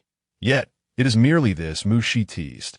Her gaze filled with a mix of sorrow and pity as she looked at Yun Rao's body. "You shameless female." Yun Rao had never experienced such humiliation from a female before, and he was momentarily flustered. "Shame? Huh. You are aware of shame. As the females were captured by you to be prepared as submissive companions, I did not witness a shred of shame in your demeanor." She cast a scornful gaze upon the prostrate Yun Rao. "I merely peeled back your beast hide, and you were quick to bristle with indignation. But what are the females? Are they to be trampled beneath your feet, mere playthings for the orcs?" Mushi's voice instinctively rose, her emotions stirring. Yun Rao found himself at a loss for words, and to his surprise, he realized she was right. Yet he also believed that this world operated on the principle of survival of the fittest, and their actions were not inherently wrong. It would not be long before he could rise. "May I take my leave?" Mushi cast a cool glance towards the orcs ahead, hoping they would honor their promise. Of course, Xianxie regarded Mushi with deep-set eyes and spoke first. You move female. Since you have just arrived in Wuxi City and lack a stone dwelling, we are willing to offer you one." Spoke Gray.mu. She looked at the stork with a whale-like head and, feeling somewhat helpless, declined, saying, "I can find a stone dwelling for myself. Female, you may find that there are no surplus stone dwellings available." Li Nuo jeered, casting a derisive glance at Mushi. Believing that Xianxie should not have taken in this cunning female, She understood the underlying implication of Li Nuo's words. Were they planning to confine her? There was no need for your concern, as Mushi did not wish to entangle herself further with them, nor did she appreciate the feeling of being watched. "What is this, Mumu female? You refuse such a condition?" Xianxie suddenly leaped forward, and Mushi felt her senses dull, her body slipping from her control. She hesitated, pondering whether to temporarily compromise to safeguard her life. "Mumu female. I have an extra stone dwelling that I can offer for your accommodation." Xing Chuan's gentle voice chimed in, and Mushi found the very air around her fragrant. "Very well," Mushi acquiesced. She considered that rather than residing in a stone dwelling provided by other orcs, it would be wiser to choose the one offered by this refined orc, as her impression of him was rather favorable. "How about you?" Baili withdrew her gaze, appraising the now rising Yun Rao. "I'm fine," Yun Rao replied, moving his body and noticing no discomfort, his gaze deepening as he looked towards the direction where Mushi had departed. "I am Xing Chuan," he introduced himself, observing the female as she examined the interior of the stone dwelling. She was led to a relatively spacious stone dwelling, its floor covered in white beast hides. And the stone bed was several times the size of her modest little move female. "I reside next door. Should you require anything, just call for me." Xing Chuan's soft voice made Mushi feel as though the world had become considerably more beautiful. "Very well," Mushi responded, coming back to her senses. She noticed that Xing Chuan had already left, and then inquired, "Hey, where exactly am I located in Wuxi City?" "Master, you are currently situated in the center of Wuxi City," Yu replied. "The center?" While Mushi had her suspicions, she was still somewhat taken aback. Being in the center implied that those high-ranking orcs held considerable status, yet they brazenly captured females as submissive companions. "You, can you detect the layout of the orcs nearby?" Mushi continued her questioning. "Master, you can only detect a small portion." You explained understood. She felt that the night was the most opportune time for escape. She glanced at the large bed, threw herself onto it, and sighed in relief at its softness. "You, set a reminder for me in 4 hours." Mushi estimated that 4 hours later would be midnight, a time when vigilance was most easily relaxed. She did not intend to use the flying castle, for if it were exposed, the consequences would be far graver than mere confinement. Meanwhile, what do you think of her? Xian lounged lazily in a stone chair, observing the orcs flanking him. "Are you referring to Moo female?" "I believe she is quite brave," Gray replied, genuinely impressed by her courage and cleverness. "That female is undeniably cunning, more so than even the Fox Clan orcs," Linua retorted, his expression full of indignation, unwilling to acknowledge her merit. "Ahem," Gray coughed discreetly. Linua suddenly realized he may have misspoken, awkwardly glancing at Xingchuan. "My lord Xingchuan, I did not mean to imply you were cunning." Xingchuan regarded Gray with a gentle expression. "It's of no consequence." "What about you?" Xianche shifted his gaze to Xingchuan. "Almost," Xingchuan replied. Inside the stone dwelling, Mushi was roused from her slumber by Yu's alert. Reluctantly, she caressed the beast hide beneath her, wondering what creature it belonged to that rendered it so soft. Mushi leaped from the bed and gently opened the stone door crack. Though small, it was sufficient for her to squeeze through. Following the map Yu provided, she stealthily made her way in one direction. Passing by a stone dwelling, she noticed the bright light emanating from within and prepared to crouch and sneak past. But just as she bent slightly, the door swung open with a creak. "Moo female, what are you doing?" Xingchuan regarded her comically awkward stance, a hint of surprise crossing his features. "Oh, I have a terrible stomachache." Mushi bent her waist further, attempting to use this excuse to deceive him. "Shall I call for a healer for you?" "Moo female?" Xingchuan furrowed his brow slightly. No need. No need. I'm a healer myself. I can treat myself." Mushi declined Xingchuan's kind offer and continued to hunch back in her stone dwelling. "Yu, what is Xingchuan doing awake at this hour? He nearly compromised my escape plan." Mushi wiped her non-existent sweat, relieved at her quick thinking. "Yu, remind me later." Mushi resolved not to give up so easily. "Very well, master," Yu affirmed. An hour later, using the alternative map provided by Yu, Mushi was determined not to repeat her previous mistake of being discovered by Xingchuan. She was aware of the sensitivity of high-ranking orcs. Along the way, Mushi was astonished to find no other orc defenses, casting doubt upon her luck. "Yu, can you detect if there are any orcs nearby?" Mushi inquired. "Master, there is one orc approaching you." Yu replied nervously. From which direction?" Just as Mushi finished her question, a voice rang out. "Female, what are you up to?" Linua's arrogant voice boomed, amusement dancing in his eyes as he observed Mushi's sneaky demeanor. Did she truly think she could escape? How foolish of her. Once inside, there was no way out. "Mind your own business." Upon realizing the approaching orc was Linua, Mushi could no longer be bothered to pretend. This male was always so insufferably talkative, and she had no desire to indulge him.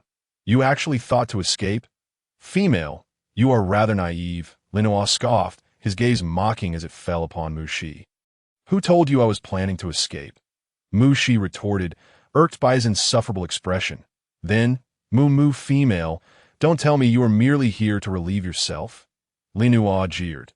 Just as Mushi prepared to retort, she felt a warm rush in her lower abdomen. Oh no, it seemed his words had indeed come true. Frustrated, she glared at Linua, convinced he must be a crow in beast form. Sensing the metallic scent of blood, was taken aback, his mocking expression faltering. He leaned closer to Mushi, sniffing the air. "You are injured?" Linua frowned. Wait, why did this scent carry a hint of sweetness? It was as if Linua struggled to pinpoint it. He approached Mushi, peering closely at her. "Did you relieve yourself on the beast hide?"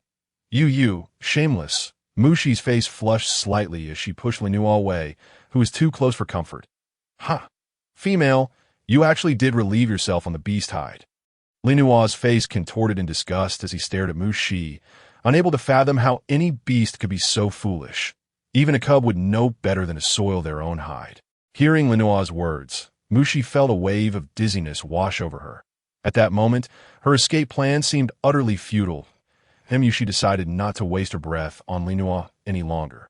She lifted her leg, intending to return to her stone dwelling for a change of hide, but just as she moved, a hot stream trickled down her leg. Glancing down, she saw blood flowing from her thigh onto the beast hide. "You truly are injured? You didn't relieve yourself on the hide." Linois stared in shock at the crimson staining Mushi's calf. How could this cunning female be wounded? Lino quietly pondered. Upon hearing Lino's remark about not having relieved herself in the animal hide, Mushi felt a wave of dizziness wash over her, a surge of anger compelling her to wish for mutual destruction with Lino, though she lacked the strength to confront him at that moment. She could only slowly shuffle her feet, preparing to return to the stone house. Suddenly, a severe dizziness overcame her, and she felt her body uncontrollably collapse. Hey, cunning female, don't pretend to be dead." Lino swiftly caught Mushi. Grasping the soft female in his arms, he found her to be quite warm. Initially intending to cast her aside, he hesitated when he noticed the blood still trickling from her ankle. After some deliberation, he slightly bent down and lifted Mushi, heading towards Xingchuan, uncertain of which stone house she called home, but fortunate that it was near Xingchuan's abode. Upon seeing Lino carrying the injured female, who was still bleeding, Xingchuan looked at Lino in astonishment. "Did you kill her?" "I did not kill her. She doesn't even know how she got hurt," Lino explained, visibly pained by Xingchuan's confusion. "Injured? Does Xianche know she is hurt?" A flicker of surprise crossed Xingchuan's eyes as he regarded Lino with skepticism. "That he doesn't know. I will inform him," Lino replied, aware of Xianche's keen interest in this female. Even though he himself did not care for her well-being, Xingchuan gazed at the female that Lino had thrust into his arms, hesitating before laying Mushi down on his bed. He watched as the blood from her lower leg stained the animal hide on the bed, as well as her own animal hide skirt. After much contemplation, Xingchuan picked up a soft animal hide to wipe the blood from Mushi's leg. He gently lifted the edge of her skirt to assess her injury, but was quickly met with a flush of embarrassment. How could she be injured there? He hastily set down the edge of her skirt, pondering the numerous bloodstains on her thigh. Worrying, he glanced towards the door, noting Lino had yet to arrive, and then turned back to the female on the BET that moment. Mushi slightly furrowed her brow, which Xingchuan interpreted as a reaction to pain that he gently reached out, intending to smooth her furrowed brow. Suddenly, with a loud bang, the door of the stone house was kicked open by Lino, who was followed closely by an elderly female, Rosa, the healer. The female is on the stone bed. Lino stepped aside to make way. Rosa approached, glancing at the dark-skinned female lying on the bed, unable to immediately determine her injury. She turned to Lino. "Where is she injured?" "On her leg," Lino answered, recalling the blood he had seen earlier. "It's on the thigh," Xingchuan added, his face tinged with red, having already cleaned the blood from her lower leg, which Rosa naturally could not see. "Let me take a look," Rosa said, lifting the animal hide skirt from Mushi, and instantly a rich, sweet scent filled the stone house. "This female is in heat. Didn't you know?" Rosa dropped the skirt and turned to the two male beastmen behind her, bewildered at how they had allowed the female to become so weak as to faint in heat. Lino looked at the female on the bed with a peculiar expression. "Didn't he know?" Xingchuan murmured, his ears flushing crimson, realizing why he had found the scent of her blood so enticing. "The female fainted due to weakness," Rosa said, looking at the two male beastmen with disappointment. She glanced back at Mushi before instructing, "You two should step outside." Rosa prepared to place animal hides under Mushi, and, after completing her tasks, she provided some additional instructions before departing. Lino gazed at the female on the bed, then at Xingchuan. "Xingchuan, please take care of the female. I will go inform him of the situation." Lino had no desire to tend to the cunning female, believing that bringing a healer for her was already a generous act. "All right," Xingchuan did not refuse, knowing Lino's animosity towards the female and that leaving Mushi in Lino's care would not be advantageous for her. Awakened by pain, Mushi instinctively rubbed her abdomen, her mind suddenly becoming clear as she realized she had fainted due to her monthly cycle. Surveying her surroundings, she discerned that the stone house she occupied was not her own. Intent on getting up to assess the situation, she was startled when the stone door opened. Xing Chuan, seeing the now-awake female, gently said, "You're awake, Moo Moo female." Upon recognizing that it was Xing Chuan, Mu Shi felt an inexplicable sense of relief as she prepared to rise from the bed. "Wait, there's something underneath." She looked at Xing Chuan in surprise. You, how could you provide me with this?" Mu Shi's cheeks flushed and her brow subtly furrowed. What? Xing Chuan did not comprehend Mu Shi's words. "That Mu female. Dr. Rosa said you need a rest, especially during your heat." Xing Chuan's ears turned bright red. "Healer." Mu Shi realized that it was likely the healer Rosa who had placed the animal hide beneath her, prompting her to relax slightly. "Understood. Thank you." Mu Shi smiled faintly at Xing Chuan. "You're welcome." Moo female," Xing Chuan replied, gazing into Mu Shi's sincere and clear eyes. "Could you step outside for a moment?" Mu Shi felt that the animal hide beneath her provided little sense of security. She needed to ask you for some sanitary pads. "All right," Xing Chuan replied gently, turning to leave and closing the stone door behind him. "Au. Do you have any sanitary pads?" Mu Shi mentally inquired. "Yes, master," Au responded. After quickly changing her pad, Mu Shi noticed that she had stained Xing Chuan's animal hide. She contemplated exchanging it for a better quality hide, but felt that it would be too risky and might draw attention. Opening the door, she saw Xing Chuan standing with his back to her. Feeling somewhat embarrassed, she said, "Xing Chuan, I accidentally stained your animal hide. I will wash it for you. I apologize for the trouble." Mu Shi observed Xing Chuan closely, uncertain of his attitude. "That it's fine, no trouble." Xing Chuan smiled softly, initially intending to say it wasn't necessary, but suddenly changed his mind. "Well then, I will take my leave," Mu Shi said, clutching the animal hide and hastening away, almost tripping in her haste. She had just seen Xing Chuan's eyes light up, revealing a glimmer, and heard his gentle voice. In that moment, Mu Shi felt an overwhelming sense of beauty, momentarily entranced by him, marveling at how such a wonderful beast man could exist. She snapped back to reality and fled.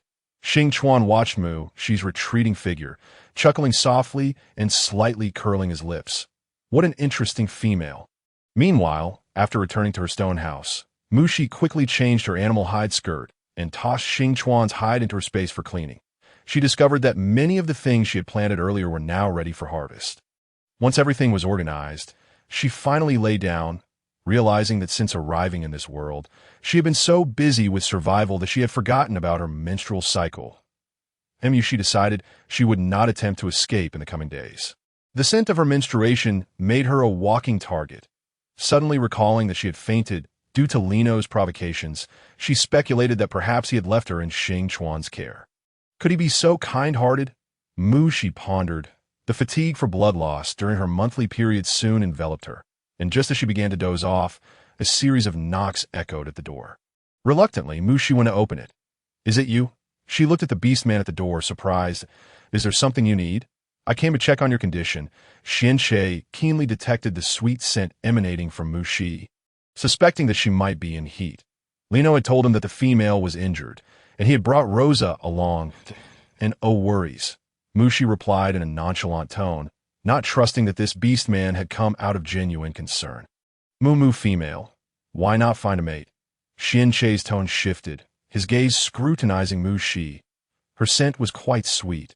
Although her appearance was rather ordinary, there would be plenty of suitors if she desired. "Mate? Not interested." Mu Shi felt no affinity for the beast man before her and had no interest in his words that "I need to rest." Mu Shi firmly indicated her desire for him to leave.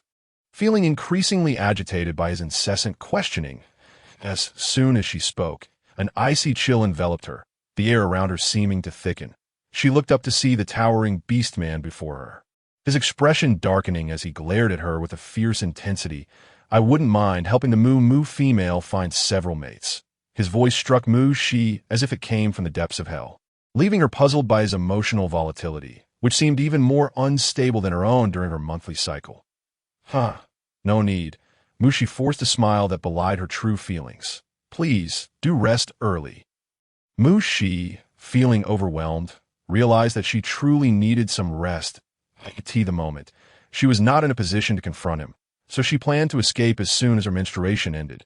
When she saw the towering beast man turn away with a cold demeanor, she let out a sigh of relief. She couldn't comprehend what had brought this imposing figure to her, and then she thought of the mysteriously vanished Lino, rubbing her forehead in frustration. Ayu, let us observe our surroundings for a few days before we change locations next time. Mushi recalled the previous experience in the underworld city. Although Bai was insufferable and Chen's emotions were volatile, neither of them was as intolerable as this individual. Master, the system is unable to assess the quality of the beastmen within the city. Ayu replied earnestly, sharing in her concern for the current predicament. These beastmen are quite fierce, except for one, Xing Chuan.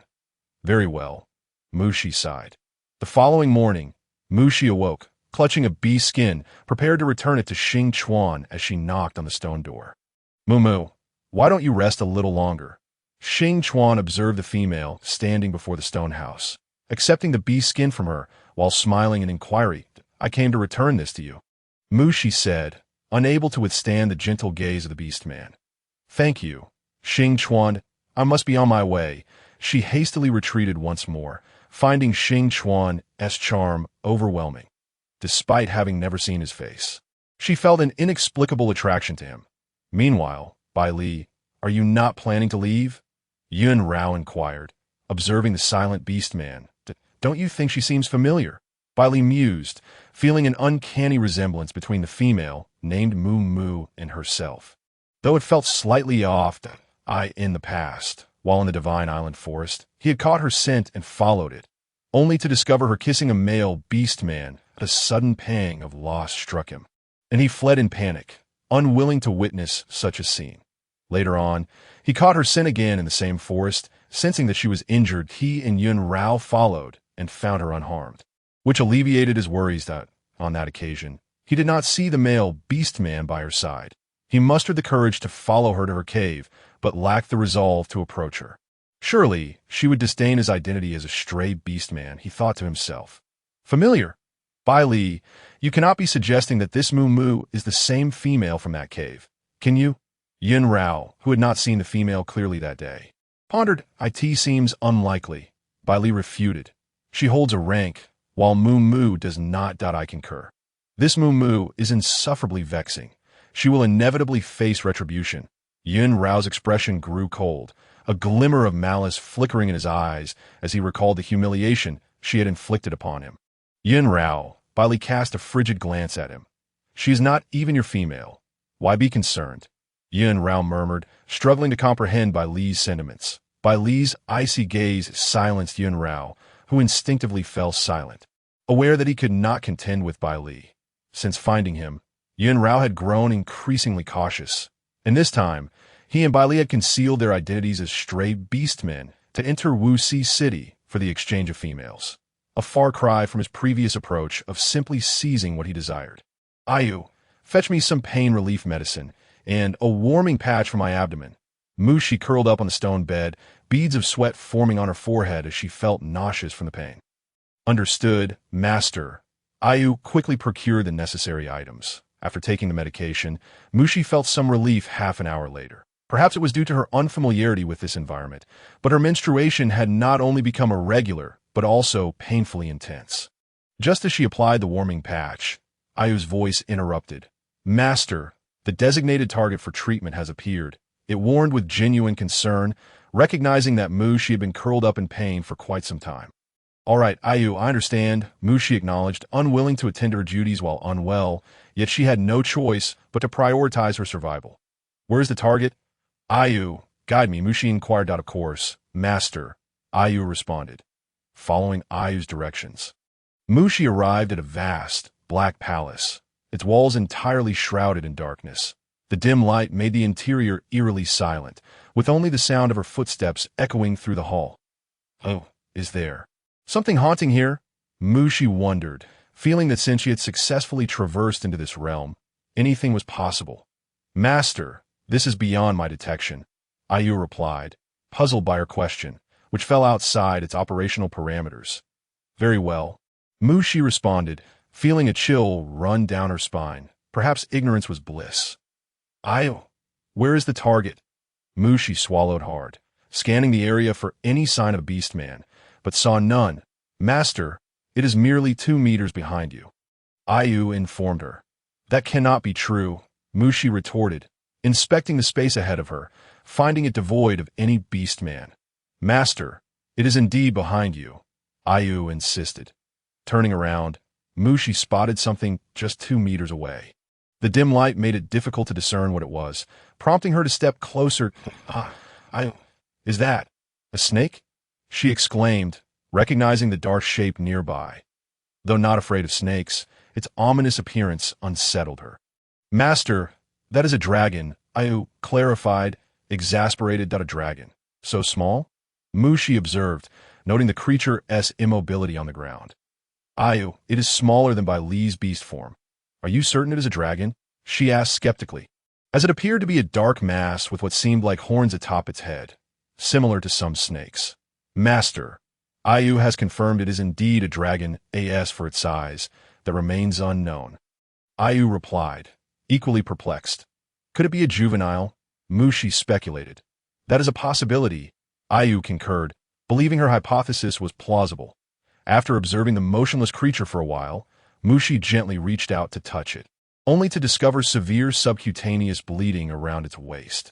Could this be a fracture? She wondered, gently probing the injured area and confirming her suspicion.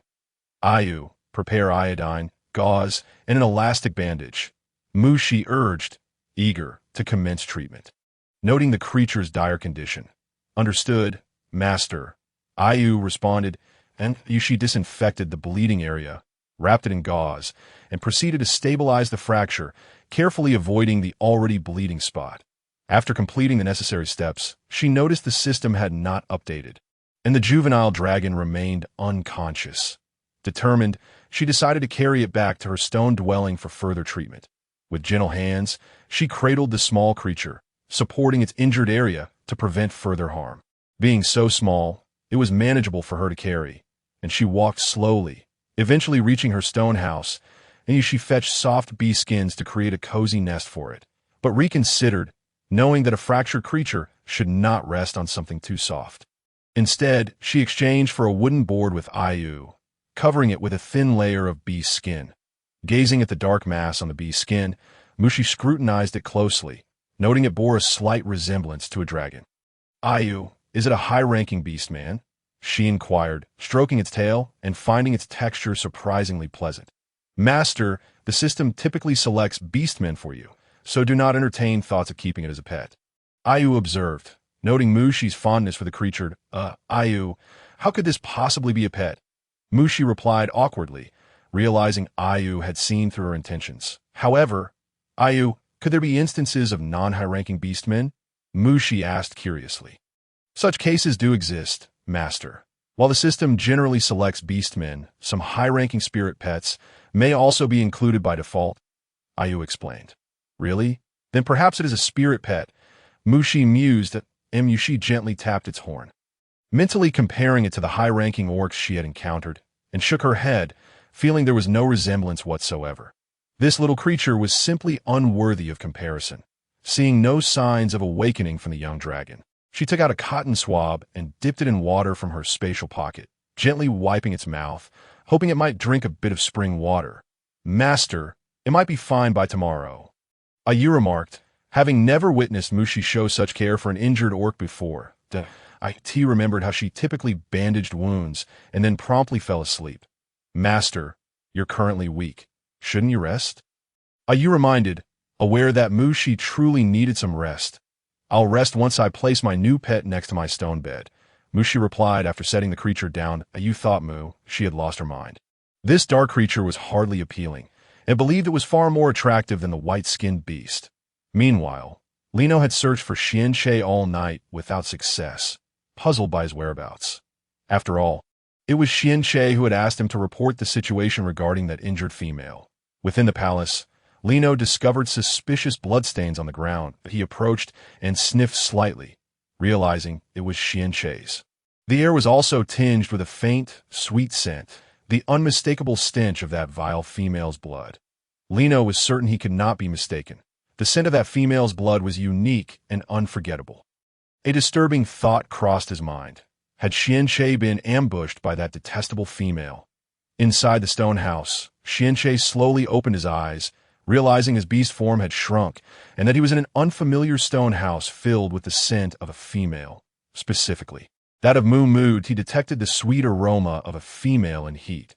Lifting his gaze to the female on the stone bed, he saw her skin, smooth as jade, peeking out from under the beast's skin.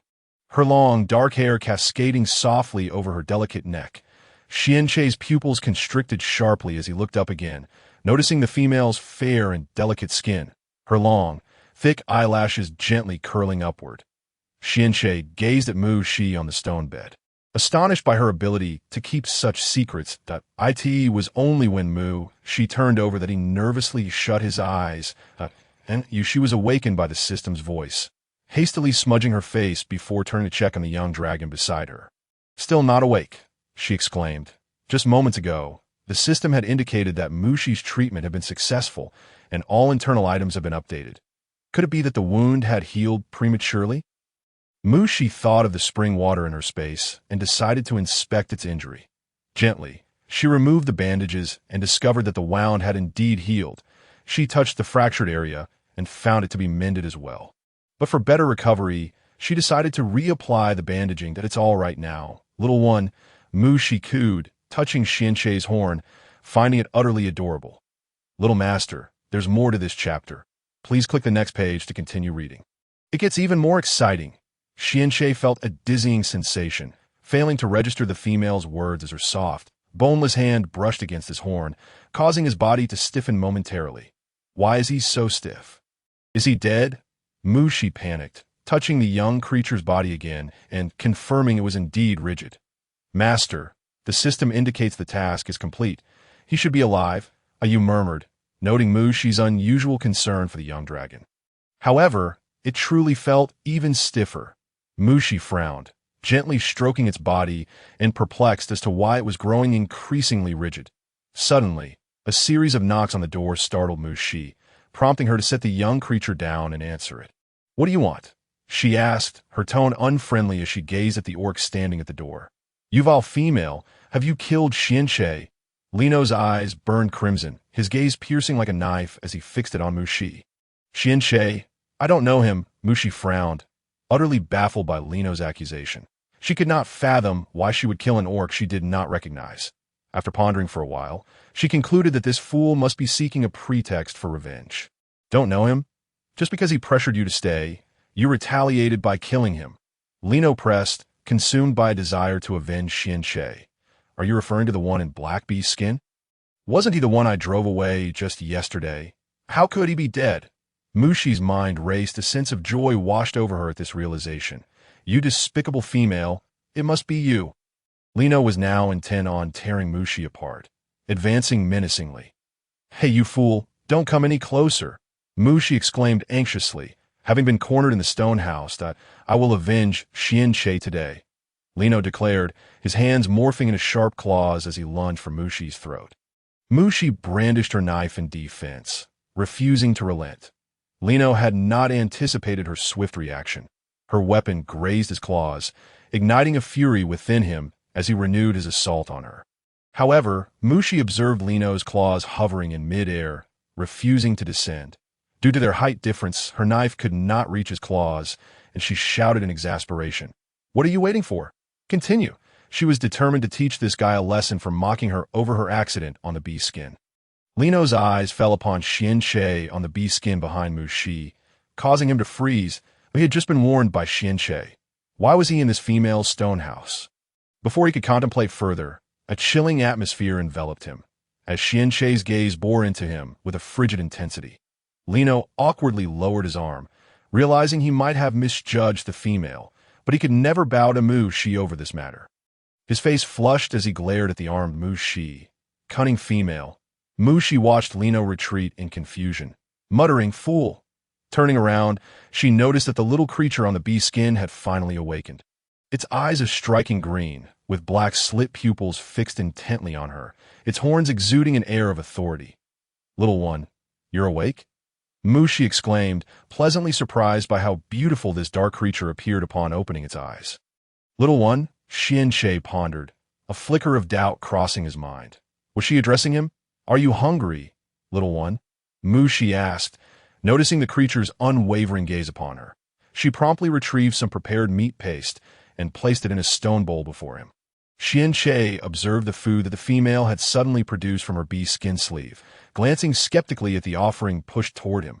Meat paste? Wasn't that meant for younglings? Did she really consider him a mere hatchling?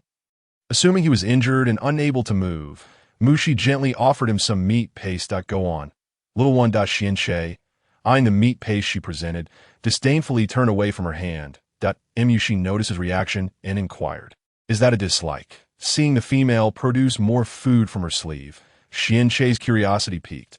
Her sleeve seemed to hold an abundance of items. Fruit paste. "You'll surely like this," Mushi said, again extending her hand toward his mouth.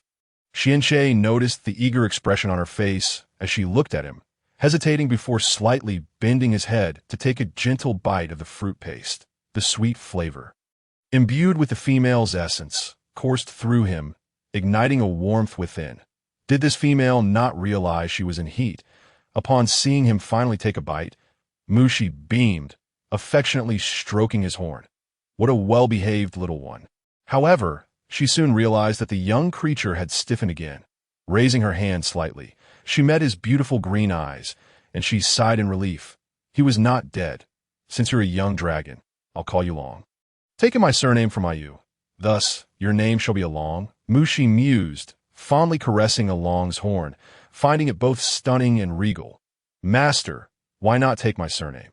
Ayu quipped, slightly twitching at the corner of its mouth. "Your naming skills are rather poor. Calling him Long doesn't sound quite right." Mushi deliberated before settling on Along. What an awful name, Xian thought, his black slit pupils narrowing as he gazed at Mushi. "Who is this Ayu?" mentioned. "Along, you're truly beautiful. Are you my spirit pet?" Mushi marveled at how stunning the young dragon was. Spirit pet?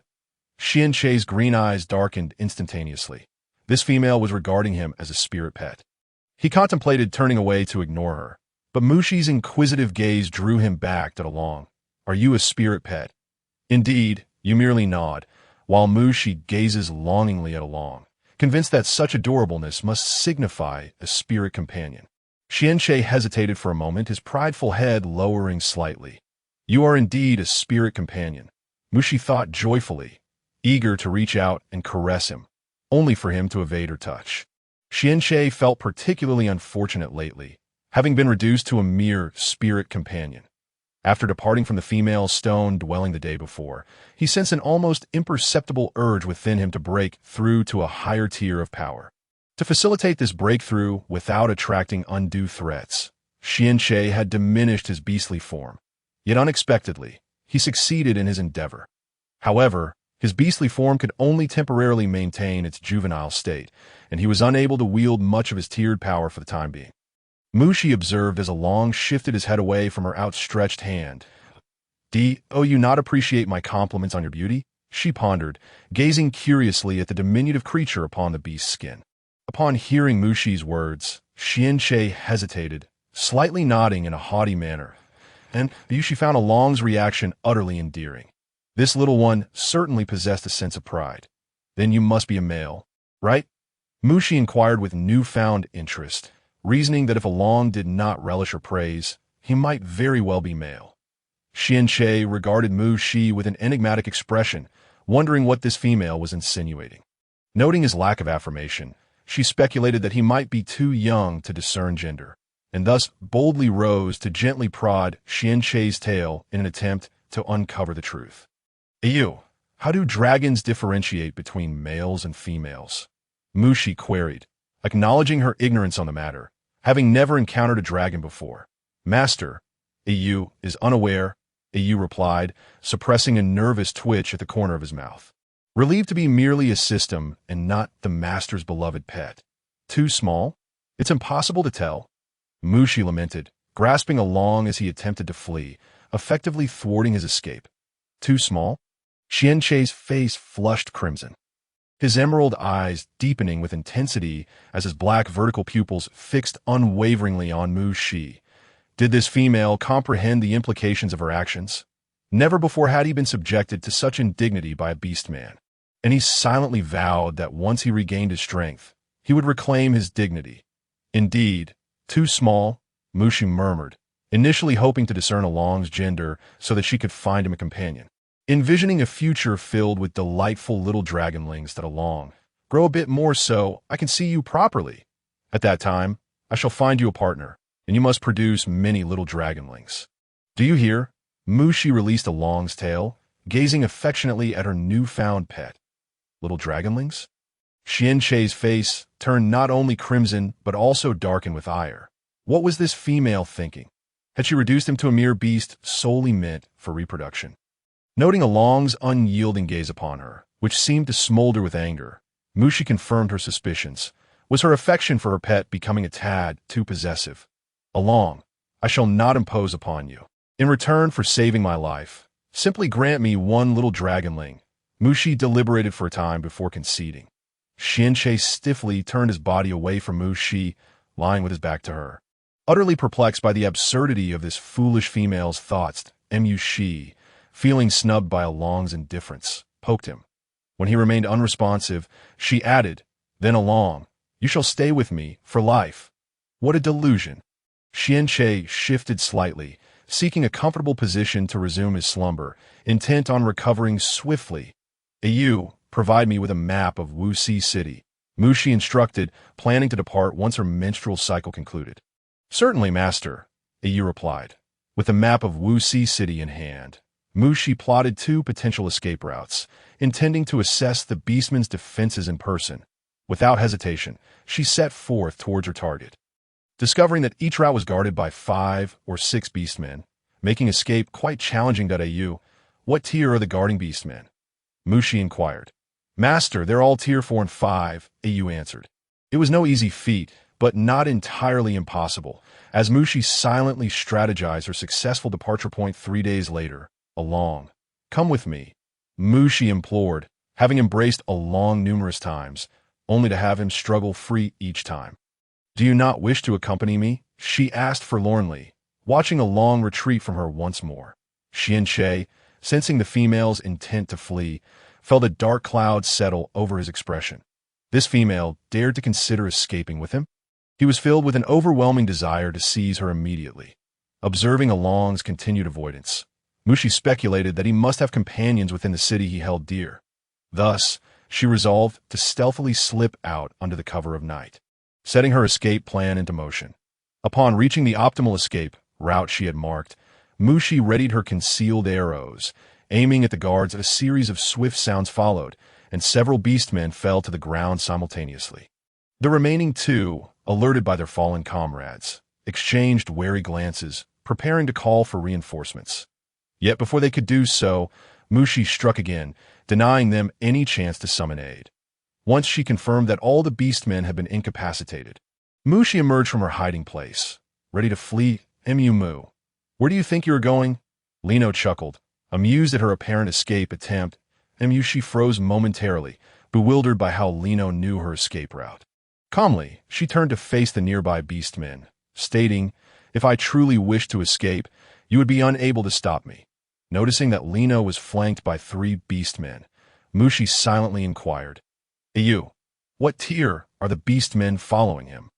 "Master, they are all tier 4 beastmen," Yu relayed, sweat beading on his brow. "Ha! Female, today I shall teach you a lesson," Lino declared, his combative spirit ignited by Mushi's audacious words. As soon as Lino finished speaking, the beastmen surrounding Mushi closed in on her. With a soft whip in one hand and knife in the other, she lashed out, catching one of the beastmen off guard. He chuckled derisively at her. "Female, your whip lacks power. It seems you possess the strength of a cub." "Ha! Female, you might as well surrender. We won't harm you." Another beastman jeered after being struck by her whip, having achieved her desired effect. Mushi gauged the timing and pulled her beast skin up to cover her mouth and nose, declaring, "High concentration Sivo Florane. Enjoy." The position from which she launched her whip was aimed closely at the beastman's face, coupled with a dosage exceeding the typical for beasts, ensuring the timing of its effect was precise. The beastmen felt their bodies grow weak, collapsing to the ground as their consciousness slipped into an uncontrollable slumber. Cunning female, Lino thought, grateful that he had covered his mouth and nose, remaining vigilant against her, yet still falling victim to her ploy. She observed the various beastmen she had incapacitated. She directed her concealed arrows at Lino. So, what now? Do you still wish to fight? With swift precision, Mushi pressed the mechanism for her concealed arrows, knowing that this opponent would be particularly troublesome. Lino reacted quickly, evading her arrows effortlessly. You cannot escape. Female, he coldly warned, his gaze fixed on her with intent. Determined to capture this cunning female, he transformed into his beast form that a griffin. Mushi speculated, noting the black, white, and gray feathers and the razor-sharp talons. Master, his beast form is a griffin. Ayu confirmed, validating Mushi's deduction. What does it matter what he is? Mushi resolutely fixed her gaze on a massive griffin above. Lino swooped down towards her. His sharp talons aimed to seize her shoulders, ever watchful for his attack. Mushi seized the opportunity to fling her whip, ensnaring his talons and using the leverage to climb onto him. Lino had anticipated that the female would dodge, but he was caught off guard by her boldness, that he twisted his body, attempting to dislodge her, but with little success. Predicting his movements, Mushi brandished her knife, slicing into Lino's wing. The sudden pain caused him to lose balance, and he began to plummet uncontrollably. Seizing the moment, Mushi leapt from his beastly form. She beheld Lino transformed back into his human state. His disheveled black hair framed his chiseled features, his frosty gaze fixated on Mushi. Had it not been for Xianche's prior instruction not to harm females, he would have relished the opportunity to tear this cunning female apart. This marked Mushi's first glimpse of his unmasked face, and as she gave him a cursory glance, she was taken aback to see him still holding on, refusing to succumb to unconsciousness. Well, young man, you certainly are impressive. Mushi realized that at this moment, Lino was powerless to stop her. She understood that although Sivo Florane could swiftly plunge a person into unconsciousness, its drawback lay in its short duration. As Lino attempted to escape at the sight of a female, he feigned an effort to rise, but he was unable to stand, let alone pursue that detestable female. After Mushi stepped outside, a sense of eerie strangeness enveloped her. Where was the mysterious Xianche that Lino had mentioned? Would he pursue her once more? Gazing down the dark path ahead, Mushi made a resolute decision. We shall head to the illusionary spirit city. Understood, Master, Ayu replied. Master, be cautious. Just as Ayu finished speaking, Mushi felt a sudden throbbing pain in her head, as if she had been struck once more. In her dazed state, she seemed to glimpse two familiar figures drawing near. Vaguely, Mushi heard an orc say, "Bai Li, I told you long ago that this was the way to go. This little female is quite cunning. Finally caught her, he will surely be pleased." Bai Li, a fleeting image of a once familiar figure flashed through Mushi's mind just before she succumbed to unconsciousness, within the damp and dim cave. Mushi continued to rub her aching skull, observing the females huddled together, their faces pale and hair disheveled. Some were softly weeping, while others remained motionless, heads bowed in despair. However, a few daring ones curiously scrutinized Mushi. The newcomer at Ayu, where are we now? Mushi inquired, instinctively resistant to the unfamiliar environment. After a few moments of silence without Ayu's youthful voice responding, she tentatively asked again, yet still received no reply. Could Ayu have also been knocked out? Mushi pondered quietly, concluding that she could only wait and see. She recalled the name she had heard while unconscious, never imagining that he would turn out to be such an orc. A rumbling sound echoed. The cave was being opened, a beam of light flooded in, causing the females to instinctively shield their eyes with their arms. Some were so frightened they cried out, while others attempted to retreat deeper into the cave. Clinging to one another for comfort, Mushi moved closer to the females, wishing to blend in. And when she looked up, she saw a dozen towering orcs standing guard at the cave entrance. "If you continue to cry, I will tear you apart," the imposing orc leader warned, his gaze sharp and commanding. The females fell silent, trembling as they covered their mouths, curling up in fright. Mushi and the females were ushered to an open area, surrounded by many orc guards. Her gaze was drawn to the figures above, Yun Rao and Bai Li. This time, they did not wear masks. Mushi recognized Bai Li's familiar and handsome face, his azure eyes bringing an inexplicable twinge of disappointment to her heart. Looking at Yun Rao beside him, his white hair cascaded over the red beast skin, his bloodthirsty gaze fixated on everything below, a slight smirk playing on his lips as if searching for something. The moment Mushi's eyes met his, she instinctively lowered her head, feeling that Yun Rao would seek vengeance against her. Females, now that you have arrived here, do not even think about escaping. The orc leader sneered coldly. Now, line up according to your ranks. Those of second tier and above in the center, while those of no rank or below second tier shall stand on the sides.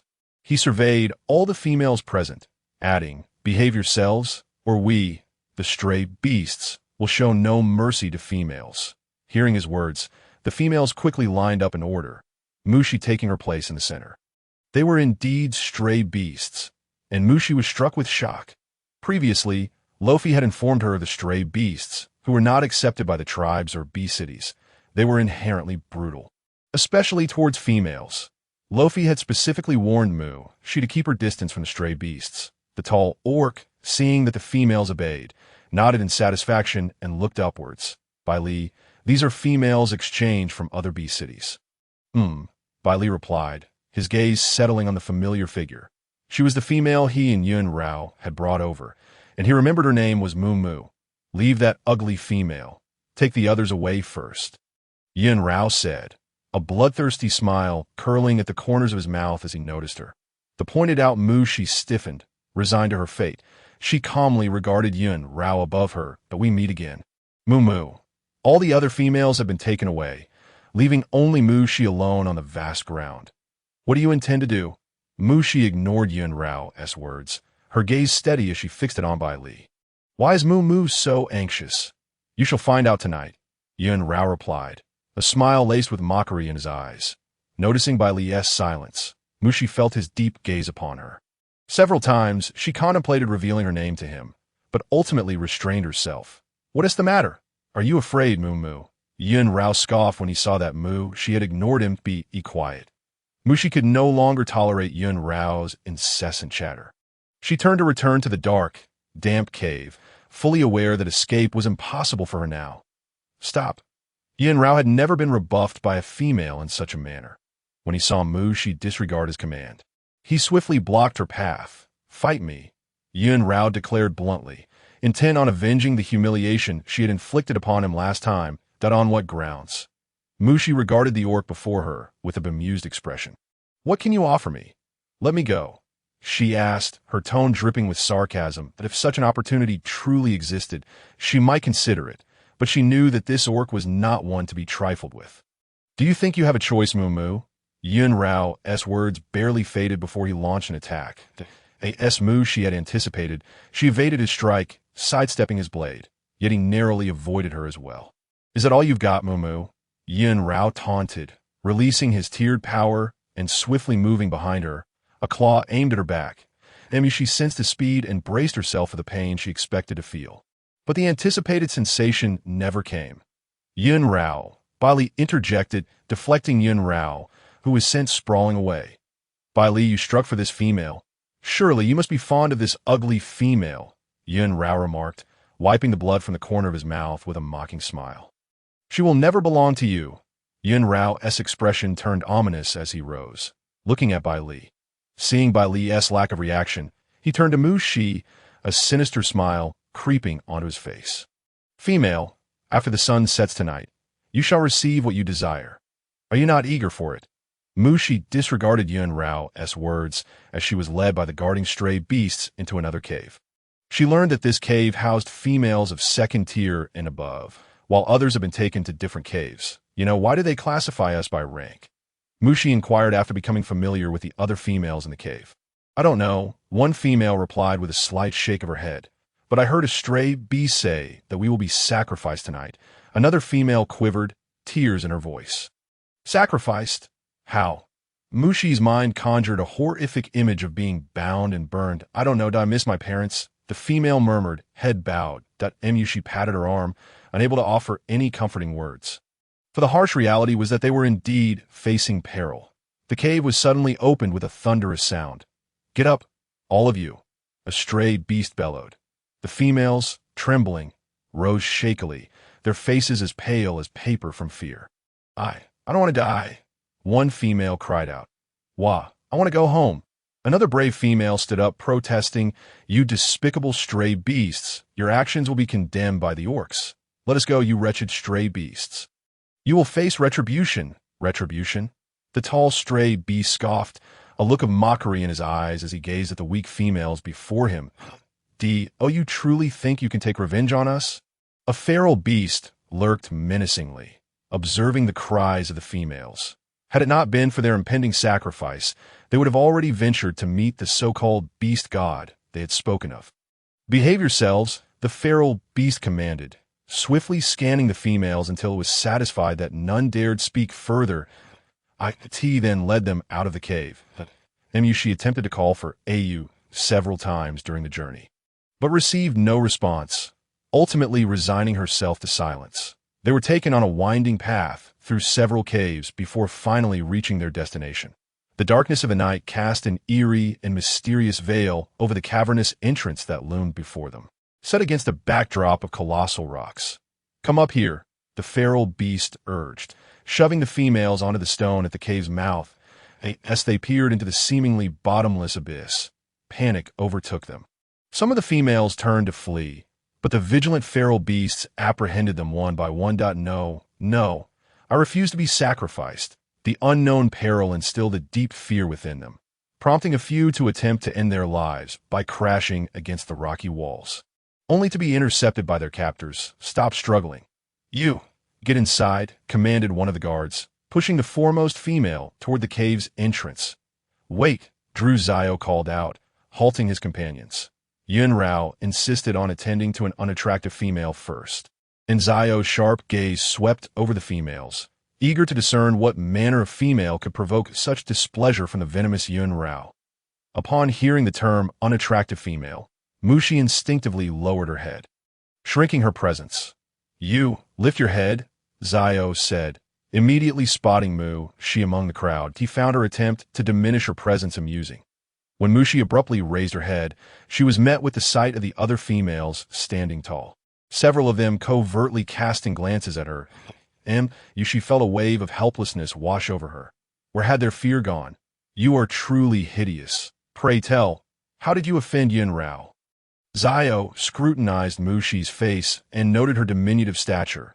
Curious as to how she could have possibly wronged the venomous creature, I asked, "Will you let me go?" Mushi inquired, her question a mere formality, for she knew they had no intention of releasing her. She sought to buy herself time, calling out for Au once more in her mind, yet still received no reply. "Let you go? What reason would we have to release a captured beastman?" Zio scoffed, noting that despite her unattractive appearance, she possessed a surprising audacity to negotiate with a feral beast. "Let her be the one. Bring her in first," he commanded one of the feral beasts, who pulled Mushi from the group and pushed her forward, standing at the cave's entrance. Mushi was greeted by an expanse of darkness. It would be a lie to say she felt unafraid. Once again, she tried to summon Au. Master, Au's soft, fragmented voice suddenly resonated in Mushi's mind at Au. "It's good to know you're here." Mushi replied, her heart swelling with relief just as she was thrust into the cave by Leo, the entrance ceiling shut behind her with a resounding thud. "Master, the system is malfunctioning," Au's tender voice echoed once more, calming Mushi's nerves. "It's all right, Au.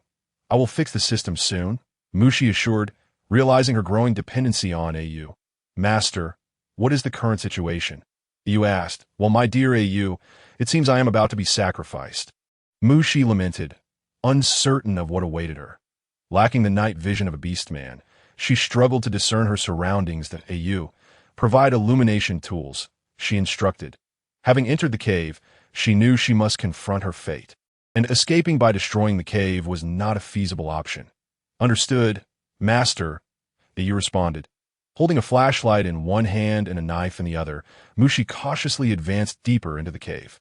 As she progressed, the light improved, prompting her to extinguish the flashlight and proceed with heightened vigilance, eager to uncover what awaited her and the other females in their sacrifice.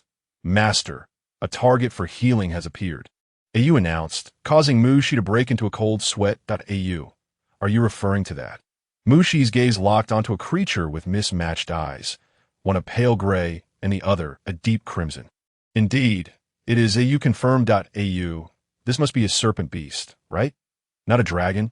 She noted its massive frame, reminiscent of white glass but cloaked in darkness. That it is indeed a serpent beast, AU replied. So ugly. Xiaonan observed the females being brought in, his slit pupils fixated on Mushi, brow furrowed in contemplation. Yushi involuntarily rolled her eyes at the serpent beast's words. Xiaonan noticed her subtle gesture, and the colors in his eyes deepened. He flicked his tail, coiling it around Mushi's waist, causing her knife to fly from her grasp. The softness of her waist surprised him as he drew her closer, forcing her to confront the enlarged serpent head, its peculiar eyes fixed intently on her, as if contemplating swallowing her whole. Serpent brother, let us negotiate, Mushi exclaimed urgently, recalling the system's mission. Even if she were to heal it, she needed its cooperation. You're not afraid of me? Xiaonan's interest peaked, for the females he usually encountered either trembled in fear or wept. He found their cries too bothersome, and although he had refrained from draining their blood in the past, he had permitted Yun Rao to release them.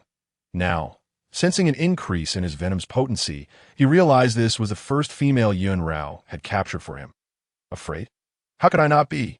Facing a massive serpent head, anyone would feel a bit alarmed. Mushi thought as Xiaonan's eyes brightened. She struggled to break free, but found herself utterly immobilized. AU, what is its rank?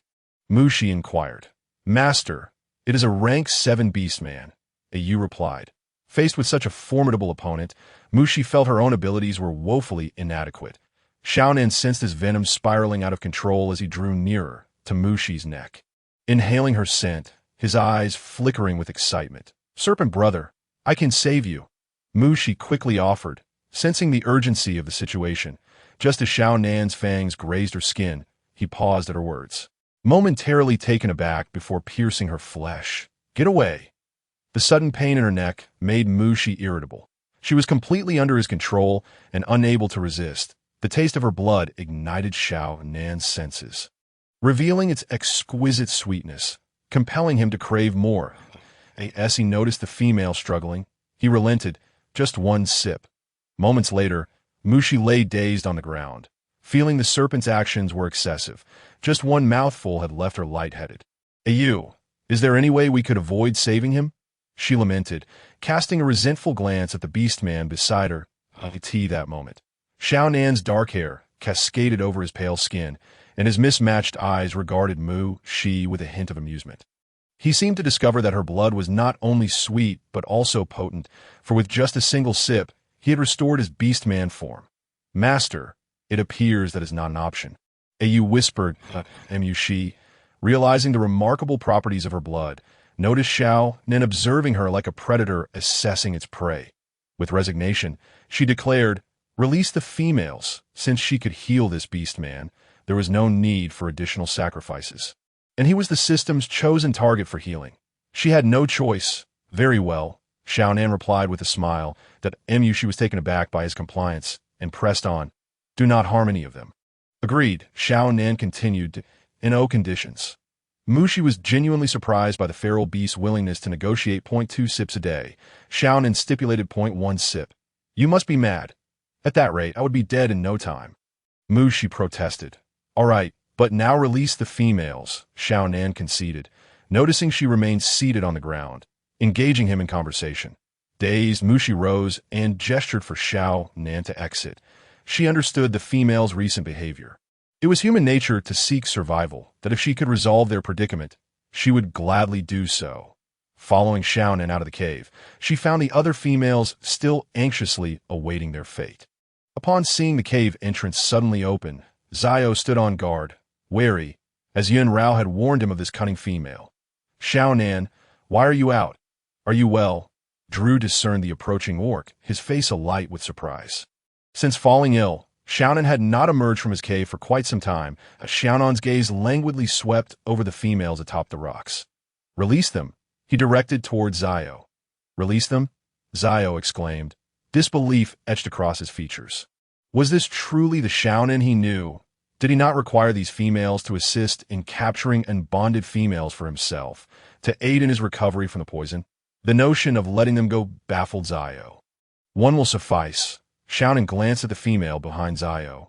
Noticing that Mushi was unscathed and had not succumbed to excessive blood loss, Zio suppressed his astonishment, thinking that Yunrao would surely be enraged. After Drew led all the females away, Mushi finally felt a sense of relief. Her current mission was to save the Xiaonan they spoke of. Find me a dry cave. I need a rest.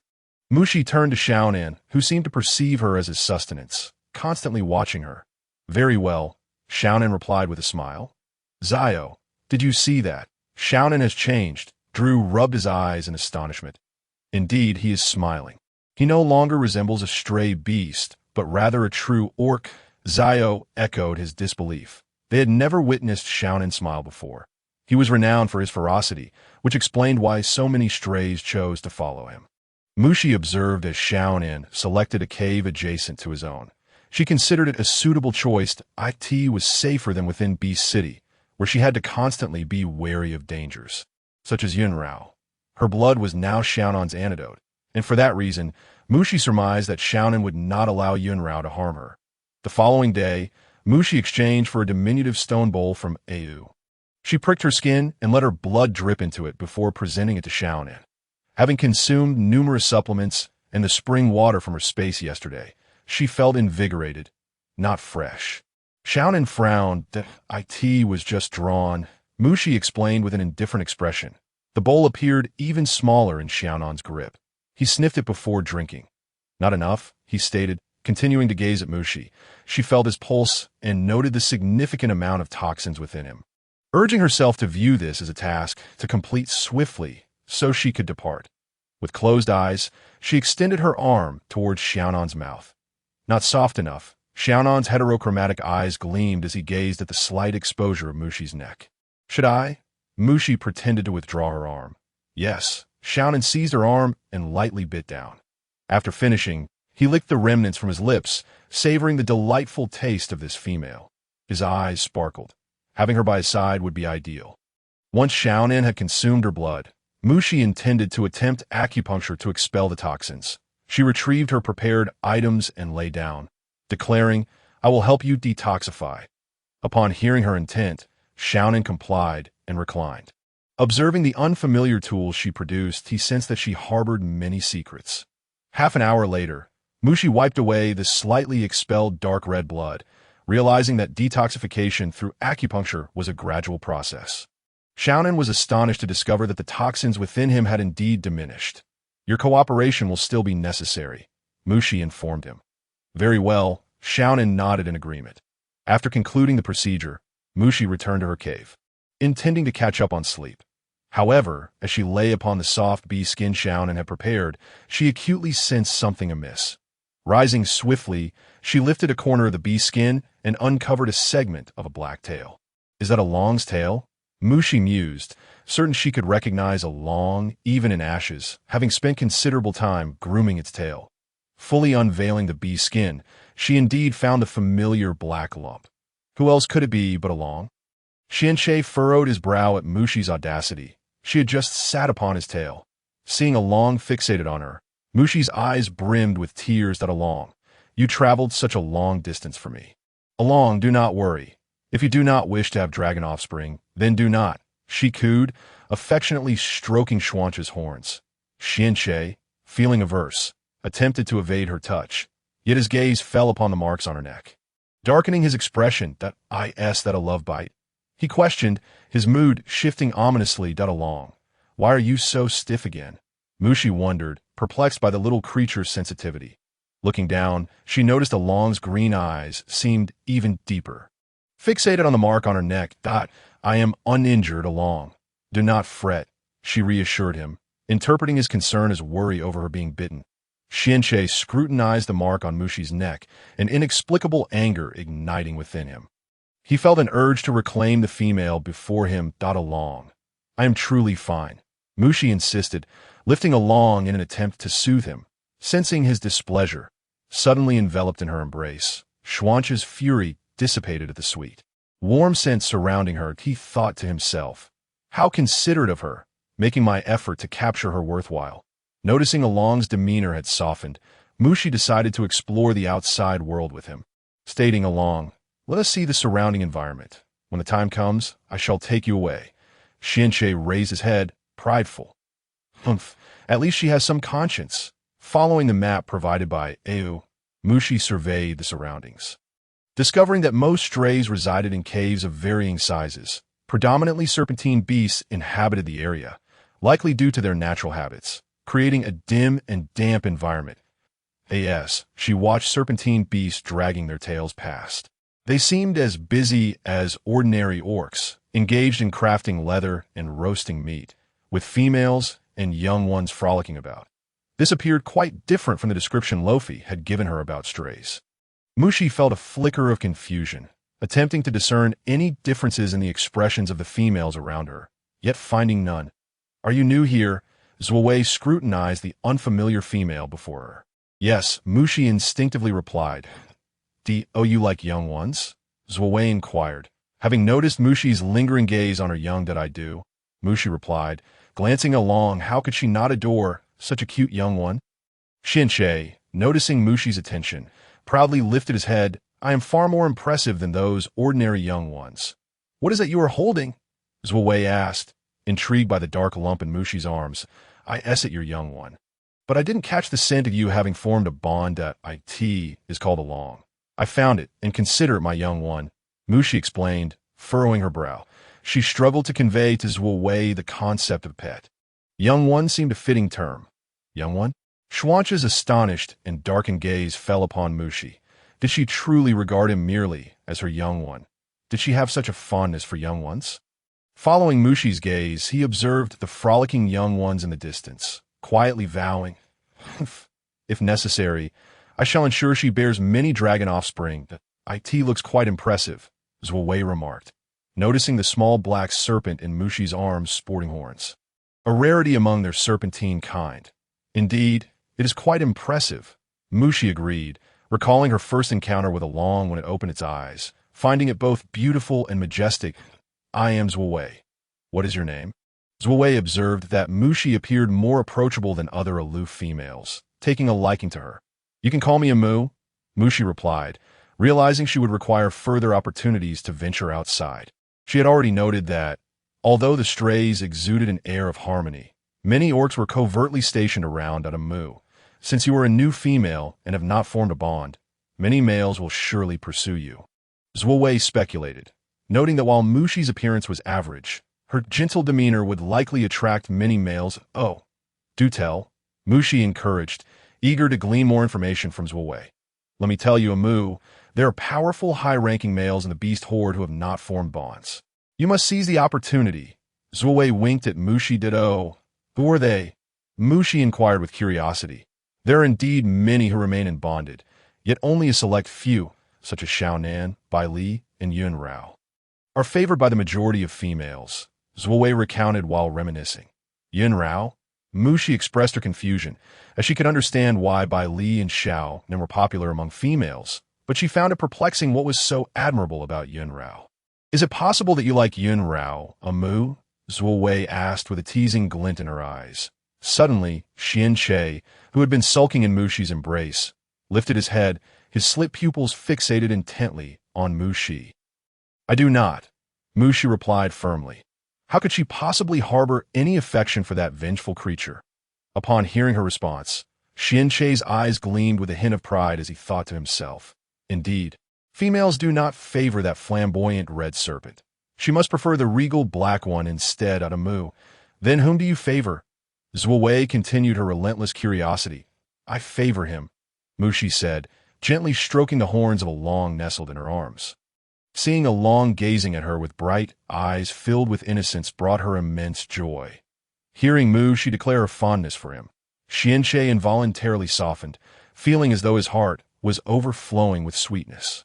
Amu, you prefer cubs. Thus, you have come to the right place with us serpents, for we possess the strongest reproductive capabilities, Zhuowei declared cheerfully, assuming that Mushi desired more offspring in the future.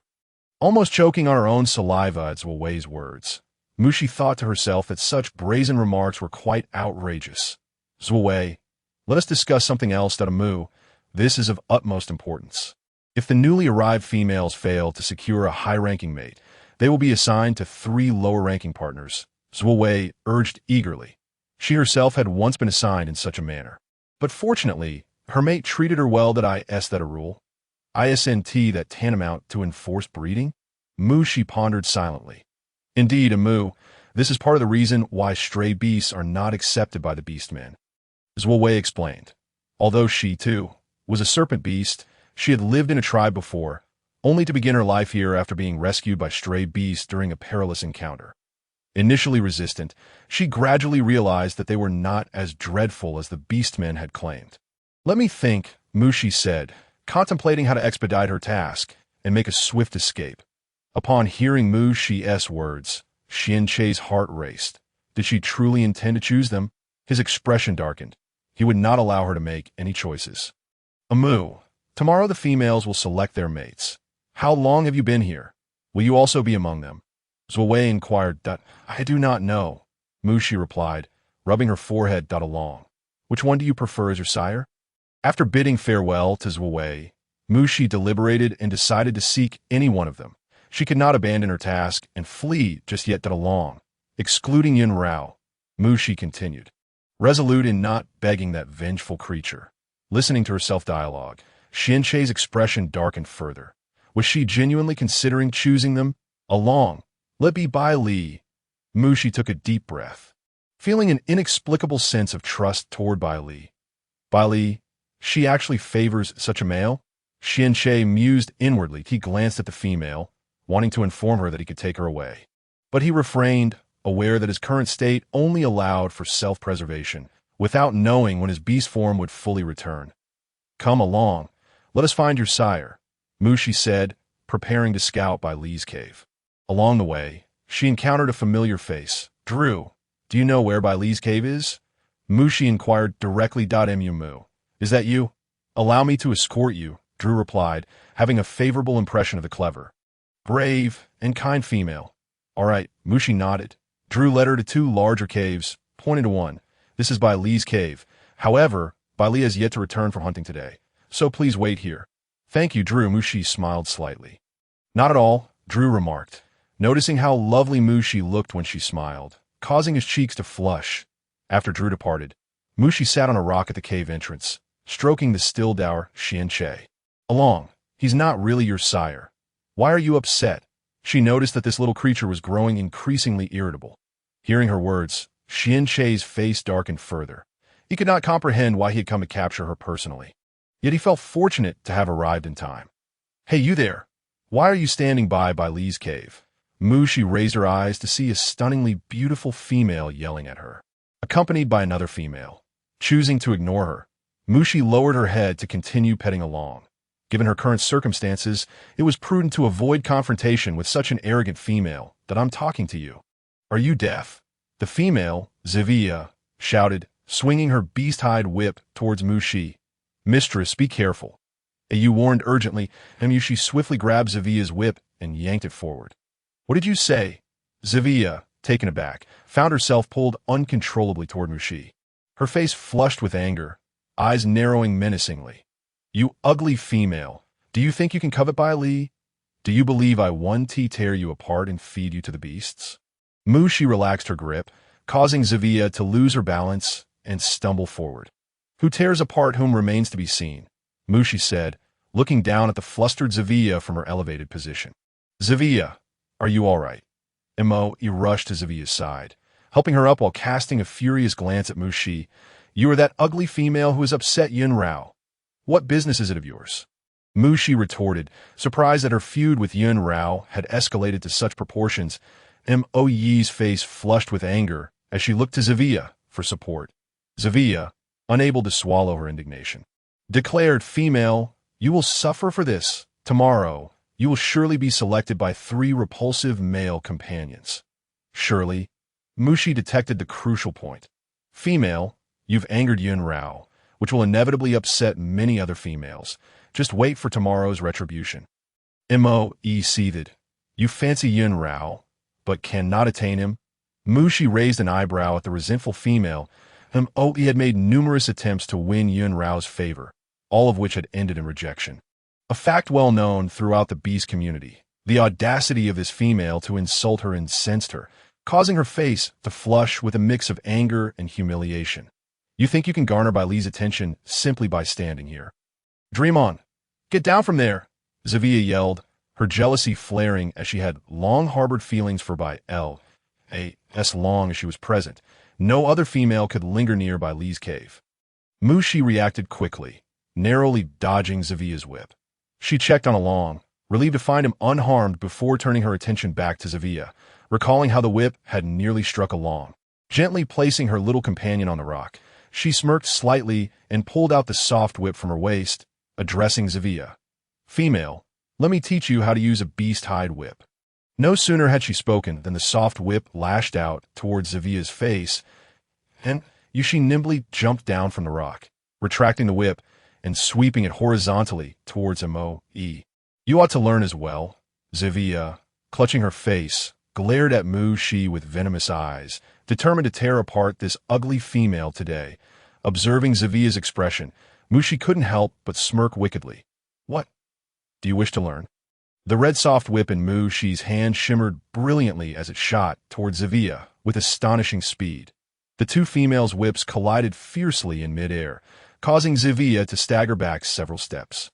Seizing the opportunity, Mushi swung the retrieved whip towards Zavia's neck, pulling hard while looking down, mockingly observing the female's face turning red from the constriction. This won't do.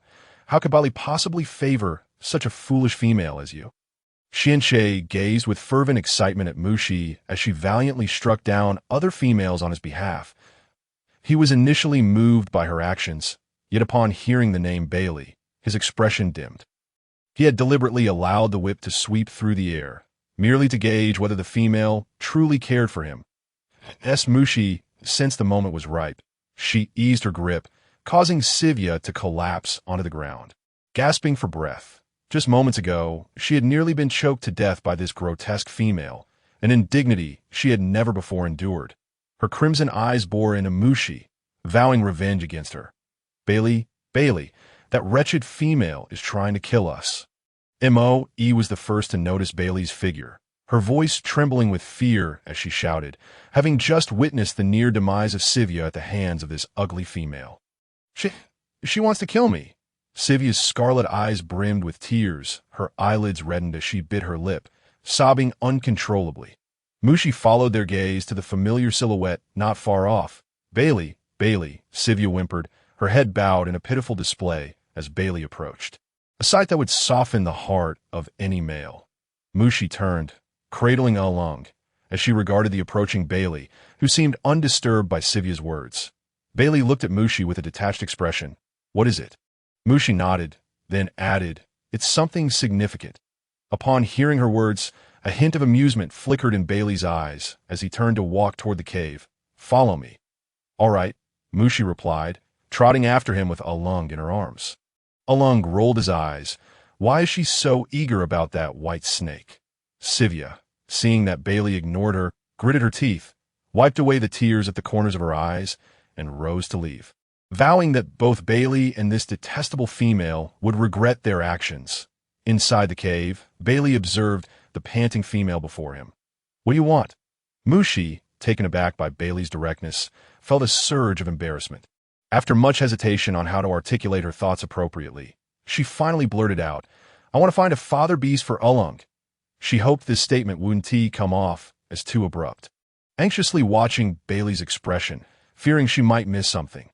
Alung, Bailey's elegant brows furrowed slightly. Who is Alung? Why would you seek me for a father beast for him? Oh, I forgot to introduce him. This is Alung, Mushi said, pushing the black-faced beast in her arms forward. Xianxie felt this was the most humiliating moment of his life, desperately trying to avert his gaze from Bailey. Who is his mother?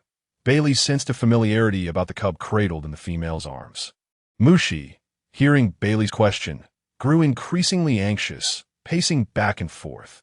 Finally, her face flushed, her gaze evasive, she stammered, I am his mother, and surprisingly felt a wave of relief wash over her. Xianxie buried his head deeper into Mushi's embrace. Lamenting, "What a disgrace. I've lost all pride as a beast, you. But you've never had a maid, have you?" Bailey remarked, his expression slightly flushed. It dawned upon him that she indeed appeared to have never had a partner. "How could she possibly have a cub?" "I found him," Mushi explained. "Then what about the father beast you're seeking?" Bailey queried, perplexed by the female before him. "I want you to be his father beast," Mushi stated, revealing her purpose for today. Xianxie felt a sense of dread, convinced he should not have accompanied the female to seek out such tribulation. Hearing Mushi's desire for him to be her partner momentarily left Bailey in a daze. Unexpectedly finding no resistance within himself, he recalled that familiar silhouette. This female bore a striking resemblance to her, yet was also distinctly different. "I have a female I like." Bailey finally looked at Mushi, unable to shake the memory of the female named Mushi from his mind.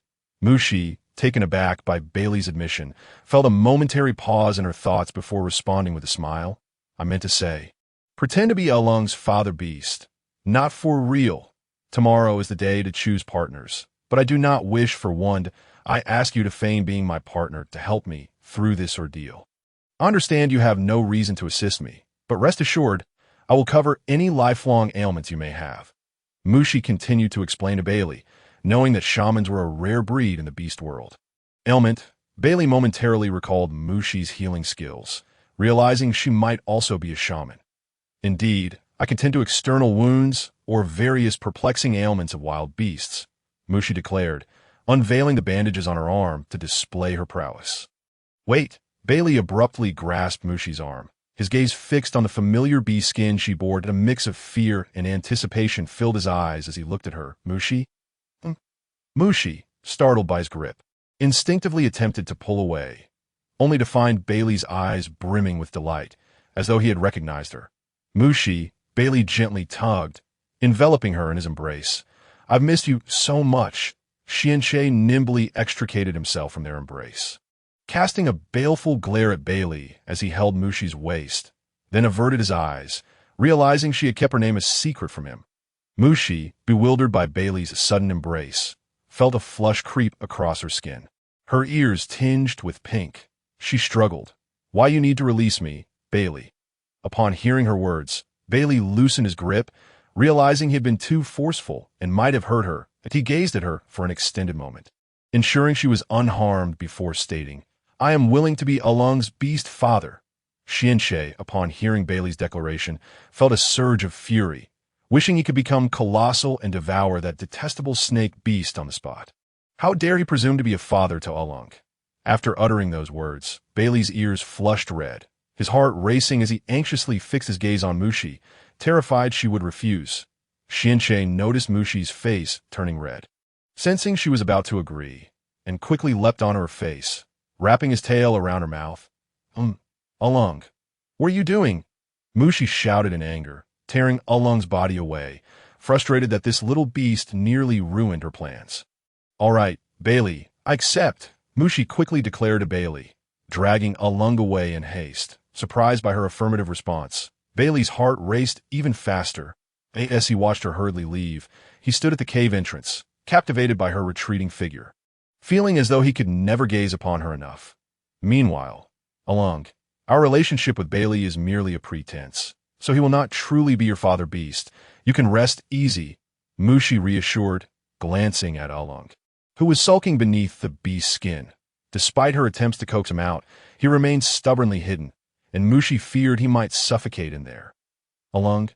Mushi tugged at the beast's skin, but it wouldn't budge. "My dearest Elung, come here and give me a hug," Mushi cooed sweetly, knowing this little fellow responded best to gentle persuasion. Sure enough, Elung peeked out with his tiny horns, prompting Mushi to seize the opportunity and pull him out. Yet, seeing him still sulking with his head down, she decided to entice him further. "Elung, I have delicious steamed eggs for you. Let me fetch them."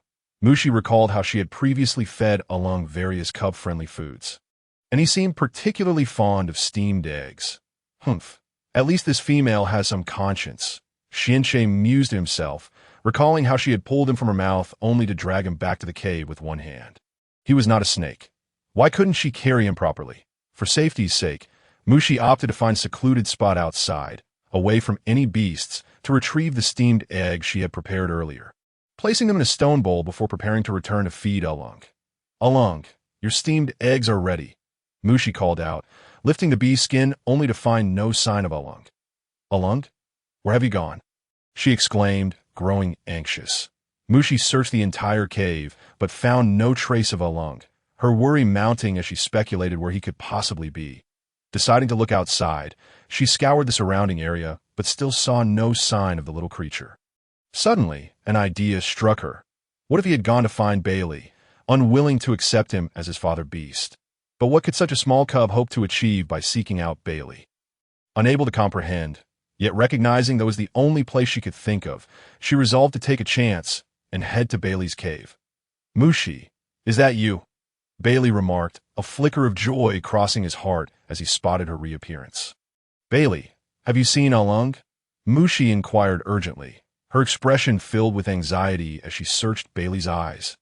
Alung? Bailey spoke in a calm tone, revealing that she had come in search of it. Alung has suddenly vanished. And this environment is unfamiliar to him.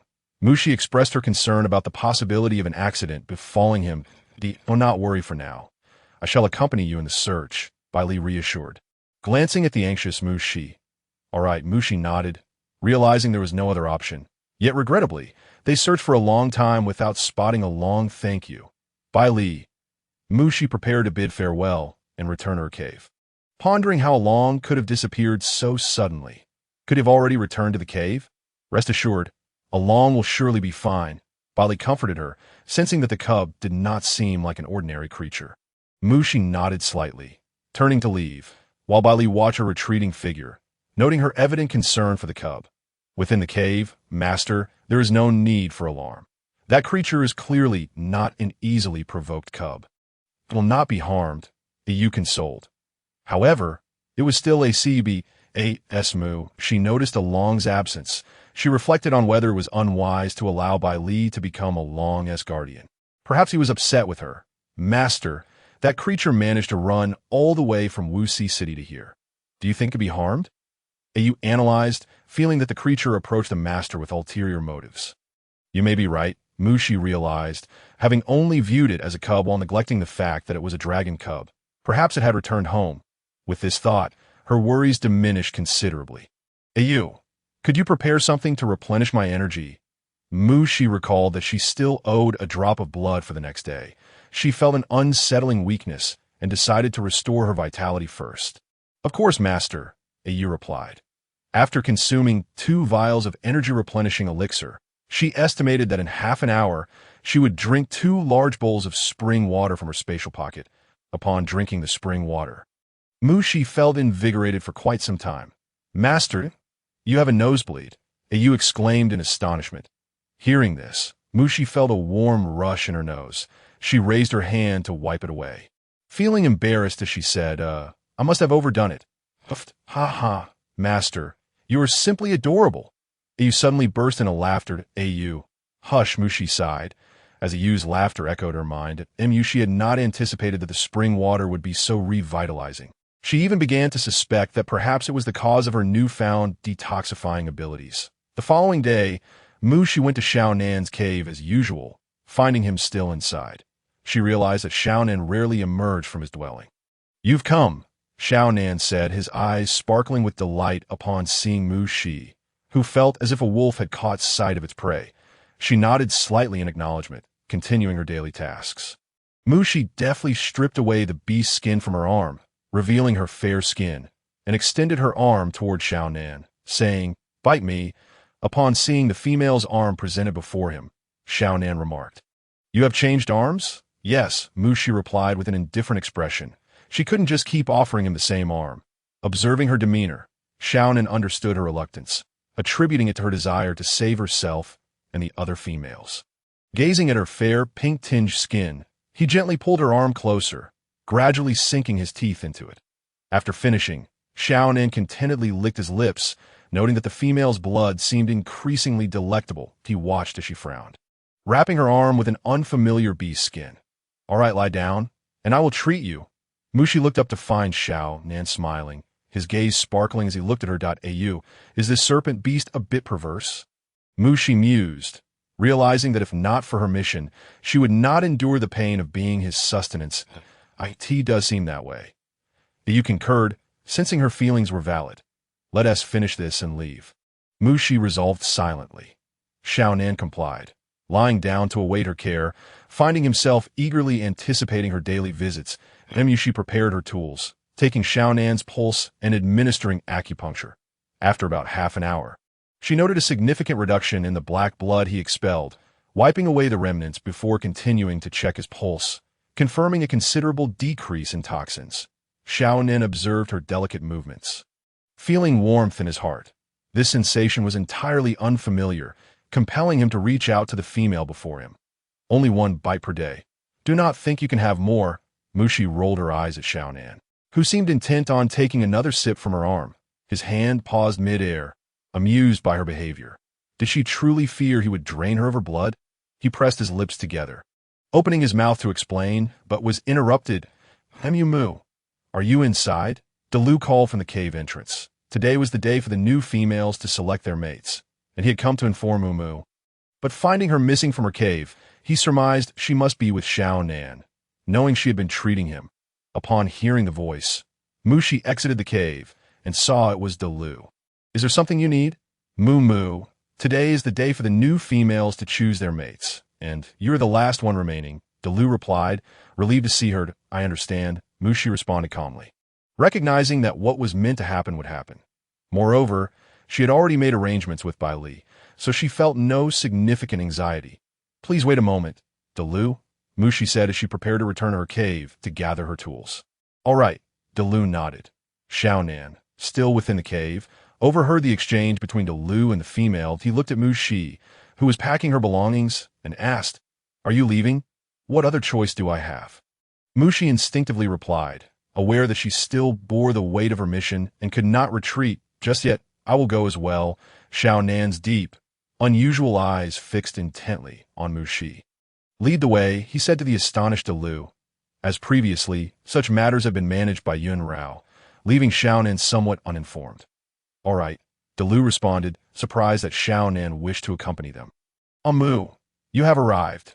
Zhuowei rushed toward Mushi, visibly worried. She had already heard about yesterday's events and did not believe Mushi would behave like that. Yes, Mushi nodded slightly. That Xiaonan? Zhuowei was the first to notice the male behind Mushi. Xiaonan? The other females turned to look as well. It is indeed Xiaonan.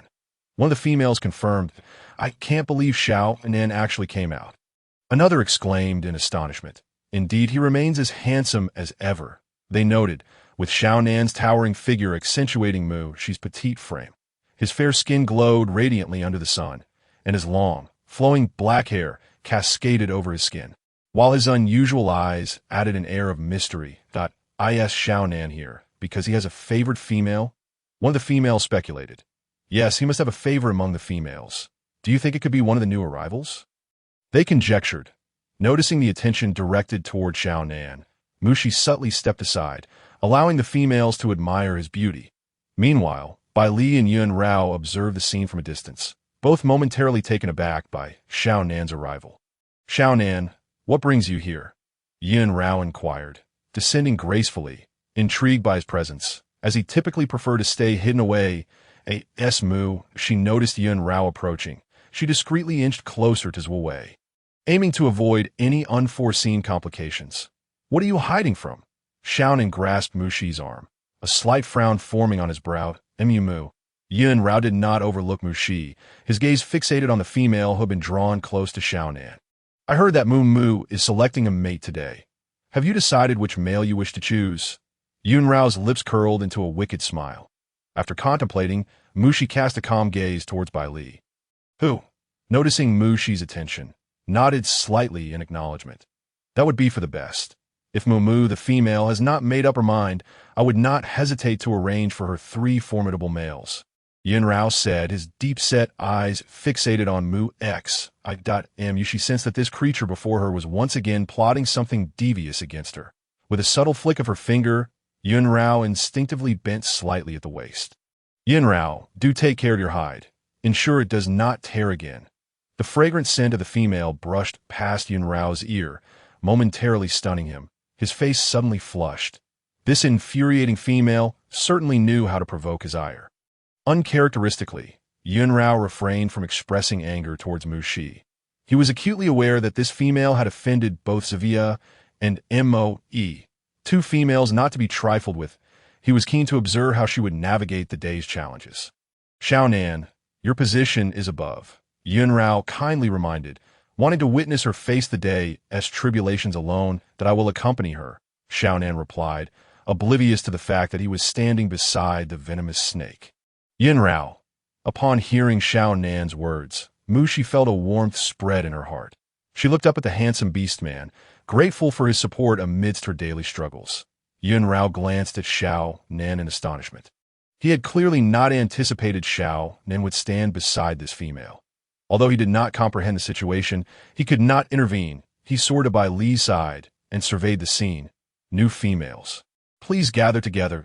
Mu Shi instinctively stepped out and joined the other females, noticing that there were around 10 newcomers, some with expressions of terror, while others wore faces of eager anticipation. Even the female beside her began to discuss amongst themselves. Did you see that Xiaonan? I chose him, one female declared confidently. But that male beast man must choose you as well. Besides, have you not noticed how handsome he is? There will surely be many females vying for his attention. Do you think you can outshine them? Another female critiqued. Indeed, this is not Beast City.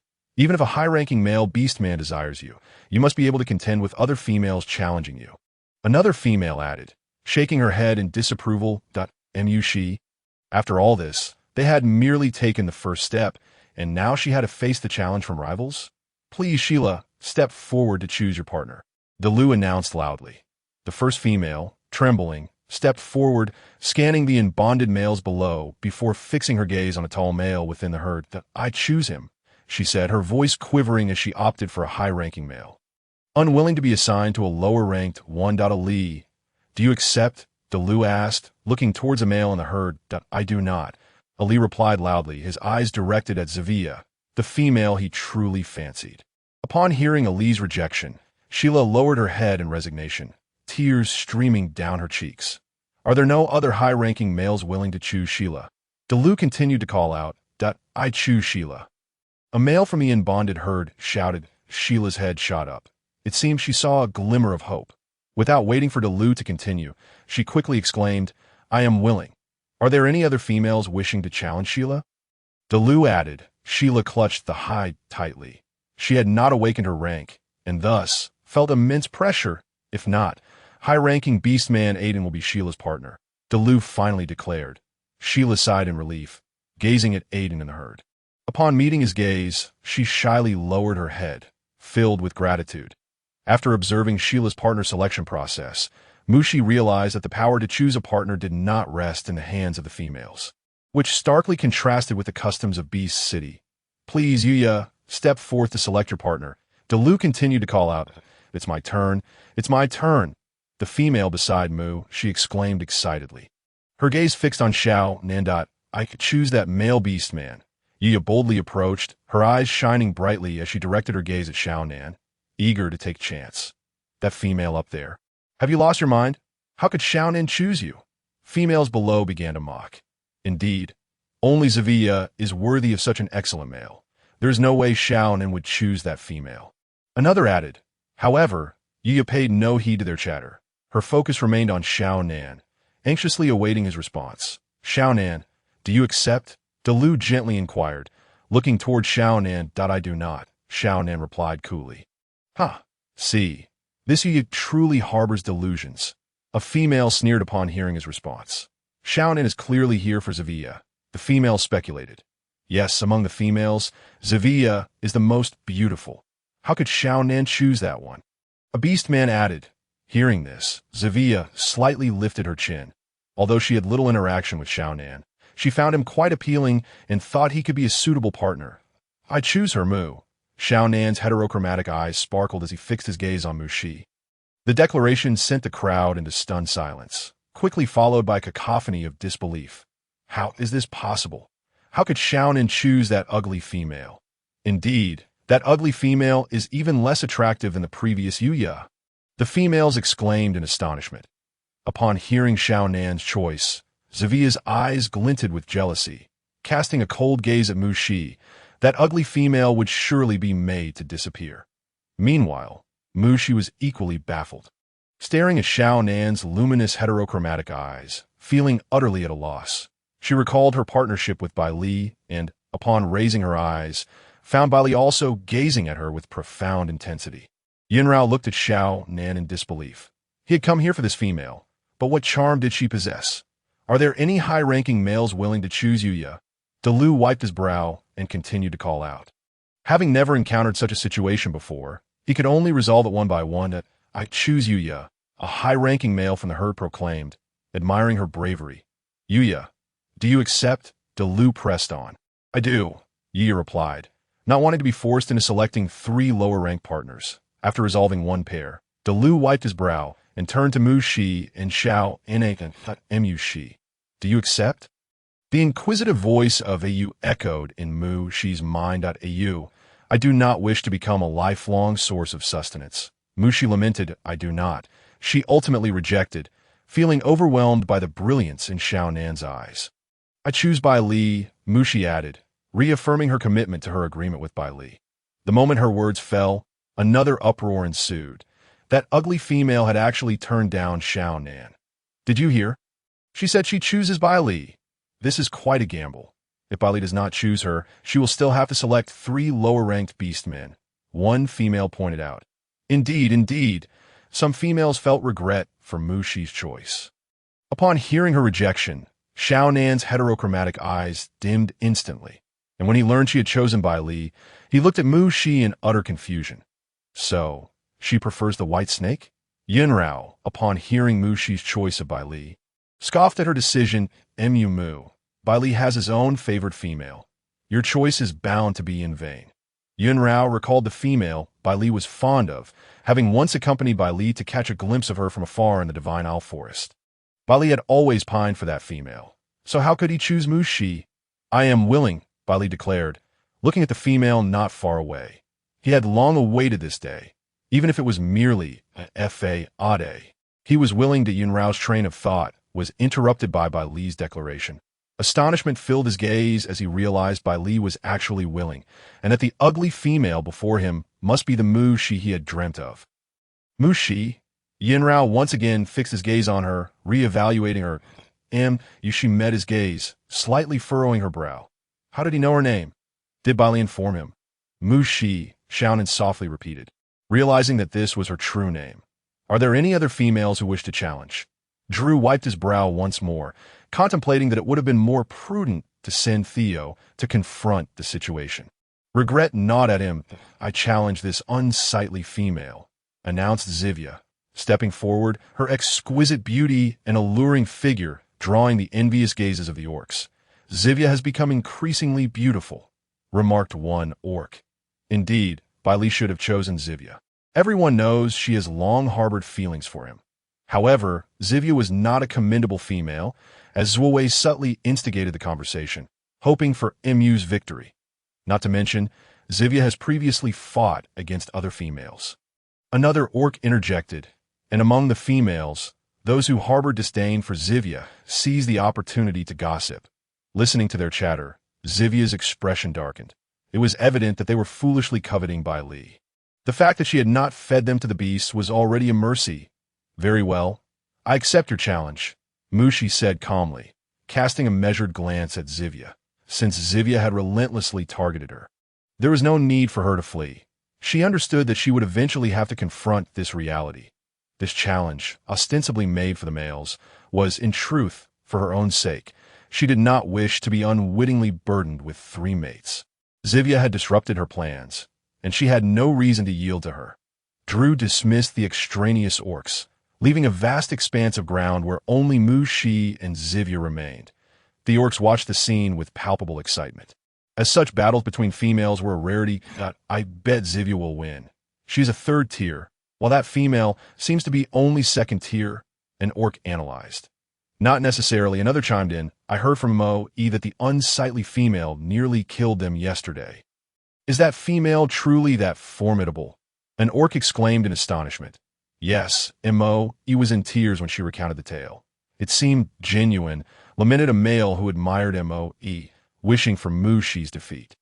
Enough talk, let the battle commence. An orc nearby urged. Mu. She surveyed the enormous brown python before her, gripping her knife tightly, scrutinizing its movements. That unsightly female isn't transforming into her beast form. That's quite disadvantageous. An orc remarked in surprise. Who knows? Perhaps her beast form is as feeble as she is, another speculated. Listening to their discussions, Mushi felt a sense of helplessness. She was aware of the disparity, but she was unable to transform into a monkey. Observing Mushi's hesitation to shift forms, Zivia smirked, thinking, I should have torn apart this unsightly female in my beast form long ago. Her beast form must be weak, which is why she refuses to transform. Bai Li, Yun Rao, and Xiao Nan, who had been watching intently, wore puzzled expressions. Why isn't Mushi transforming into her beast form? Ugly female, your demise is imminent, Zivia declared, baring her fangs as she prepared to devour Mushi. Master, be careful, Ayu cautioned, sensing that her master was at a disadvantage. Mushi skillfully evaded Zivia's gaping maw, prompting Zivia to lunge forward once more. Swinging her tail at Mushi, Master, are you all right? Ayu shouted anxiously as she was knocked to the ground by Zivia's tail. Mu shouted and exclaimed nervously, attempting to rush forward, only to be halted by Drew. Males cannot interfere in battles between females, Drew lamented, wiping his brow for what felt like the umpteenth time. While he clenched his fists, his gaze fixed tensely on the fallen Mushi, questioning whether he should have granted her request. I'm fine, Ayu, Mushi reassured, rising to her feet and wiping the blood from her lips. Ugly female, did you think that wounding me would bring me down? How foolish and ugly you are, Zivia sneered. Her earlier strike having been quite powerful, the fact that this unsightly female had failed to evade it and still dared to attempt to stab her with the weapon in her hand was laughable. The matter is far from over, Mushi replied with a calm smile, having just administered a localized anesthetic to Zivia's lower body. Prepare to meet your end, ugly female, Zivia howled, aiming her tail at Mushi in a bid to crush her. Mushi mentally counted down, 3, 2, and yet up Mushi. Suddenly, both Xiao Nan and Bai Li leapt to Mushi's side, with Bai Li shielding her with his body while Xiao Nan unleashed his tiered power in an attempt to sever the serpent's tail. Yet, with a resounding slap, Xiao Nan was halted in his tracks. Do not obstruct my view, Mushi frowned, pushing aside Bai Li's protective arm. Noticing that Xiao Nan was also blocking her line of sight, she pushed him away to gaze at Zivia, who lay prostrate on the ground. What have you done to me? Zivia gasped in terror, realizing that her body, along with her tail, had lost all strength. She could no longer use her tail to support herself and was left sprawled on the ground. She offered a serene smile as she approached Zivia. Despite her weakened state, attempted to rise and attack Mushi. However, given her current condition, even standing up proved to be an arduous task. I could end your life right now. Your foolish interference in my plan for the sake of the males has been rather unwise, Mushi declared, pressing her knife against Zivia's vital point. For a fleeting moment, she genuinely contemplated eliminating this bothersome serpent. Zivia, is this what it means to lose? An orc in the crowd uttered in disbelief. Zivia, how could you be defeated? That female's weapon is poised against Zivia's body. Doesn't that signify defeat? Another orc concurred. Indeed, if I had a weapon placed against my vital point, I would concede as well. Quivered an orc, acknowledging the gravity of the situation. That I end this duel. Muumuu's female emerges victorious, Drew announced at an opportune moment, fearing that if he delayed the announcement, unforeseen complications might arise. That she sheathed her knife. While Zivia was carried away by several orcs, in Zivia's eyes, Mushi discerned a profound hatred.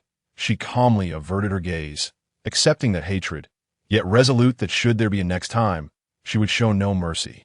Ultimately, Muumuu's female had triumphed, and Drew anxiously fixed his gaze on the 3 orcs in the arena. Announcing the final outcome, that I dissent, Xiaonan interrupted Drew's impending remarks, his heterochromatic eyes fixed intently on Bai Li. Mushi had anticipated a period of relative stability, allowing her to focus on her current task. Yet she was taken aback by Xiao Nan's unexpected actions. She cast a tense glance at Xiao Nan, blurting out, "You consented." Xiao Nan's deep gaze bore into Mu Shi, an undercurrent of tumult hidden within. "Mu, are you certain you wish to choose him?" His voice remained disconcertingly gentle. She found herself momentarily speechless. Her intended response lodged in her throat. "Mu, please do not choose him," Xiao Nan urged softly once more. "Master, this situation is precarious," Ayu said, feeling anxious for Mu Shi, based on her understanding of her master. She believed that Mu Shi would undoubtedly choose Bai Li for the sake of the mission and their agreement. Yet the orc before her was exceedingly beguiling. "Xiao Nan, well, I choose Bai Li," Mu Shi stammered, preparing to explain her rationale. "Mu, you are truly disobedient," Xiao Nan interrupted, drawing closer to Mu Shi and gently resting his arm on her waist. "Xiao Nan, release Mu Shi," Bai Li commanded, reaching to pry Xiao Nan's arm away. But his speed was suddenly hindered by the tiered power emanating from Xiao Nan. "What do you think you are?" Xiao Nan's abrupt release of tiered power left the surrounding orcs feeling uneasy. With some lower-tier orcs already transforming into their beast forms, he has exceeded the power of a 7th tier. Yun Rao murmured in disbelief. Bai Li immediately retaliated with his own tiered power, yet he found himself outmatched, his outstretched arm being deflected. "Ayu, isn't Xiao Nan a 7th tier? How can he be more formidable than Bai Li?" Mu Shi realized something was amiss, still firmly ensnared in Xiao Nan's embrace, yet the impact on her was negligible. "Master, Ayu's detection is accurate," Ayu confirmed, equally perplexed. "Xiao Nan, please let me go," Mu Shi attempted to persuade him, having never witnessed such a side of him in their time together. "Mu, if I release you, what then?" His voice remained as gentle as ever towards her. "Master, I'm a bit worried about you." Ayu furrowed her brows and said. Just as Mu Shi was about to speak, she was swept up by Xiao Nan, who took off into the air, while Bai Li behind them attempted to give chase, but was forcefully repelled several meters away. Yun Rao helped the fallen Bai Li get back on his feet. Glancing at the blood at the corner of Bai Li's mouth, he shook his head slightly. "You cannot overpower him. You should give up. What he desires cannot be taken from him." Yun Rao grasped Bai Li, who was still eager to pursue, but was violently shaken off. Yun Rao looked at Bai Li, who was chasing after the retreating figure, truly two madmen. What is so special about this female that they would go to such lengths? On another side, Mu Shi was gently placed on a stone bed by Xiao Nan, his heterochromatic eyes filled with depth. He softly spoke to Mu Shi, "Mu, this is how you should be." Xiao Nan's gaze fell upon the faint trace of blood at the corner of Mu Shi's lips, and his expression darkened. He should have killed that snake beast earlier. He gently extended his arm, intending to wipe the blood from Mu Shi's lips. "Xiao Nan, please speak normally." Mu Shi evaded Xiao Nan's approaching arm. Feeling awkward, why does this guy speak in such a peculiar manner? You should rest early. Mu Shi stood up, wishing to leave Xiao Nan's cave, instinctively sensing a looming danger. Mu, do you not wish to stay with me? Xiao Nan wrapped his arm around her, forcibly pulling her back onto the stone bed. "No, how could that be?" Mu Shi felt the disparity in their strengths, her heart racing in anxiety. "Hee," Xiao Nan chuckled softly, finding Mu adorably flustered, her heart racing so swiftly. He lifted his hand again, wanting to wipe the blood from her lips, but his motion froze mid-air. He licked his lips, gazing intently at the corner of Mu Shi's mouth. Perhaps a different approach would suffice. Mu Shi noticed Xiao Nan's gaze fixated on her lips and instinctively tried to struggle. Yet he had already overpowered her. Xiao Nan's lips brushed against Mu Shi's, and he instantly felt his heart racing even faster. Cautiously, he began to lick the blood at her lips. The soft sensation startled him, and he instinctively bit down, yearning for more. "You, let go. Is this some sort of beast?" Mu Shi felt a sharper pain at her wound and instinctively bit back, yet could not halt Xiao Nan's actions. Xiao Nan was lost in the delicious taste of Mu Shi's blood, feeling a heat surge through his body. Unable to comprehend his own behavior, he could only instinctively drink from her. Mu Shi felt dizzy. Barely managing to grasp a knife, she raised it against Xiao Nan's neck. "Let go of me." Xiao Nan looked at the weapon pressed against his neck, momentarily stunned. The light in his heterochromatic eyes dimmed slightly. "Mu, you may act if you wish." Ignoring the sharp blade, He lowered his head, eager to continue tasting her sweetness. The blade grazed Xiao Nan's neck, drawing blood that dripped onto Mu Shi, causing her to instinctively retract the knife. Hee, Mu still cannot bear to harm me. Xiao Nan chuckled softly. How could that be? Mu Shi thrust the raised knife toward Xiao Nan's shoulder, seizing the moment of his distraction to kick him away. Xiao Nan wiped the blood from his shoulder, his heterochromatic eyes sparkling as he gazed at Mu Shi. It is only fair that after I have consumed so much of your blood, you seek retribution. With a loud bang, Mu Shi slightly turned her head and saw Bai Li rushing in. I am late, Mu Shi. Bai Li pulled Mu Shi close, warily observing Xiao Nan before them. Bai Li, Mu can only belong to me. Xiao Nan sneered at Bai L. She does not like you, Bai Li replied, his gaze deep as he looked at Xiao Nan but I like Mu. Xiao Nan's words were directed at Mu Shi, leaving her feeling embarrassed. Xiao Nan, let me first detoxify you that we can discuss this later. Mu Shi aimed to stabilize her task, considering that without the mission, she would feel unburdened. And what about the matter with Bai Li? Xiao Nan continued to gaze at Mu X. It can be disregarded, but I shall be forced to take on 3 other partners. Mu Shi sighed, holding her forehead. That is not a problem. Mu. I can tear them apart, including Bai Li. Xiao Nan's eyes sparkled with excitement upon hearing Mu Shi's response, casting a sidelong glance at Bai Li. Mu Shi. I seem to have sought the wrong person. I should have approached this gentleman first. Mu Shi wiped her sweat. Master, I think so too. You furrowed her brows. Can you both return now? Mu Shi inquired politely, looking at the 2 beastmen at her cave's entrance. I live right next to Mu. There is no need for such formality, Xiao Nan said to Mu Shi. Feeling pleased at the cave he chose for Mu, she was indeed close by. Mu Shi, do you wish to change caves? Bai Li asked, disapproving of her residing there. As soon as Bai Li finished speaking, he was met with the oppressive aura emanating from Xiao Nan. Bai Li stood firm against the pressure, his gaze deep as he said, You have harmed her. Only then did Xiao Nan turn to Mu Shi.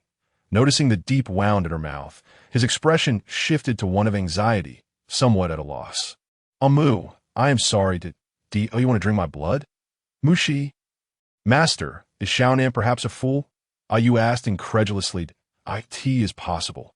Earlier, Xiao Nan was merely tearing at her, nothing compared to Dichun. Are you out of your mind? Bai Li knew that Xiao Nan had always behaved peculiarly, but he never expected him to remain so clueless at this age. And Shi, would you like to find a shaman to take a look at you? Bai Li asked, concern etched on his face. No need. I can heal myself. Mu Shi declined firmly. If you 2 have no other business, perhaps you could return to your respective caves, Mu Shi reiterated, as she now needed substantial nourishment. Mu, I will watch you enter, Xiao Nan said, smiling at Mu Shi. Seeing Bai Li remain motionless at the cave's entrance, Mu Shi decided to step inside. Mu can only belong to me. Xiao Nan provocatively whispered as she entered the cave. What you like is merely because her blood can detoxify you, Bai Li sharply retorted, not wishing to engage further with Xiao Nan as he turned to leave. But the blood of Mu is indeed fragrant and sweet. Should it not be worthy of affection? Xiao Nan murmured with a frown. Inside the cave, quickly bring the supplements. If Xiao Nan were unaware that he is a snake beast, I would have thought he was a dog. Mu Shi lay weakly on the stone bed. Yes, master, you have worked hard. Yu expressed deep sympathy for her plight, though it could not fathom the sensation of being bitten by a dog. It felt heartache for the marks on Mu Shi's lips. After briefly tending to her wounds, Mu Shi pondered while consuming the supplements how to swiftly complete her task. Perhaps we could try giving Xiao Nan some spring water from space? Master, will that be effective? Yu questioned skeptically. No matter. A dead horse can serve as a live snake doctor. Mu Shi resolved to proceed, acknowledging her precarious situation. The following day, as soon as Mu Shi exited the cave, she noticed a female lurking suspiciously at her cave entrance. She considered approaching to inquire, but there was nothing of value in her cave, and she would not mind losing anything. Hey, Moo female. Wait, hold on. Ai Wa looked nervously at Mu Shi's retreating figure. What is it? Mu Shi assessed the female before her, appearing middle-aged, clad in tattered animal skins, accompanied by a small Mu female. Please, say my partner. Ai Wa pleaded, her eyes brimming with tears, her expression earnest. I am not a shaman. You should seek a shaman. Mushi refused her request and turned to leave Mu female in this beast group. Those of us with such low rank cannot hire a shaman, I beg you. I heard you save Xiao Nan. Please, I implore you to save my partner. Ai Hua continued her desperate plea. Sister, please save my father. The cub beside the female cautiously looked up at Mushi. What has happened to your partner? Mushi turned to Ava and inquired, expressing her inability to be harsh toward the cub. Mumu female, my partner was injured while hunting and now lies motionless in a stone cave. Ava explained, her gaze fixed on Mushi. Please, Mumu female, Ava implored once more. Very well, lead me to see him. Mushi replied nonchalantly, My lord, are you not afraid of traps? Ayu voiced her concern. Ayu, what is meant to happen will happen. Some things cannot be avoided, Mushi responded with an air of indifference. Following Ava, Mushi entered a cave, where a solitary stone bed revealed a male lying upon it. The subtle rise and fall of his chest signifying he was still alive. As Mushi approached, she noticed one of his legs was slightly bent and could not rest flat. Yes, your leg injured? Upon hearing Mushi's inquiry, the male looked at his partner in confusion. Bro, this is Mumu female. I asked her to examine your injury. Ava clarified to her partner before turning to Mu-X. You Mu female. Bro was hunting when this sudden misfortune struck. It was not caused by a beast bite. Pull up the hide. Let me take a look, Mushi instructed Bro. He nodded slightly and lifted the hide, revealing a swollen and deformed knee, yet devoid of external wounds. She deduced it was an acute patellar dislocation. Bear the pain for a moment, she advised Bro. After he nodded again, she placed her hand on the knee and applied gentle pressure, realigning his patella. Is there a hard wooden board? Mushi asked the female beside her. Yes, Mumu female, Ava responded eagerly, observing as Mushi positioned Bro's leg flat on the stone bed. Since Bro's injury rendered him unable to hunt, their food supply had become precarious. I need 2 pieces. Along with 2 narrow strips of hide. Mushi continued, knowing she could not provide Bro with a professional brace and had to settle for rudimentary support. Ava swiftly procured the tools Mushi required. Watching as she secured the board with the hide and wrapped it around Bro's leg. For the next few days, avoid any significant movement of his leg. After a few days, you can remove this. And he will heal, Mushi explained to Ava. Having witnessed the remarkable recovery abilities of beastmen, she opted for conservative treatment for Bro. Thank you, Mumu female. I thought my leg was doomed, and I was on the verge of becoming a crippled beastman. Bro expressed his gratitude, astonished by Mushi's healing prowess. Indeed, we are immensely grateful to you, Mumu female. Ava chimed in. Thank you, sister, a tender voice from a cub echoed, warming Mushi's heart. And no need for thanks. Little one, she replied, bending down to pat the cub that had been wandering beside her, suddenly feeling a pang of longing for a long, You move female. We cannot thank you enough. We have little beast crystals. But please accept these, Ava said, offering 5 yellow beast crystals to Mushi. No, keep them for yourselves, Mushi declined, aware of the struggles faced by lower-tier beastmen. Instead, she retrieved some sweet potato chips from her hide bag and handed them to Ava's cub. Here, a little treat for you, as Mushi departed. Ava silently reflected. He mentioned that although Mu female is an exceptional healer for beastmen, she has a cruel heart unworthy of Bai Li. Yet in my eyes, Mu female is both outstanding and kind, deserving of a male like by Li.M. She was preoccupied with devising a way to bring some spring water to Xiaonan. Oblivious to the presence of several unfamiliar male beastmen trailing her from a distance is that not Mu female? What are you in such a hurry for? Mushi glanced at the opposing females. A flicker of annoyance surfacing in her mind. It was indeed Zavia and Moe, with Moe speaking up while Zavia remained unusually quiet. Get out of my way, Mushi said, sensing them blocking her path as she flicked her soft whip towards them. Mu female. Today you have fallen into our hands, and Moe sneered, rubbing her arm where Mushi's whip had struck. Ugly female, you are finished today. Zavia glared venomously at Mushi from behind. My lord, be careful behind you, Ayu warned as Zavia and Moe closed in, having been vigilant of the surroundings, and she swiftly turned, plunging her knife into the approaching beastman, resulting in a sickening sound. The male, clearly unprepared for an attack, raised his hand to strike at Mu-Shi, exclaiming, "Cunning female." Mu-Shi evaded, but two males seized her, tightly restraining her arms. They smothered her mouth and nose with hide. And Mu-Shi felt her consciousness slipping away. Sevilla observed the female on the brink of unconsciousness, her beautiful face twisted into a snarl. "Ugly female, how dare you compete with me for Bai Li? You are so desperate for a male, are you? It's no wonder, given your appearance. How could any male possibly like you? Today, I shall provide you with plenty of males, though they will be just as ugly as you." My lord, Ayu cried out urgently, but it too fell into a state of gradual unconsciousness in the cave of the back mountain. "Sevilla, what brings you here?" Several males gazed at the beautiful female with gleaming eyes. Selah, today, I have brought you something special." Sevilla swatted away Selah's hand as it reached for her. Just the presence of Sevilla female brings us joy. What could be more enticing to beastmen than you?" Selah leered at the female beside her. "Moe, bring her inside," Sevilla commanded, as Moe and her partner dragged the bound Mu-Shi into the cave. "Female," exclaimed a male beastman with shining eyes. "Sevilla female, what is this?" Selah asked, her gaze piercing. "Selah, this ugly female is yours to enjoy. Treat her well. She has never been bonded." Sevilla glared at Mu-Shi, intent on ruining her, believing such a female was unworthy of Bai Li.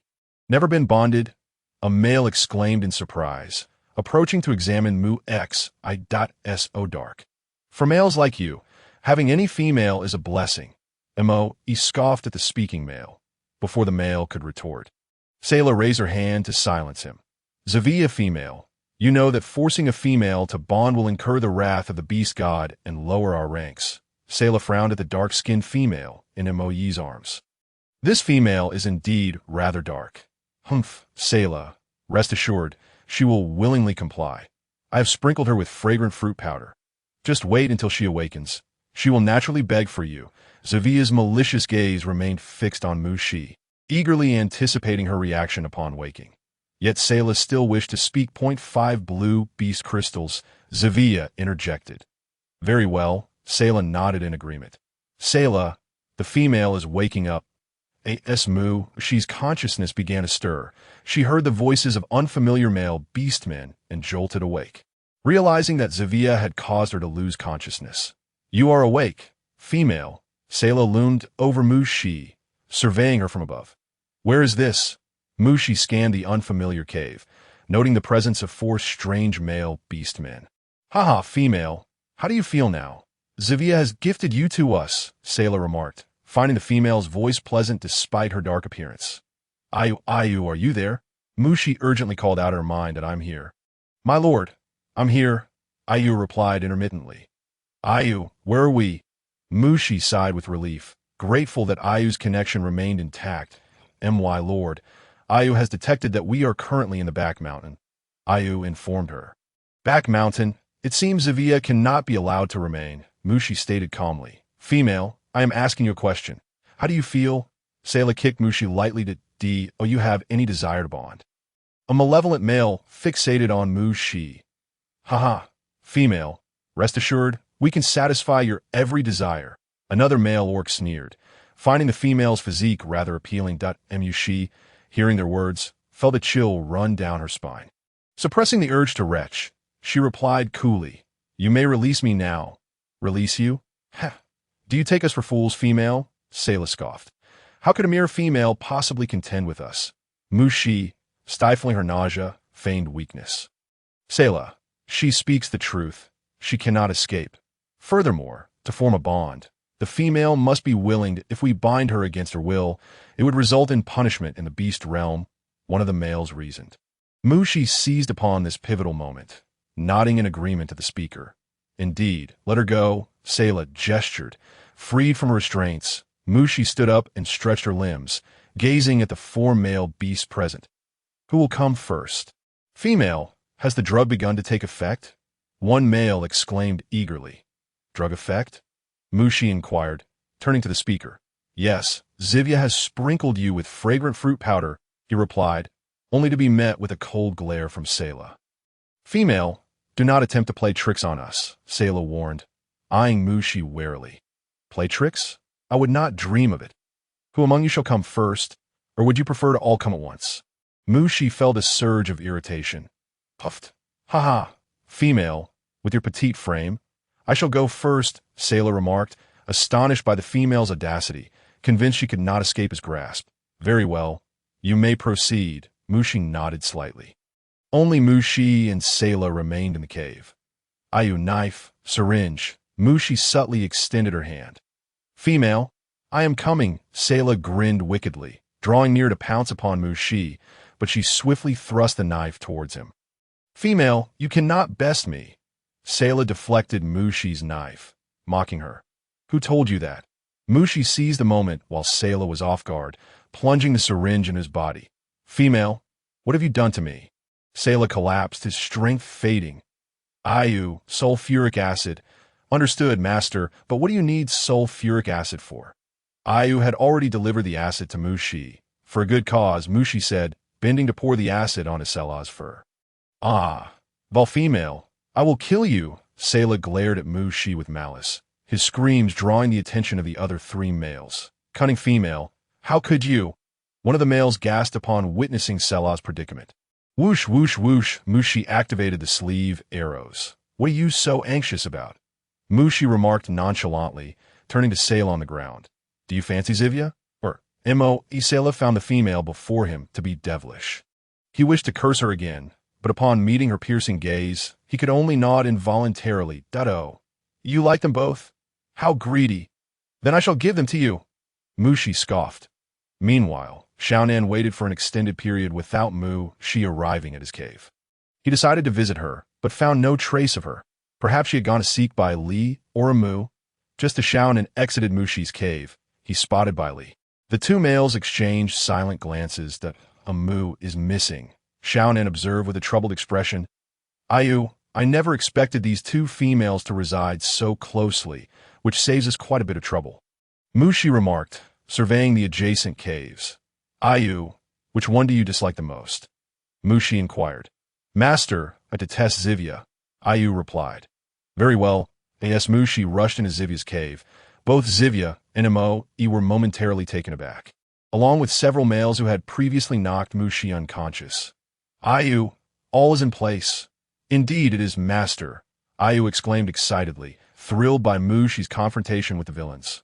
What wrong? Do you not recognize me? Mushi addressed the stunned Zivia and Mo, ugly female. How dare you not be intimidated by Zivia? Mushi retorted. Now, it is your turn. Mushi activated her sleeve arrows first. Whoosh, whoosh, whoosh. The three unprepared males fell with a thud. What have you done to them? Zivia shouted. Witnessing her companions collapsed. I have killed them, Mushi declared, having employed lethal poison on the arrows this time. Only you two remain. Mushi regarded Zivia and Mo with cold indifference. Mumu female, we were wrong. Please spare us. Mo, seeing her partner lifeless, suddenly felt a surge of fear towards the female before her. Hee, too late, Mushi said, and as her words fell, the arrows struck both Zivia and Mo. Vile female, I will not let you go. Zivia, initially alert, was too slow to evade the attack, and was hit. Mu female, please spare us. Mo felt her strength ebbing away. Ayu, what about the medicine? Mushi asked. Master, what medicine? Ayu queried, puzzled. Aphrodisiac, Mushi clarified. Oh, there are many kinds. Which one does master want? Ayu suddenly understood. Let us have a bit of each. Mushi feared any timing or potency discrepancies, for though she had been sprinkled with fragrant fruit powder by Zivia, she had shown no signs of discomfort. After administering the concoction to Zivia and Mo, Mushi watched with satisfaction as the effects began to manifest, then sought a way to lure Selah over. However, just as Mushi reached the cave entrance, she felt dizzy and overheated. Oh no, Ayu, the fragrant fruit powder's effect is taking too long to kick in, and it is finally activated. Master, what should we do? Ayu asked anxiously. Mu. Xiaonan spotted Mushi, who was holding her forehead. I think I'm hallucinating, Mushi murmured, gazing at the approaching orc. Moo. Xiaonan rushed over to support Mushi. The hallucinations are becoming more pronounced. What should I do? Mushi complained. Master, it's not a hallucination. Xiaonan is indeed here, Ayu said, concerned for her master. Xiaonan? Mushi touched the warm sensation beside her, confirming it was real. Mushi, are you all right? Bali arrived just after Xiaonan, his eyes filled with concern as he saw Mushi in Xiaonan's arms. I'm fine, Bali. Please do me a favor. Mushi felt parched, swallowing hard as she pushed against Xiaonan. But to no avail. All right, Bali nodded slightly, sensing something was off about her. Take me to the back mountain, Mushi said somberly, for she had yet to complete her final step. Okay, Bali agreed. Xiaonan, did this male offend you? Bali observed the male on the ground, whose fur appeared damaged, evidently having lost his masculine symbol. Moo. I will tear him apart. Xiaonan glared at the fallen Selah. No. Mushi restrained Xiaonan, feeling the drug's effect intensifying. Bali, take him to Zivia's cave and be sure to seal it, Mushi instructed. Understood, Mushi. Bali's gaze darkened as he looked at the male beast. Feeling he truly deserved this fate, I am fine. Thank you for your help. Bali. Mushi interrupted Bali's next words, knowing he was clever enough to have guessed her current condition. Xiaonan. Please help me return to the cave. Mushi felt utterly drained and restless. Moo. I haven't torn him apart yet. Xiaonan frowned, unwilling to let the orc who had bullied Moo go so easily. Afterwards, we shall deal with it. Mushi spoke with some difficulty. Afterwards? Moo, we can do it now. Xiaonan threatened to approach Selah, who lay on the ground, pale and in agony, wishing for death to come swiftly. Bali, hearing Xiaonan's words, felt a headache coming on. He had only strength superior to his own. He restrained Xiaonan. Take her back. She's been drugged. Drugged? Xiaonan turned swiftly and lifted Mushi into his arms. Moo, please don't die. He momentarily lost his composure. Mushi found his embrace to be exceedingly warm, and feeling discomfort, she nudged against him, declaring, I will not perish. Take me back. All right, Xiaonan obediently replied, his expression tense as he lifted Mushi and soared towards the cave. Bali, observing the receding figures, furrowed his brow slightly and turned to glance at the fallen Selah, saying with a calm demeanor, Perhaps I could add a few more male beasts for you. Inside the cave, Mushi was gently placed on a stone bed by Xiaonan, who anxiously inquired, Moo, will you truly be all right? He noticed that, at this moment, she seemed different. Her usual aloof and distant demeanor had softened, resembling that of a small cub. It's all right, Xiaonan. You should step outside, Mushi urged, attempting to suppress her overwhelming desire to overpower him. But Moo, you appear rather unwell. Allow me to stay with you. Xiaonan insisted, moving closer to the stone bed. Go outside, Xiaonan. Mushi pushed the persistent fellow away, realizing she truly lacked any strength at that moment. Moo, I wish to be by your side. Xiaonan's gentle voice resonated in her ears, and Mushi averted her gaze from the handsome beast man beside her and said, Xiaonan, if you remain, I fear I may lose control and consume you. Consume me. Moo, do you wish to drink my blood? Xiaonan asked shyly, for he had never experienced having his blood drawn by her. Hesitating, he extended his fair arm towards Mushi's mouth. She stared at his pale skin, feeling a wave of shame wash over her, and with a commanding tone, she shouted, Leave. Upon hearing Mushi's voice, Xiaonan felt as though she had regained her vitality and that all would be well. Mushi, how are you? Bali rushed in, having dealt with matters concerning Zivia, his expression filled with concern for her well-being. I am fine, Bali. You all should leave, Mushi replied, still keeping her head lowered. Afraid to meet their gazes. Mushi, you've been affected by that drug. Bali's ears flushed a deep crimson. Bali, Moo has told us to leave. Xiaonan looked towards Bali, determined not to allow Moo to draw his blood, and he swiftly took Bali away. Once Mushi saw them finally depart, she let out a sigh of relief. Au, prepare the acupuncture equipment. Yes, master. Au responded. Mushi, trembling, began to administer acupuncture to herself. With each needle, the heat within her body gradually subsided. Au, I have leveled up, she exclaimed with delight, feeling the energy coursing within her. Master, indeed you have reached the 3rd tier. Au confirmed. That's wonderful. Hey you, I had sensed my energy was unstable during my duel with Zavia. I've finally broken through a layer. Mushi expressed her astonishment. Master, this can be considered a blessing in disguise, Ayu shared in her joy, yet felt pity for her due to Zavia's treacherous actions. Thinking that the latter truly deserved punishment, Ayu, let us go check on Zavia and Moe, Mushi suggested, estimating that the time was right. All right, Master, Ayu replied excitedly. Mu, how are you feeling? Bai Li and Xiao Nin inquired eagerly as Mushi emerged. I am fine. Thank you. What of Zavia? Mushi turned to Bai Li, seeking news that we have already thrown that male beast man into Zavia's cave. Bai Li informed her, relieved to see her demeanor unchanged. You have leveled up, Mushi, Bai Li remarked, genuinely happy for her. Mushi nodded, then turned to Xiao Nan, saying, I will detoxify you later. As Mushi approached Zavia's cave. She noticed Bai Li and Xiao Nan following her. She felt immense gratitude towards them and resolved to treat them to a grand feast that evening. Zavia is truly such a female. Did you see? Mushi overheard beastmen discussing as she neared the cave, discreetly listening to everything. Indeed, and that Moe, who usually appears to be a good female, is also of the same ilk. You wouldn't believe it, one beastman remarked, expressing disdain for their behavior, likening it to that of wild beasts. Humph. Moe was never a good female.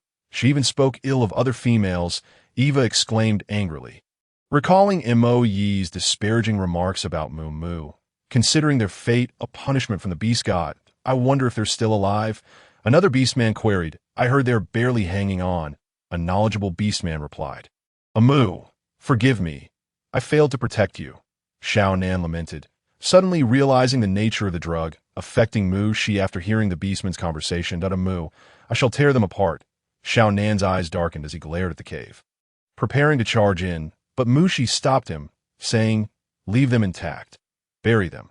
This time, Mushi did not wish to show mercy. Had they been in her place, they would have subjected her to unspeakable humiliation. And it was their own doing. She felt no remorse. Turning to Bai Li and Xiao Nan, she expressed, regardless of anything, thank you for saving my life. I will treat you to dinner tonight. Dinner? Moo. You can cook? Xiao Nan asked, intrigued. Mushi nodded, contemplating whether to prepare the food in advance and allow it to cool for them, recalling that Bai Li disliked overly hot food. All right, Bai Li affirmed, reminiscing about the delicious roasted meat she had made before. Inside the cave, Mushi laid out the ingredients she retrieved from her space on the stone table. She had a stone pot at her cave and decided to prepare a soup using fresh spring water for Xiao Nan. Today, she had prepared a staple dish. Just as the fragrant rice was completed, Xiao Nan's voice echoed from outside. Bai Li, you actually carried beast meat? Xiao Nan frowned at Bai Li, who bore the meat on his shoulder. Realizing he had overlooked this detail, the scene Mushi witnessed was that of Bai Li entering with beast meat, while Xiao Nan wore a dark expression. Seeing this made her want to laugh. Moo, I am here, Xiao Nan said, looking towards Mushi. She nodded slightly, then directed Bai Li, place the beast meat over here.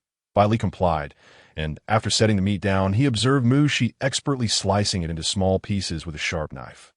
Let me help, he offered, taking the knife from her and mimicking her technique.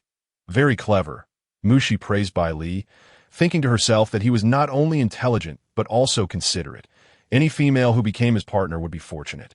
Moo, what can I assist you with? Xiao Nan inquired from the side, unaware that Bai Li possessed such charm.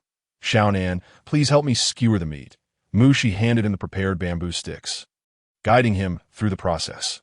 Xiao Nan looked up at Mushi, captivated by her earnest expression, finding her exceptionally beautiful. He felt a warm sensation in his heart whenever he was with her. Hey, pay attention. Mushi playfully swatted at Xiao Nan's hand, shaking her head. She couldn't help but compare him to Bai Li, who was far more capable. Take your time skewering, but be careful not to prick yourself. Mushi cautioned, feeling somewhat uneasy, deciding to prepare other dishes. Yes, I understand, Moo. Xiao Nan nodded, warmed by her concern. She quickly made stir-fried beef with green peppers, boiled spicy meat slices, and steamed egg custard, finishing with a simple stew of beast meat, corn, and carrots. After completing everything, she glanced over at Bai Li and Xiao Nan, who had finished skewering the meat and were eagerly watching her. Moo, you are truly impressive. Xiao Nan marveled at the food she had prepared, all of which he had never seen before. Bali nodded in agreement, realizing he had only ever tasted her roasted meat before. Unaware of her culinary skills, the aroma of her dishes was enticing. Let us roast the meat first. We can wait for these dishes to cool before eating, Mushi suggested, picking up the skewers Xiao Nan had awkwardly assembled.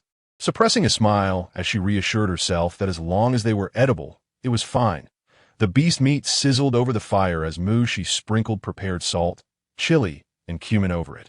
The spices seeping into the meat and releasing an irresistible fragrance that may I have a taste?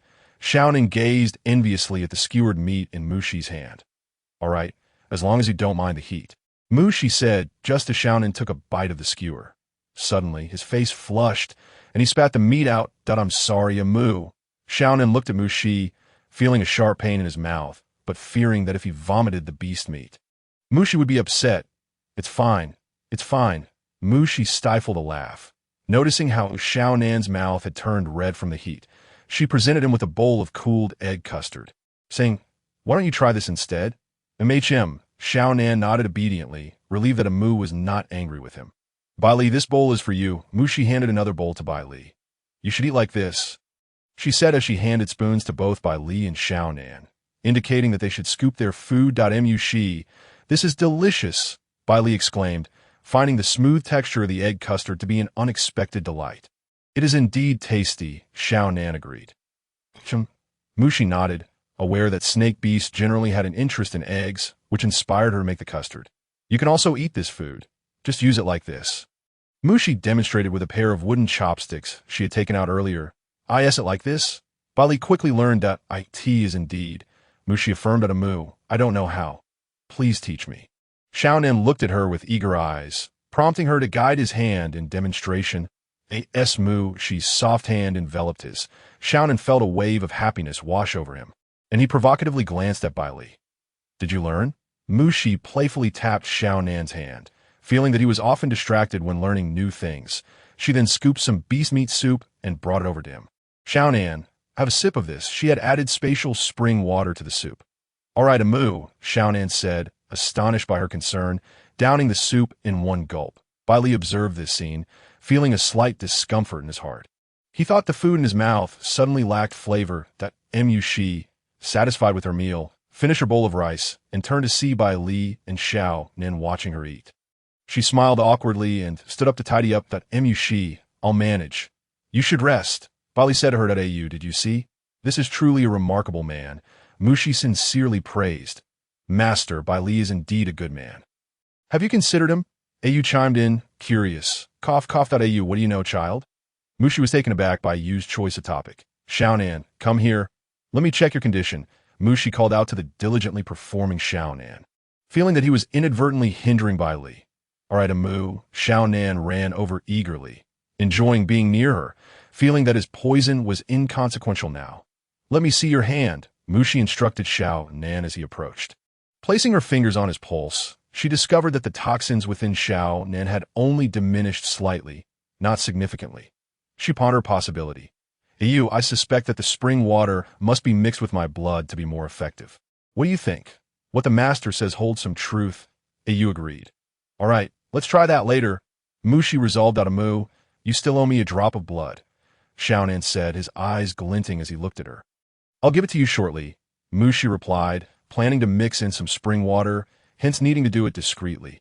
Observing Bai Li tidying up alone, Mushi felt a warmth in her heart and stood to assist him. Mushi, I'm fine. Let me handle it, Bai Li said, surprised but also a bit pained to see her so industrious that a female as exceptional as her should be protected by a male, yet she managed everything herself. Always fighting alone? It's all right, Bai Li. We could do it together, Mushi said, unable to sit idly by while Bai Li, a beast man, toiled alone. Amu, let me help you.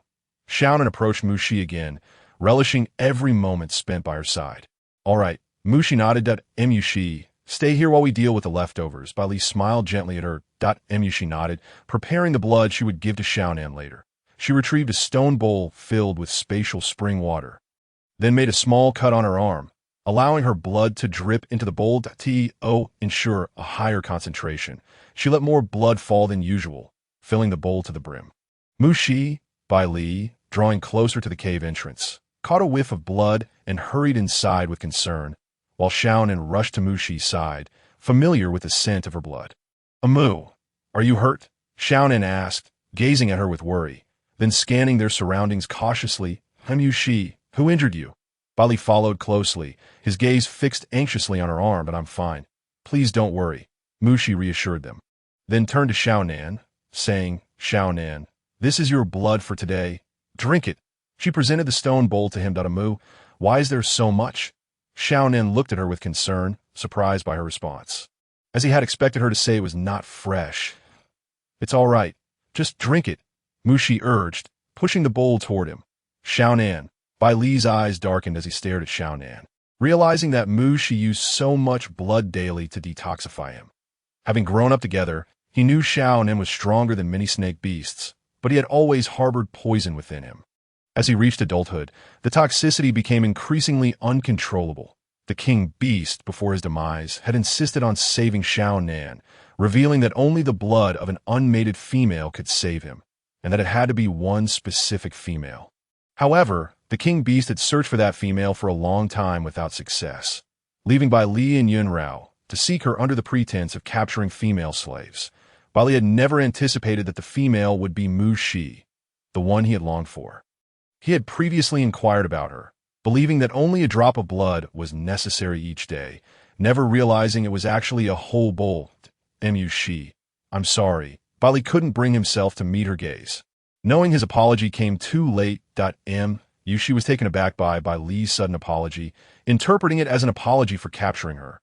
What is done is done, she replied. Amu. Xiaonan looked at her bleeding arm, feeling an unfamiliar ache in his heart. Xiaonan, drink it. Mu Shi found it difficult to explain that she had mixed water into it, creating a semblance of deception. Don't waste my blood, Mu Shi reminded him again as he hesitated. Amichum. Xiaonan nodded, recognizing that Amu was right. She cared for him deeply, and he wouldn't waste her intentions. Watching as Xiaonan licked the stone bowl clean, Mu Shi nodded in satisfaction. It's nothing. You both should go rest now. She decided to administer Xiaonan's injection the next day and see if there would be any improvement. Amu. Your wound? Xiaonan looked at her arm with concern. I'm fine. I can take care of it myself. Mu Shi glanced at her arm, which had yet to be bandaged, now resembling a serious injury. Amu. Let me help you, Xiaonan insisted, pulling her arm closer. Then began to lick the wound. He vaguely remembered that his mother had treated his injuries this way when he was a child. Mu Shi felt a tingling sensation in her arm and was about to stop him when Bai Li unexpectedly knocked Xiaonan unconscious from behind. Mu Shi, I won't let him take your blood anymore. I'm sorry. Let me take you away now. Bai Li, I'm not leaving now, Mu Shi replied, glancing at the unconscious Xiaonan on the ground, knowing there was still a task left unfinished. Please escort Xiaonan back, Mu Shi said, glancing at Xiaonan lying on the ground before turning to enter the cave, intent on replenishing her strength. Bai Li watched her retreating figure with a profound sense of guilt. Realizing that his actions had led her into such dire predicaments, he kicked Xiaonan lightly and then turned to leave. Inside the cave, Master, it seems Bai Li and Xiaonan have misunderstood each other. Ayu's laughter echoed in Mu Shi's mind. However, such deceptive antics seemed impossible to explain. Mu Shi frowned, expressing her desire to avoid further troubles. Indeed, Master, but it was quite amusing when Bai Li knocked Xiaonan out. Ayu remarked, recalling the absurdity of the situation, feeling a sense of justice for Xiaonan, who had drained so much of Mu Shi's blood. Ha! Mu Shi chuckled as well. The following day, as Mu Shi emerged from the cave, she spotted Xiaonan brushing off the dust from his bee's skin. Xiaonan, up so early? Mu Shi greeted him. Master, didn't Xiaonan return? Ayu stifled a laugh. Perhaps, Mu Shi replied thoughtfully. Mu, my head aches terribly. That wretched white snake has exhausted his luck. Knocking himself out, Xiaonan mused silently. Stand still. Mu Shi noted how Xiaonan, true to his serpentine nature, was becoming increasingly pliable, drawing closer to her. Oh, Xiaonan gazed at Mu Shi with earnest eyes. Come, let's treat your ailment. Mu Shi gestured. All right, Amu, as long as I can stay with you. He replied happily. Seeing Xiaonan comfortably shed his beast's skin and lie down, Mushi commenced her treatment.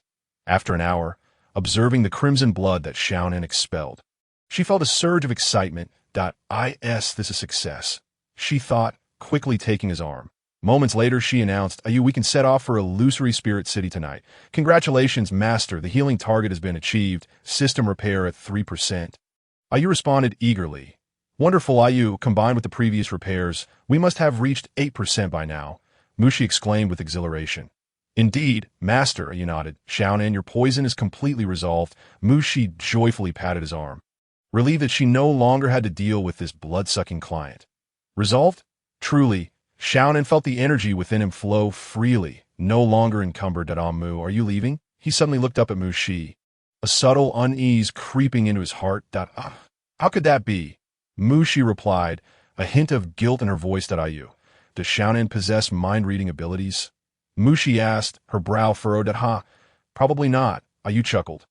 Mu, it would be best if you didn't leave. If you do, I will bring you back, Xiaonan's soft voice whispered in Mushi's ear, causing her to shiver. Ayu, tonight is the night.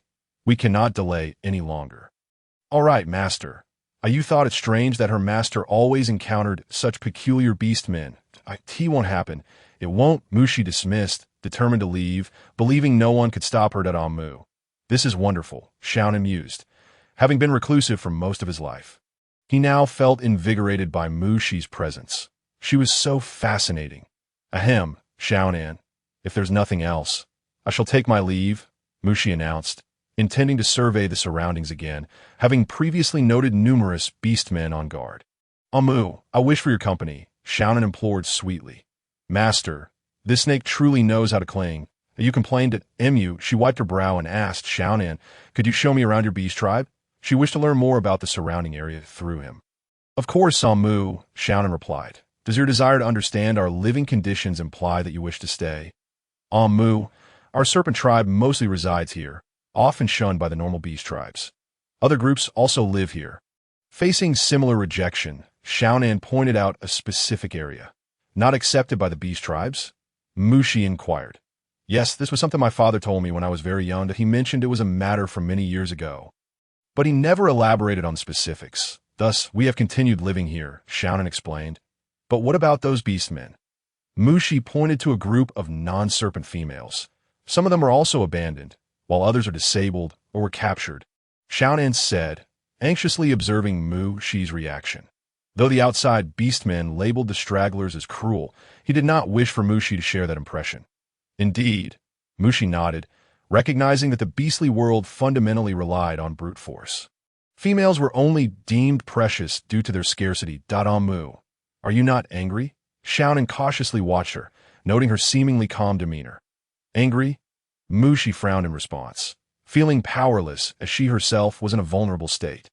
Mu, if anyone dares to seize a female again, I will tear them apart, Xiaonan declared earnestly, contemplating that if Mushi were to live here, she must not witness any of the cruel acts.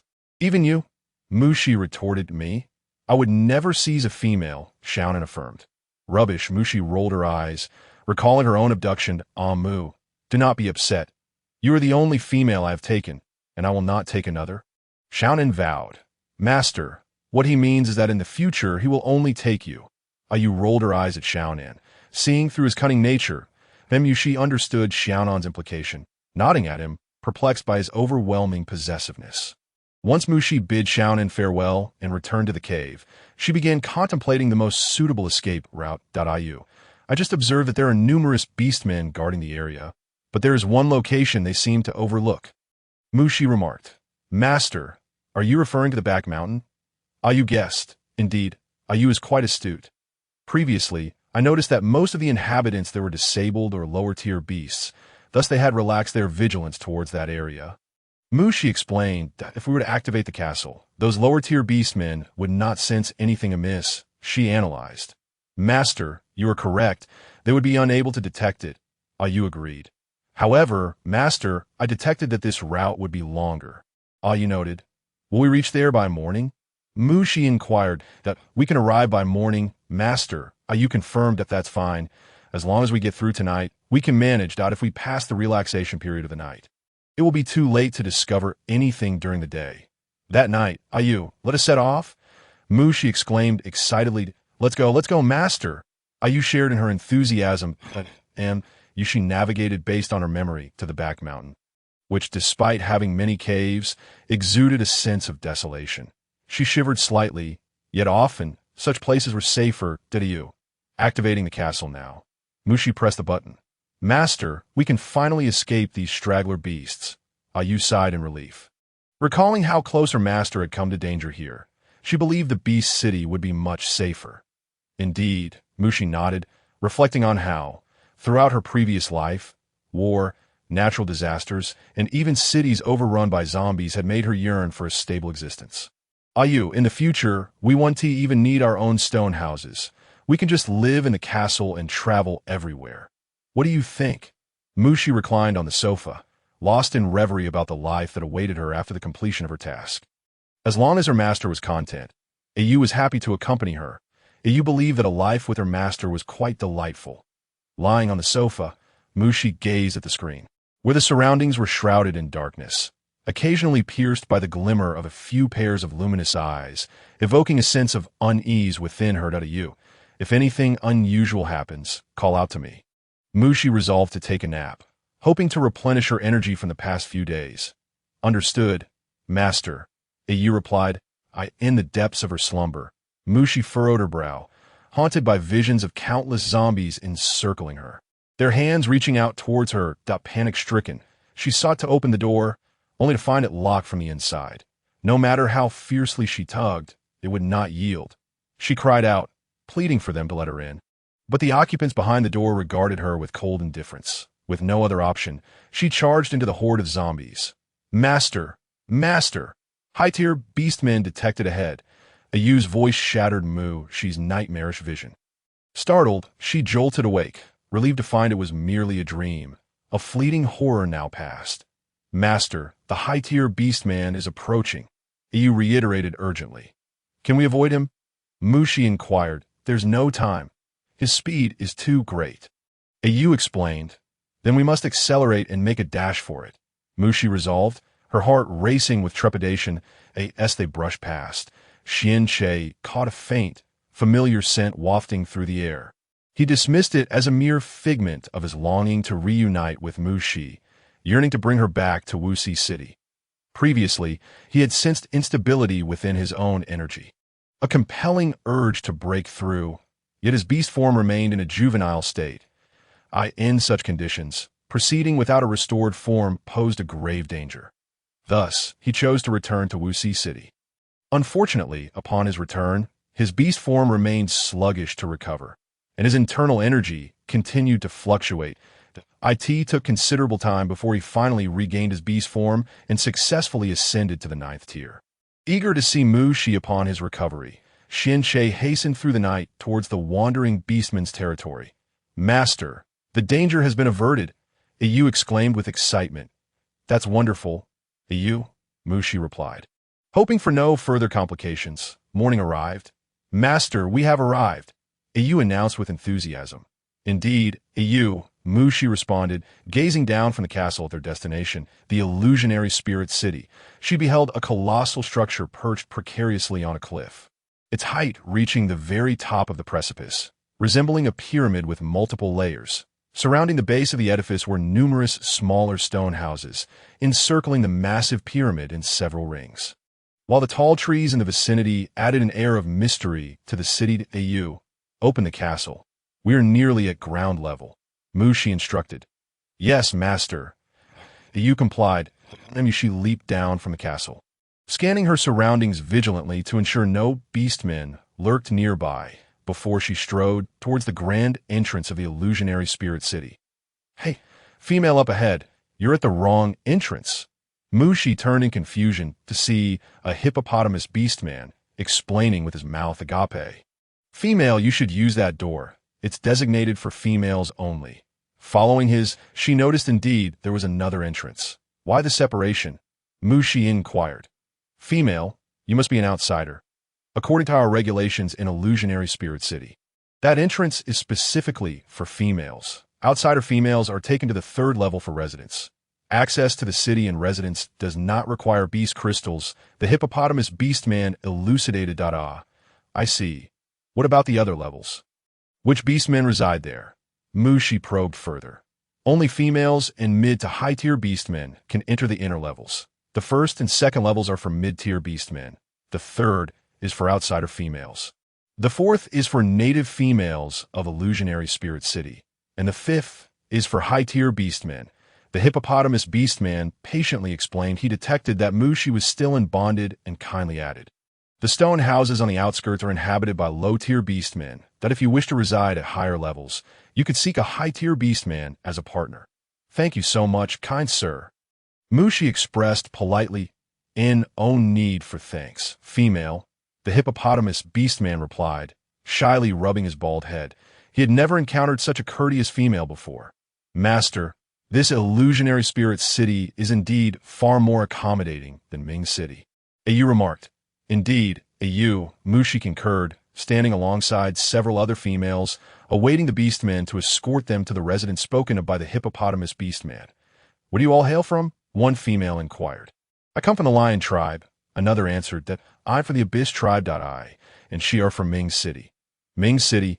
Mushi's ears perked up at the mention of the familiar place, involuntarily glancing at the two females before her. And you? The first female who had spoken turned to Mu. I hail from the monkey tribe. Mushi replied. The monkey tribe? That's quite far from here, isn't it? The female asked. Yes, Mushi nodded. She was uncertain of the distance. But she sensed that the female before her was equally unaware that I come from the tiger tribe. By the way, you two are from Ming City. What brings you to Illusionary Spirit City? The first female queried. Oh, you wouldn't believe it. Our Ming City was attacked by wandering beasts. They capture females on sight.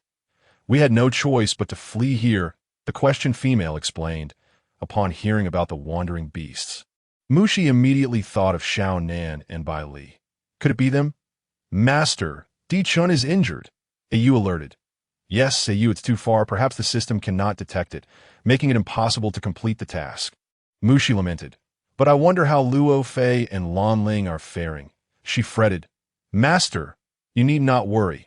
Lan Ling is with Yu Jun, and Luo Fei has her partner to protect her.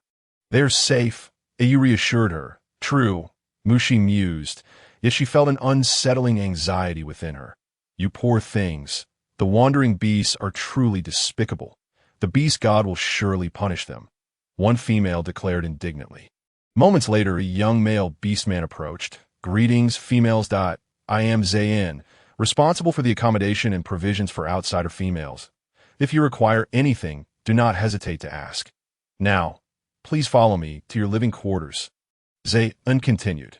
Very well. Mushi and the other females followed Zayin to their designated living space. The exchange area is located at the outer stone houses, where you can trade for your preferred pelts and meats. Furthermore, if you proceed down this staircase from the first level, you'll find the usual activity areas of Illusionary Spirit City, and elaborated. Incorporating the hippopotamus beastman's explanations, Mushi noticed that simple steps connected the various levels of Illusionary Spirit City. Upon reaching the third level, they were each assigned to small stone houses. Yushi surveyed the soft pelts on the stone beds and the pelts draped over the stone chairs. Illusionary Spirit City is rather pleasant. The service is quite attentive, Ayu. Indeed, Master, Ayu agreed. It was evident that everything here was meticulously designed, piquing Mushi's curiosity about the creator behind it. Ayu, do you think Xiao Nan and the others have realized our escape? Mushi inquired, reclining on the plush stone bed. Master, I suspect he has indeed noticed. That snake is rather clingy towards you. How could he not seek you out? Ayu analyzed. True, but he has no inkling of our whereabouts. Mushi noted, having left no clues for Xiao Nan. Master, the system has detected a healing target. Ayu exclaimed excitedly, as so soon. Mushi asked. Yes, Master. The healing target is on the first level. Ayu confirmed. Let us go. Ayu, Mushi urged, her excitement palpable. Descending from the third level, Mushi found a throng of beastmen clustered together on the first level, but she paid them little heed. Ayu. Where exactly is the healing target? The healing target is among that group of beastmen, Ayu replied. Upon hearing this, Mushi squeezed her way through the crowd until she spotted a familiar female. Realization dawning upon her that the system's chosen healing target was none other than her. Lan Ling, how could you be injured? The male beside them engaged in conversation, remarking that he had heard it was a surprise attack by stray beasts. Leaving them uncertain about the current situation, the orcs murmured among themselves, Dorlin the healer! Dorlin the healer!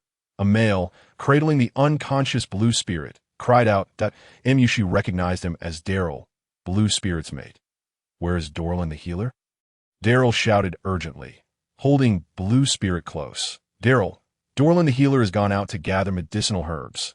You have returned an unfortunate time, lamented one of the orcs. Indeed, Daryl, Dorlin the healer left as soon as the sun rose. Another orc added, I will take care of it. A clear voice resonated through the crowd. Daryl looked up to see a slender figure among the throng. Mushi, he recalled her. How? Is Blue Spirit? Mushi pushed her way to Daryl's side, eager to assess Blue Spirit's injuries. She has lost a great deal of blood. Daryl's eyes brimmed with tears as he pondered how to survive without Blue Spirit. Mushi noticed Daryl's hand pressed against Blue Spirit's side, where blood was seeping through that moment. Blue Spirit lay in a state of unconsciousness. Daryl, we must quickly take Blue Spirit to a quiet stone chamber. I can tend to her, she urged. Mushi, can you truly save Blue Spirit? Daryl's tears flowed freely, his helplessness palpable. Daryl, prepare swiftly. Her condition is grave. Mushi observed Blue Spirit in Daryl's arms, filled with concern. Understood, Daryl nodded, realizing that with Dorlin the healer absent, his hopes rested solely on Mushi, as if he had grasped the last straw of salvation. After Daryl placed Blue Spirit on the stone bed, Mushi instructed Daryl, watch the doorway. Do not allow any orcs to enter, I understand. Mushi, Daryl nodded, glancing at the pale Blue Spirit before turning to close the chamber door. Does the marketplace have any advanced medical equipment? Mushi inquired, aware that time was of the essence for Blue Spirit. Yes, master, but it requires 2 purple beast crystals, Ayu replied. Very well, Mushi nodded, realizing that her mindset had transcended that of a mere healer. She needed superior equipment to assist in the treatment. Once the machine assistant had transferred Blue Spirit to the operating table, Mushi commenced the surgery. After examining the equipment, she discovered that Blue Spirit's injuries had not affected any internal organs. After meticulously disinfecting the area, she began suturing the wounds. Once the procedure was complete, Mushi used a cotton swab to administer some spatial spring water to Blue Spirit. After confirming that all her vital signs were stable, she instructed Ayu to dismantle the equipment. Mushi opened the stone chamber door, and upon seeing her emerge, Daryl stepped forward. Mushi, how is Blue Spirit? Has she awakened? He asked anxiously. Blue Spirit is stable. She merely requires time to regain consciousness. Rest assured, she will awaken. Mushi reassured Daryl. Is that true? Mushi, will Blue Spirit truly wake? Daryl's anxiety was evident. Indeed, go and check on her. I will tend to her in the meantime. Mushi intended to provide Blue Spirit with more spring water. As Daryl entered the stone chamber and beheld his mate lying on the stone bed, he noticed her complexion had improved slightly. The injured area was now wrapped in unfamiliar beast hide, no longer bleeding, allowing him to breathe a sigh of relief as he looked at Mushi. Thank you, Mushi. No need for thanks. Blue Spirit is my friend, Mushi replied, glancing at Blue Spirit on the bed. Well then, I will trouble you to care for Blue Spirit. I shall prepare some food for you both, Daryl stated. Feeling secure in entrusting Blue Spirit's care to Mushi. Yes, perhaps some soup. Blue Spirit may wish to eat once she awakens, Mushi instructed. Understood, Mushi, Daryl affirmed. After Daryl departed, Mushi closed the stone door and resumed administering spring water to Blue Spirit with a cotton swab. Ayu, if Blue Spirit was injured, where is Yujun? Shouldn't he be protecting his sister? Mushi asked. That is also what Ayu wonders. Perhaps he was hindered by some circumstance, Ayu speculated. That is possible, Mushi replied, contemplating Blue Spirit's still form while silently praying for Lofi. I hope that fellow is safe. Master, rest assured. Lofi will undoubtedly be fine. Ayu reassured her. Ayu, can you hear my thoughts? Mushi realized the significance of the question, surprised that Ayu could perceive her inner voice. Master, your thoughts were simply too loud. Under normal circumstances, I would not be able to hear them. Ayu explained, having never witnessed her master worry so deeply for anyone. Very well, Mushi conceded, acknowledging her concern for Lofi. Half an hour later, Daryl returned with food. Including the soup, he placed the meal on the stone table and, noticing Blue Spirit's improved complexion, turned to Mushi. Mushi, without you today, Blue Spirit may have lost her life. If you ever require assistance, please do not hesitate to ask. I, Daryl, will do my utmost to help you. Daryl, Blue Spirit's safety is my wish as well. I do not need your promises. The burden of such commitments is too great. Even without a systematic task, I would still save Blue Spirit. Mushi felt that the promise was an undue weight. Then, Mushi, please eat something, Daryl suggested, recalling how Mushi had vanished in the underworld city, knowing how much Blue Spirit had missed her every day. After Daryl left, Mushi mixed the spring water into the soup. Finding it much quicker than using a cotton swab, she continued to monitor Blue Spirit's various indicators until she finally stirred awake. Master, system identification complete, treatment successful. The system has repaired 10% of its functionality. Ayu's voice echoed in Mushi's mind. Daryl, Daryl, hurry and save my brother. Mushi looked up to see Blue Spirit crying out at her dreams. Blue Spirit, wake up, wake up, Mushi urged, attempting to rouse her. Mushi, Blue Spirit furrowed her brow, her eyes brimming with tears. Is it really you, Mushi? She blinked in disbelief, convinced she must be hallucinating. It is I, Blue Spirit. How did you sustain such injuries? Mushi nodded slightly, lifting her hand to wipe away the tears from Blue Spirit's face. Oh, it truly is you, Mushi. Blue Spirit attempted to rise to embrace Mushi, but was gently pressed back onto the stone bed. Blue Spirit, you must not move yet. Oh, Mushi, it is so wonderful to see you again. I thought I would never encounter you in this lifetime, Blue Spirit sobbed. How could that be? Mushi comforted her, patting Blue Spirit's hand. You do not know, Mushi, we were attacked by stray beasts in the underworld city. Many of them. They strike only at night. Blue Spirit recounted her harrowing experience. What about Lofi? How is he? Mushi inquired, voicing her concern. I do not know. When the stray beast attacked, we were separated. D-Chun was also injured. My brother was with D. I just dreamed that my brother was being besieged by the stray beasts. Mushi, I am so scared. Blue Spirit's eyes reddened as she spoke, trembling slightly. This was her first encounter with such a calamity, and she had only managed to escape the city thanks to her mate's protection. Do not worry, Blue Spirit. Your brother is incredibly capable and will surely be fine. Mushi reassured her. Yes, Blue Spirit nodded, pausing momentarily, her expression turning confused as she gazed at Mushi. Mushi, how did you come to be in Illusory Spirit City? Oh, I am merely traveling around, Mushi replied earnestly, choosing to regard her tasks as a form of adventure. Traveling, does that mean visiting various cities? Blue Spirit asked, puzzled. Indeed, Mushi nodded slightly. Then Mushi, will you be able to stay in Illusory Spirit City? I wonder how my brother is doing, and if they have managed to fend off the stray beasts. Blue Spirit's expression suddenly darkened at the mention of Yujun, observing the usually lively girl now consumed with melancholy. Mushi felt a pang of sympathy. Yujun will certainly return, Blue Spirit. Your foremost priority now is to recover. She reached for a bowl of soup nearby, using a prepared wooden spoon to scoop a spoonful and bring it to Blue Spirit's lips. Drink some soup to regain your strength. Lan Ling took a few sips from Mushi's spoon. She shook her head, her appetite completely absent.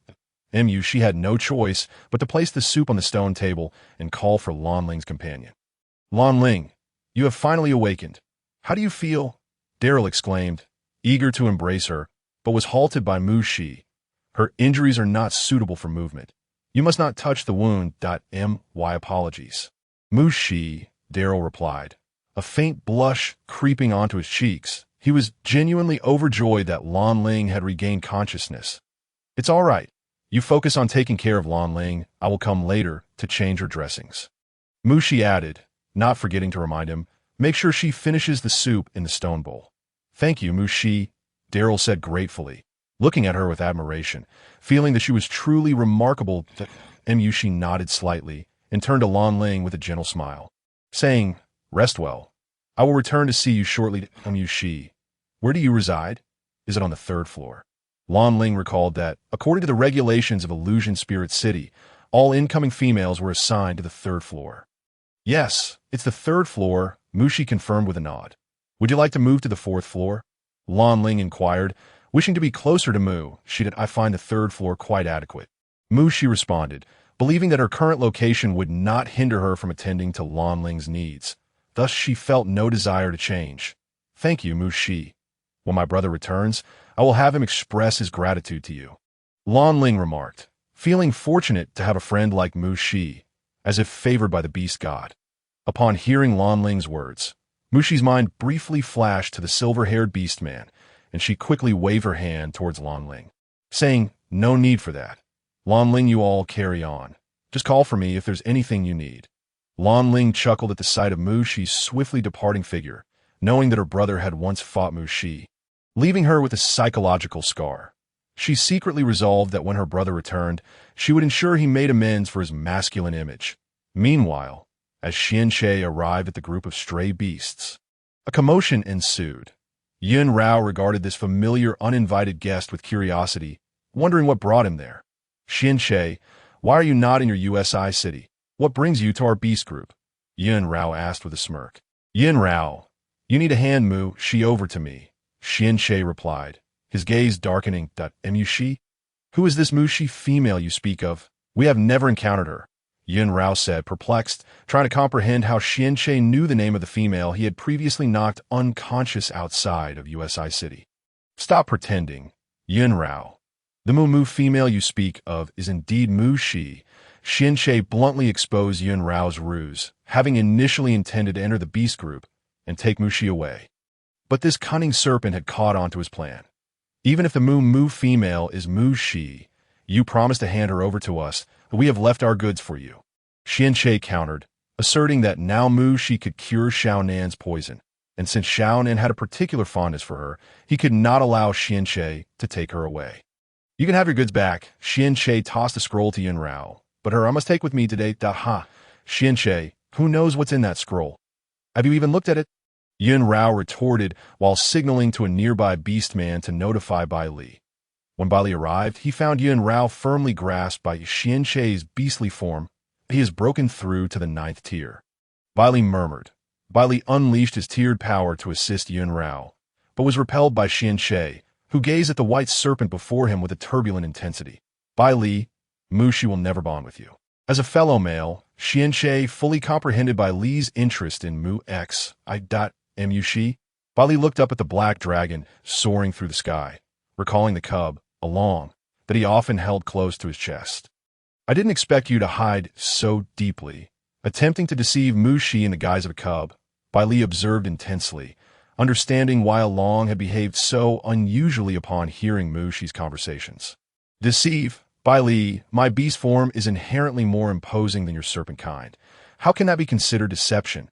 Xianxie adamantly refused to admit that he had been injured, delaying his recovery. "Hand over Mushi immediately, or I will raze your beast group to the ground," Xianxie declared with determination, resolute in his intent to take Mushi today. "Xianxie, if you wish to take Mushi, you must first consider whether I will allow it." Xiaonan, roused by the commotion outside, contemplated checking on Mushi but feared disturbing her.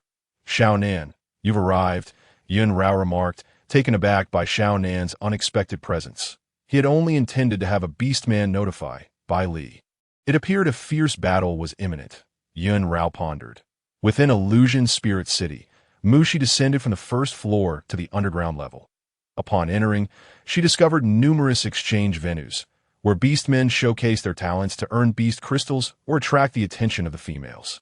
"You, how interesting. Regardless of the world, clever individuals always find a way to profit," Mushi mused. "You could say that, master. Isn't there even a gambling area over there?" You pointed out. "Let's take a look." Mushi responded, her curiosity piqued. Before she could approach, she overheard some beastmen placing bets from a distance. "That I wager 5 blue beast crystals that Boris will win. That I also bet on Boris." That guy Jing Yao has challenged Boris several times and never won. Dreaming of victory today, a tall male proclaimed. Humph, Jing Yao will definitely win. I bet on Jing Yao, a female countered. When you are merely entranced by Jing Yao's looks. That lad has no masculine charm whatsoever. What do you females see in him? A male retorted indignantly. Jing Yao is such an adorable and handsome male. He is incomparable to your group of uncouth males. When you shot back, just wait for Jing Yao to be defeated by Boris again today, a male declared with a smug expression. Excuse me, where can I watch this match? Mushi inquired of the beastman responsible for collecting the beast crystals. Female, to watch the match, you must wager at least 10 yellow beast crystals, the beastman explained. Master, that is akin to paying for a performance. You realized. You are correct, Mushi agreed. Female, who do you wish to bet on? The match is about to begin, the beastman continued. I wager on Boris, Mushi declared, producing 10 yellow beast crystals, uncertain if she had understood correctly. She had only caught 2 names and had no knowledge of the others. Boris, right? The beastman affirmed as he accepted the crystals, feeling he had finally met a sensible female. You are betting on Boris? When you exclaimed in disbelief, unable to fathom a female not betting on Jing Yao. Indeed, Mushi replied, her large eyes wide with surprise at Wen Yu's incredulous expression. Female, you truly have an eye for talent.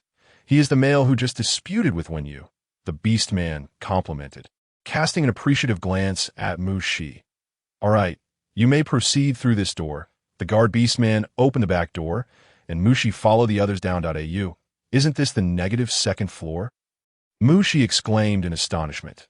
You are correct, master. Au echoed, equally amazed by the ingenuity of the beastmen.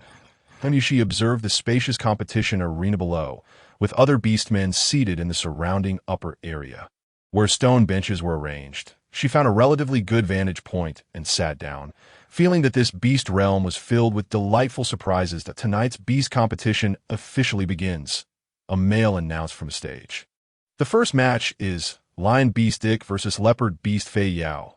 Master, Ayu exclaimed excitedly. The match has begun. Indeed, it has, Mushi replied, observing 2 tall males emerging from the corner of the arena. Dick, take him down. An orc shouted. Fio, crush Dick underfoot and show him the might of our leopard kin. Another orc beside Mushi echoed the cheer. Gradually, more and more orcs in the viewing area began to shout for their respective bets. As Mushi watched Dick and Fio engage in combat amidst the rising cacophony, she felt that the initial skirmish was relatively tame, but soon the atmosphere spiraled out of control. Both males transformed into their beast forms, unleashing a chorus of roars that rendered the battle far more savage. Master, this place rivals a gladiatorial arena, Ayu lamented.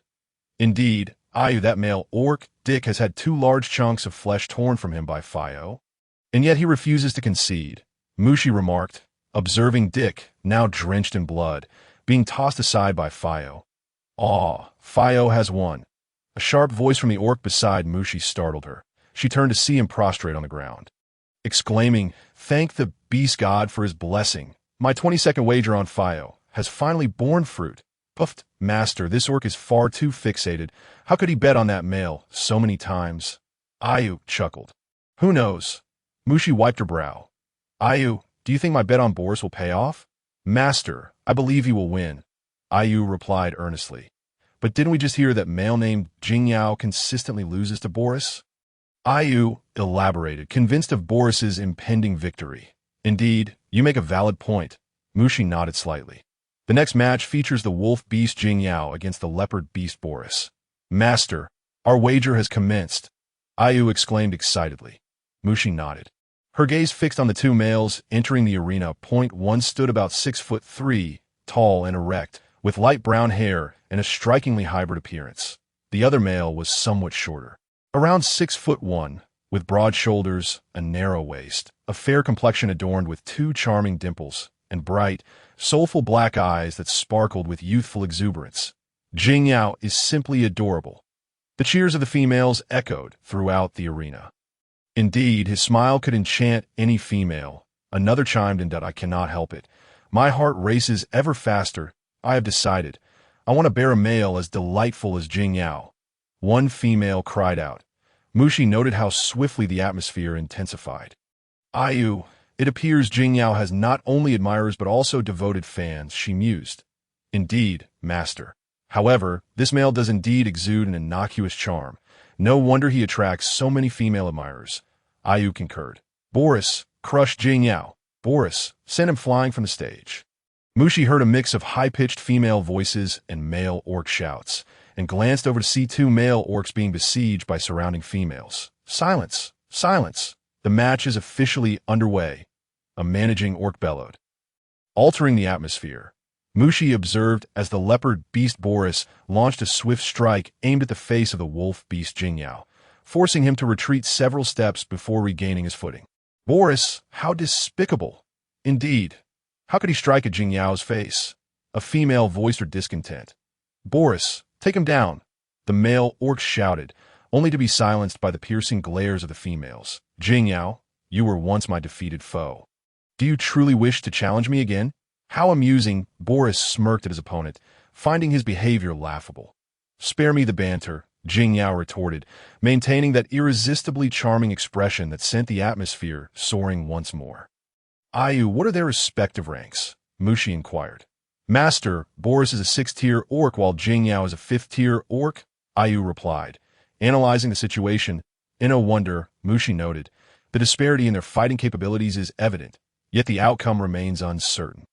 She continued to watch the match unfold. Before her eyes, Jingyao transformed into a white wolf, while Boris morphed into a massive leopard. Mushi beheld their fierce struggle, a truly exhilarating beast battle, until they reverted to their orc forms. Collapsing onto the arena floor, Jingyao slowly rose, visibly more injured than Boris, who limped to his feet. The final confrontation loomed before them. Master, the system indicates there is a healing target present, Ayu exclaimed urgently. Where? Mushi queried, bewildered as she surveyed the orcs on the field. Master, the system reveals the healing targets are on the stage, Ayu clarified. Which individuals? Mushi pressed. Both of them, Ayu responded. Very well. Mushi mused. She had never encountered two healing targets simultaneously. As she gazed at the two combatants, a silent prayer escaped her lips. Please, do not let one kill the other.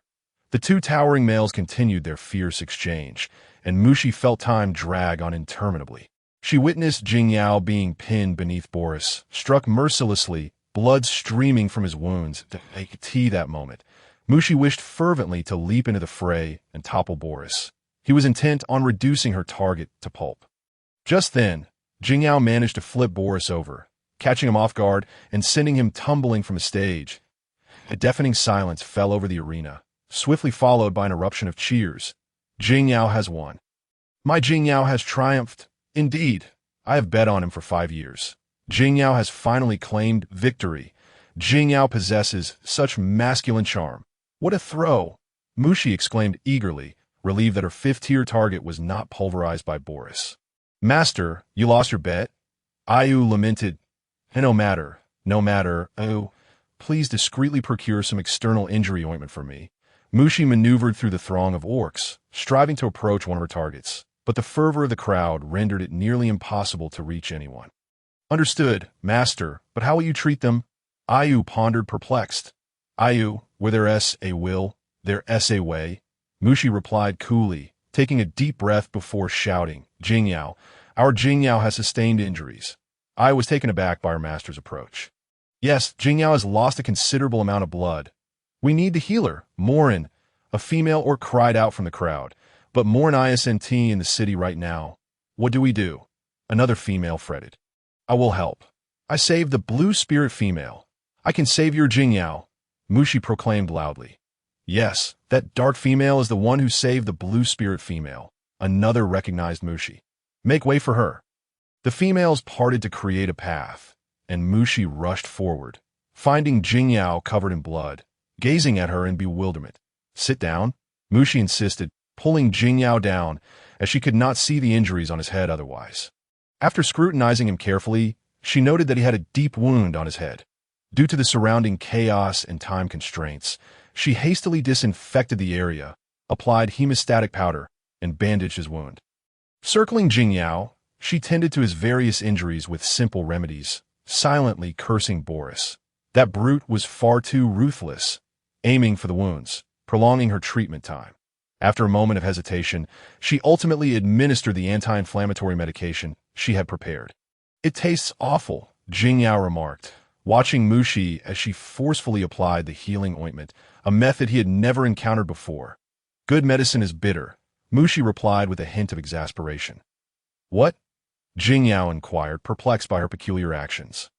"I mean, when the sun rises tomorrow, come find me to change your bandages," Mushi instructed Jingyao.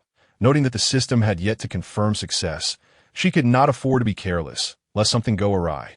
Having resolved this matter, she turned her attention to Boris, only to discover he was nowhere to be seen. "Ayu, where has the other target vanished to?" Mushi asked. She felt a throbbing headache. "Master, he is nearby." "You should consult the map with Ayu," Ayu suggested. "All right," Mushi nodded. By the time she located Boris using Ayu's map, Boris had already descended to the first floor, observing the despondent orc in front of her. She contemplated stepping forward, only to be halted by the orc's call. "Female, it's you. What a pity that you lost your first gamble with Boris. I've never seen a female bet on Boris before," remarked the guarding orc.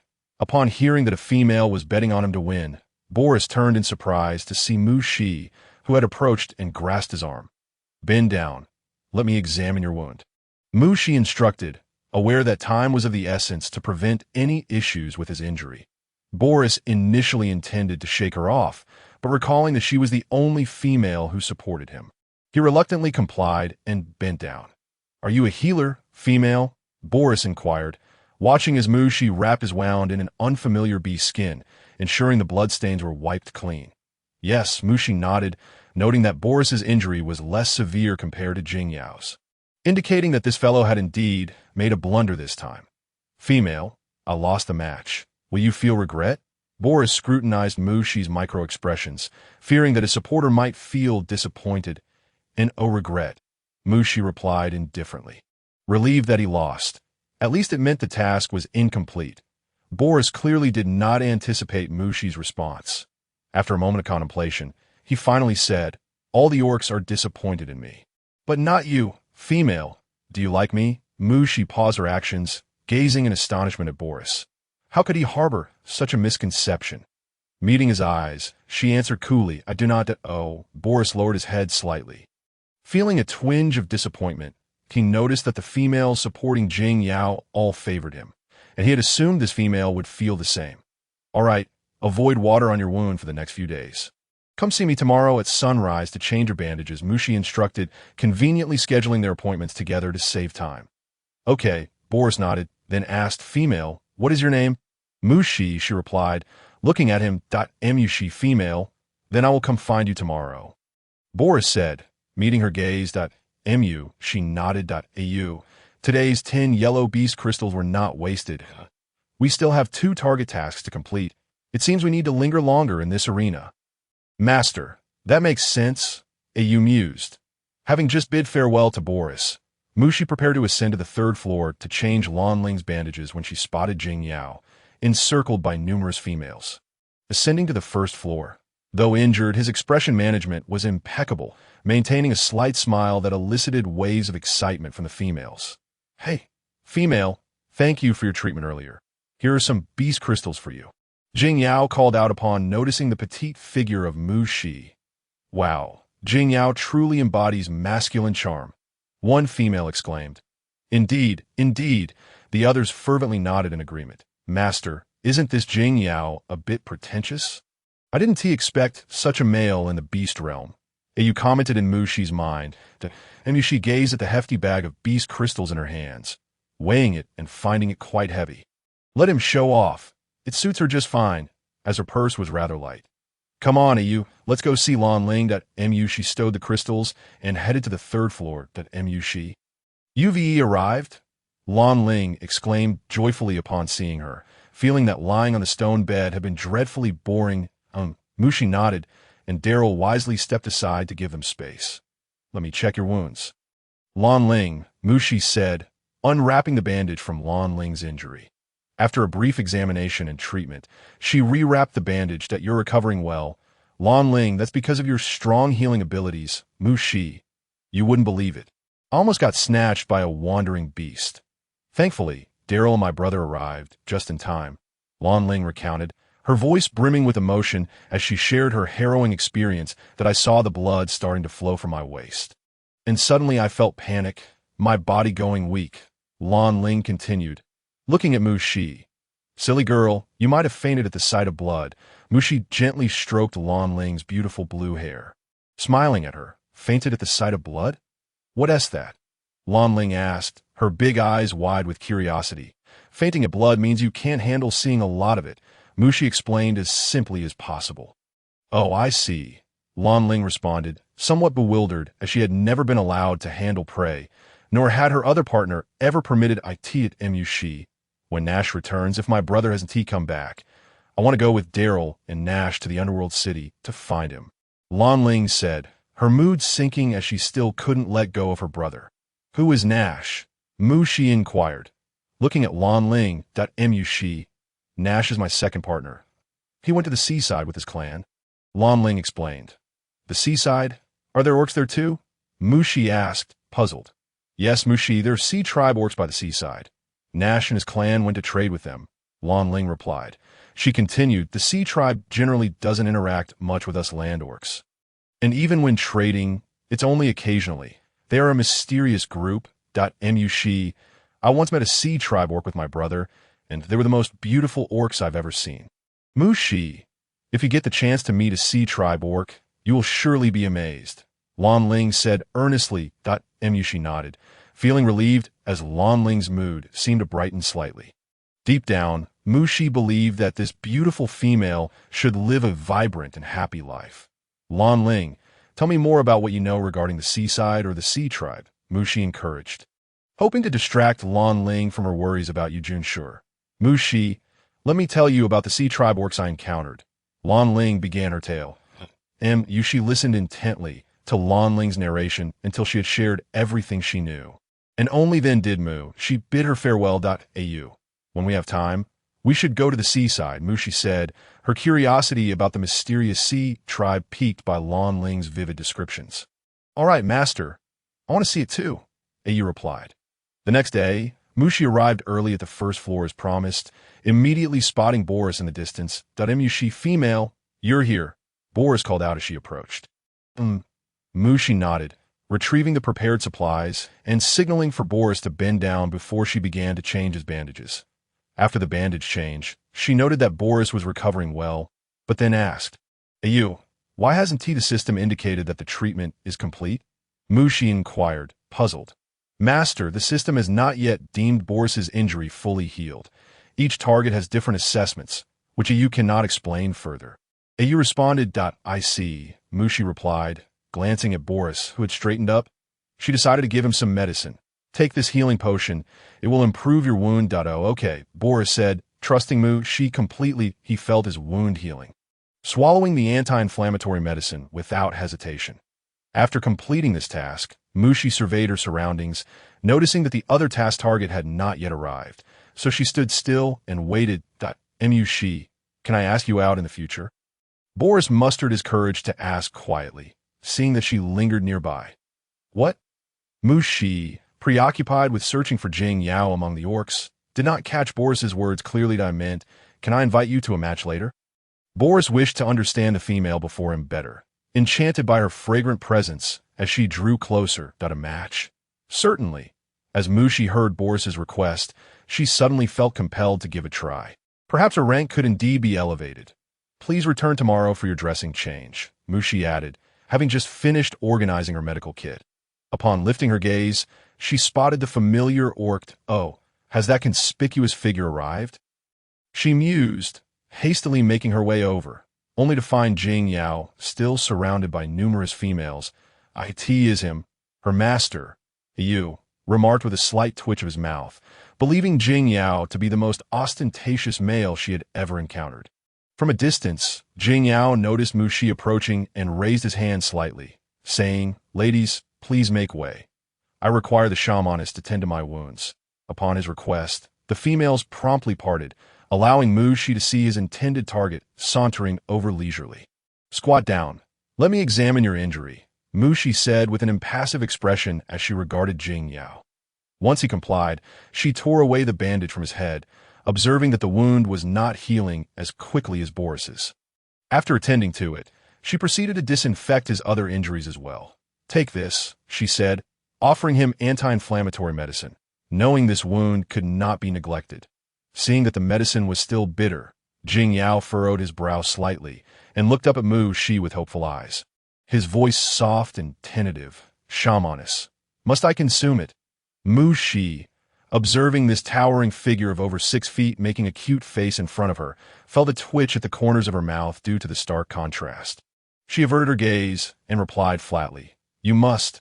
Upon hearing her response, Jing Yao lowered his eyes, obediently murmuring an acknowledgement before swallowing the medicine. Jing Yao is simply too adorable. The sight of him acting cute suddenly sparked a chorus of squeals from the surrounding females. Please return tomorrow for your dressing change.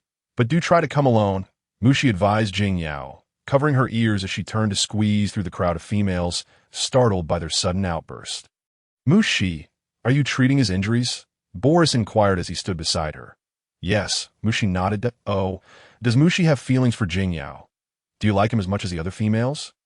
Boris asked, glancing at Jing Yao, who was still surrounded by admirers. Mushi found Boris's question absurd.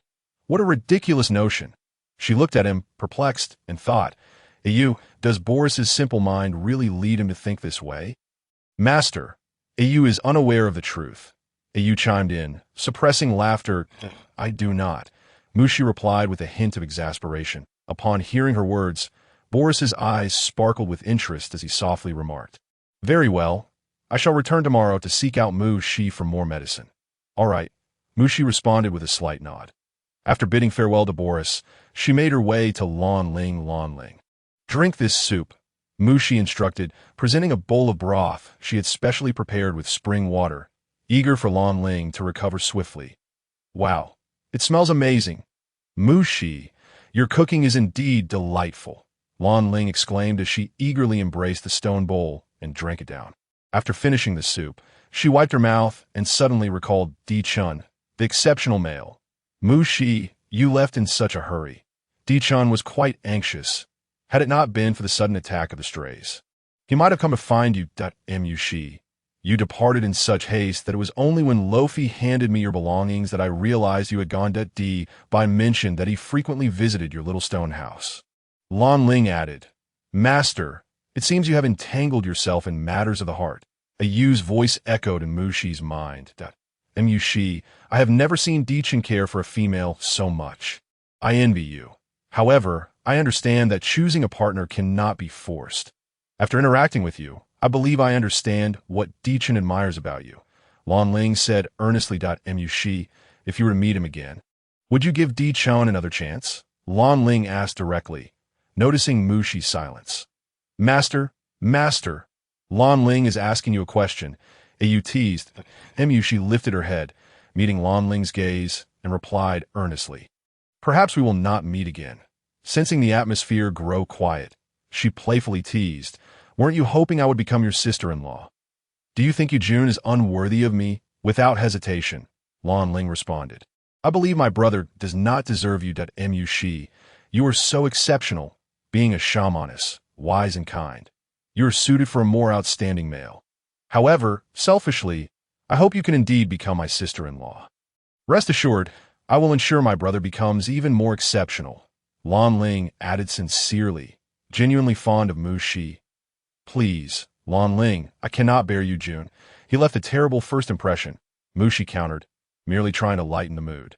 Ha, but Mushi, your brother has been unable to forget you. He followed Di-Bai to your little stone house many times, Lan Ling noted, finding her brother's behavior endearingly immature. What if my little stone house gets trampled by them? Mushi mused, feeling nostalgic for her quaint abode. Not at all. However, Di-Bai and my brother happened upon the precious bee skins you left behind when you departed. Di-Bai took care of them for you. Lan Ling explained. Bee skins? Mushi recalled that she had taken everything but the heavy items when she left. Lan Ling, which bee skin are you referring to? Mushi inquired. I'm not sure. My brother said Di-Bai took it and would not give it to any beast. Lan Ling replied. All right, Mushi said, her mind racing at the thought of the precious bee skin, conjuring an image of a certain orc. Master, could it be him? Au speculated. It's possible. We never encountered him before we left. I thought he wouldn't return, Mushi answered. Master, the target selected for treatment has appeared. Au urgently informed her. There have been quite a few tasks lately. Mushi replied. Lan Ling. Yujun has returned. Daryl rushed in, urgency etched on his face. Brother, he really is back. How wonderful. Lan Ling exclaimed excitedly. Where is he now? She pressed, eager to see Lan Ling. Yujun's condition is not good. Daryl said softly. Where is he? Please take me to see him. Lan Ling urged, her worry palpable. Why Yujun has been placed on the 5th floor, Daryl replied, looking at Lan Ling upon hearing Daryl and Lan Ling's conversation. Mushi surmised a possibility. Au, is the target selected by the system for treatment Yujun? Yes, Master. Au confirmed. Lan Ling, do not worry about Yujun. I shall assess his condition, Mushi assured her. Realizing Mushi's abilities as a shamaness, Lan Ling turned to Daryl with urgency. Daryl, please take Mushi to see my brother. All right, Daryl nodded. Mushi followed Daryl into a larger stone room. As she entered, a strong scent of blood assaulted her senses. She spotted Yujun lying on the stone bed, clearly unconscious. Upon closer inspection, she noted numerous injuries on him, particularly 2 wounds perilously close to his heart. Turning to Daryl, she instructed, Daryl, please guard the stone door and ensure no beast enters. Understood. Mushi, Daryl replied, nodding as he turned to close the stone door to Au, prepare the medical equipment and all supplies needed for the operation. Yes, Master. Au affirmed that Mushi carefully cut away the bee skin from Yujun's body. Gently peeling away the skin adhered to his torso, she realized it was stuck together. Methodically, she disinfected him, cutting the skin, disinfecting, and repeating the process until it was thoroughly cleaned. Au, prepare for surgery. Is everything ready? Mushi inquired about the path. Prepared and ready, Master Au had witnessed her perform numerous surgeries and tend to wounds. And now they had developed a certain level of understanding. Mushi nodded, glancing at Yujun on the stone bed, before commencing her work for the day. About an hour later, Mushi wiped the sweat from her brow. Observing the wound near Yujun's heart, which she had successfully treated, she exhaled a sigh of relief and began to disinfect and bandage the other injuries on Yujun's body in succession. Half an hour later, Mushi looked at Yujun, now swathed in bandages, and frowned slightly. He resembled a mummy in his current state. Au, gather the equipment, Mushi instructed. Understood, Master. Au replied. As was her usual practice. In order to hasten Yujun's recovery, she used a cotton swab to administer some water from the space. Mushi, how is my brother? The moment Mushi opened the door, she heard Lan Ling's anxious voice. Daryl, supporting Lan Ling, also asked, Mushi, how is Yujun's condition? Mushi turned her gaze towards Lan Ling and replied, Yujun's condition is currently stable. As long as he gets through tonight, he'll be fine. She continued, Lan Ling, I understand your concern, but you also need to take care of yourself. Rest assured, I will look after Yujun tonight. All right, Mushi, I understand, Lan Ling said, tears welling in her eyes. She looked at Mushi with gratitude and declared, Mushi, I will consider you my friend for life. Seeing Lan Ling in such a state, Mushi felt a wave of emotion wash over her. She gently pinched Lan Ling's cheek and replied, with such a beautiful female friend, I had already made that decision long ago. All right, Daryl, please take Lan Ling back. Her current condition is not suitable for being out and about, Mushi added, turning to Daryl for emphasis. Understood, Mushi, Daryl nodded. Feeling touched by the friendship between the 2 females, a glimmer of tears momentarily shining in his eyes. Upon returning to the stone dwelling, Mushi quickly resolved her hunger and then began her vigil over Yujun. This time, Yujun's injuries were far more severe than those of Bai and Chan, so she periodically checked his temperature and monitored his vital signs, occasionally offering him some spring water.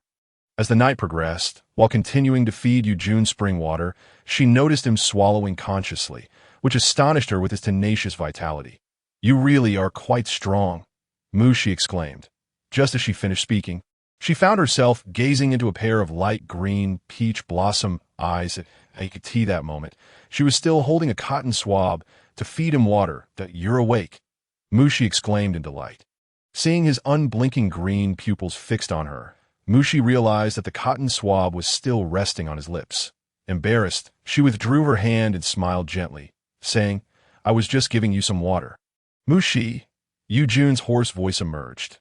"Yes," Mushi nodded. "How are you feeling now?" "Mushi, is it really you?" Jun asked, slightly propping himself up to grasp Mushi's arm. "Hey, lie down and don't move." Mushi immediately responded, moving closer to ensure he lay back down, unwilling to let her hard work go to waste.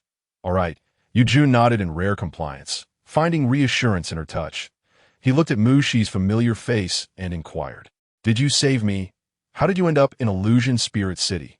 "First, let go of me, and I will answer your questions," Mushi said, feeling a shadow of trepidation regarding him. She was fully aware of his injuries. And if he hadn't been hurt, pulling her arm like that would have made her jump. "Okay," Jun nodded, releasing Mushi's arm. She found his sudden obedience quite unlike his previous behavior. Has he been possessed by something?" "Master, surely not," Ayu responded, sensing an unsettling feeling. Mushi looked at Jun again and solemnly answered his question. "Yes, I saved you that I came to Illusion Spirit City solely for leisure." "Huh, Mushi, you traveled this far just for leisure?" Jun teased with a devilish smile. "Ayu, he hasn't been possessed. It's just that annoying vibe," Mushi remarked. Ayu agrees. Ayu nodded in affirmation. "So, where are you planning to travel next?" "Mushi," Jun asked, a hint of amusement in his eyes as he regarded her. He found her increasingly intriguing. "The seaside," Mushi replied fluidly, as she indeed had considered visiting the beach. Though she was uncertain about when that Mushi. The journey to the seaside is not a short one. "How do you plan to get there?" Jun scrutinized her curiously. "How to go is none of your concern." Mushi felt an odd sensation, as if he could see right through her. "Ayu, this insufferable fellow seems rather extraordinary," Mushi remarked. "Master, I also think so." Ayu agreed with a nod. "That I can take you." "Would you like that?" Jun suddenly asked earnestly. She was taken aback by his words. She gazed at him and replied, "No, Lord Jun, you should focus on healing." After saying that, she casually glanced at the mummy-like figure on the stone bed. Noticing Mushi's demeanor, Jun's gaze shifted slightly, and he chuckled softly. "Mushi, you are still as entertaining as ever." Seeing that he seemed to be in good spirits, Mushi hesitated before asking, "What about Laffy? Is she all right?" She recalled that Laffy had met Jun during their drinking escapade. "The lion beast?" Jun inquired. "Yes," Mushi nodded, her urgency palpable as she asked again, "Is she safe?" "Safe. There aren't many females in the city who have been captured," Jun replied, looking at Mushi. "Not many. Those two are fiercely protective of their city." "That's good to hear." A glimmer of relief shone in Mushi's eyes. As long as Laffy was safe, that was all that mattered. But while Jun noticed the joy in Mushi's expression, feeling unexpectedly pleased, he realized she cared for that lion beast. Suddenly, he gazed at her intently and asked, "Mushi, don't you care about me?" Upon hearing Jun's question, Mushi felt he was acting strangely again. She looked at him with a calm expression and replied, "Not particularly, now that you're awake. Focus on your recovery." With that, she turned to leave. Mushi, don't you care about the underworld city?" Jun called out to her retreating figure, having sensed the feelings those two had for her. Hearing Jun's voice, Mushi paused and, in a clear tone, declared, "Not really." She couldn't afford to concern herself with too much. She still had her tasks to complete and her own life to protect. Returning to her stone dwelling, Mushi began to recuperate. Having had an overwhelming number of tasks in the past few days, she needed to conserve her energy to fulfill her duties. As dawn broke, Mushi descended to the first floor as previously arranged, prepared to change the medicine for her two targets. She noticed Boris approaching her. "Good morning, Mushi." "Good morning. And who might this be?" Mushi asked, glancing at the orc beside Boris, who was wrapped in animal skins, his face obscured. "Healer, I am Jing Yao," Jing Yao replied, recalling that the healer had requested him to come alone. "Jing Yao?" Mushi regarded the orc with amusement, sensing he was rather entertaining. "Yes, healer, shall we start changing the dressings now?" Jing Yao said, feeling quite warm wrapped in animal skins. All right, let us begin with you. Bend down, Mushi instructed, then turned to Boris and added, Boris, please turn to the side to shield Jing Yao's face. I'd rather not attract the attention of other females that, oh, Boris reluctantly replied in a low voice, using his tall frame to block Jing Yao's face. Feeling that with his presence, Mushi would no longer pay attention to him, Mushi swiftly tended to Jing Yao's wounds, noticing they had improved significantly. She handed him some anti-inflammatory medicine, saying, continue taking this herbal remedy. All right, Jing Yao nodded, unusually silent as he obediently took the medicine that he thought she was the most capable healer he had ever encountered. Even after being beaten bloody by Boris before, he had never healed this quickly. As Mushi observed Jing Yao rewrapping his face, she turned her attention to Boris. Now it's your turn, Boris. As the female Mushi approached him to tend to his wounds, Boris found himself enveloped in a delightful mood, akin to the exhilaration of capturing a magnificent beast. After a while, Mushi signaled Boris that he could rise, and she looked at him, saying, You need not consume any more of the healing potion. You are nearly healed. Thank you, Mushi. Well, I need to return for more medicine when the sun rises tomorrow. Boris gazed at Mushi with anticipation, hoping to see her again. That she waited for an eternity without the system indicating that the treatment was complete. And with a hint of exasperation, she turned to Boris and Jing Yao, saying, You two should return tomorrow for your medicine. Understood, Mushi, Boris responded, his eyes brimming with joy. For the first time, he felt that being injured was not entirely unfortunate. All right, Mushi. Jing Yao nodded, but as soon as he called her name, Boris warned him, Jing Yao, do you wish to be struck again? He had noticed Jing Yao's alteration in address toward Mushi.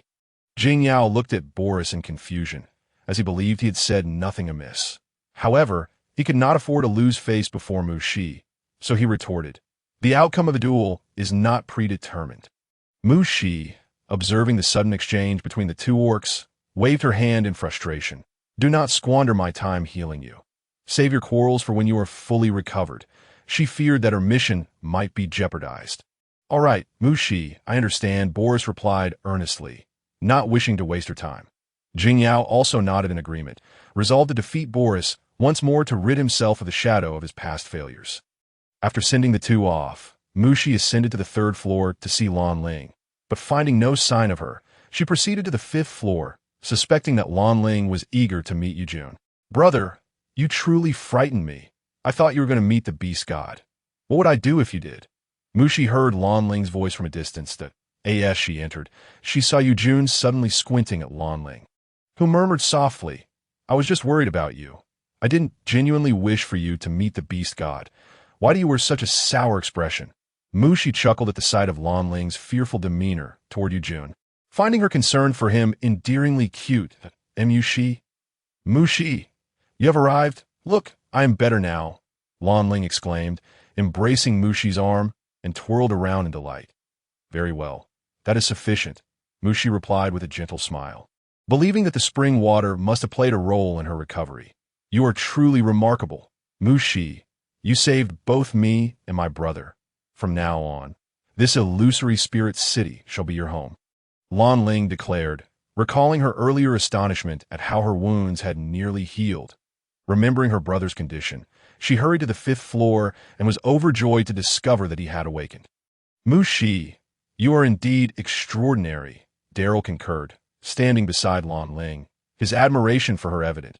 He had witnessed the severity of Yujun's injuries and marveled at how she had brought him back to life. Brother, what do you think? Lan Ling inquired of Yujun. Why Yujun gazed intently at Mushi with his pale green eyes. I wonder if Mushi would be willing to stay. Thank you for your kind offer, Lan Ling and Daryl, but I shall not consider a permanent residence for the time being, Mushi replied with a serene smile to the assembled orcs. Upon hearing Mushi's response, Lan Ling felt a twinge of disappointment. Very well, but Mushi, Illusory Spirit City will always have a stone house reserved for you. Mushi nodded, patting Lan Ling's arm. Then added, Let me examine your wounds. Lan Ling, Mushi, my wounds have healed. You should check on my brother's injuries. Lan Ling urged, casting a hurried glance at Daryl. What do you think? Daryl, indeed, Mushi should first attend to Yujun's injuries. Daryl quickly agreed upon receiving the signal, only to be pulled away by Lan Ling, who continued, Mushi, please check on my brother's wounds first. Daryl, and I will not disturb you, Mushi, watching the stone door close behind them, couldn't he help but feel a mix of amusement and exasperation at the quirky nature of this female. Mushi, what should I do? Yujun asked, a gentle smile gracing his lips as he looked at her. Just lie still, Mushi replied in a calm tone, retrieving a leather pouch she had prepared.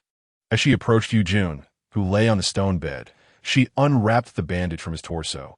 Seeing that his wounds were in good condition, she proceeded to disinfect them. Mushi, this bandaging leather is unlike any I have seen before. Yujun remarked, a playful smile dancing at the corners of his lips. The methods of treatment vary. Indeed, Mushi paused her work at his words, glancing at him with a smirk. You are easily impressed. Master, has Yujun discovered something? A voice echoed in her mind, belonging to AU. Perhaps, but AU, some things are inescapable. We must confront them, Mushi thought to herself, knowing that for the sake of her mission, the truth would eventually come to light. Therefore, she needed to grow stronger swiftly. Yujun was evidently taken aback by Mushi's retort. He stared at the female, tending to his wounds, observing her from such proximity. He noticed that her eyelashes were remarkably long, and her eyes sparkled with a captivating brightness when she engaged in peculiar actions, drawing the orcs irresistibly closer. He hesitated before reaching out to caress her cheek. Why is it so dark? What? Are you challenging me? My mother and I were born this way. Mushi swatted his hand away, frowning at the orc on the stone bed, taken aback by sudden boldness. The Yujun chuckled softly at her sudden outburst. What beast form does your mother possess? A monkey. And your father? A monkey, Mushi replied effortlessly, unperturbed, but not all of the monkey tribe are dark-skinned. Could it be that both of your parents are black monkeys? Yujun inquired, a teasing glint in his eyes. AU, is he this cunning? Mushi sensed a hidden agenda behind his words. Master, he is indeed quite devious. AU affirmed eagerly. You still require the healing potion. Mushi deftly shifted the topic. Wary of the direction their conversation was taking. Of course. Yujun replied, sensing her reluctance to pursue that line of discussion. After meticulously disinfecting Yujun's upper body, Mushi instructed him, please lift your body slightly. I need to wrap your bandage. Previously, she had the assistance of mechanical devices, but now that was not feasible. All right, Mushi, Yujun said with a faint smile. She wrapped one side of the bandage around Yujun's back. She realized he was positioned too closely, and due to their height difference, she could almost hear his heartbeat. You are too close. Please move back a bit. If I move too far away. Mushi's arm will not reach the other end of the leather. Yujun teased, a hint of mischief in his eyes, and Mushi found herself unable to counter his logic. He was right. With her stature in comparison to his, her arms were indeed insufficiently long, and she could only listen to the rhythmic beating of his heart as she wrapped the bandage around him repeatedly. All right, Mushi sighed in relief, preparing to rise and assess any other injuries, but he pulled her back into his embrace. Your scent is truly delightful, Mushi, Yujun murmured, his warm breath brushing against her ear. Genuinely admiring her fragrance, she felt a jolt of electricity run through her. Her instinct was to rise, yet Yujun's arm held her captive. Struggling, she managed to say, I use a fragrance from Beast World. If you like it, I could gift you some another day, but please let me go. What is that? Yujun asked, his eyes narrowing in curiosity as he tightened his grip around her, sensing her proximity once more. He whispered in her ear, Thank you, Mushi. Brother, if you wish to thank me, please let me go, all right? I can hardly breathe, and if I meet the beast god, Lan Ling would surely not spare you. Mushi protested, frowning at his excessive strength. Yujun chuckled at her plight, seeing her struggle to free herself. He finally released her, teasingly stating, There are still other wounds that need attention. Mushi, upon hearing Yujun's words, looked at him helplessly and resignedly replied, All right, I'll take care of as the chosen laborer of destiny. Mushi accepted her fate, and she could only tend to each of Yujun's remaining wounds one by one. When Yujun felt Mushi's gentle hand occasionally brush against his body, he relished this closeness. Observing Mushi's serious demeanor, he teasingly remarked, Mushi, my dear, Having touched my body, do you not feel a sense of responsibility? After Mushi finished treating the last wound, she began a simple disinfection for herself while looking at Yujun and said, I've touched many bodies. Should I be held accountable for all of them? Many, you say? Yujun seized upon the crux of Mushi's words. Indeed, Mushi nodded, casting a glance over Yujun's physique before continuing. It's not just a few. There are far more with better figures than yours. Buffed, Master, are you taking revenge on the spot? Ayu's laughter echoed in Mushi's mind out of course. Since this fellow is currently immobile, Mushi replied. However, just as her words fell, she was astonished to see Yujun rise. With wide eyes, she exclaimed, Ayu, is this even possible? Is this fellow made of bronze and iron? Master, please be careful, Ayu said, anxiously sweating for Mushi. Hand me the knife. Mushi pretended to reach in her leather pouch for the knife. She turned to the approaching Yujun and grinned. You know, I've seen bodies that are far less impressive than yours. Drawing the knife from the pouch, she noticed Yujun moving even closer and boldly pressed the blade against his neck. Saying, Don't move. Why Yujun turned his head to glance at the knife resting against his neck, choosing to ignore it, and slowly leaned closer to Mushi, whispering, Mushi, my dear, if you haven't felt it, how do you know my physique is lacking? Mushi awkwardly smiled, thinking she had no intention of feeling anything. She gently moved the knife. Be sensible and lie back down, or I might have a hard time explaining to Lanling. Hearing Mushi's words, Yujun scoffed. Knowing that the female before him was flustered, he decided to stop teasing her and obediently lay back down at Ayu. Is this fellow really so obedient? Mushi felt that since reuniting with Yujun, he seemed a bit different, though she couldn't quite pinpoint how. Obedient, but master, aren't you going to retreat? Ayu reminded her. Retreating, Mushi tugged at the leather pouch and burst through the stone door. Watching her exit, Yujun's eyes glimmered with amusement. Her actions were always so endearing. Not long after Mushi stepped out, she encountered Lanling, and are you, and Mushi, how is my brother's injury recovering? Lanling asked, her gaze fixed on Mushi. Quite well, Mushi replied. That guy can even stand up to intimidate me now. He must be doing well, that's good to hear. Lanling nodded. Wonderful. Durue also agreed. Mushi had originally planned to check on Lanling's injuries today. She looked at Lanling and said, Let me see how your wounds are healing. Sure, Lanling replied, knowing Mushi's attentiveness and not hesitating. Come on, let's head back to the stone house. All right, Mushi nodded, and they proceeded to the stone house. Inside, Mushi examined Lanling's wounds and found that they had indeed healed. Yet she still chose to hand Lanling some scar removal ointment, saying, Lanling, apply this to the wounds daily. It will help diminish the scars. Lanling was the first female Mushi had treated upon arriving in the beast realm, and she wished for her to have no scars. After receiving the ointment, Lanling looked at Mushi with gratitude. I understand, Mushi. She stepped forward and embraced Mushi. That's enough. Lanling. Mushi gently patted her shoulder. Mushi, let me take you out to have some fun. Lanling released Mushi and continued. I've been cooped up in bed for days, and it's driving me crazy. Sure.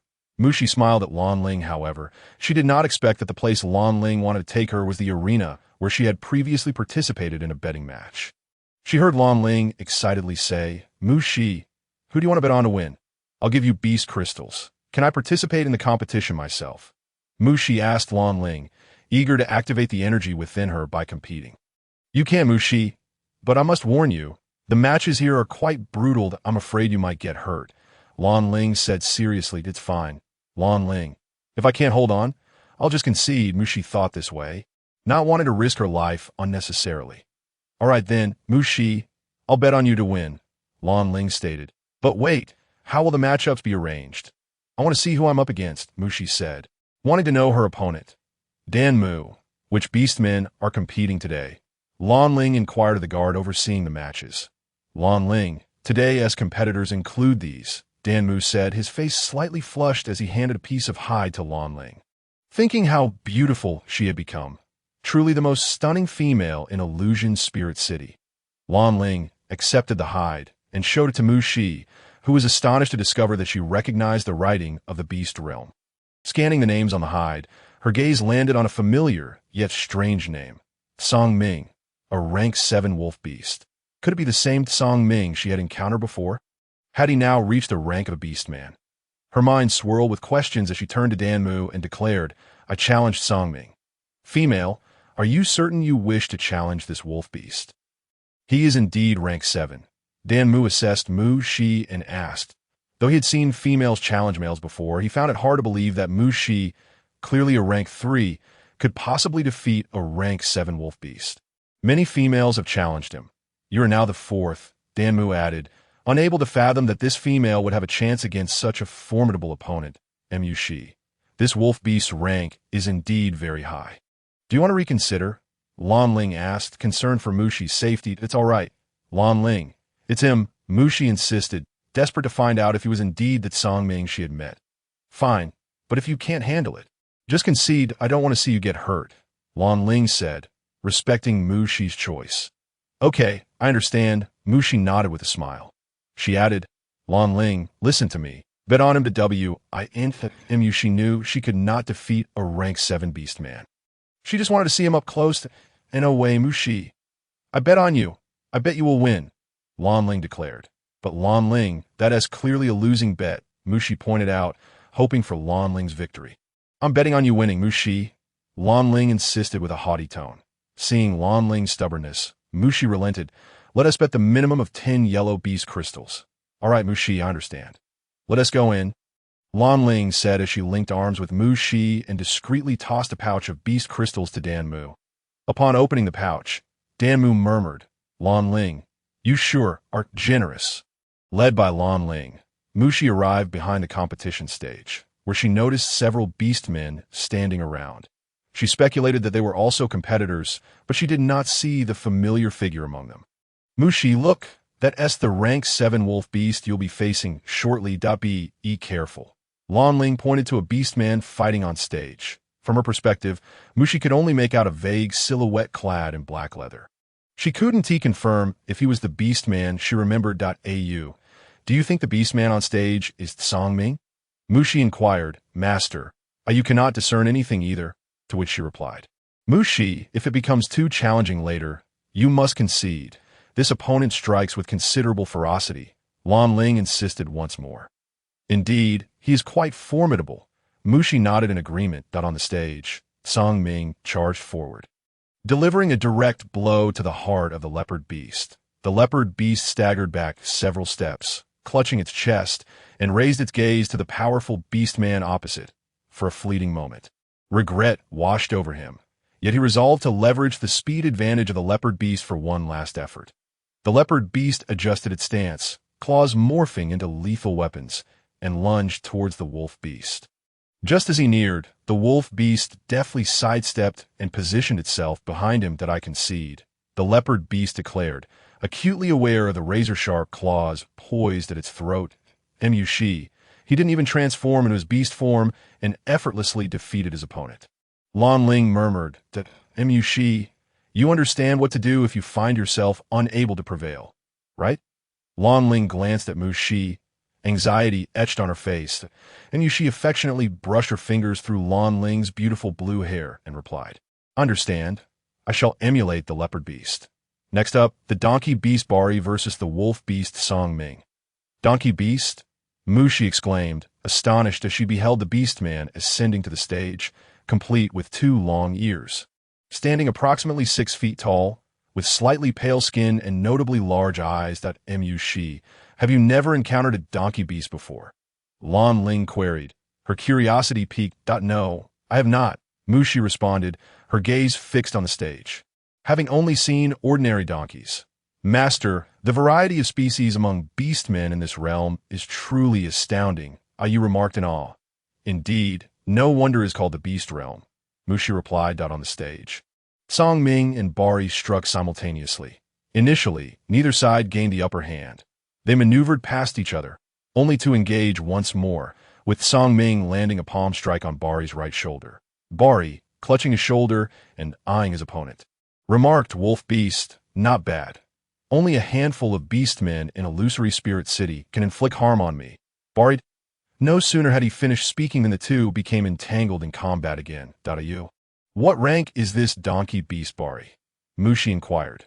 "Master, you has detected that this donkey beast is a rank 6 beastman," came the reply, and no wonder he could withstand two of Song Ming's attacks. Mushi observed, her gaze returning to the stage, where Bari was now pinned beneath Song Ming's foot, the latter's sharp claws poised at Bari's neck. Still unwilling to concede, Song Ming taunted Bari beneath him. "Ayu, Song Ming is speaking on stage, but I can't hear him clearly enough to confirm," Mushi stated. "Indeed, master, we are too far away," Ayu concurred. Pinned down, Bari summoned all his strength to resist, defiantly declaring, "I, Bari, never bow my head to any beast man." However, before Bari could finish, Song Ming yanked him up and flung him from the competition stage. "Ayu, this donkey is truly stubborn," Mushi remarked as she watched Bari crash heavily to the ground.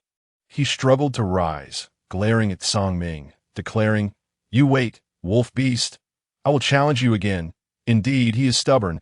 Ayu agreed. "Mushi, you mustn't emulate this donkey beast's obstinacy," Lan Ling cautioned, clinging to Mushi's arm. "All right, I understand," Mushi replied with a smile directed at Lan Ling. The next match featured the monkey beast Mu Shi against the wolf beast Song Ming. "Already? Mu Shi, it's your turn. What will you do if you cannot win?"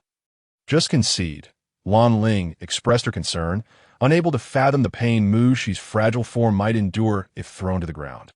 "Okay, Lan Ling, I understand. I will avoid injury," Mu Shi assured her with a nod. On stage, Song Ming froze upon hearing a familiar name. Was it truly her? For a moment, he doubted his senses. He was unaware of her beast form. Yet when he spotted the familiar figure stepping onto the stage, he found himself captivated. There she was, now a rank 3 beastman. She gazed at the beastman draped in black beast skin, his face obscured, leaving only his amber eyes exposed. The color of those eyes felt eerily familiar. Yet she could not fully confirm his identity. "Let the match begin," Mushi declared, attempting to discern his identity through his voice. Yet Song Ming remained silent, his gaze fixated on the female before him, his heart racing with an unexplainable thrill. Noticing his lack of response, Mushi took the initiative, launching an attack. Song Ming evaded her strike and maneuvered behind her, attempting to subdue her movements. "Song Ming?" Mushi called tentatively. Song Ming's heart skipped a beat. His control faltered for a moment, allowing Mushi to slip past him. "Ayu, it is Song Ming," Mushi exclaimed with excitement, feeling as though she had reunited with an old friend. "Master, are you certain?" Ayu questioned, still skeptical. "Absolutely. Given his normal speed, I should have already lost," Mushi stated. She looked at Song Ming once more, her lips curving into a slight smile. "Come on, Song Ming." Yes, he had been a mentor of sorts. Mushi yearned to demonstrate her progress to him. And no sooner had she finished speaking than she charged forward again, but Song Ming swiftly evaded her attack and knocked the knife from her hand. Undeterred, she attempted to attack from behind, only to be thrown to the ground by Song Ming's counterattack.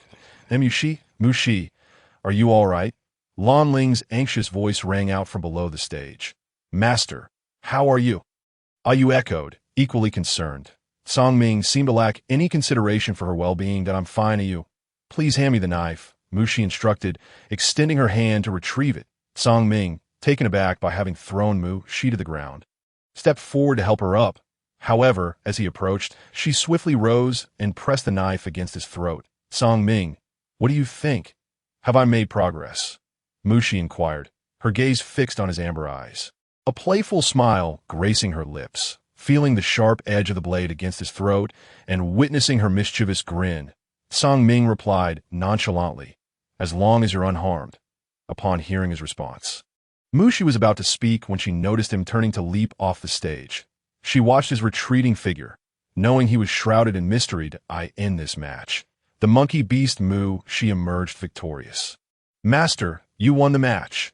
Ayu's excited voice resonated in Mu Shi's mind. Mushi, you were incredible. You defeated that wolf beast, a rank 7 beastman." Lan Ling exclaimed joyfully as she bounded onto the stage to embrace Mu Shi, genuinely thrilled for her. "Yes," Mushi nodded slightly, aware that she was still no match for Song Ming. Had it been a real fight, victory would have been impossible. "Mushi, you are truly my idol."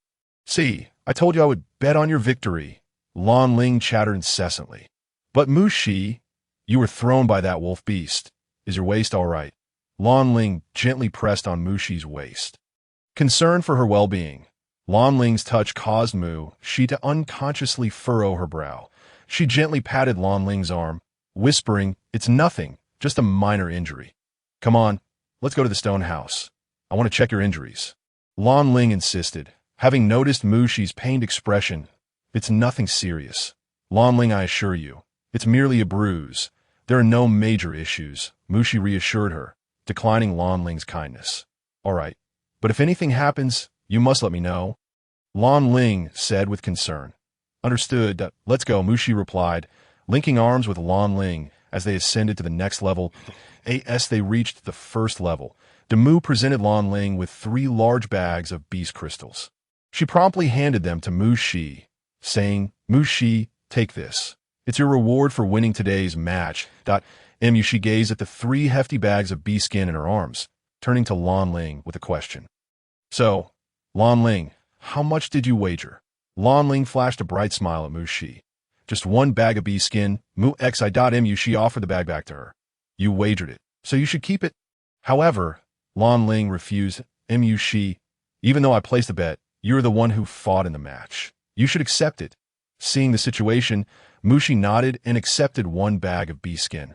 Handing the other 2 back to Lan Ling, "This one is sufficient."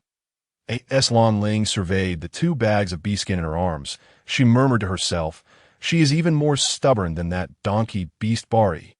Mu Shi bid farewell to Lan Ling upon returning to the stone house. She lifted her fur and casually applied some blood-activating medicine to her lower back. "Where do you think Song Ming's tribe originates?"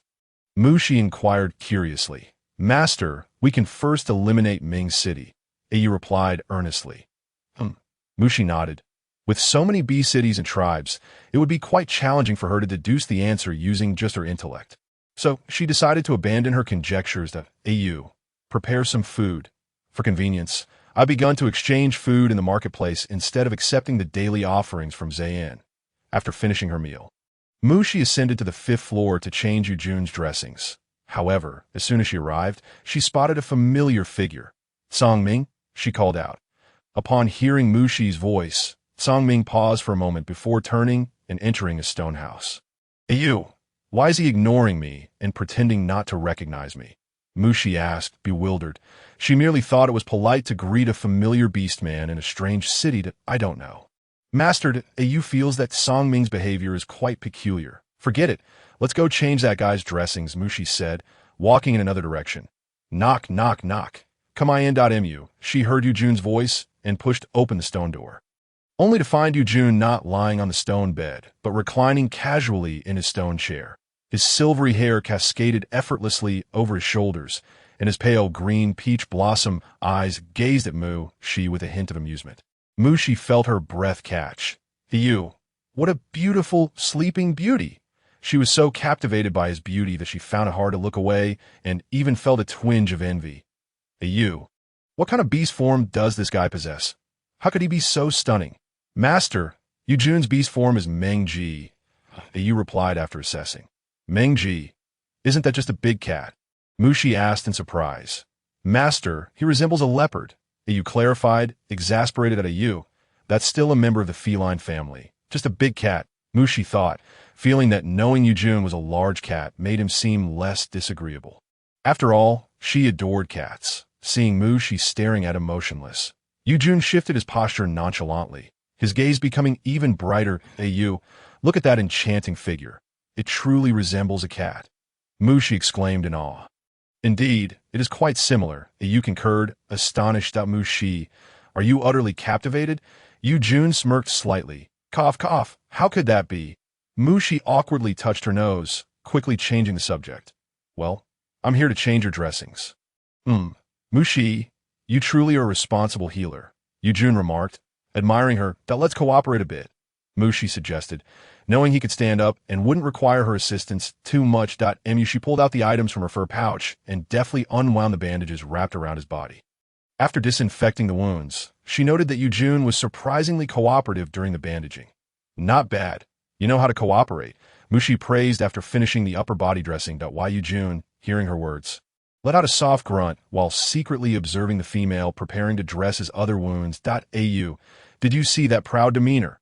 It's just like a cat," Mu Shi remarked. "Ha, master, It's just as proud. Au chuckled.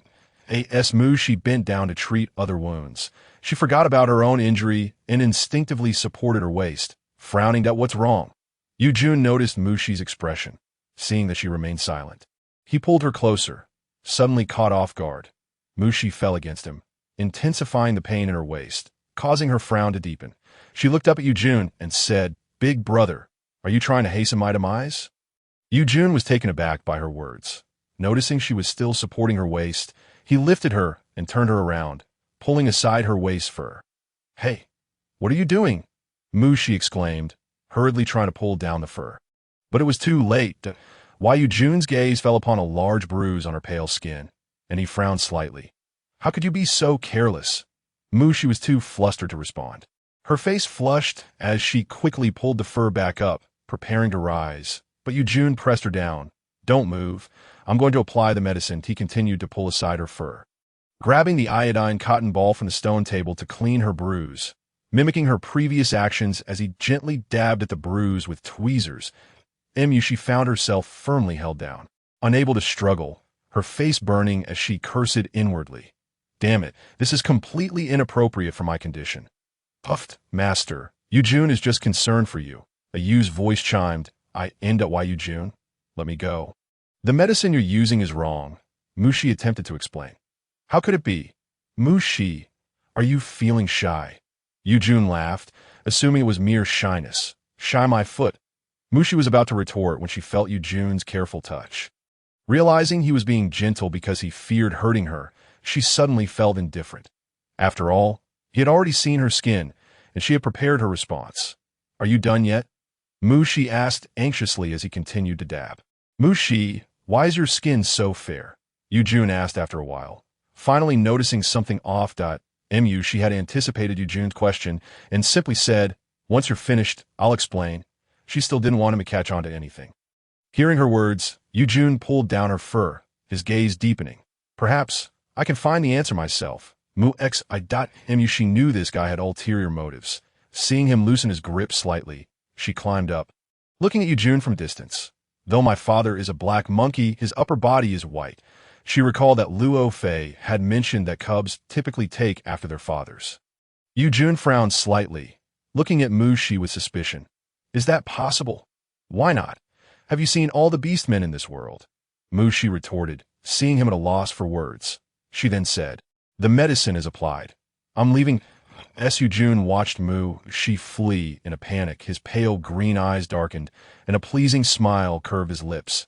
It seems that Mushi has other secrets.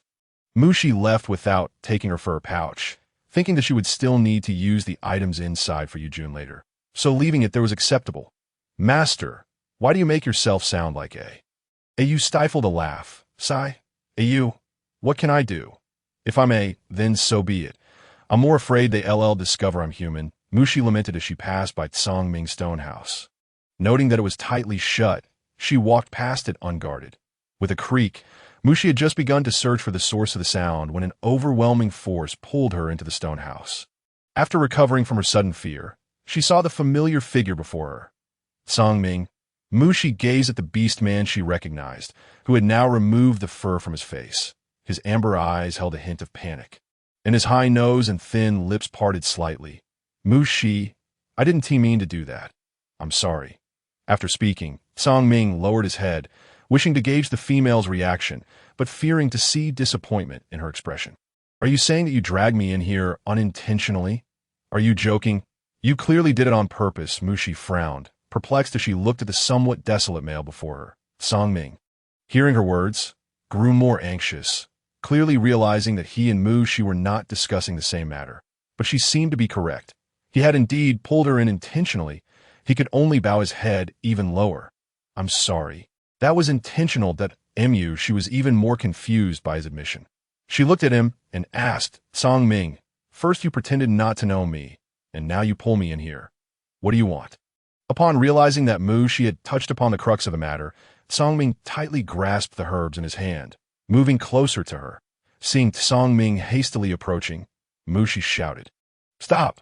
Then, with a slight frown, she added, "Tsongming, if you have something to say, let us refrain from violence for now. I am sorry, I did not mean to. Mushi, Song Ming is at a loss for words to explain how he accidentally knocked Mushi down on stage today. It was a subconscious reaction, yet as she fell, he felt a deep sense of regret. He longed to inquire about her well-being, but ultimately found himself unable to voice the question. She gazed at the herbs he offered. And at last, she comprehended Song Ming's intentions. She looked at him and said, "It's nothing, I'm fine." Then, still puzzled, she continued, "But Song Ming, I remember you used to be fluent. Why have you become so stuttery now?" Yow! Song Ming was once a very aloof beast man, wasn't he? Mushi sought confirmation again. "Yes, the master remembers correctly," Yao replied with certainty.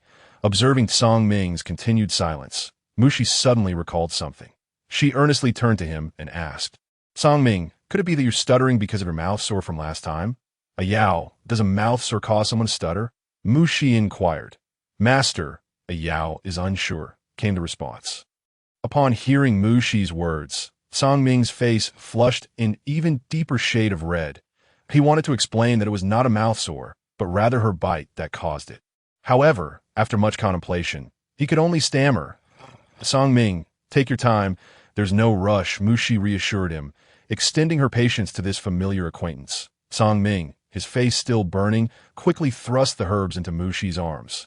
Saying, "Here, apply this," he had immediately gone out to gather the herbal remedy. Upon seeing her fall, he recalled how, when he fell as a child, his mother would apply this very ointment, which lingered in his memory. As Mushi examined the neatly arranged herbs in her embrace, a warm feeling coursed through her, and she looked at Song Ming with concern, asking, "You're no longer stuttering?" Hearing her words, Song Ming lowered his head even further. Uncertain of why he felt so nervous around her after she had bitten him, his heart raced faster than usual, and he finally mustered the courage to ask, "Do you need me to apply the medicine for you?" Upon hearing his question, Mushi instinctively took a few steps back, shaking her head slightly. "No need." "Master, it seems Song Ming is no longer stuttering," Yao pointed out. "Indeed," Mushi remarked, glancing once more at the beast man in the distance. "If there's nothing else, I'm leaving that. I'll take this with me." She lightly shook the herbs in her hand, preparing to depart. "Wait!" Song Ming exclaimed, hastily grasping Mushi's arm. Noticing her gaze on his hand, he immediately released her. He then quietly observed her, asking, "Will you come with me?" "Huh?" Mushi questioned, doubting her hearing. I will treat you well. Will you come with me?" Song Ming summoned his courage to express his desire. Master, it appears you have unwittingly incurred a debt of affection," Yao remarked slyly. Hearing Yao's voice, Mushi felt a twinge of headache and replied, "Yao, that can't be possible. I've only spent a brief time with Song Ming. This feeling of affection seems to have come too swiftly." "Master, affection is merely an emotion. Sometimes, it doesn't require a lengthy period to develop," Yao reflected. However, as a motherly figure, Mushi still struggled to comprehend Yao's words. She looked at Song Ming in confusion and remarked, "But why?" When Song Ming heard Mu, she questioned his reasoning. He averted his gaze, unsure whether he should confess that she had bitten his lip, a sensation he found rather pleasant. His heart whispered to him that he wished to spend his life with her. Seeing Song Ming's silence, Mushi assumed he could not provide an answer and turned to leave. Mushi, you bit my lip." Song Ming's voice called out from behind her. Mushi halted, astonished, and turned to face him. Disbelief etched across her features. "Do you even know what you're saying?" Song Ming, realizing he had spoken impulsively and now faced her skepticism, looked at her anxiously and affirmed, "I truly mean it." He gestured to the spot on his lip where she had bitten him. His face flushed as he whispered, "No female has ever done this to me before. I like this feeling," Song Ming confessed, his gaze fixed intensely upon Mu X. That moment, his heart raced faster than it ever had in the face of danger. His anxious stare fixed upon her, both eager and fearful to hear her response. Upon noticing the spot Song Ming touched, Mushi suddenly recalled the mouth sore she had seen on him. Recalling how she had indeed fainted that day and dreamt of the sweet water, she realized Song Ming's words might hold truth. A blush crept across her cheeks as she felt embarrassed and uncertain, unable to meet Song Ming's eyes. Yet, evading the issue was not in Mushi's nature. She resolutely extended her index finger, stating, "One beast skin pouch of beast crystal." Song Ming, confused by her statement, failed to grasp her meaning. I mean, one pouch of beast crystal in exchange for your first kiss, Mushi said, her heart aching at the thought. Although Songming did not fully understand what first kiss entailed. He grasped her intent and felt a sudden pang of sorrow in his heart. His gaze dimmed as he quietly lowered his head, moving his lips to say, "I don't want it." Upon hearing Songming's refusal of her beast crystals, Mushi felt a pang of guilt for having taken the first kiss of an innocent beast man. Yet, she had no way to take responsibility for it. She looked at Songming, pondering how she might make amends when she noticed him gazing intently at her. "Mushi, what kind of male do you like?"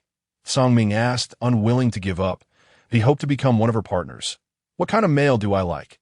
Mushi pondered the question for the first time, furrowing her brow as thoughts flitted through her mind. One with responsibility and ample beast crystals. What does responsibility mean? Songming asked, puzzled. As for beast crystals, he could provide her with plenty. It's about having a sense of duty. "You'll have to figure that out for yourself," Mushi replied, not wishing to elaborate further. As Songming's sense of responsibility had no bearing on her, she discreetly retrieved a pouch of beast crystal from her space and tossed it to Songming, saying, "Here are the beast crystals for you. We are even now." With that, Mushi opened the door and walked out. Songming watched her retreating figure and then glanced at the beast crystals in his hand. He recalled how he had once given her a similar pouch. Contemplating her words, he resolved to become a male of responsibility with abundant beast crystals that Yao. "I can't believe I committed such a grievous act. Alas, I mourn for that pouch of beast crystals. Consider it payment for my past ignorance," Mushi lamented within the stone dwelling. "Master, it seems Songming may truly have developed feelings for you," Yao remarked subtly, sensing that Mushi's acceptance of Songming might not be out of the question. "Alas, a pure-hearted beast man has been tainted by me. What a sin," Mushi sighed. Master, the system indicates that Boris and Jing Yao's tasks have been completed, showing a restoration of 40%, Yao suddenly exclaimed. "That means a total restoration of 14%, correct, Yao?" Mushi clarified. "Yes, indeed, Master," Yao confirmed. Esmu, she recalled her early morning meeting with Boris and Jing Yao to finalize their tasks. She decided to rest early. However, in the dead of night, she sensed her stone door being opened. "Who is it?" she asked cautiously, peering into the darkness, unable to discern the figure. Mushi, "It's me," Songming said. Having noticed Mushi's inability to see him clearly, he stepped closer. "Songming, what brings you to my room at such a late hour?" Mushi leaned back, eyeing the approaching beastman warily. When he remained silent, she surmised, "Songming, do you think a pouch of beast crystals can resolve my wrongs towards you?" Songming was taken aback by her words and promptly laid all the beast crystals he had on the stone table against which Mushi leaned. "Mushi, this is all the beast crystals I currently possess. I will provide you with more in the future," he said earnestly. Looking in her eyes, Mushi stood dumbfounded, staring at the 5 pouches of beast crystals on the table. She turned her head slightly to Songming, saying, "Songming, you don't need to do this. I can't guarantee you anything." To her words, Songming's heart sank, and he recalled the purpose of his visit that night. He lowered his gaze slightly, addressing Mushi. "Mushi, I wish to become your partner. I will be the kind of male you desire." Esmu, she heard his words. She turned and departed, casually picking up the leather pouch from the table, intending to return it to Songming. To her surprise, Songming suddenly pivoted, colliding with her and nearly causing her to stumble. He swiftly steadied her by grasping her shoulder, his gaze fixed on the leather pouch nestled in her arms, and murmured, "This is yours to keep." As she prepared to retort, he unexpectedly leaned down and kissed her. His kiss was gentle, even slightly trembling, betraying the nervousness that coursed through him at that moment. Regaining her composure, Mushi was about to push him away when she noticed that Songming had already departed, his eyes glinting as he called out, "Wait for me, Mushi." Watching his retreating figure, she lightly smacked her forehead in annoyance, muttering, "What a blunder! I thought Songming was some innocent beast man, but his actions hardly reflect that innocence." Master, your heart fluttered just now," Ayu's voice echoed in Mushi's mind. "Impossible, Ayu. I felt guilty toward him, and now he kissed me back. It's merely a tit for tat," Mushi dismissed, feeling unconcerned, as if it were just a playful nudge from a dog. she decided to temporarily stow away the leather pouch in her arms. After firmly closing the stone door, she lay down on the stone bed, unable to sleep for what felt like an eternity. Her first sleepless night in the beast realm. Morning arrived. Thought, She, why are your eyes swollen? And why does it seem darker around you? Boris inquired as he approached her. Indeed, Mushi, did you participate in a competition last night? Jingyao asked, for the tale of Mushi defeating a 7th-tier beastman had spread widely. However, before he could finish, Boris shot him a glare. Jingyao, perplexed, looked at Boris, unsure of what offense he had committed to warrant such treatment. I'm fine. Mushi waved her hand, uncertain of her sleepless night, and then turned to Boris and Jingyao. Let me change your medicine. Mushi insisted that Boris, in front of Jingyao, changed Jingyao's medicine first before tending to Boris. She noted how swiftly they healed, explaining why the system indicated success, and then looked at them. You need not come for medicine anymore. Mushi, has my wound healed? Boris asked, a hint of reluctance in his tone. Yes, Mushi replied, looking at him. Thank you, Mushi. Now that we are healed, let us depart, Jingyao said, pulling Boris along, aware that Mushi surely needed rest. Jingyao, if you wish to leave, go ahead. Boris struggled free from Jingyao's grip and turned to Mushi, asking Mushi, may I compete against you today? Remembering Boris's prior mention of this, Mushi nodded, of course. Wonderful. Mushi, Boris exclaimed, shyly nodding before turning to Jingyao, his tone sharp. Why are you still here? Seeing Boris's attitude towards him, Jingyao straightforwardly asked Mushi, may I also compete against you? Caught off guard by his request, Mushi hesitated briefly before responding, sure. She felt it was a good opportunity to hone her combat skills, especially since she sensed a stirring energy within her. Boris, not expecting Jingyao to desire a match with Mushi, furrowed his brow at him, feeling unsettled and wishing he hadn't mentioned the topic in front of him. Let us go to the arena, Mushi suggested, sensing the atmosphere had shifted. All right, Mushi, Boris agreed. Jingyao, noticing the stark difference in Boris's demeanor towards him and Mushi, looked at Boris with astonishment, wondering if the leopard beastman harbored feelings for Mushi. After registering for their matches, Mushi and Boris proceeded to the backstage of the arena until the announcer called their names. The next match, Wolf Beast Jingyao versus Monkey Beast Mu X I.8 as the announcement echoed. Mushi and Jingyao stepped onto the stage, where the crowd of females began to murmur, oh my. Jingyao is competing. Indeed, I haven't seen him in days. Who would have thought we'd meet him here? Look, Jingyao looks even more handsome. The chatter reached Mushi's ears, prompting her to scoff at the scene. Jingyao's face was obscured, and she wondered how they perceived him as more attractive. Just as she finished her thoughts, Jingyao peeled away the leather covering his face, revealing a charming smile with dimples. Mushi, I hope I won't offend you now. Ah, Jingyao looks good. Jingyao, go for it. The females became even more fervent that She has already defeated a 7th-tier beastman. Jingyao stands no chance against her. A nearby male interjected, unable to bear the frenzy. What did you say? He was soon overwhelmed by the surrounding females. Hearing the raucous exclamations, Mushi regretted agreeing to battle Jingyao, looking at him and saying, let us get this over with quickly. Both sides launched their attacks, Mushi and Jingyao seeking each other's weaknesses, aiming to force one another off the stage. Boris anxiously observed the duel, inwardly chastising Jingyao for not showing any mercy to Mushi, worrying she might get hurt.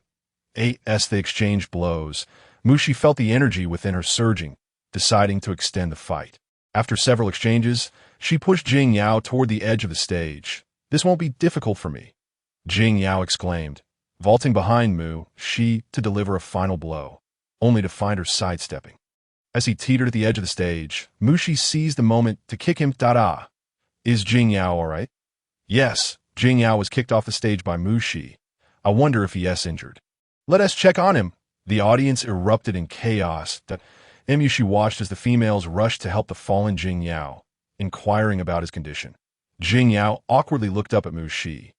I lost. Mushi, I didn't expect you to be so clever, he said with a faint smile. Continuing, can I challenge you to another match next time?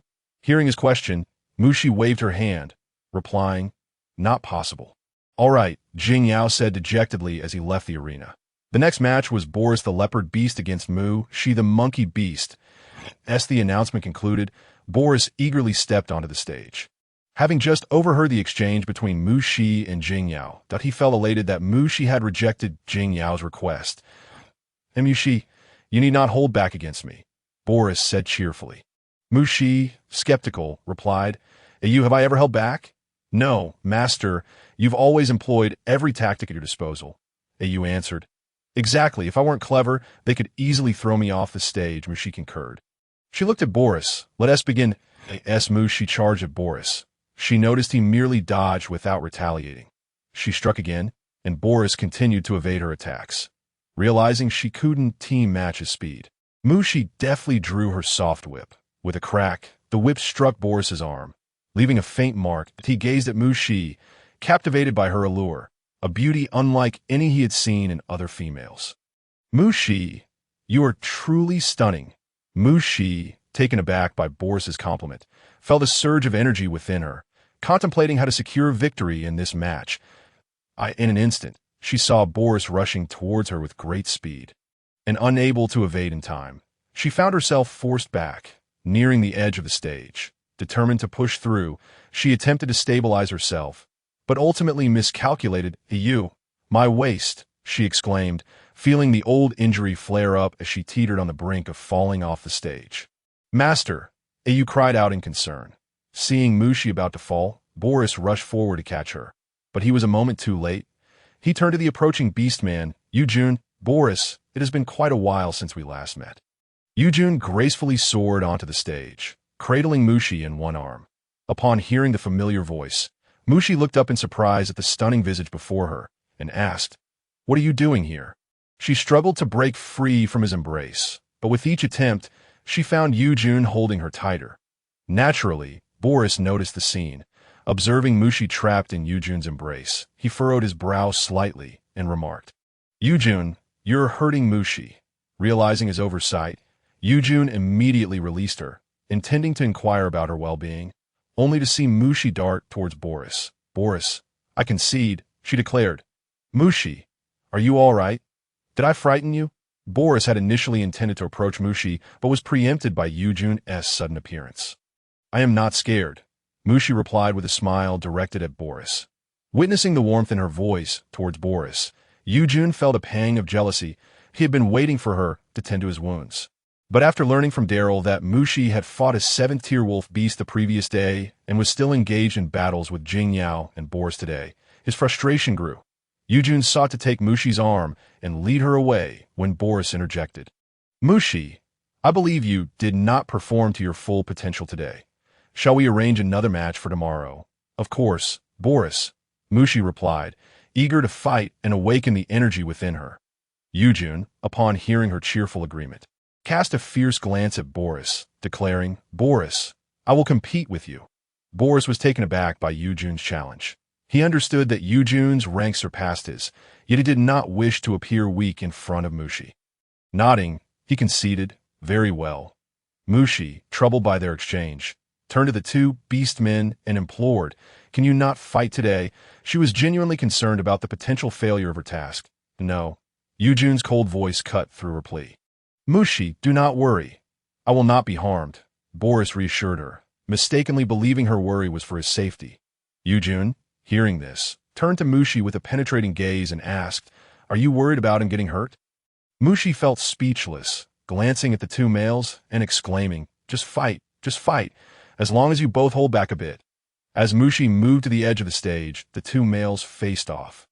Boris, you should abandon your petty thoughts, Yujun warned. Mu Shi has said nothing, Boris retorted, aware of Yujun's superiority but unwilling to yield regarding Mu Shi. Just as Boris finished speaking, Yujun closed the distance, seizing Boris and proclaiming, She is beyond your reach, before throwing Boris onto the stage. Why doesn't Yujun throw Boris off the stage?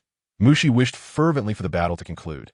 Master, Yujun genuinely wants to teach Boris a lesson. Yu observed, seeing through everything.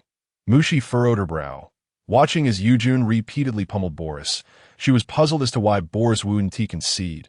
Boris, do you still cling to her? Yujun inquired, stepping on Boris' body. Mu Shi is worth my persistence, Boris declared, blood trickling from his mouth. Though he felt he was being soundly beaten by Yujun, he refused to surrender. Ayu. Boris is on the ground. He won't be seriously harmed. Will he?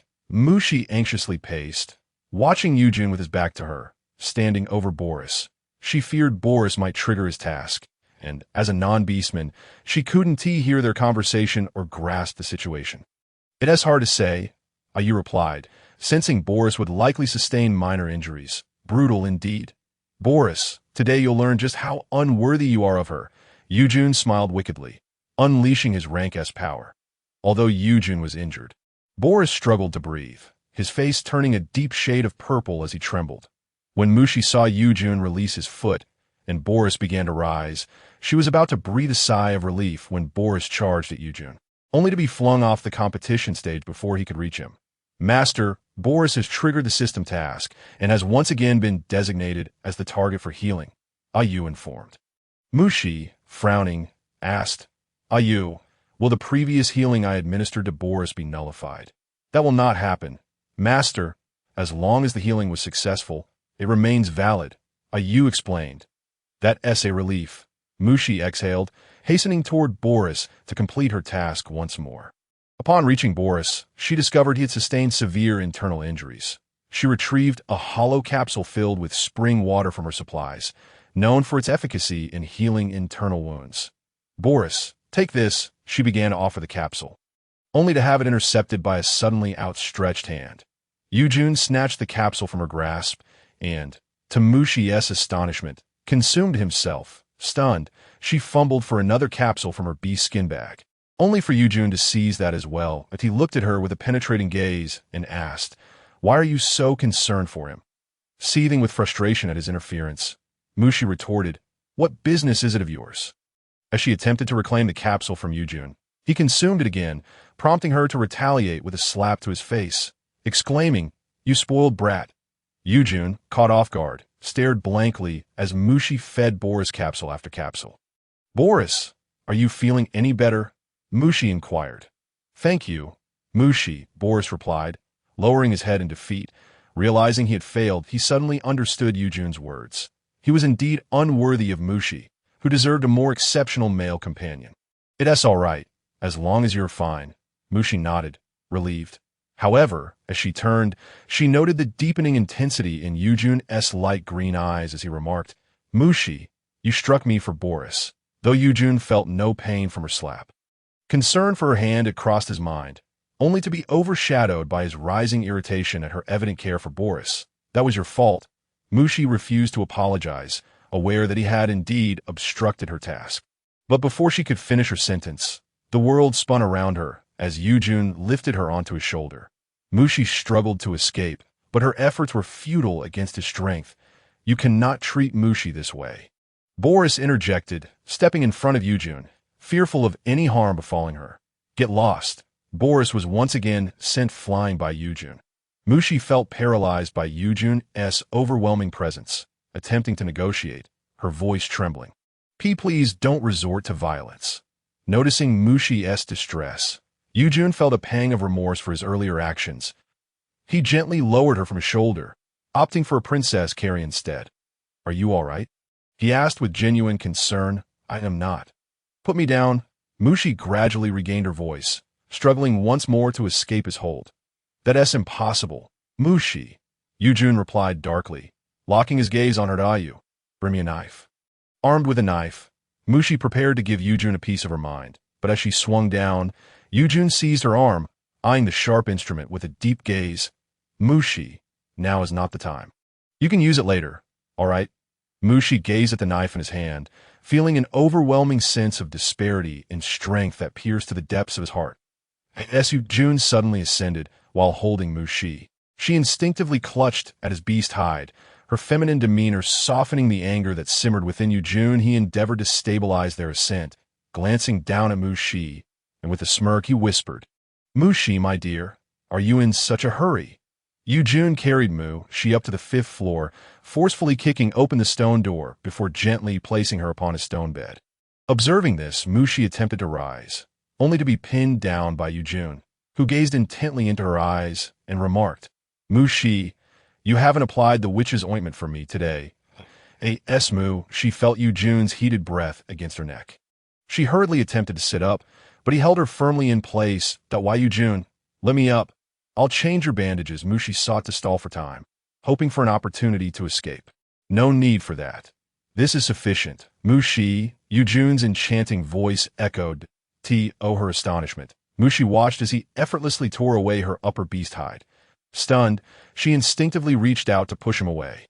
But her hands were trapped above her head by June. Why, June? You are aware that forcing a female is punishable by the beast god, correct? Mushi exclaimed sharply, as she stared into June's intensified visage. She felt a sense of relief wash over her.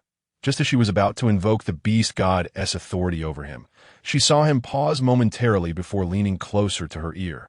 Softly coaxing Mushi, for you, I fear not. I am willing to face the beast goddess wrath that I in her heart. Mushi despaired as she attempted to lift her leg in defiance. She found herself utterly immobilized beneath him. Sensing her struggle, June lowered his head, gently brushing against her neck, chuckling softly. It's futile. After uttering those words, he teasingly nibbled on her earlobe, the aroma of her femininity intensifying, causing his eyes to glaze over with desire. Mushi felt a wave of tingling sensations coursing through her body. Driven by instinct, she bit down hard on his shoulder, drawing blood, yet June remained unyielding, prompting her to bite again. Mushi, do you actually enjoy this? June's eyes sparkled with delight, relishing the sensation of her biting him.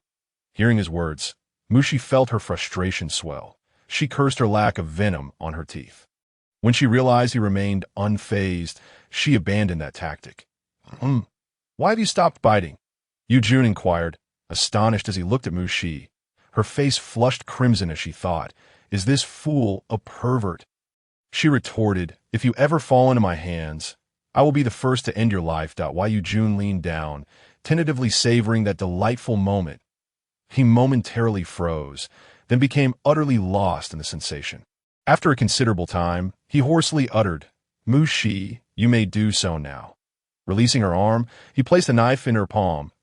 Mushi grasped the knife, hesitating momentarily, suspecting a trick, until she heard June's voice. Mushi, may I become your partner? June felt an intense heat surging within him, instinctively yearning for more as he began to slide his hand beneath her beast hide. No. Mushi tightened her grip on the knife, plunging it into June's shoulder. June abruptly halted, feeling the blade pierce him. Regret washed over him for his actions as he grasped her hand and withdrew the knife. I'm sorry. He murmured, clenching her hand and pressing the knife back into his body. I'm sorry. June repeated, his voice trembling as he watched Mu. She tightly shut her eyes, her beast hide now ripped apart by him. He extended his hand, wishing to assist her in securing her hide, but she brushed him aside. Mushi, I'm sorry, June said softly, fearing the punishment of the beast god, yet more afraid of violating her will to become his partner. He had just failed to restrain his emotions, desperately longing to be by her side. Get lost. Mushi kicked June away and began to tidy her beast hide before exiting. She was infuriated, having nearly succumbed to this fool's advances. Master, are you all right? A low voice, that of Au, broke through, filled with regret for not being a combat-oriented system to assist her. I'm fine, Au. This has nothing to do with you. You bound yourself to me, giving me a second chance at life. How could I blame you? Silly Au. Mushi consoled, sensing Au's emotions. Au, let us go. We must compete. Mushi was eager to become stronger, loathing the feeling of being out of control. All right, master, Au replied, growing increasingly fond of her. When Mushi signed up for the competition again, Demu was astonished, unable to fathom why she wished to enter so many contests. He looked at her and asked, Mushi, there's only one 6th-tier bear beast, Nien, left today. Do you wish to challenge him? Yes, Mushi nodded. Upon entering the arena, Mushi witnessed the advantage of a bear beast firsthand. She stared at the towering male beastman before her, swallowing hard at Au. He is truly tall and robust. Master, please be careful. Au cautioned, having never seen such a tall beastman before. I will. Au, Mushi nodded. Nien observed the diminutive female before him, furrowing his brow slightly, contemplating whether to forego transforming into his beast form for this battle. After a moment of hesitation, he inquired, "Female, do you wish to concede?" Mushi shook her head in response, lifting her gaze to him and declaring, "Bring it on." In truth, the outcome was as she had expected. She found herself unable to defeat the male before her, often being thrown to the ground by Nyen. Wiping the blood from the corner of her mouth, she summoned her strength once more and charged at the hulking figure. "Master!" Ayu cried out. Watching in anguish as she was tossed off the stage by the male beastman. "That I'm fine, Ayu," Mushi said through gritted teeth as she struggled to her feet. "Are you all right?" Nyen asked, observing the female below, somewhat admiring her courage. He had never seen a female persist as she did. "I'm fine." "I lost," Mushi replied, meeting Nyen's gaze. She dabbed at her bleeding lips, retrieving several hollow capsules filled with spring water from her beast hide bag and consuming them.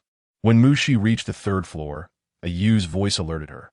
"Master, Boris has completed his task, repairing 16% of the system. However, Master, the system indicates that Yujun is facing potential repair failure. His situation is dire," Ayu conveyed cautiously, feeling that Yujun's harm to her rendered him deserving of a grim fate, yet aware that the system's revelations could not be concealed from her. Respecting her choices, "Ayu, I understand, I see it," Mushi replied, spotting the male standing before her stone door, uncertain whether to treat him or abandon him. "And Yujun called out, staggering toward her, his shoulders still bleeding profusely with each step he took. "Where have you been?" he asked, gazing down at her cautiously. Yushi's heart twisted at the sight of his wound, and after a moment's hesitation, she commanded, "Come inside. Eat these." Mushi offered hollow capsules filled with spring water to Yujun. Obediently, he consumed the ointment she provided, his eyes glued to her, as if fearing she might vanish at any moment. "Sit down," Mushi instructed, considering their height difference.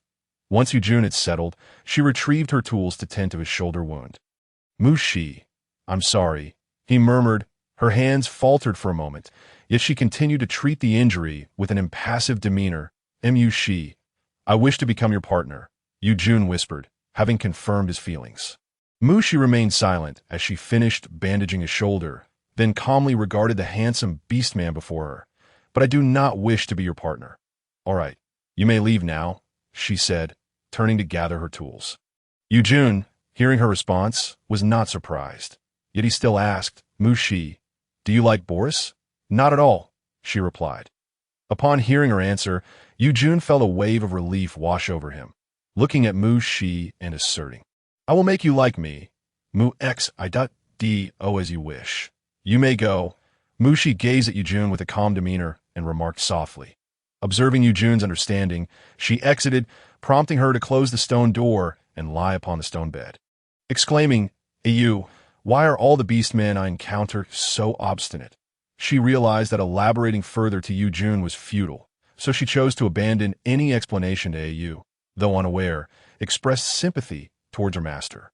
"Oh, never mind," Mushi said, feeling disinclined to ponder over Yujun any longer. Instead, she retrieved a bowl of spring water and drank it, seeking to heal the wound she had sustained that day. On the following day, Damu inquired, "Mushi, whom do you intend to challenge today?" "Let us see today's list," Mushi responded.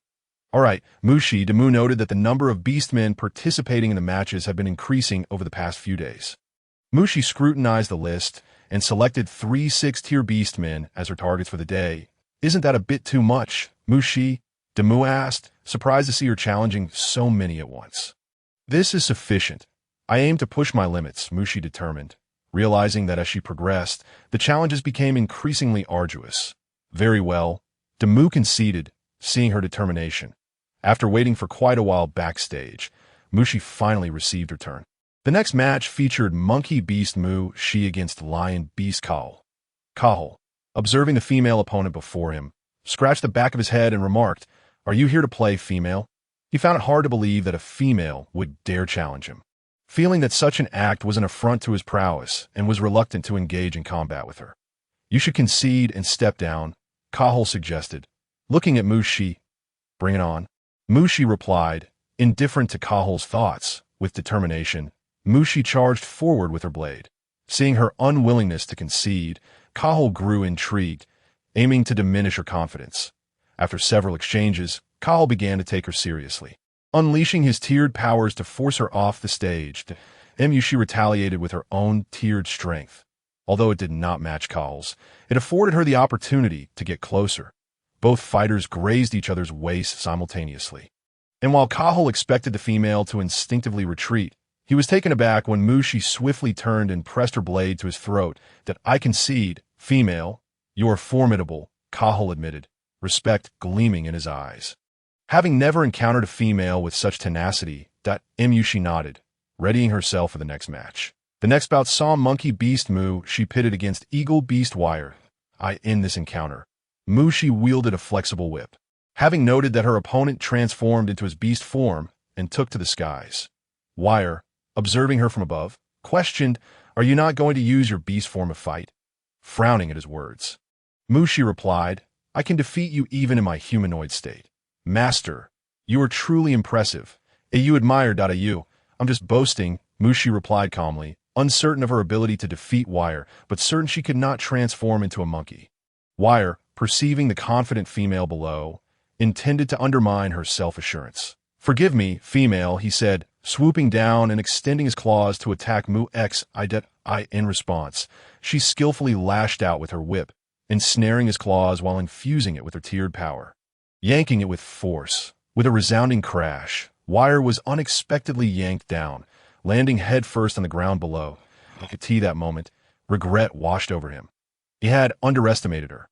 Monkey Beast Mushi wins. The next match paired Monkey Beast Mu Shi against Meng Jiyujun. What? Why him again? Mushi thought, recalling that she had not challenged him by you.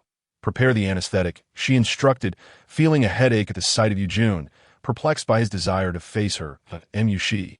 "I can accompany you in training," Yujun offered, having heard of her recent matches and wishing to protect her from harm and the prying eyes of other males.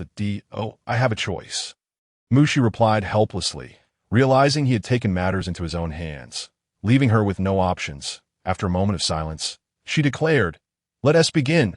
Mushi activated her sleeve arrow aimed at Yujun, but he deftly dodged it. Observing the speed of the projectile, Yujun remarked, "Mushi, this weapon 1T have much effect on beastmen of 7th tier and above." His words momentarily deflated her. But she refused to give up, continuing to launch her sleeve arrows, all of which he evaded. Mushi, you must defeat your brother," came the voice of Lan Ling. She turned to see Lan Ling and her partner Daryl watching the match. "I believe in you. You can certainly overpower him," Lan Ling cheered.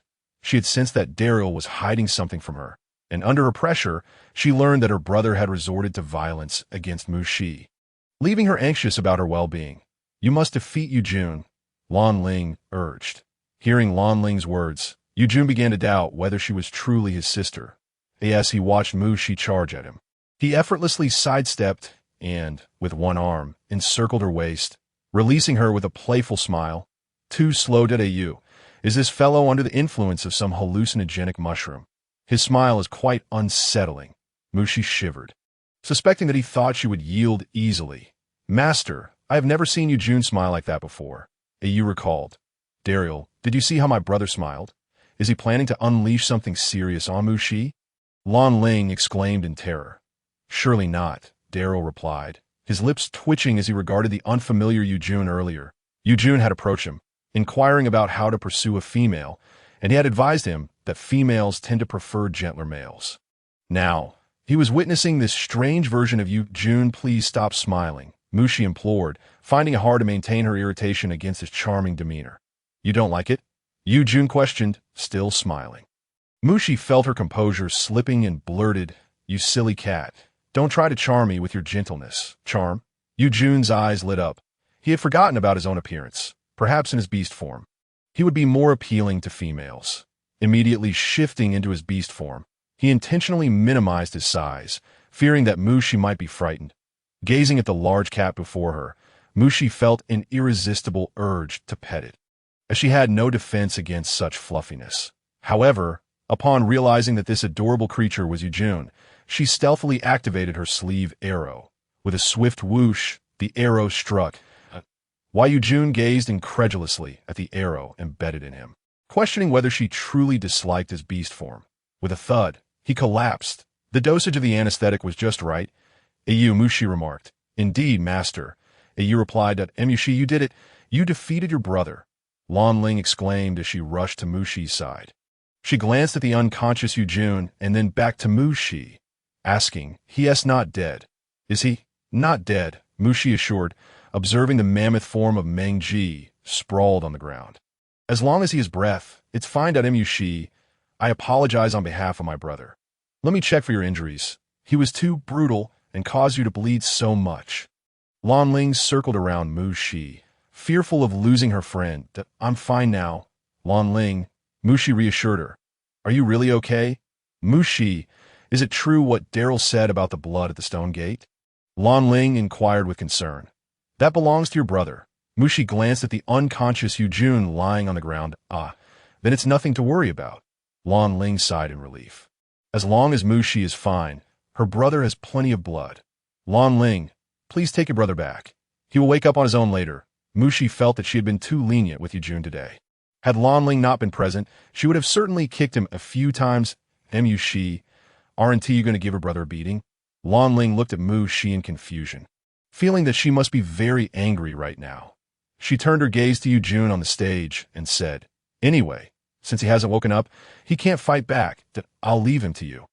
Mushi, Daryl, and I have other matters to attend to. Feel free to give her brother a few kicks, Lan Ling said as she pulled Daryl away, leaving Mushi alone with the cat on the stage. Master, kick him, Ayu exclaimed excitedly, feeling that it was time for revenge. Hearing Ayu's words, Mushi closed her eyes and kicked Yujun's backside. She intended to deliver a second kick, but found it difficult to strike Cat. Sighing, she resigned herself to picking up Yujun by his paws to take him back, but upon noticing the scars on his forearm, she reluctantly abandoned her plan and tentatively reached out. Ayu. His fur is so smooth and soft, the texture is quite nice, Mushi marveled, and she decided to embrace him to carry him back. Master, have you forgotten what this creature is? Ayu reminded indignantly. But Ayu, I must confess my weakness. I have no resistance to such fluffy animals, let alone to strike him, Mushi explained, feeling discontent with this aspect of herself at Ayu. How about this? Once he transforms back into human form, I'll kick him a few more times, Mushi suggested. Master, you must not deceive you. I want to deceive you, Mushi placed the cat on the 5th floor, hesitated for a moment, then redressed his wounds, rewrapping them before laying him on the stone bed and leaving. Master, you are a liar. Ayu's voice rang out. Ayu. What if that creature transforms back into his orc form naked? It would be I who suffers, Mushi explained. Indeed, Ayu replied with a hint of melancholy. Nightfall. Master, the system indicates that Yujun's task is complete. 5 has been restored, with a total of 21 restored now. Ayu's voice awakened Mushi. Really? That's wonderful. Ayu. Let us go, Ayu, we're leaving, Mushi exclaimed excitedly. Master, where are we heading this time? Ayu eagerly inquired, looking forward to visiting new places. Ayu, which city is closer, Yuan City or Yen City? Mushi asked, still preferring to travel nearby. Master, both cities are about the same distance, Ayu detected. Then let us choose Yuan City. Mushi decided. All right, Master. Just as Mushi exited the 1st floor, she noticed that there was still some distance to the city gate of Illusion Spirit City, so she decided to use the flying castle to depart directly. Mushi. Mushi turned around in alarm to see a female behind her. Lan Ling. Why are you awake at this hour? Upon realizing it was Lan Ling, Mushi awkwardly scratched the back of her head. Mushi, are you about to leave? Lan Ling looked at her with reluctance. Mushi and T expected Lan Ling to ask her this directly. She paused for a moment, then nodded. Yes, hearing Mushi's response. Lan Ling felt a pang of sadness, but she understood that nothing could hold back such an exceptional female. She recognized that her brother's violent actions had only pushed Mushi further away. Mushi, I will miss you. Illusion Spirit City will always welcome you. Lan Ling stepped forward and embraced Mushi. Feeling Lan Ling's reluctance, Mushi patted her shoulder and said, Lan Ling, all gatherings must come to an end. What are you saying, Mushi? I can't bear to part with you, Lan Ling said, her voice trembling as she leaned on Mushi's shoulder. If the opportunity arises, we shall meet again. Mushi gently pulled Lan Ling away, wiping the tears from her eyes as she softly declared, "I must take my leave now, Mushi. Let Daryl escort you." Lan Ling called out to her urgently. "I can have Daryl see you to the city gate." Lan Ling wished to lend her final assistance to Mushi. "All right, thank you, Lan Ling." Mushi nodded, grateful that she could at least reach the city gate. With Daryl's help, Mushi smoothly exited the city gate. Au. Activate the flying castle. We're headed to Yuan City. All right, Master. Master, the distance to Yuan City is quite far. If all goes well, it will take us about 10 days to arrive. Au continued. I understand. Mushi mentally prepared herself. She enjoyed her life in the castle, snacking while occasionally glancing outside and taking short naps. Until 3 days later Au. Did you see that? It looks like a tribe below, and there are bad males capturing the females of the tribe. Mushi exclaimed, rushing to the screen to witness the scene below. Feeling sympathy for those females. Yes, Master, those males are too cruel, even using their claws to grab the females and fly in the sky. Au lamented, "It is truly cruel." Mushi watched as some females were directly injured and knocked unconscious by the males. Then hoisted over their shoulders. Au. Let us hurry and move on. Mushi felt an instinctive danger from the males below, urging her to escape quickly. All right, Master. Jiuchuan observed everything from above, a satisfied smile gracing his lips as he noted the young females of the tribe had been mostly captured. He prepared to give the order to transition to the next tribe. However, something suddenly flashed in his line of sight below, causing a flicker of confusion. He chased after it. Au. There's a bird following us. Quickly shake it off. Mushi shouted nervously at the sight of a large white bird suddenly appearing behind them. Master, that is a 7-tier orc. Au detected an orc? That complicates things. Au fly downward. Mushi saw that the orc was about to catch up to the castle. Master, I can't shake it off. The castle was already descending, but Jiuchuan was still in pursuit. Au. Open the castle, Mushi commanded. Master, do you intend to abandon Au and commit suicide? Au frowned. Nonsense, Au. Quickly open the castle. Mushi decided to take a risk. The castle was opened by Au, and Mushi jumped down, quickly activating her sleeve arrows. After a few swift sounds, Mushi re-entered the castle, seeing that the bird above had been grazed on the wing by her arrows. Its balance disrupted. Au ascend and accelerate, watching the distance between herself and the bird increase. Mushi prepared to continue her journey. Master, be careful. Mushi noticed that another large black bird was approaching the castle. Au, continue to open the castle. Seeing this, Mushi had no choice but to activate her sleeve arrows again. She observed that due to the airflow, her arrows merely grazed the bird's wing. Just as she was about to open the castle, the white bird below caught up. A female. Jiuchuan swooped past, preventing Mushi from opening the castle. She plummeted straight down, the cold wind rushing into her animal hide. Her hand trembling slightly as she reached for the button. Master, Au will open the castle for you. Just as a U.S. voice fell, Mushi entered the castle, wiping the sweat from her brow as she noted how close they were to the ground. Feeling grateful for AU's support. Master, what shall we do now? The two birds have already caught up. Au reminded. Au, fly in the opposite direction. Mushi had to take a gamble. Either option carried risks. Master, the two birds have split up. Au noted. Au, open the castle. Seeing that they were nearing the forest, Mushi knew that navigating the castle within the forest would be inconvenient. She turned and leaped to the ground, running towards the depths of the forest without looking back. Au, provide me with the forest map. Mushi followed the map to a deeper section of the river. She glanced up at the two birds circling above in search of her and immediately plunged into the water without hesitation. Aware of the orc's keen sense of smell, she believed that concealing her scent in the river was her wisest choice. Additionally, her swimming skills were commendable, allowing her ample time to outlast them.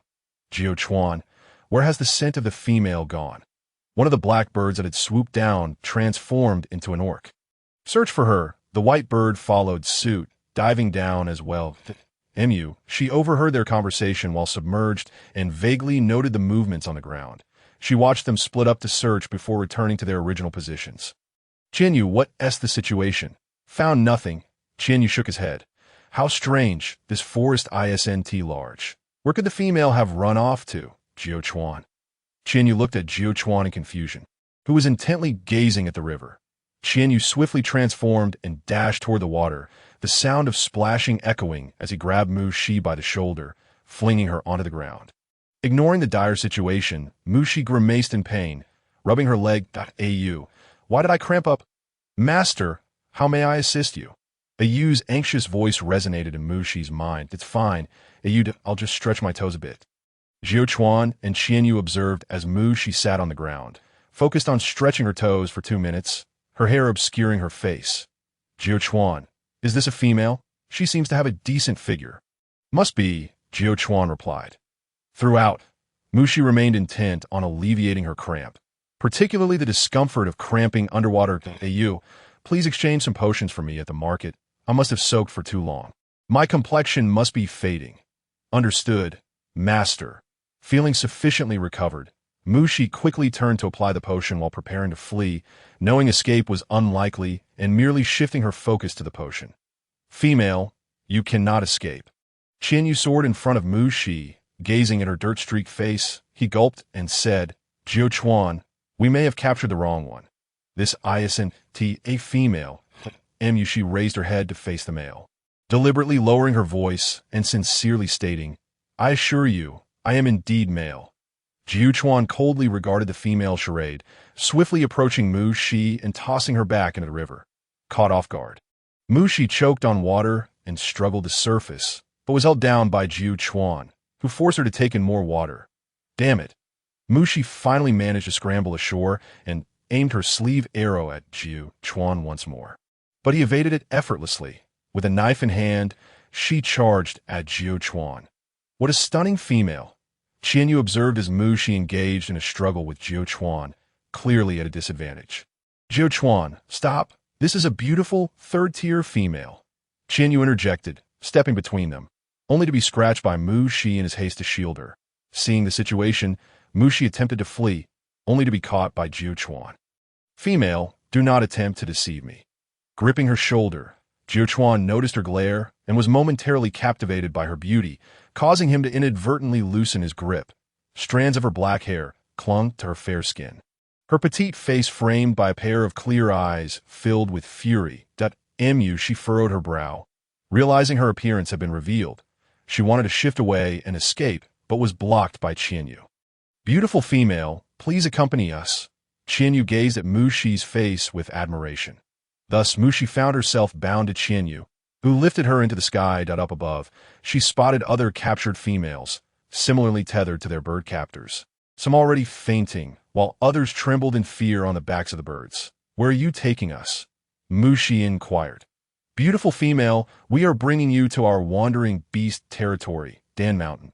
Qianyu, captivated not only by her looks but also by her voice, steadied himself and added, rest assured, female, I will not let you fall. Nearby, Jiu Chuan, overhearing Mu Shi's question, initially intended to warn her, but was distracted by her stunning beauty. Turning his head away, having never seen such an exquisite female before. Realizing they were not from the rogue beasts of Zionan, Mu Shi looked around, surrounded by several bird-like beasts, and temporarily abandoned her escape plans. Deciding instead to rest, as night fell, Mu Shi and the other females were brought to the ground. Beautiful female, here is some meat I roasted for you. Qianyu offered, eyeing Mu Shi's lovely face in awe. He had noticed other males gazing at her with similar fascination, prompting him to isolate her from the rest. Mu Shi glanced at the roasted meat he presented and waved her hand to decline. She found it unappetizing and could not swallow it. I'll eat this. She pulled out some food from her bee skin pouch, addressing Qian Yu. In truth, she wasn't very hungry and felt a small amount would suffice. All right, female, if there's anything you desire, just let me know. I'll keep watch for you tonight. Qianyu offered bashfully, captivated by her presence. Ignoring his words, Mu Shi focused on her own food while casually surveying her surroundings. Pleasantly surprised to find that Jiu Chuan was not among the group. After finishing her meal, she noticed Jiu Chuan still had not returned and nudged Qianyu, who was standing rigidly beside her. I need to relieve myself. Qianyu blushed, looking down at her. Oh, right. I'll take you. He led her to a patch of grass tall enough to reach her height gesturing toward the thicket, watching her retreating silhouette. He asked, "Female, can you transform into your beast form? The grass is too tall. I can't see you to you." She paused, knowing she could not comply with his request. Turning back, she awkwardly replied, "My beast form is smaller." "You wouldn't see me at all. Smaller? How could that be? Are you perhaps a fish from the sea?" Qian Yu's sentence trailed off as Mu Shi interrupted him. "I'm a turtle," she said, anxious that Qian Chuan would discover her. With that, she slipped into the thicket, and oh wonder, Qian Yu nodded, seemingly understanding. After entering the grass, Mu Shi intentionally rustled the surrounding foliage for a while before cautiously crouching and making her escape. "I'm out. Hey you." She glanced back at the thicket, ensuring she was a safe distance away. "Master, be careful. I feel like this is going too smoothly." "All right." Just as Mu Shi turned to activate the castle, she spotted the familiar white bird soaring overhead. Instinctively, she darted back into the thicket, but was still captured. "Female, where do you think you're going?" Jiao Chuan transformed into his orc form, one hand clutching a fruit while the other grasped the bee's skin on Mu Shi's shoulder. "I'm relieving myself. Is that a problem?" Mu Shi shot him a glare. "Relieving yourself? If you don't believe me, ask Qian Yu." She recalled the blackbird's name. And so, Mu Shi was dragged back.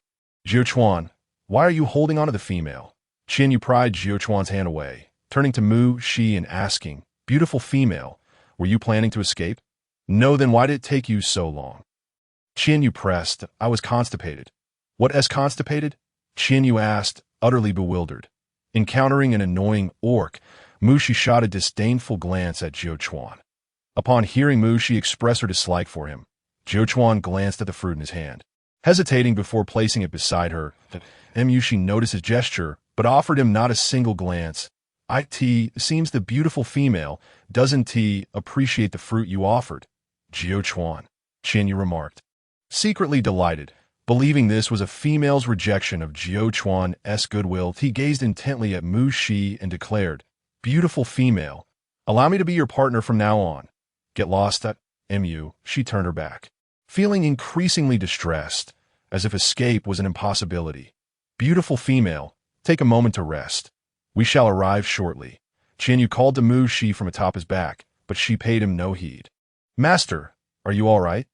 Yu, sensing Mu Shi's low spirits, sought to offer comfort. "I'm fine."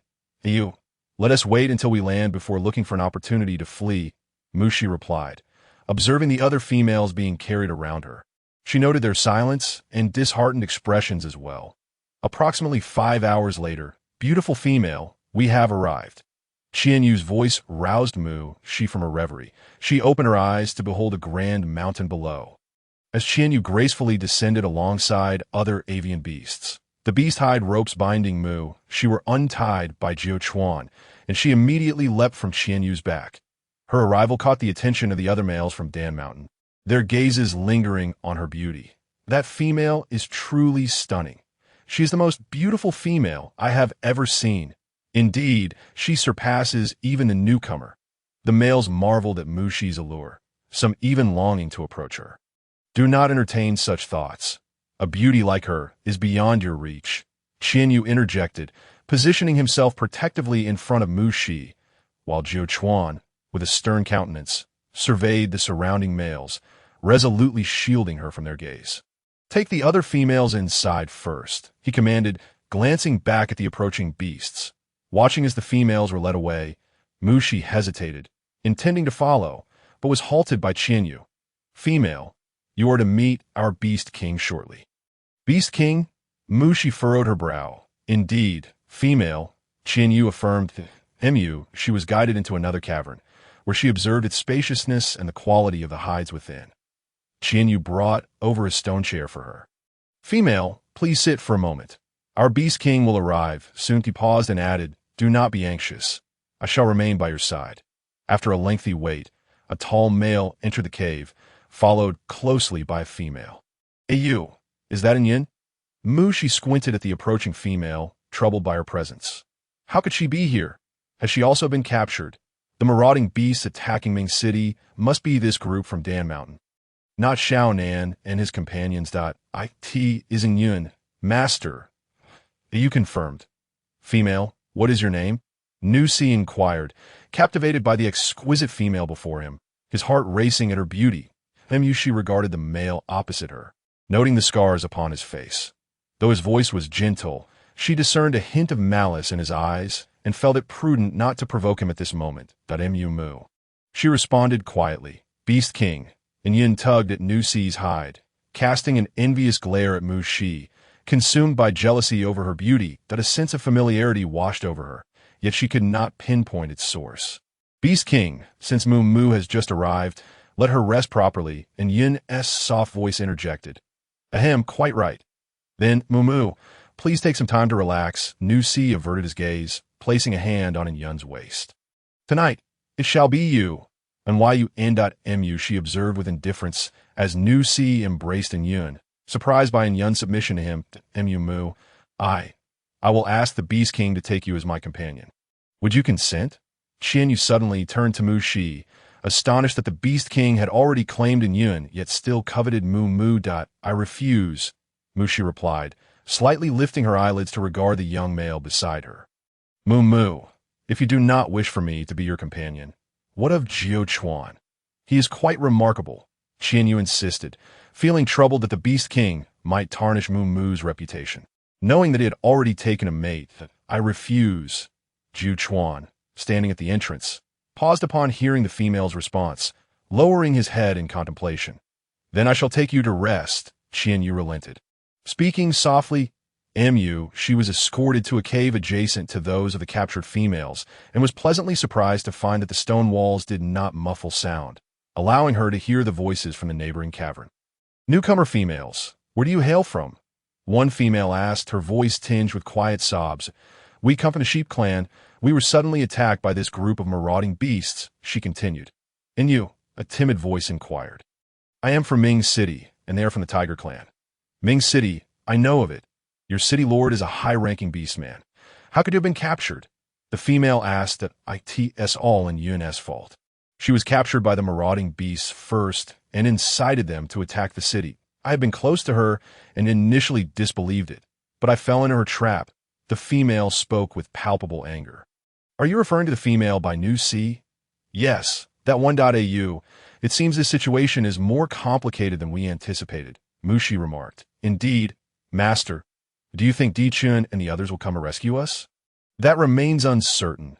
Perhaps they will, Mu Shi mused, recalling Di Chun's injuries. Au. In order to avoid unforeseen circumstances, we must escape before Di Chun arrives. Mu Shi contemplated. Master, Au understands your intentions, Au affirmed. Mu, this is food sent to you by Yun.mu. She looked hesitantly at the unfamiliar male standing at the cave entrance, who brought the food inside. She regarded the offering, unable to shake the memory of Yun's gaze earlier that day. Au, do you think this food is poisoned? Master, I believe it is best if you refrain from eating it. Au, I do not intend to consume it. I am merely contemplating whether to offer it to the guards outside. Mu Shi replied. That could be a viable option, Au suggested. Very well, that shall be our course of action, Mu Shi decided. Then Mu Shi concealed some of the food, leaving the rest at the cave entrance. Deliberately speaking softly, I cannot finish this. Would any of you care to partake? The males, entranced by Mu Shi's stunning visage, paid little heed to the safety of the food, eagerly accepting the offering she presented. Then please enjoy, Mu Shi concluded before retreating into the cave. Au. Whether his poison will be revealed by their fate tonight. After a few minutes, she heard a heavy thud from outside. Peering toward the entrance, she beheld the two males from earlier, their mouths oozing black blood as they lay lifeless on the ground. Master, and Yun is quite ruthless, Au remarked. Indeed, Mu Shi acknowledged. As she waited in the cave. Aware that the commotion outside might draw the attention of other beasts, she suddenly heard intermittent shouts. Fire! There's a fire! How could there be a fire? Mu Shi wondered, perplexed. Master, could it be that Di Chun and the others have arrived? Au speculated. Could it be him? Mu Shi pondered, listening to the chaotic sounds of extinguishing flames. With resolve, she chose to exit the cave, recognizing the turmoil as an opportune moment for her escape.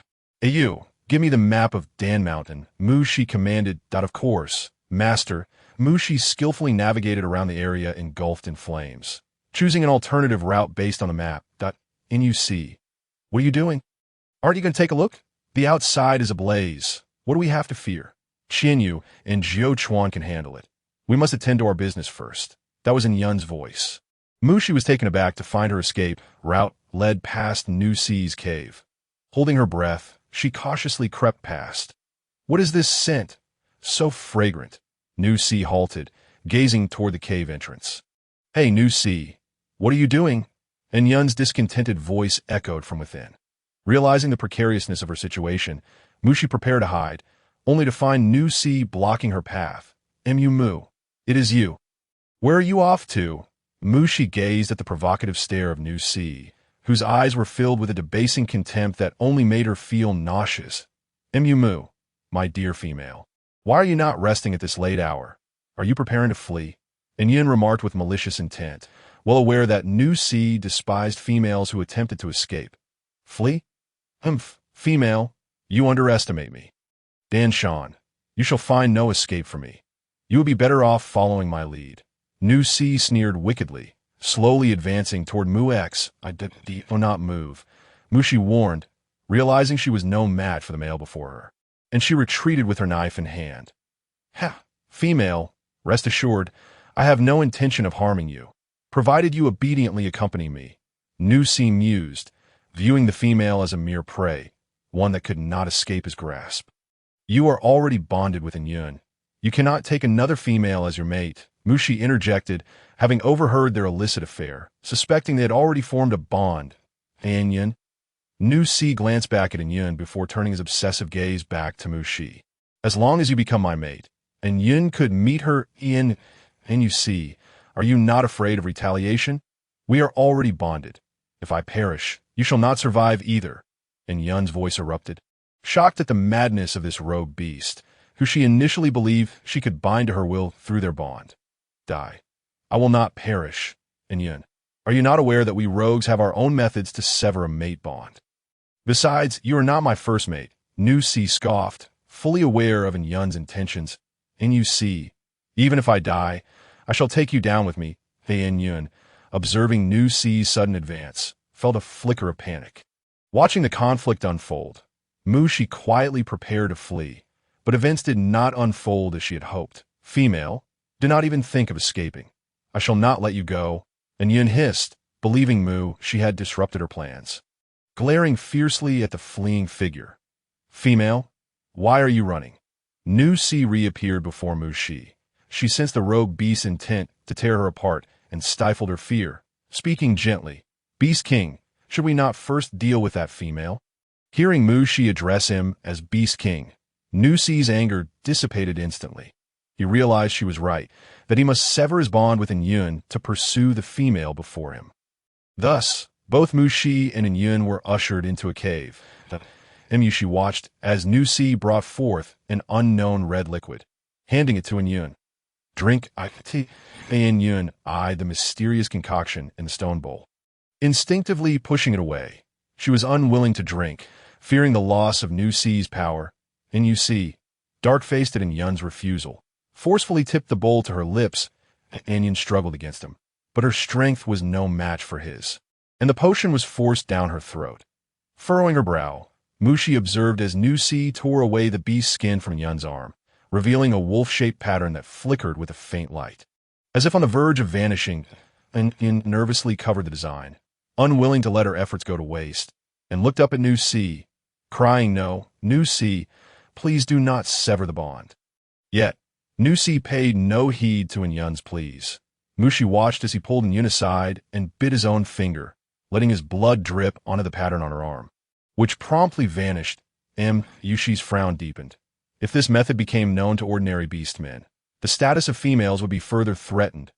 Female, I will fight you if it comes to that. And Yun charged at her. Mushi readied herself, yet Nu Si was quicker, flinging Yun out of the cave. Yun, bleeding from the mouth, lay outside, bewildered. Despite her efforts to secure a superior mate, she found herself bested by the sudden appearance of another female. She cursed herself for not having personally fed the toxic substance to Mushi. Vowing not to allow Mushi and Nu Si to find happiness, she stumbled to her feet. Female, the mate bond has been severed. Can we not now become mates? Nusi leered at Mu Shi, knowing her cleverness, yet he yearned to possess her, unafraid of her schemes. Become mates? Beast King, did you not just engage with Yun? Do you not intend to rest this evening? Mu Shi suppressed her fear and looked at the scarred face of Nusi, finding that the shadows made his scars appear even more sinister. Female, are you doubting this Beast King's stamina? Nusi was taken aback by Mu Shi's words, his gaze deepening as he felt she had underestimated him. How could that be? As Nusi drew closer, Mu Shi seized the moment to activate her hidden dart. With a whoosh, the dart grazed his waist. Nusi glanced at the tear at his hide, intrigued. He nearly forgot that this female was a third-tier beastman. Female, you cannot harm me, so do not move. Otherwise, you will regret it. Nusi's advancing demeanor made Mu Shi uneasy. She pressed the dart again, but unfortunately, Nusi dodged once more. Female, cease your resistance in an instant. Nusi appeared beside Mu Shi, seizing her arm. She swiftly slashed at his arm with her knife and sidestepped his approach. Female, since you wish to play, I shall indulge you, Nusi declared, unleashing his seventh-tier power, leaving Mu Shi breathless, let alone escaping. Female, how about it? Do you wish to continue playing? Master, should we not activate the castle now? Ayu anxiously inquired. Not yet, Ayu. Premature exposure would invite greater trouble, Mu Shi replied. For had she wished to flee, she would have activated the castle long ago. Watching Nusi approach, Mu Shi swung her knife at him again. Futile, haha. You shall not escape today. Female, simply agree to be my mate. Nusi taunted, evading her blade once more, yanking Mu Shi toward him. Fear not, female. I shall ensure your satisfaction. As Nusi attempted to overpower her, Mu Shi swiftly jabbed a syringe into his body. Female, have you a death wish? Nusi was momentarily stunned by the sudden pain. He tightened his grip on Mu Shi's arm, eyeing the unknown weapon in her hand, then scoffed, Female, do you truly believe such a thing could claim my life? You underestimate me. With that, he forcefully threw Mu Shi to the ground, gazing at the stunning female seated on the floor, licking his dry lips. Oh, beautiful female. You are the most exquisite creature I have ever seen. Thus you rightfully belong to me. As Mu Shi prepared for the oncoming assault from Nusi, she silently calculated the drug's duration. 3.2. With a sudden crash, a male burst into the cave, kicking Nusi aside. Caught off guard by the unexpected turn of events, Mu Shi noticed that Nusi fell in a direction she had not anticipated, and she instinctively sought to evade, fearful of being crushed. Another crash echoed as Nusi was kicked sideways to the ground. Female, are you all right? Ayu, is that Bai? Mu Shi recognized the beastman above her, his half-tied, silver hair and white pupils. Though she noticed a hint of fatigue in his otherwise refined features. It is Bai. Ayu exclaimed excitedly. Upon seeing the beautiful female sitting on the ground, Bai felt he had never encountered such a stunning sight before. He awkwardly averted his gaze, suddenly missing Mu Shi and wondering how she was. He resolved that once the matters in Ming City were settled, he would seek her out and pursue her. I'm fine, Mu Shi whispered, aware that Bai had not recognized her. Bai, you are amazing. And Yun's voice piped up. Mu Shi turned to see Yun entering behind Bai, gazing at him with admiration before glaring fiercely at the fallen Nusi. Suddenly, her expression shifted, becoming one of distress as she quietly sobbed. It was him. He almost forced me to become his mate, but thankfully I resisted. Yun has been severed from her partnership, and naturally, she can no longer see the traces of her bond. Suddenly, Yun realizes that this is not entirely a negative occurrence. Aware of her abandonment by Nusi, she initially intended to flee. However, upon seeing Bai rushing in, she lured him to this location. It remains uncertain whether this female has been coerced by Nusi, as Yun gazes at Mu Shi with a feeble demeanor. Yet her eyes brim with animosity. Yao. What is this commotion about? If Mu Shi were oblivious to the backstory, she might have been deceived by Yun's performance. Master, this female harbors a profound dislike for Yun.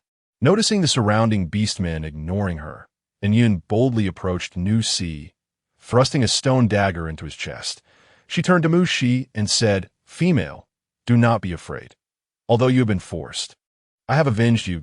And Yun understood that once Nu Si regained consciousness, her actions would be exposed, hence her desire to eliminate him. Isn't it you who conspired with him to form a bond, leading to the sudden attack on Ming City? Mu Shi scoffed at Yun. Upon hearing Mu Shi reveal the truth, and Yun instinctively retorted, "You speak nonsense, Di Bai. It is not as she claims." Noticing that Di Bai remained silent, Mu Shi had no intention of engaging in a prolonged debate with Yun, fully aware that the female captured in Ming City would not let Yun off the hook. Fearing her own exposure, she opted for silence, wishing to leave first. Di, well, you know a female named Mu Shi? Di Bai felt an inexplicable familiarity towards the female before him, reminiscent of Mu Shi.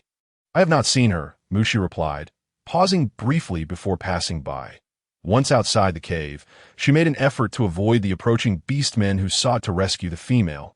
After approximately half an hour, she finally exited Dan Mountain. Yao, "We have finally escaped this wretched place. Let us depart."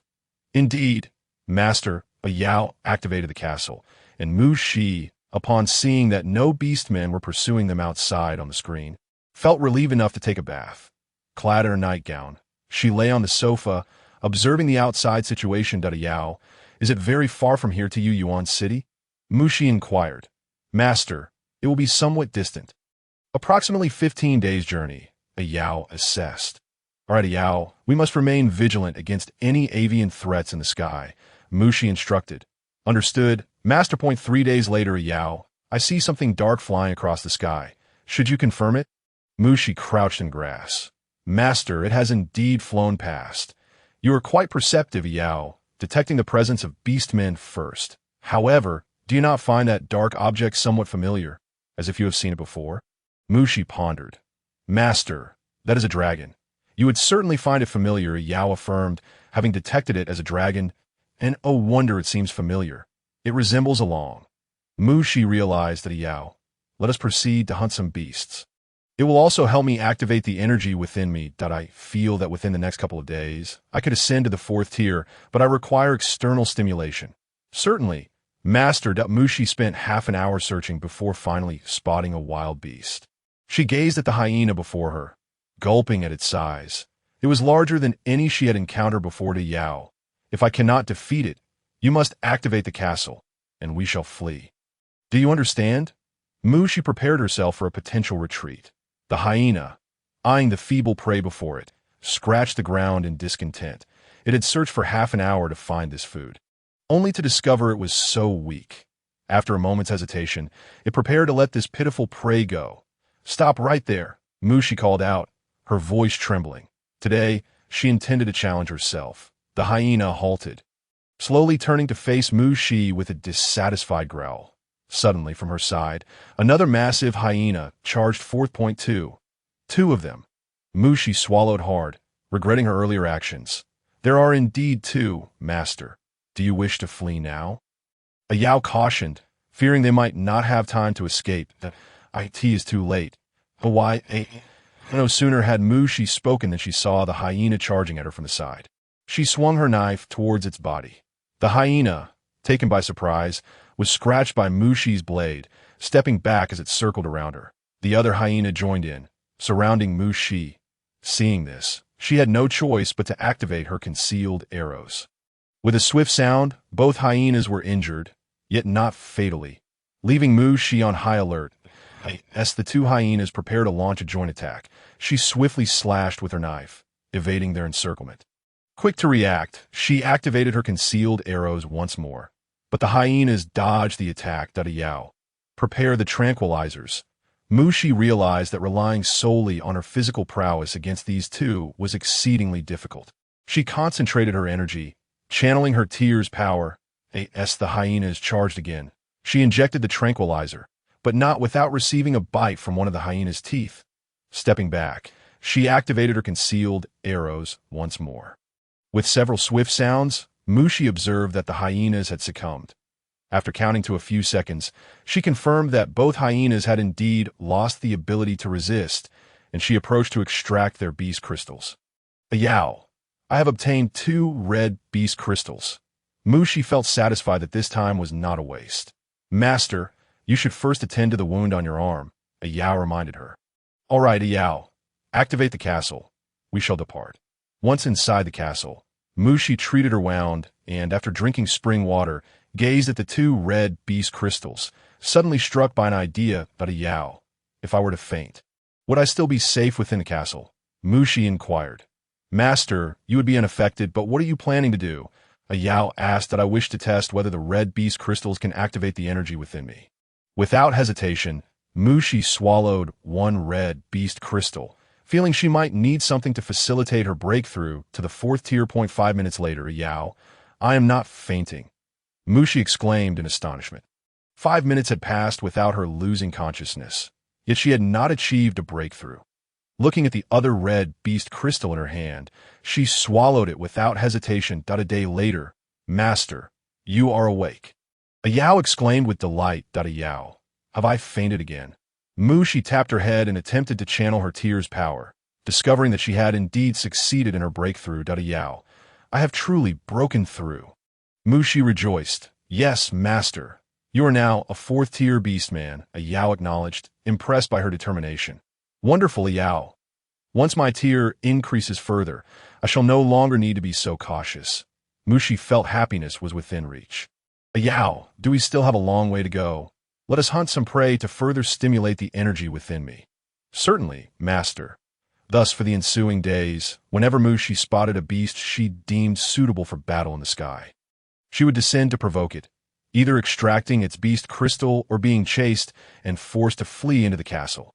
Upon reaching Yuan City, Mushi noticed that the city was nestled against a forest, prompting her to desire a challenge before preparing to enter the city. Yao, do you see that spring in the forest?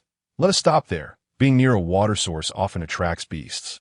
Understood, Master. Yao complied with Mushi's request, steering the direction towards the spring. Yao, activate the castle. I will jump down. Mushi prepared a leap once she deemed the distance appropriate, noticing that since her tier had broken through, both her jumping and running abilities had significantly improved. However, as soon as she landed, she heard a Yao's warning. Master, there are high-tier beastmen nearby. She scanned her surroundings cautiously, failing to detect any beastmen, and then looked up at the sky, finding it devoid of birds. Yao, are you certain your detection is accurate? Mushi inquired. Master, a high-ranking beastman is in the spring water above you, you reminded. In the spring water above? Mushi had not anticipated the presence of a beastman in the spring. Following Yu's suggestion, she turned her gaze in that direction.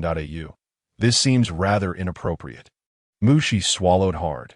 She beheld a naked female figure in the spring, her back turned, yet her waist appeared delicate, her skin gleaming under the sun. However, she seemed rather tall, and Mushi pondered what the beast form might be. Master, why are you swallowing?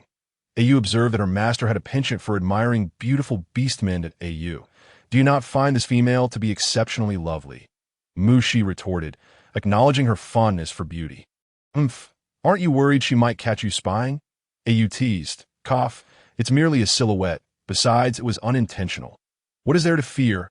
At worst, I could undress and show that female myself.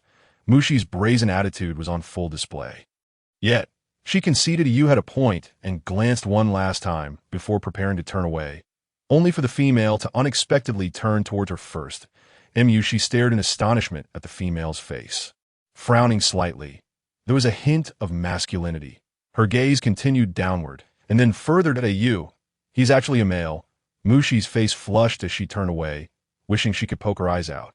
Sushur observed the beastman not far away, his brow furrowed. He had never been disturbed during his bathing, but he swiftly donned his beast skin.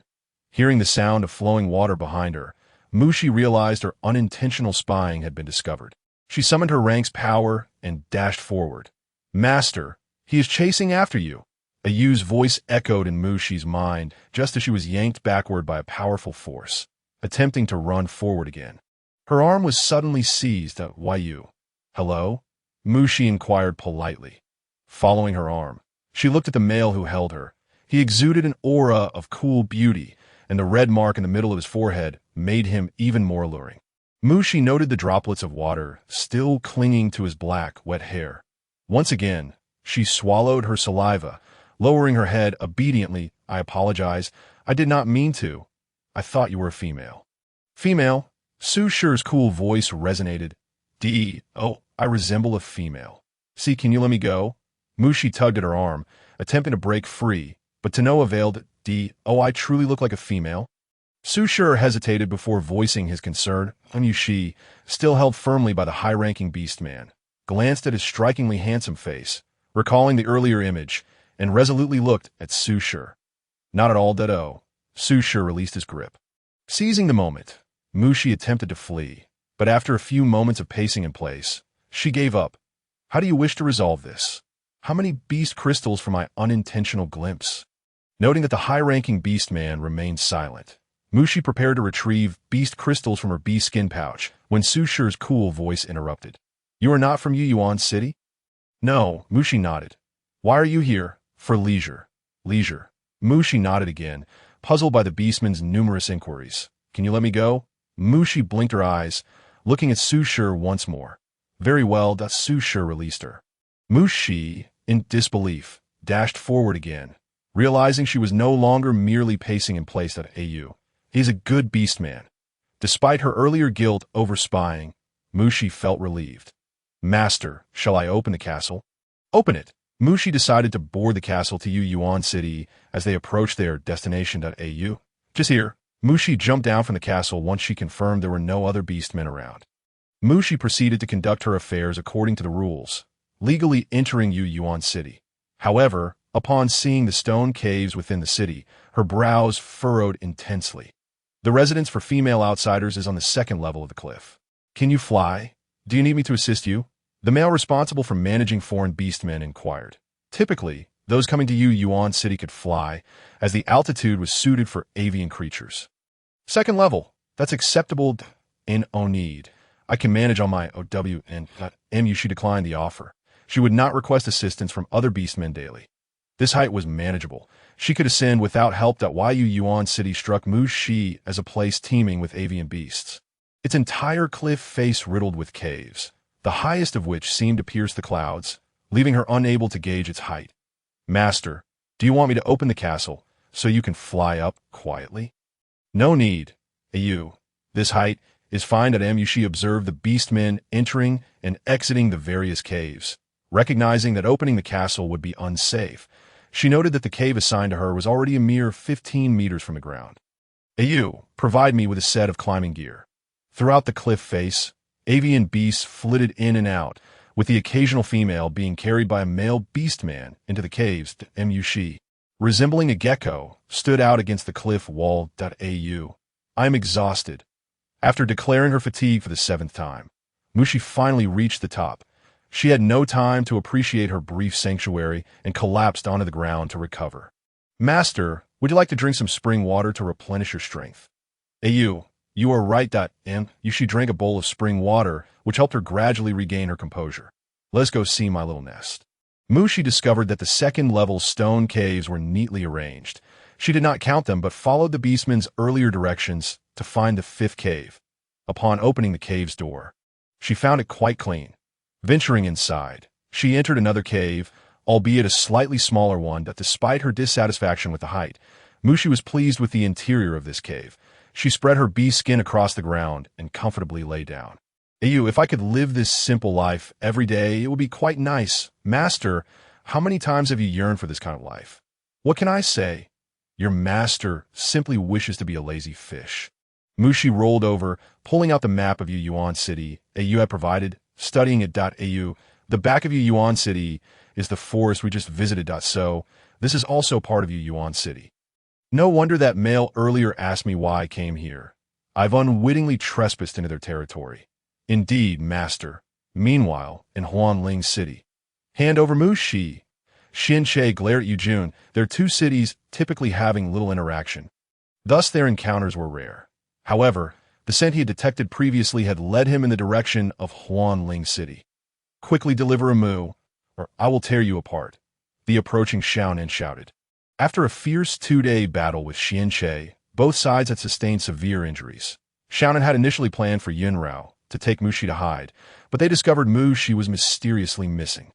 With Mushi gone, Everyone grew anxious. Xiaonan temporarily called a truce with Xian-che, determined to find Mu Shi first.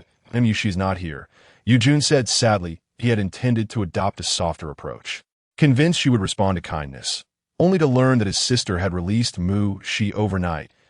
He cast a frustrated glance at Lan Ling beside him. What do you have to say for yourself? I was the one who sent Mu Shi away. What of it? Lan Ling felt no remorse for her actions, believing she should respect Mu Shi's choices. Where has Mu gone? Xiaonan posed a question that everyone was eager to know. While Yu Jun gazed longingly at his younger sister, he had inquired numerous times, yet received no answer.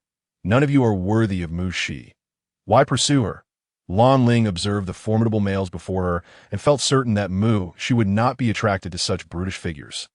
Just tell me where Mu has gone, Xiaonan said darkly as he drew closer to Lan Ling, but she was shielded behind Yu Jun and Daryl. Sensing the tension, Lan Ling pulled away from Yu Jun and Daryl. She understood that unless she clarified Mu Shi's whereabouts, these males would not relent. Calmly, she pointed toward the location. By the sea. The sea? Yu Jun recalled that Mu Shi had indeed expressed a desire to visit the seaside. Are you certain Mu Shi wishes to go to the sea?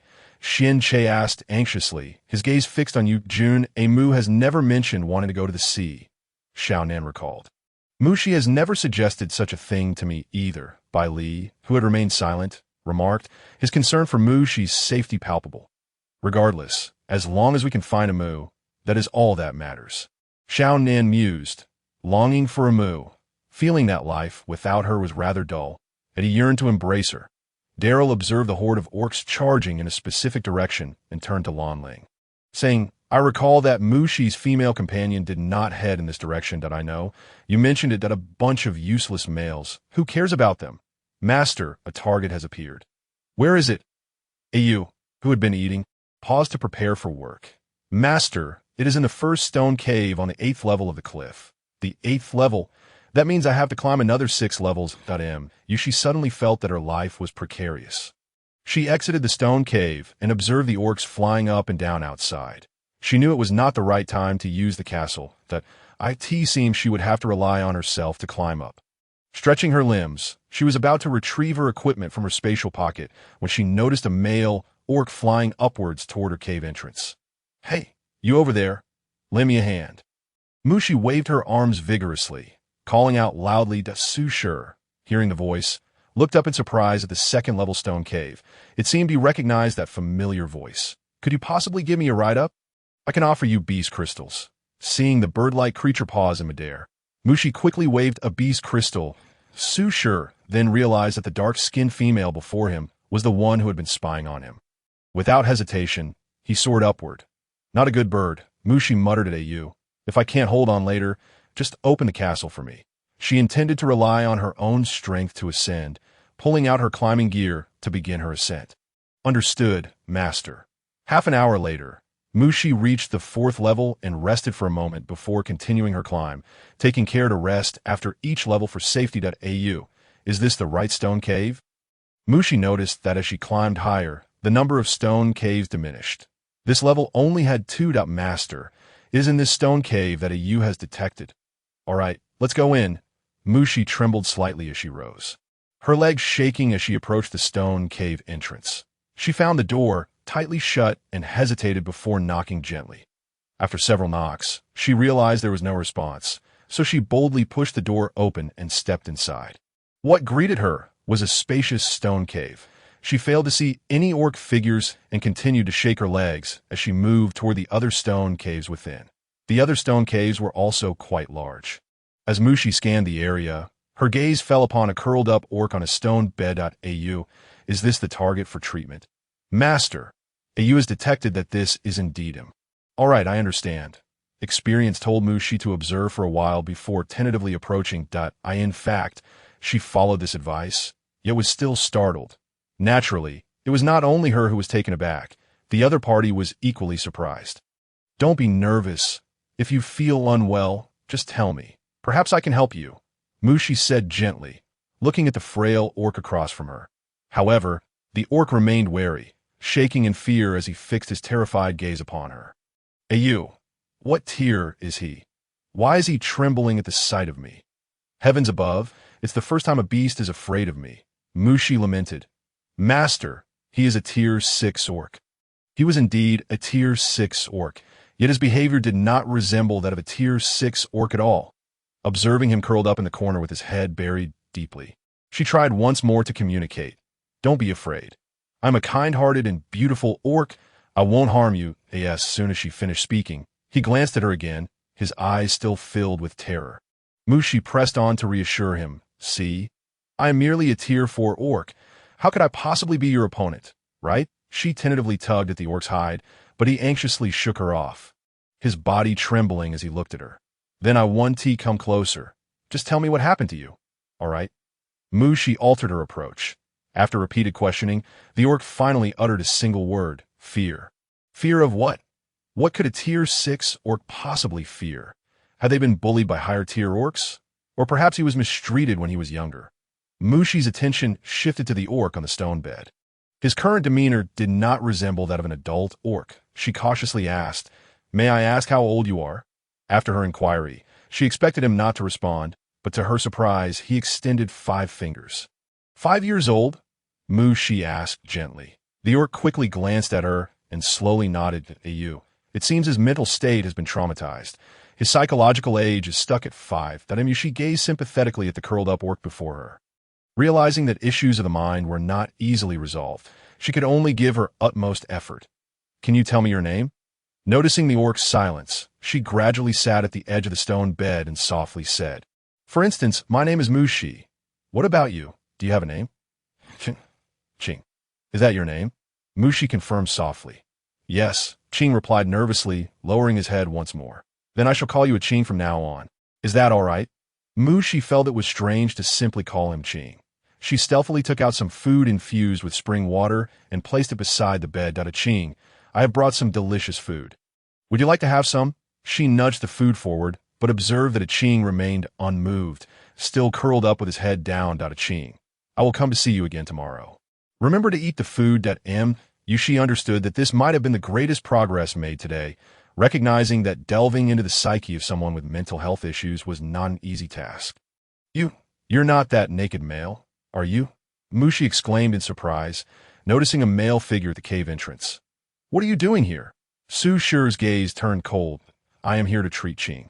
Mushi replied candidly, not wanting to leave any misunderstandings. She feared that she might be thrown off the cliff by the orc before her if she did not clarify quickly. Treating him? A flicker of suspicion crossed Su Shi's eyes. Yes, treating him. Yushi nodded, noting that he made no further movements, prompting her to continue asking, Ching, did you experience some trauma in your childhood? Su Shi's eyes quivered slightly. How did she know? Very few orcs were aware of Ching's past suffering, and those who knew had been silenced. Who are you? Su Shi approached Mushi, scrutinizing her intently. I can save him, Mushi said nervously. Her gaze locked on Su Shi. Time seemed to freeze for a second or two. Seeing that the orc before her remained silent, she added, However, I cannot guarantee a complete recovery if you do not believe me. That is fine. He will remain 5 years old forever. Noticing Su Shi's continued silence, she resolved to leave. That I'll take you down. Su Shi leaped with Mushi in his arms. Heavens above! The voice of Mushi reverberated through the air. Are you all right? In Su Shi's eyes, a flicker of confusion passed by. He had not anticipated her profound fear of heights.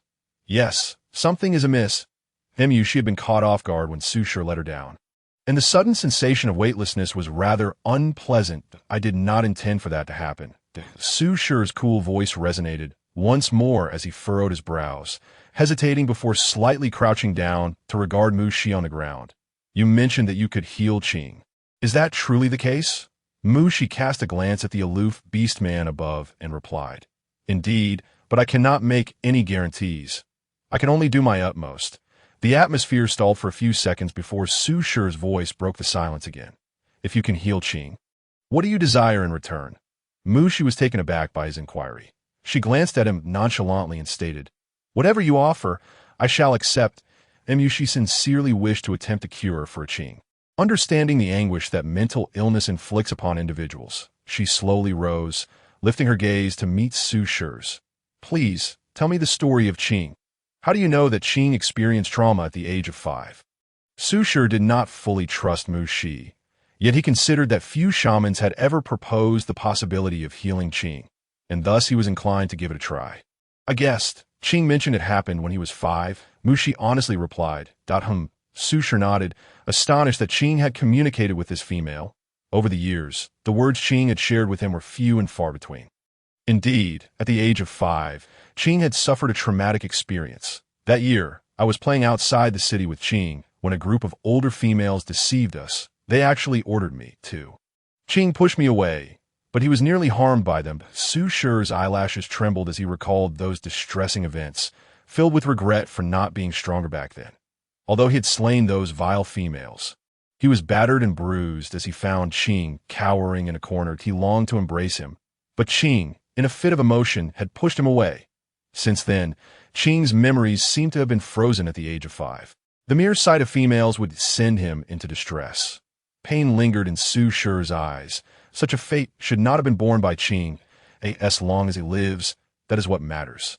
Mu Shi could not offer comfort to Su Shi, for she understood the torment of mental anguish. I will do my utmost. Rest assured. However, I may require your assistance to reach the 8th floor. I would like you to carry me in your beast form. Mu Shi added, not wishing to endure the frightful experience again. Very well. Su Shi nodded. When do you plan to leave Yuan City? Su Shi inquired, recalling her initial purpose was leisured, at least until Qing is healed. Mu Shi comprehended his implication. My name is Su Shi. Should you need anything, feel free to seek me out. Yes, please come for me tomorrow morning to take me to the 8th floor for Qing's treatment. Mu Shi nodded. Your name? Su Shi gazed at the female before him with curiosity. Mu Shi. After bidding farewell to Su Shi, Mu Shi reflected on her limited understanding of mental illness and realized there were no straightforward solutions. She could only place her hopes in the spring water, recognizing that healing the mind required guidance. She resolved to observe Qing's condition more closely each day. Are there any books on treating mental illness in the marketplace? Please hold on, Master. You will take a look? Yes, Master. You has found some. Mu Shi embraced a few books unearthed and commenced her lengthy night of study. Mu Shi, dear female, have you not rested well? Su Shi inquired, puzzled as he observed Mu Shi. Did you notice? Mu Shi was surprised that her lack of rest was apparent to Su Shi. Yes, Su Shi nodded. The skin around your eyes appears darker. Would you like to rest a bit first? Su Shi inquired further. No need. Su Shi, please take me to the 8th floor. Su Shi, seeing Mu Shi's determination, retreated into the air, transforming into a magnificent white crane. This bird seems somewhat familiar. It resembles that unpleasant bird that did not take us up yesterday, Mu Shi remarked as she gazed at the white crane soaring above. It does